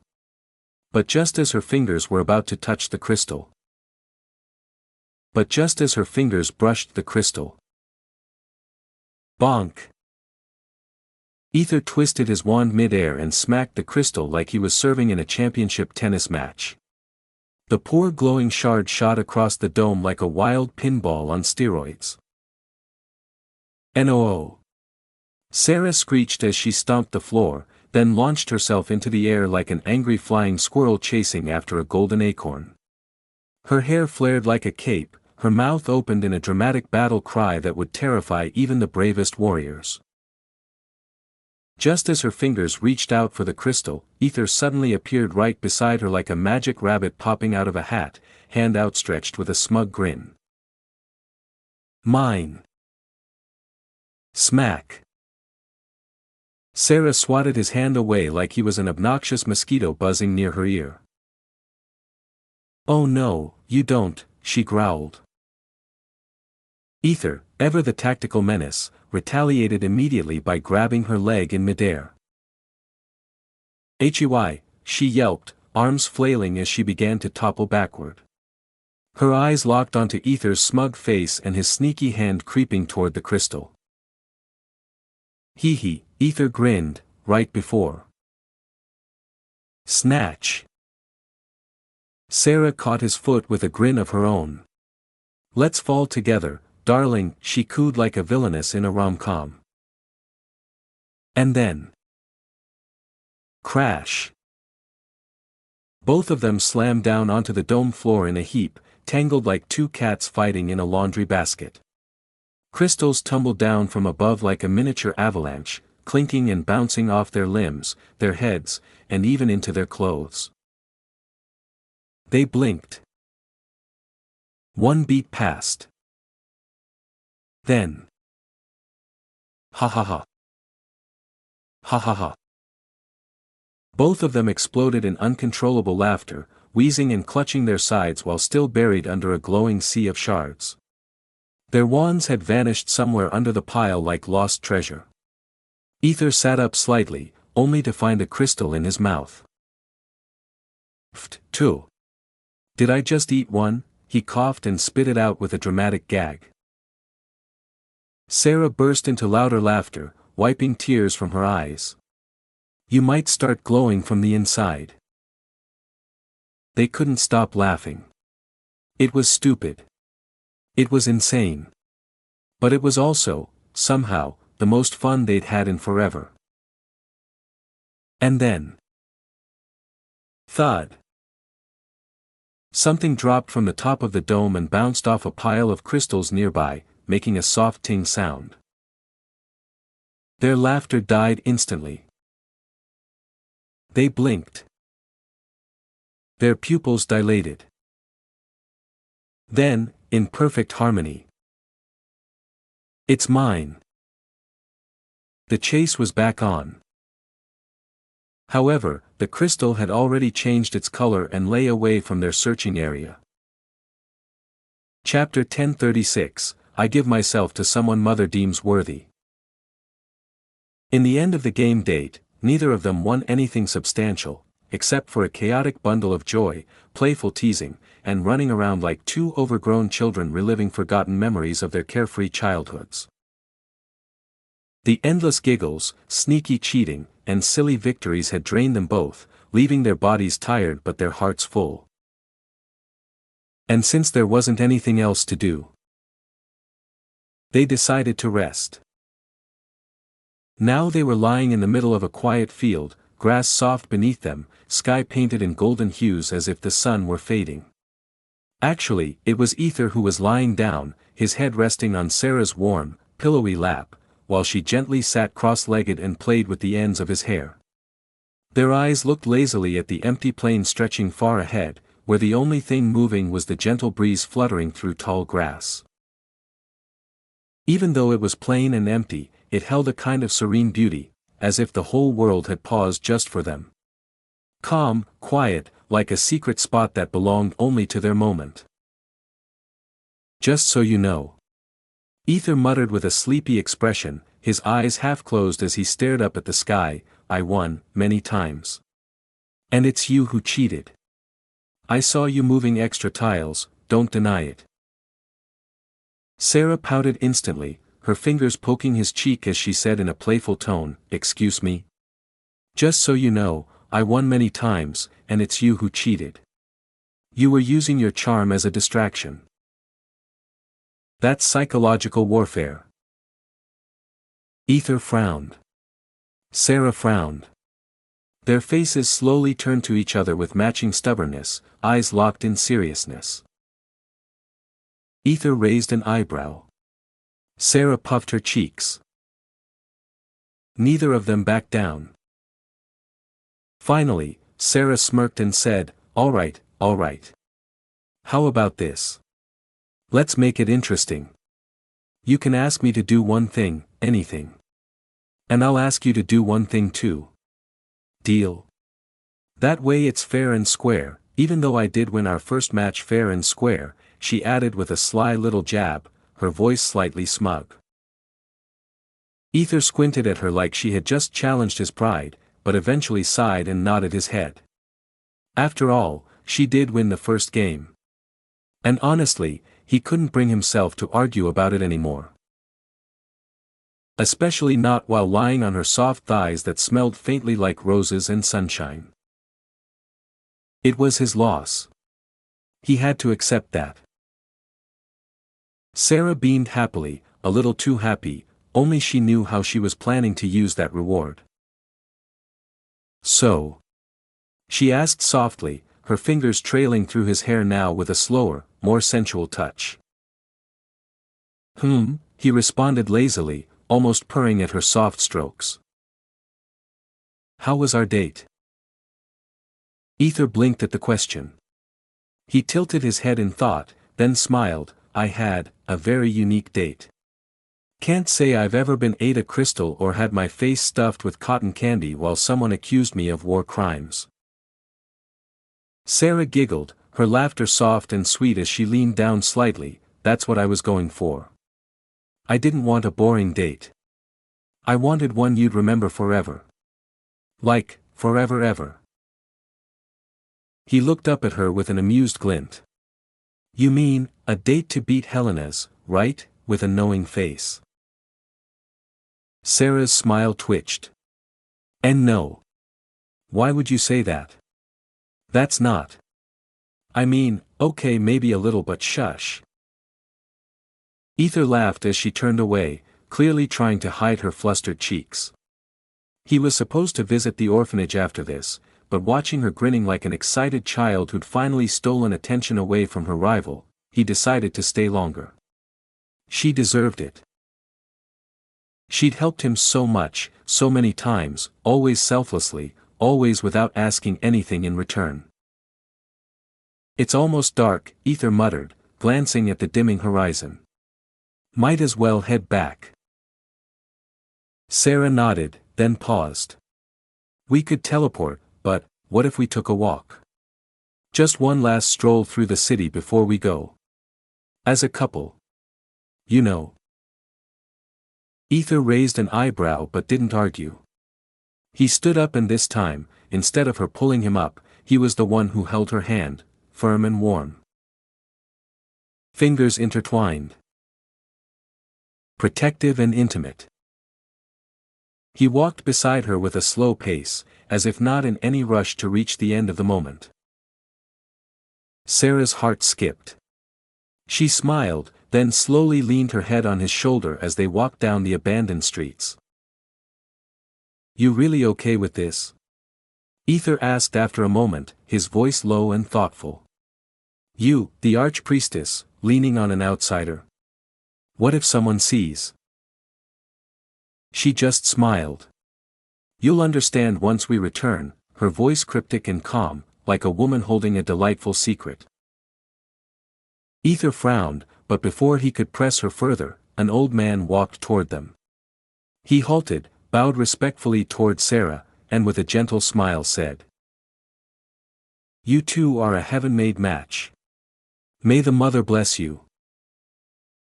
Then he walked away like it was the most casual thing ever. Ether blinked. He turned to Sarah. Heaven-made match, he repeated with a raised brow. Sarah smiled, cheeks slightly pink, eyes pretending to look anywhere but at him. Don't you want to be? Ether smirked and, without warning, wrapped his arm around her waist and pulled her even closer, his hand sliding gently along her hip. Sarah flinched and gasped, face exploding red as her heart jumped. She looked up at him with a mix of embarrassment and happiness and whispered, What are you doing? Making sure people know you're mine, he said with a lazy grin. They walked a little more when a middle-aged woman approached. She bowed deeply and said with conviction, You two are a heaven-made match. May the Mother bless you. Sarah blushed harder. Ether blinked again, glancing at her. Okay, now, this is starting to feel scripted. Sarah giggled nervously, visibly sweating. Ether tilted his head at her suspiciously. Nah, he thought. She wouldn't. As they walked a little more, an elderly woman stepped into their path. You two are a heaven-made match, was that it? Ether interrupted, raising an eyebrow. The elderly woman blinked, then chuckled with a wise smile. Young man. You better control yourself. Otherwise, our poor, innocent archpriestess won't be able to handle you. May the Mother bless you, she said, then winked at Sarah before walking away. Ether turned slowly to look at Sarah, who was now furiously avoiding eye contact like her life depended on it. You know, it's getting real obvious now, he said, smirking. I don't know what you're talking about. She said, stammering slightly as her hand waved behind her back. In the distance, a suspiciously large group of people in a long line quietly slipped away after receiving her signal. Ether saw it. And chose to pretend he didn't. Chuckling, he said, Why are you worried? Didn't I already tell you I love you? Sarah's face froze. Her heart did too. Then slowly, her voice came out in a barely audible whisper, But, if you really loved me, then, why didn't you touch me last night? Her voice trembled. It wasn't just teasing, it carried something raw, something soft, a tinge of insecurity and a shadow of longing. Ether stared at her, expression unreadable for a long second before finally muttering under his breath, You do know that, you need to maintain your chastity, right? His voice was quiet, almost guilty, as they continued walking side by side, hand in hand. Sarah blinked, momentarily caught off guard. Then she tilted her head and narrowed her eyes. Who told you that? Anne, hold on, wait just a second. She stopped mid-step and turned to him, wide-eyed. Is that the reason you didn't touch me at all last night? She sounded absolutely flabbergasted. Ether blinked too, visibly confused by her reaction. I mean, you are the archpriestess, right? Like, next to the goddess herself, right? Wasn't it obvious? Sarah paused, staring at his face with squinted eyes, searching carefully for a hint of a joke, some smirk or wink or even a nervous chuckle. But no. He was serious. Dead serious. She blinked again. Then again. And then suddenly.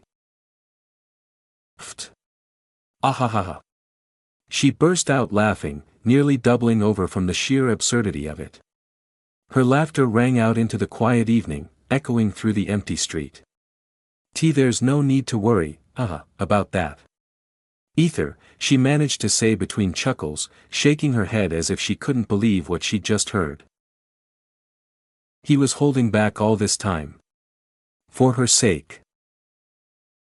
And she hadn't even realized it. I'm such an idiot, she cursed herself silently. He had always been like this, from the very beginning. Even when they first met, he was always worrying about others more than himself. Always selfless. Always so careful. That hasn't changed at all. And that was exactly what she loved about him. Ether scratched the back of his head, clearly awkward and slightly flustered. So, that's not, like, needed. Sarah shook her head gently, her smile turning warm, full of affection. It's needed, yes, but only if I give myself to someone Mother deems worthy enough for me.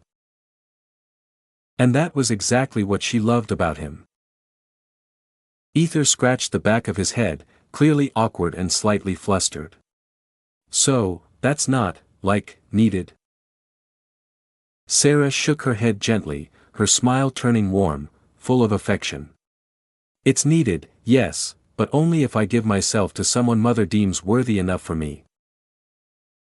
Ether stared at her, thoughtful, as if the weight of her words was just settling in. Oh. So all this time. Yes, Sarah nodded with a soft chuckle, I've made sure everyone knew that you were Mother's chosen. That way, no one would question my chastity, or your worthiness. Her voice dropped to a loving whisper, lips curved into a smile that made Ether's heart thump a little harder. He blinked, still unsure. But, how would they just accept my worthiness like that? Inwardly, Ether recalled a memory, back in iteration number 25, when he'd been scrutinized and challenged by high priests. Even when the goddess herself had acknowledged him, they'd still questioned it. Still doubted. Sarah, almost sensing his hesitation, suddenly reached into the folds of her clothes and pulled out a small glowing crystal ball. Its smooth surface flickered, and then glowed bright, revealing the scene of Ether stepping out of the sacred white flames. Powerful. Divine. Unquestionable. Sarah grinned proudly, holding it up like a child showing off their favorite toy. Tada, how's my darling now? I showed this proudly to all the high priests. Their jaws dropped, she sang, practically dancing on her toes. Ether's eyes widened in surprise, you little. My hubby is angry. Sarah squeaked in mock fear as she tried to turn and run away. Her laughter echoed behind her. But Ether was faster. He grabbed her by the waist and pulled her back, his arms strong and warm around her hips. Got you, he whispered. No, you can't do this here, she squealed dramatically, her voice full of fake protest even as her face lit up with joy, her grin stretching ear to ear. I'm the Holy One, remember? And I'm the man who loves the Holy One, Ether murmured, leaning down, his lips inches from hers. just as his lips were about to seal the happiness on her flushed, laughing face. "How dare you touch my archpriestess? Take your filthy hands off her this instant, you heathen!" A furious, echoing voice thundered through the stillness. Both Ether and Sarah froze mid-motion. Their heads turned slowly in the direction of the voice. And there, panting heavily, stood a very exhausted and very angry Finian, his eyes wild with fury and righteous indignation as they zeroed in on Ether like a predator about to pounce. Behind him, a golden-haired figure peeked out nervously from a corner, and then immediately ducked back behind the wall the moment Ether's gaze met theirs. Sarah sighed. Ether blinked. "Should have kissed you faster," he muttered under his breath. Chapter 1037, Scared of Losing to a Mere Slave. Finian, after what took him almost a day, searching relentlessly around the main temple, asking Helena, who oddly seemed to be following him after that, interrogating other servants, even questioning the carriage man who had taken the archpriestess. He finally found the archpriestess Euro, and the man who had stayed inside her room. His face was thunderous with fury, a storm behind his eyes Euro when he heard his beloved archpriestess had been forced by a filthy man. Finian stormed forward, his footsteps heavy and echoing with rage as he approached Ether and the archpriestess. And then he saw Ether still holding the archpriestess as though she meant nothing, as if her sacred presence didn't even matter, and that ignited something far deeper and darker in Finian's heart. Fucking bastard. How dare he touch her? My goddess. Finian screamed inwardly, his rage boiling just beneath the surface. But he didn't let his anger explode Euro, not yet. No, not in front of her. Not before his beloved archpriestess. He had to stay composed, had to be the image of calm faith and devoted love. Ether slowly began to let go of Sarah, but Sarah held on to him, not intending to let him escape or back away just yet. Finian stepped forward, placing himself firmly before Ether like a wall of righteous fury and said in a stern voice, "Let the archpriestess go from your filthy hands." Ether blinked, frowning, clearly confused. "I wasn't holding her though." Finian's brows furrowed deeply as he looked down and noticed something shocking Euro. It was the archpriestess who seemed to be holding Ether. But still, he barked, she wouldn't do such things. His eyes shot daggers at Ether, growing even more furious by the second. Is this fucker blind or what? Ether frowned in irritation. Sarah's calm started to slip. She furrowed her brows and asked, "What are you doing, Finian?" Finian's expression softened instantly. "Don't worry, my archpriestess," he said, voice tender, nearly trembling with concern and love, as he knelt before her like a knight before his queen. "I know I arrived late. But as they say, a hero always comes at the right time. I too have come at the right moment, and I've witnessed this man trying to take advantage of you, so do not worry. I will protect you with all that I have, my archpriestess." Sarah blinked slowly, her mind catching up to the absurdity. Did he misunderstand something, she wondered, completely baffled. Ether stared at him. Then at Sarah. Then again at him, then again at her. And again. Don't tell me, this guy. His eyes narrowed, his mind piecing together something bizarre and ridiculous. He honestly thought Finian was only obsessed with Helena, but he was wrong. He was also after Sarah. Talk about harem. TSK. I hate these kinds of guys, Ether thought with visible irritation and disappointment. Should I say something now? Unspecified currency. Ether completely ignored his log. Sarah, meanwhile, shook her head slowly, trying to untangle the foolishness with patience. I think you mistook something here. She said with a composed expression, trying her best not to burst out laughing or screaming. This man here is actually my Need not worry, my archpriestess. I will take care of this man. This filth. This impurity that dares to touch your divine self. This filthy being.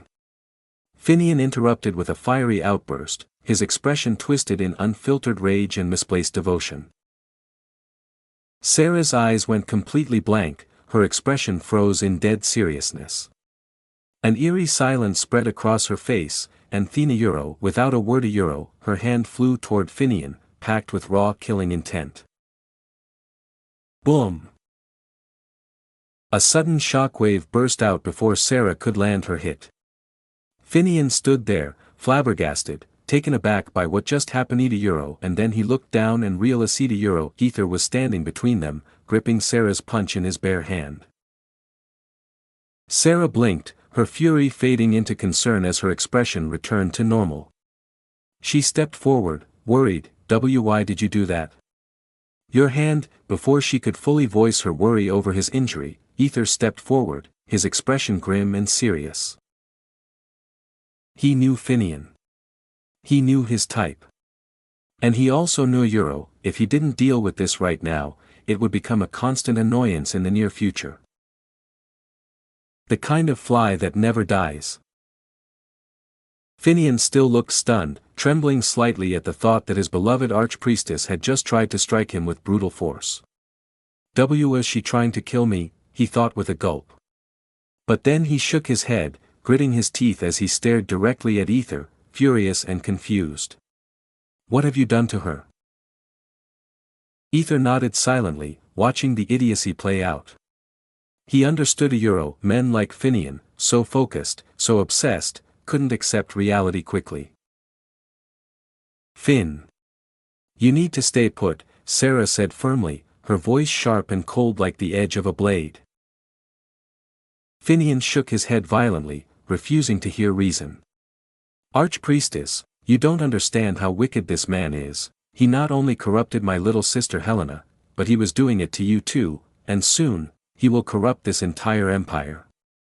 We cannot allow such a man near you as I, an apostle of the Mother Goddess. He stepped forward and pointed at Ether. I shall duel this servant who doesn't even know his place. And if I win, you will never, ever step into this ground again or even speak to the archpriestess or Helena ever again. With that final vow, he dramatically threw his white glove at Ether's foot a challenge made not of reason, but blind faith and idiotic pride. Servant. Never. Sarah's breath hitched, and she began to pant furiously, her composure trembling on the edge of collapse. Her eyes narrowed with disbelief and a growing sense of insult. Still, Ether remained calm, his face unreadable, his voice even as a placid lake. That's an interesting duel you've proposed, but tell me, he asked with subtle curiosity, what if I win? Ether, what are you doing? This isn't necessary, Sarah whispered desperately into his ear, her fingers lightly tugging at his sleeve. I'll just talk to him. I'll clear the misunderstanding. Ether turned slightly, his head dipping toward hers. There's no need. Words won't reach him. He'll only learn if he gets knocked back a little. And with that, he bent down slowly and picked up the glove that had been thrown at his feet, turning once again to face Finian. So, what if I win? He repeated with a calm but assertive tone. Finian, already furious from seeing how close the archpriestess was standing to Ether, nearly exploded. His blood boiled like lava surging in his veins. That closeness so casual, so natural it was unbearable. You win. Dream on, slave, he spat with venom. Just because you can perform some miracles doesn't mean you can repeat them every time. Sarah's expression darkened. Her serious gaze grew colder, her lips tightening into a near snarl, slave. Did he just call my Ether a slave? Her mind burned with disbelief, how dare he? I was the one who fed him, guided him through the tough life. And this fool dares to call my Ether a slave. The air around her seemed to vibrate as a flicker of killing intent leaked out from her very soul. Meanwhile, Ether chuckled lightly, cooling her off, brushing off the insult with a slow breath. Indeed, miracles don't happen every time, but I believe the outcome often rests in one's own hands. His eyes gleamed as he stepped forward, the glove held casually in his grasp. Anyway, tell me again. What if I win? Finian clenched his fists, refusing to show weakness. You win? He mocked, scoffing with disbelief. Let's say, even by some divine joke, if you win by 1 in a million chance, then fine, you can come here. Ether tilted his head slightly, the smile vanishing from his lips. Boy. I think you're misunderstanding something. He stepped closer, his voice now firm, carrying weight. I don't need your permission to be here. This land is mine now. Finian flinched hard. His eyes twitched, voice trembling. Why your land? Indeed, Ether confirmed, smiling faintly as he gazed down at Finian like a child throwing a tantrum in the middle of a holy ritual. Finian's face contorted in disbelief. That's impossible, he growled, eyes darting toward Sarah as if seeking answers. It must be her. Ether must have manipulated her. That's the only explanation, right?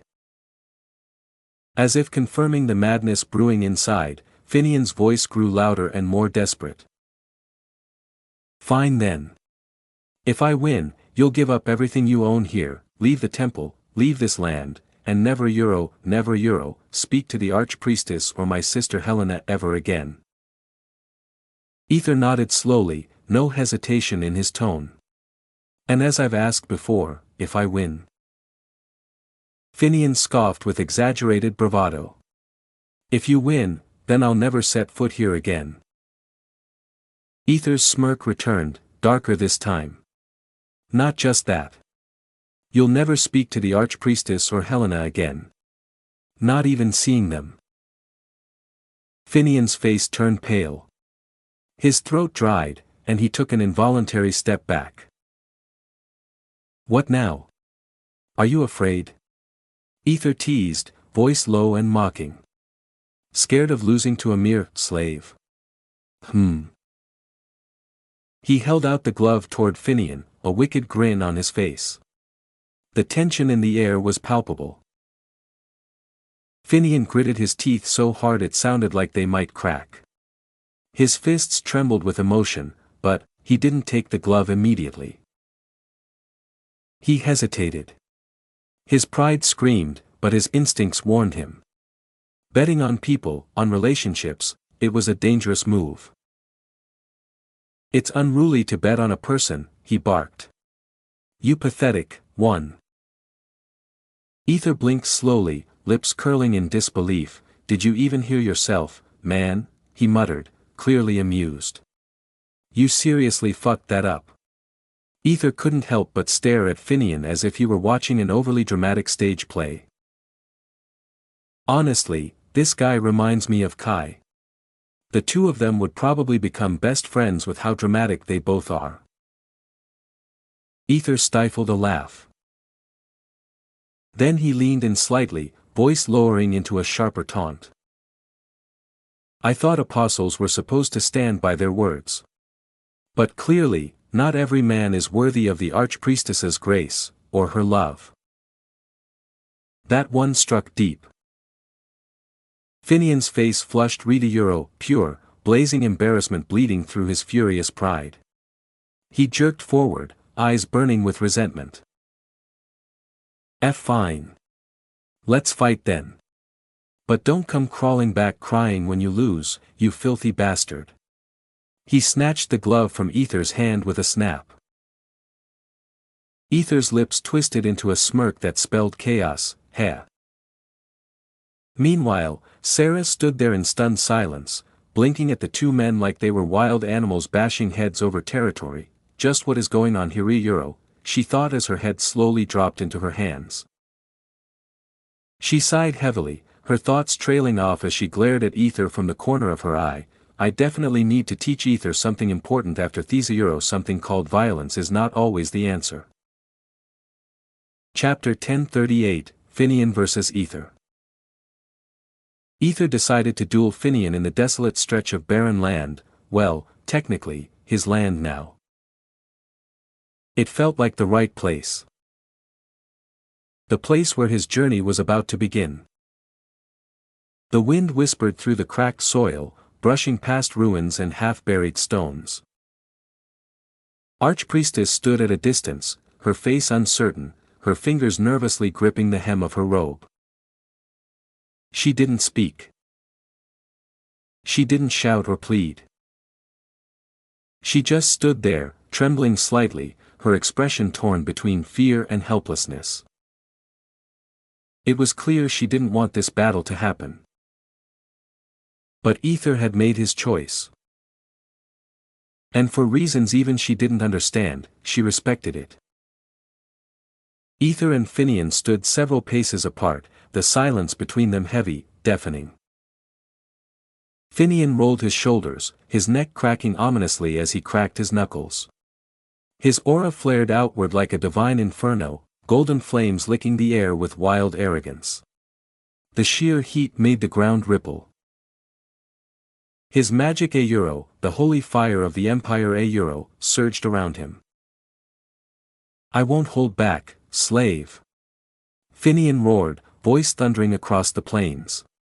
Let all creation bear witness to your fall. Let the heavens see the sinner undone.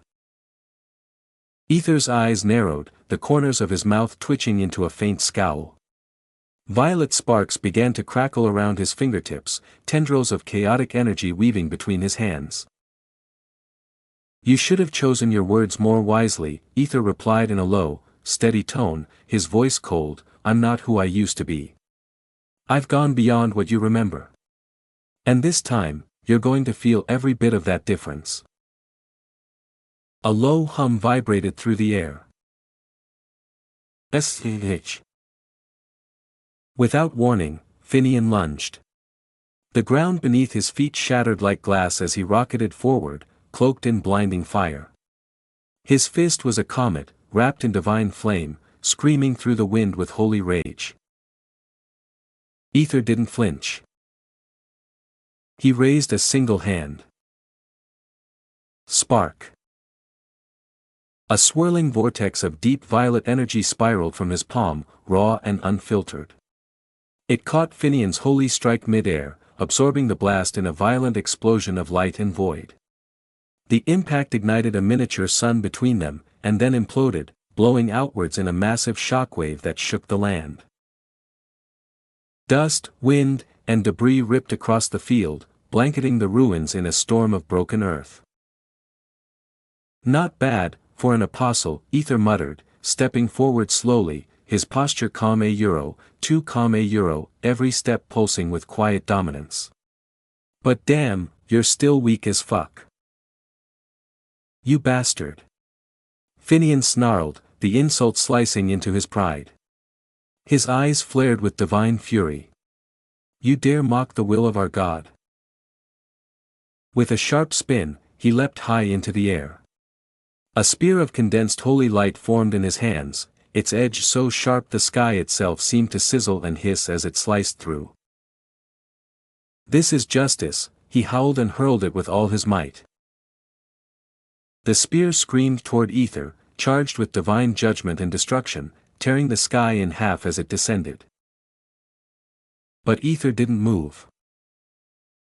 He just stood there. Finian's lips curled into a wicked smirk. You're dead meat, he muttered, already tasting victory.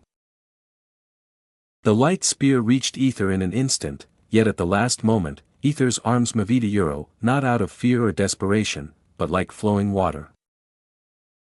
His right hand tilted the spear's edge with pinpoint precision, his left swirled the air with masterful control.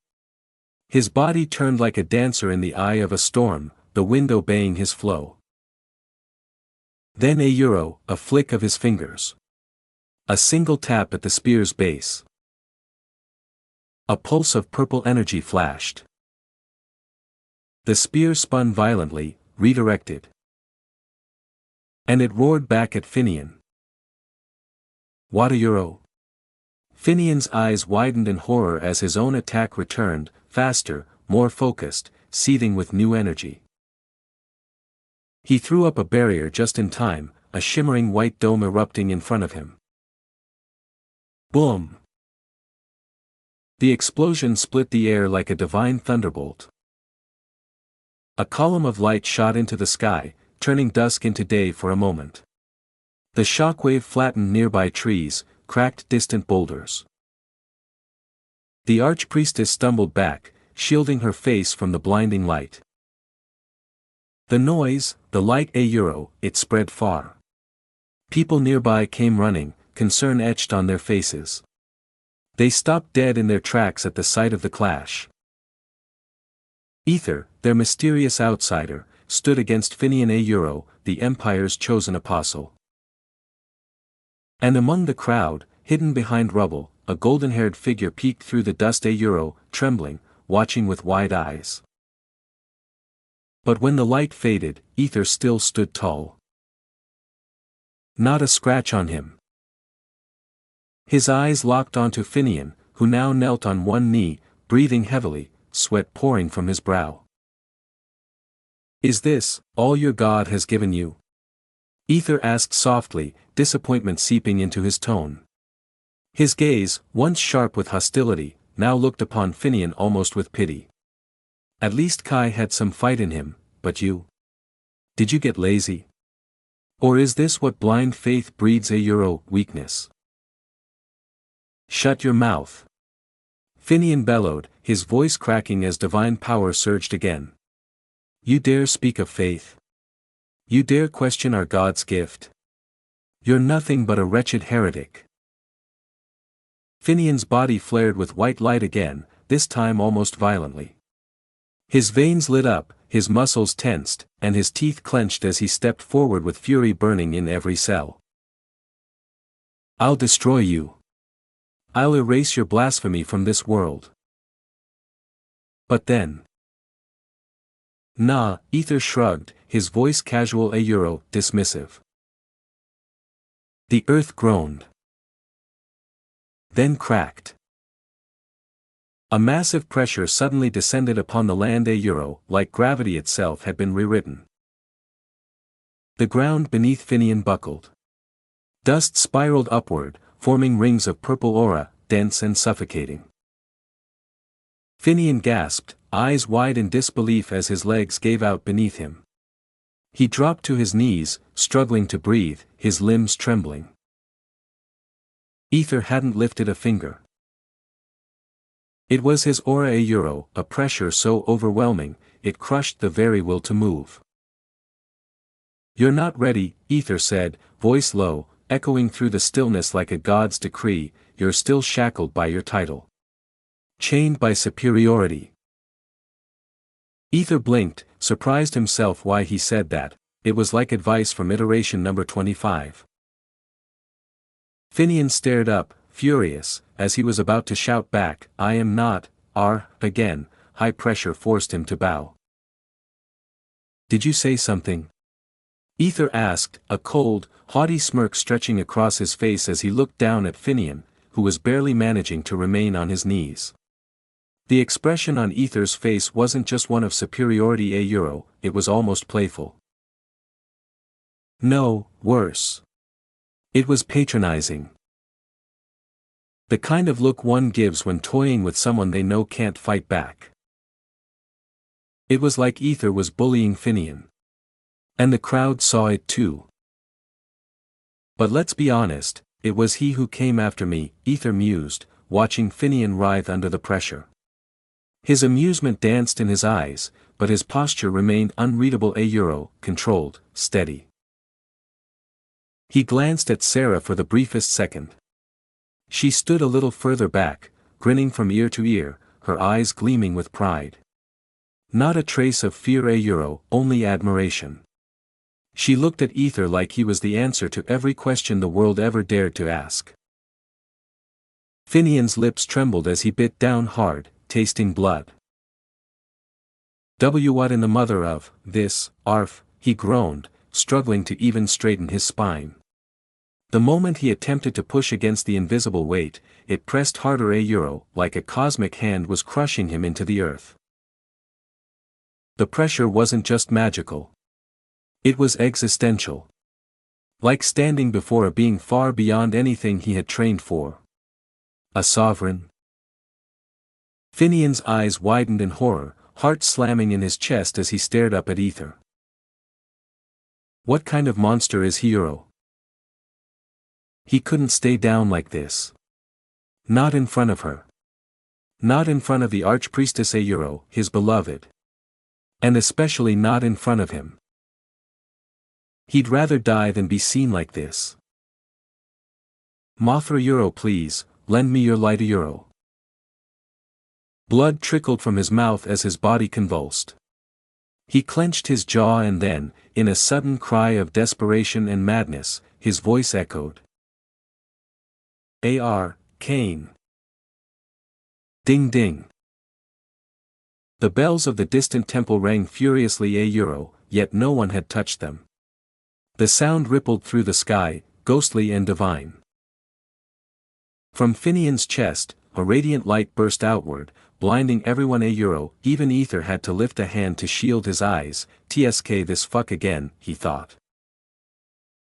A glowing object floated in front of Finian his origin card with 4 shining stars spinning slowly, pulsing with raw, divine energy.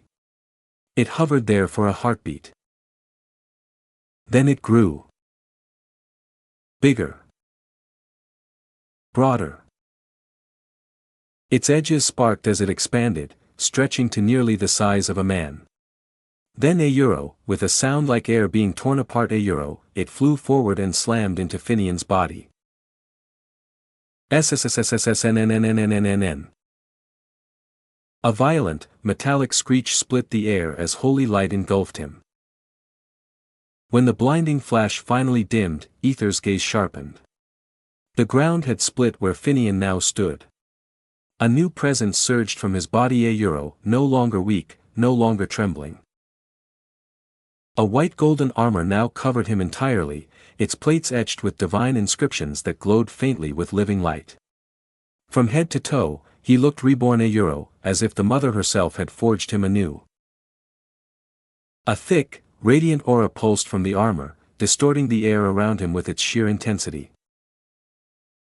Finian stabbed his golden sword into the cracked earth with a resonant clang that echoed like a war drum. I'll burn you from this world, he roared, voice metallic through the helmet. Heaven's wrath. He ripped the blade free and pointed it at Ether, who stood motionless. Sarah's expression shifted slightly. Slightly. Yes, just a twitch at the corner of her lips not fear, not panic. Just, unease. Because she had seen Ether fight before. She had witnessed what he did to Master. She knew what he was capable of. Ether tilted his head, a single brow arching, mildly surprised. So he's grown this much, just through training, he thought, watching Finian approach with his blade glowing hotter by the second. Interesting. A grin curled on Ether's face. But it wasn't joy. It was something darker. A dangerous gleam sparked in his eyes. His stance shifted subtle, but purposeful. His bare fist clenched, the tendons tightening like steel wires. Power gathered around him, vibrating through the earth. The air between them shimmered. And then he moved. No chant. No magic words. Just raw speed and muscle. Ether hurled himself forward, fist aimed like a missile straight toward Finian's chest. Finian reacted just in time. With both hands gripping his sword, he brought it forward in a righteous arc, the blade trailing a line of golden fire through the air. The two forces met a euro. The furious vengeance of a divine apostle. And the unrestrained, chaotic might of something beyond. Their clash created a ripple that tore through the battlefield. Boom! Ether's fist and the golden blade collided, unleashing a shockwave that flattened nearby trees and tore through the earth in a spiraling crater. The very air split with the force, screaming as the energy erupted outward in every direction. One fought with everything to prove his faith and love. The other? He was enjoying it. Chapter 1039, Apostle vs. Ex-Archpriest. Boom! The earth exploded beneath their feet, shattering like glass under the weight of divine fury. Cracks spread like spiderwebs through the soil, and a deafening shockwave hurled debris into the churning air. Neither of them moved for a heartbeat. Fists and blade locked in a deadlock, raw power pulsing between them like twin suns on the verge of collision. Sparks danced across their clashing energies. Muscles strained. Eyes locked. Euro. They vanished. Only the sound remained. Clang. Crack. Boom. Swish. Ether and Finian tore across the battlefield, moving faster than the eye could follow. Shockwaves rippled from each collision, splitting the air like lightning bolts in a storm. Ether ducked beneath a horizontal slash, the golden edge grazing his hair as he weaved through a maze of radiant blades. Each one carved deep trenches into the earth. He responded with a flurry of punches. Brutal, calculated, and relentless. Each strike so sharp it warped the air around it. "Don't you dare run from me!" Finian bellowed, his voice echoing like a commandment from the heavens. He swung his golden sword in sweeping arcs, golden magic pulsing from every motion. With each strike, afterimages of light lingered in the air. Vast wings of flame trailing behind him. "You know you can't win this, Ether!" Finian shouted mid-air, twisting into a devastating spinning slash. The arc of his blade unleashed a wall of divine fire, a roaring crescent of holy destruction. Ether leapt back with seconds to spare, flipping over the blast as it scoured the ground, reducing stone to molten slag. He touched down lightly. Then launched forward in an instant, body spiraling like a drill, one fist glowing with crackling violet lightning. Bam!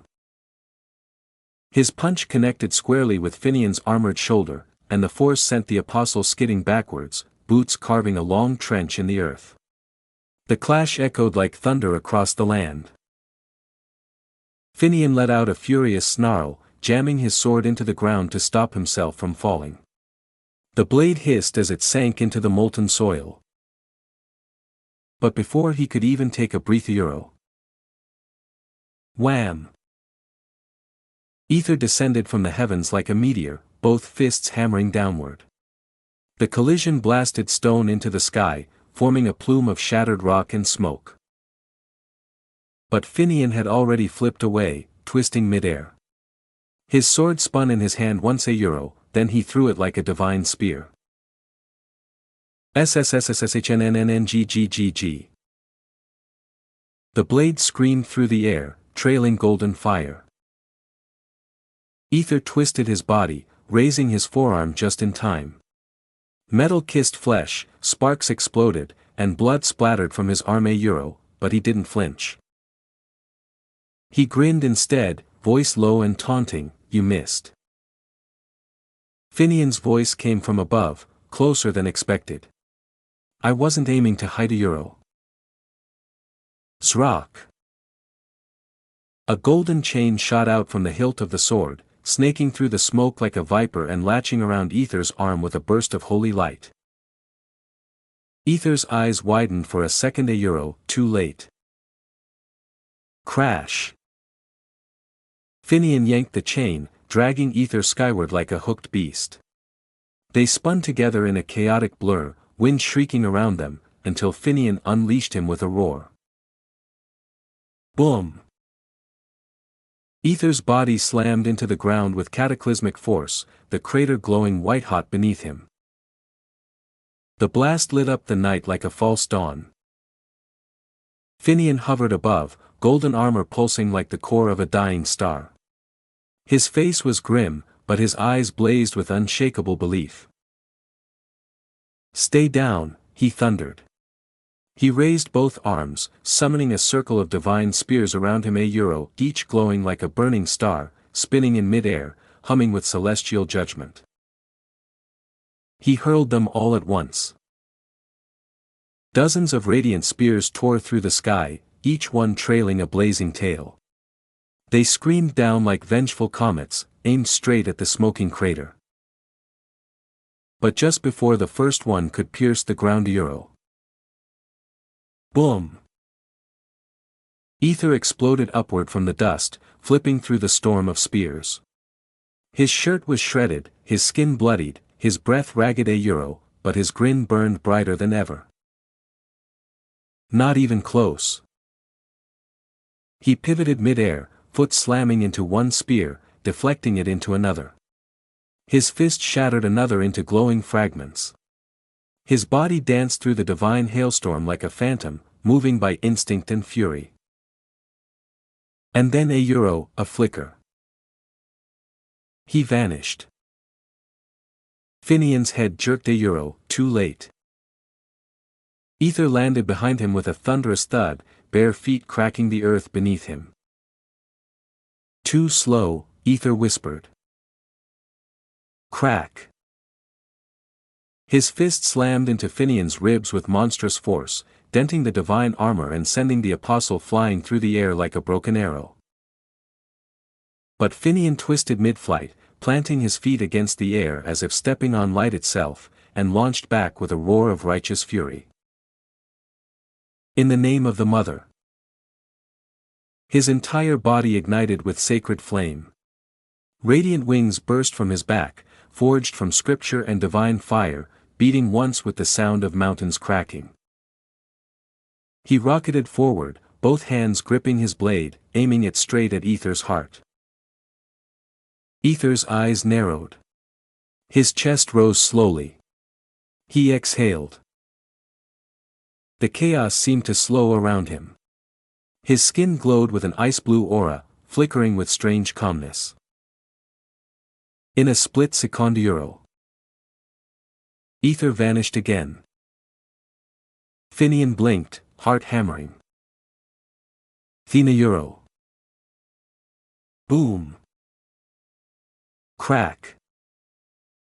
Aether reappeared right in front of him, inches away. There was no rage in his face. Only stillness.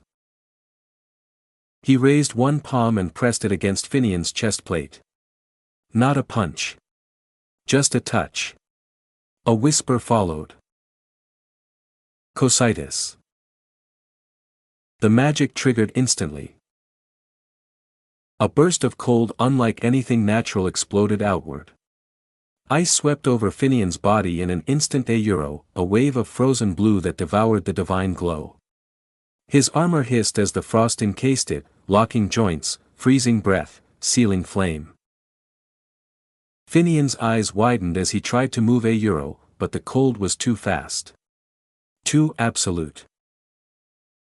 In seconds, he was entombed. A white and golden apostle, frozen mid-charge, locked in ice. It was a haunting sight. It looked like art, beautiful and terrible, a perfect sculpture of faith and fury brought to a standstill. Aether panted as his body dropped to the ground, the weight of the battle finally crashing into him. His butt hit the scorched earth with a thud, and his lungs drank in air like a man just pulled from drowning. Each breath was heavy, ragged, but satisfied. It was a dangerous fight. Wasn't it?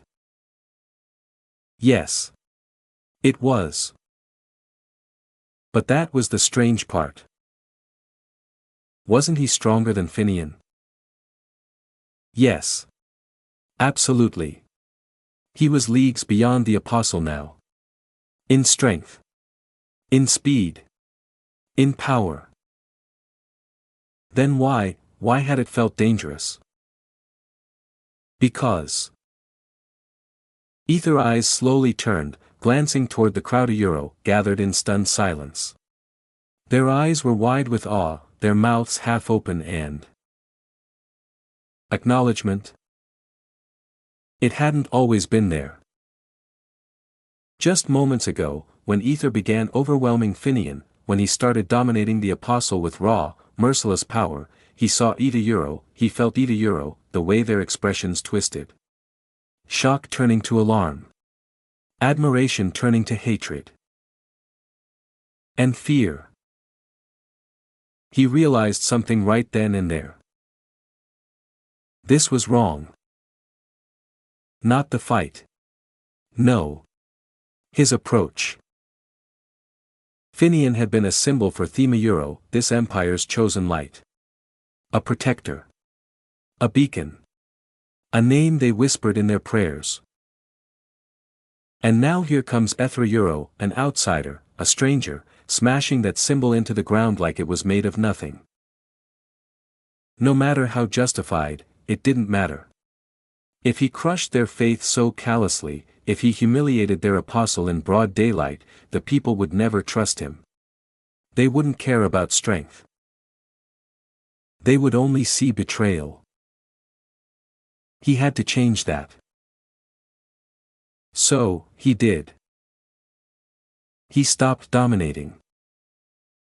He let Finian strike him. He made sure his own blood painted the ground, that wounds bloomed across his skin. That sweat, pain, and breathlessness made him look weak. Because that way, the people would see a struggle, not a slaughter. They would believe that their apostle stood tall against a mighty anemia Euro, and that their mother's will in allowing this fight had not been misplaced. And at the same time, Ether made it clear Euro, he was better. Not the best. Not untouchable. Just, better. A gentle edge, rather than a crushing boot. Now, the fear in the people's eyes had melted into awe. They no longer looked ready to riot. They stood still, murmuring in reverence, proud that their apostle had held his own.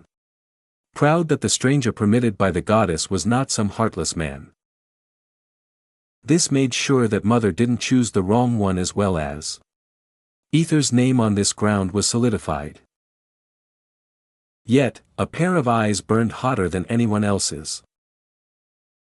Sarah. She stood at the edge of the battlefield, fists clenched, her breath quick and uneven. Her gaze was locked onto the blood-staining Ether's arm. Her lips trembled. She hated it. She hated seeing him bleed. Hated not being able to rush to him, to heal him, to scream at him for being reckless. But she held back. Because she knew Euro, it wasn't over yet. Crack. A sharp crack echoed across the field. Ether's eyes shifted slowly to the source. The ice encasing Finian had begun to splinter. He sighed tiredly, dragging himself to his feet just as the sacred frost shattered outward in a cascade of golden sparks. Looks like we are going for round 2. His words halted when holy flames burst to life again, wrapping around Finian like a protective shroud. I will not be caged. Finian bellowed as he stepped free from the remains of the ice, his voice wild with fury. His body steamed with divine heat, his golden armor glowing anew. You think some frost can chain me? He raised his sword, flames licking the blade, now burning brighter than ever Euro, white and wild.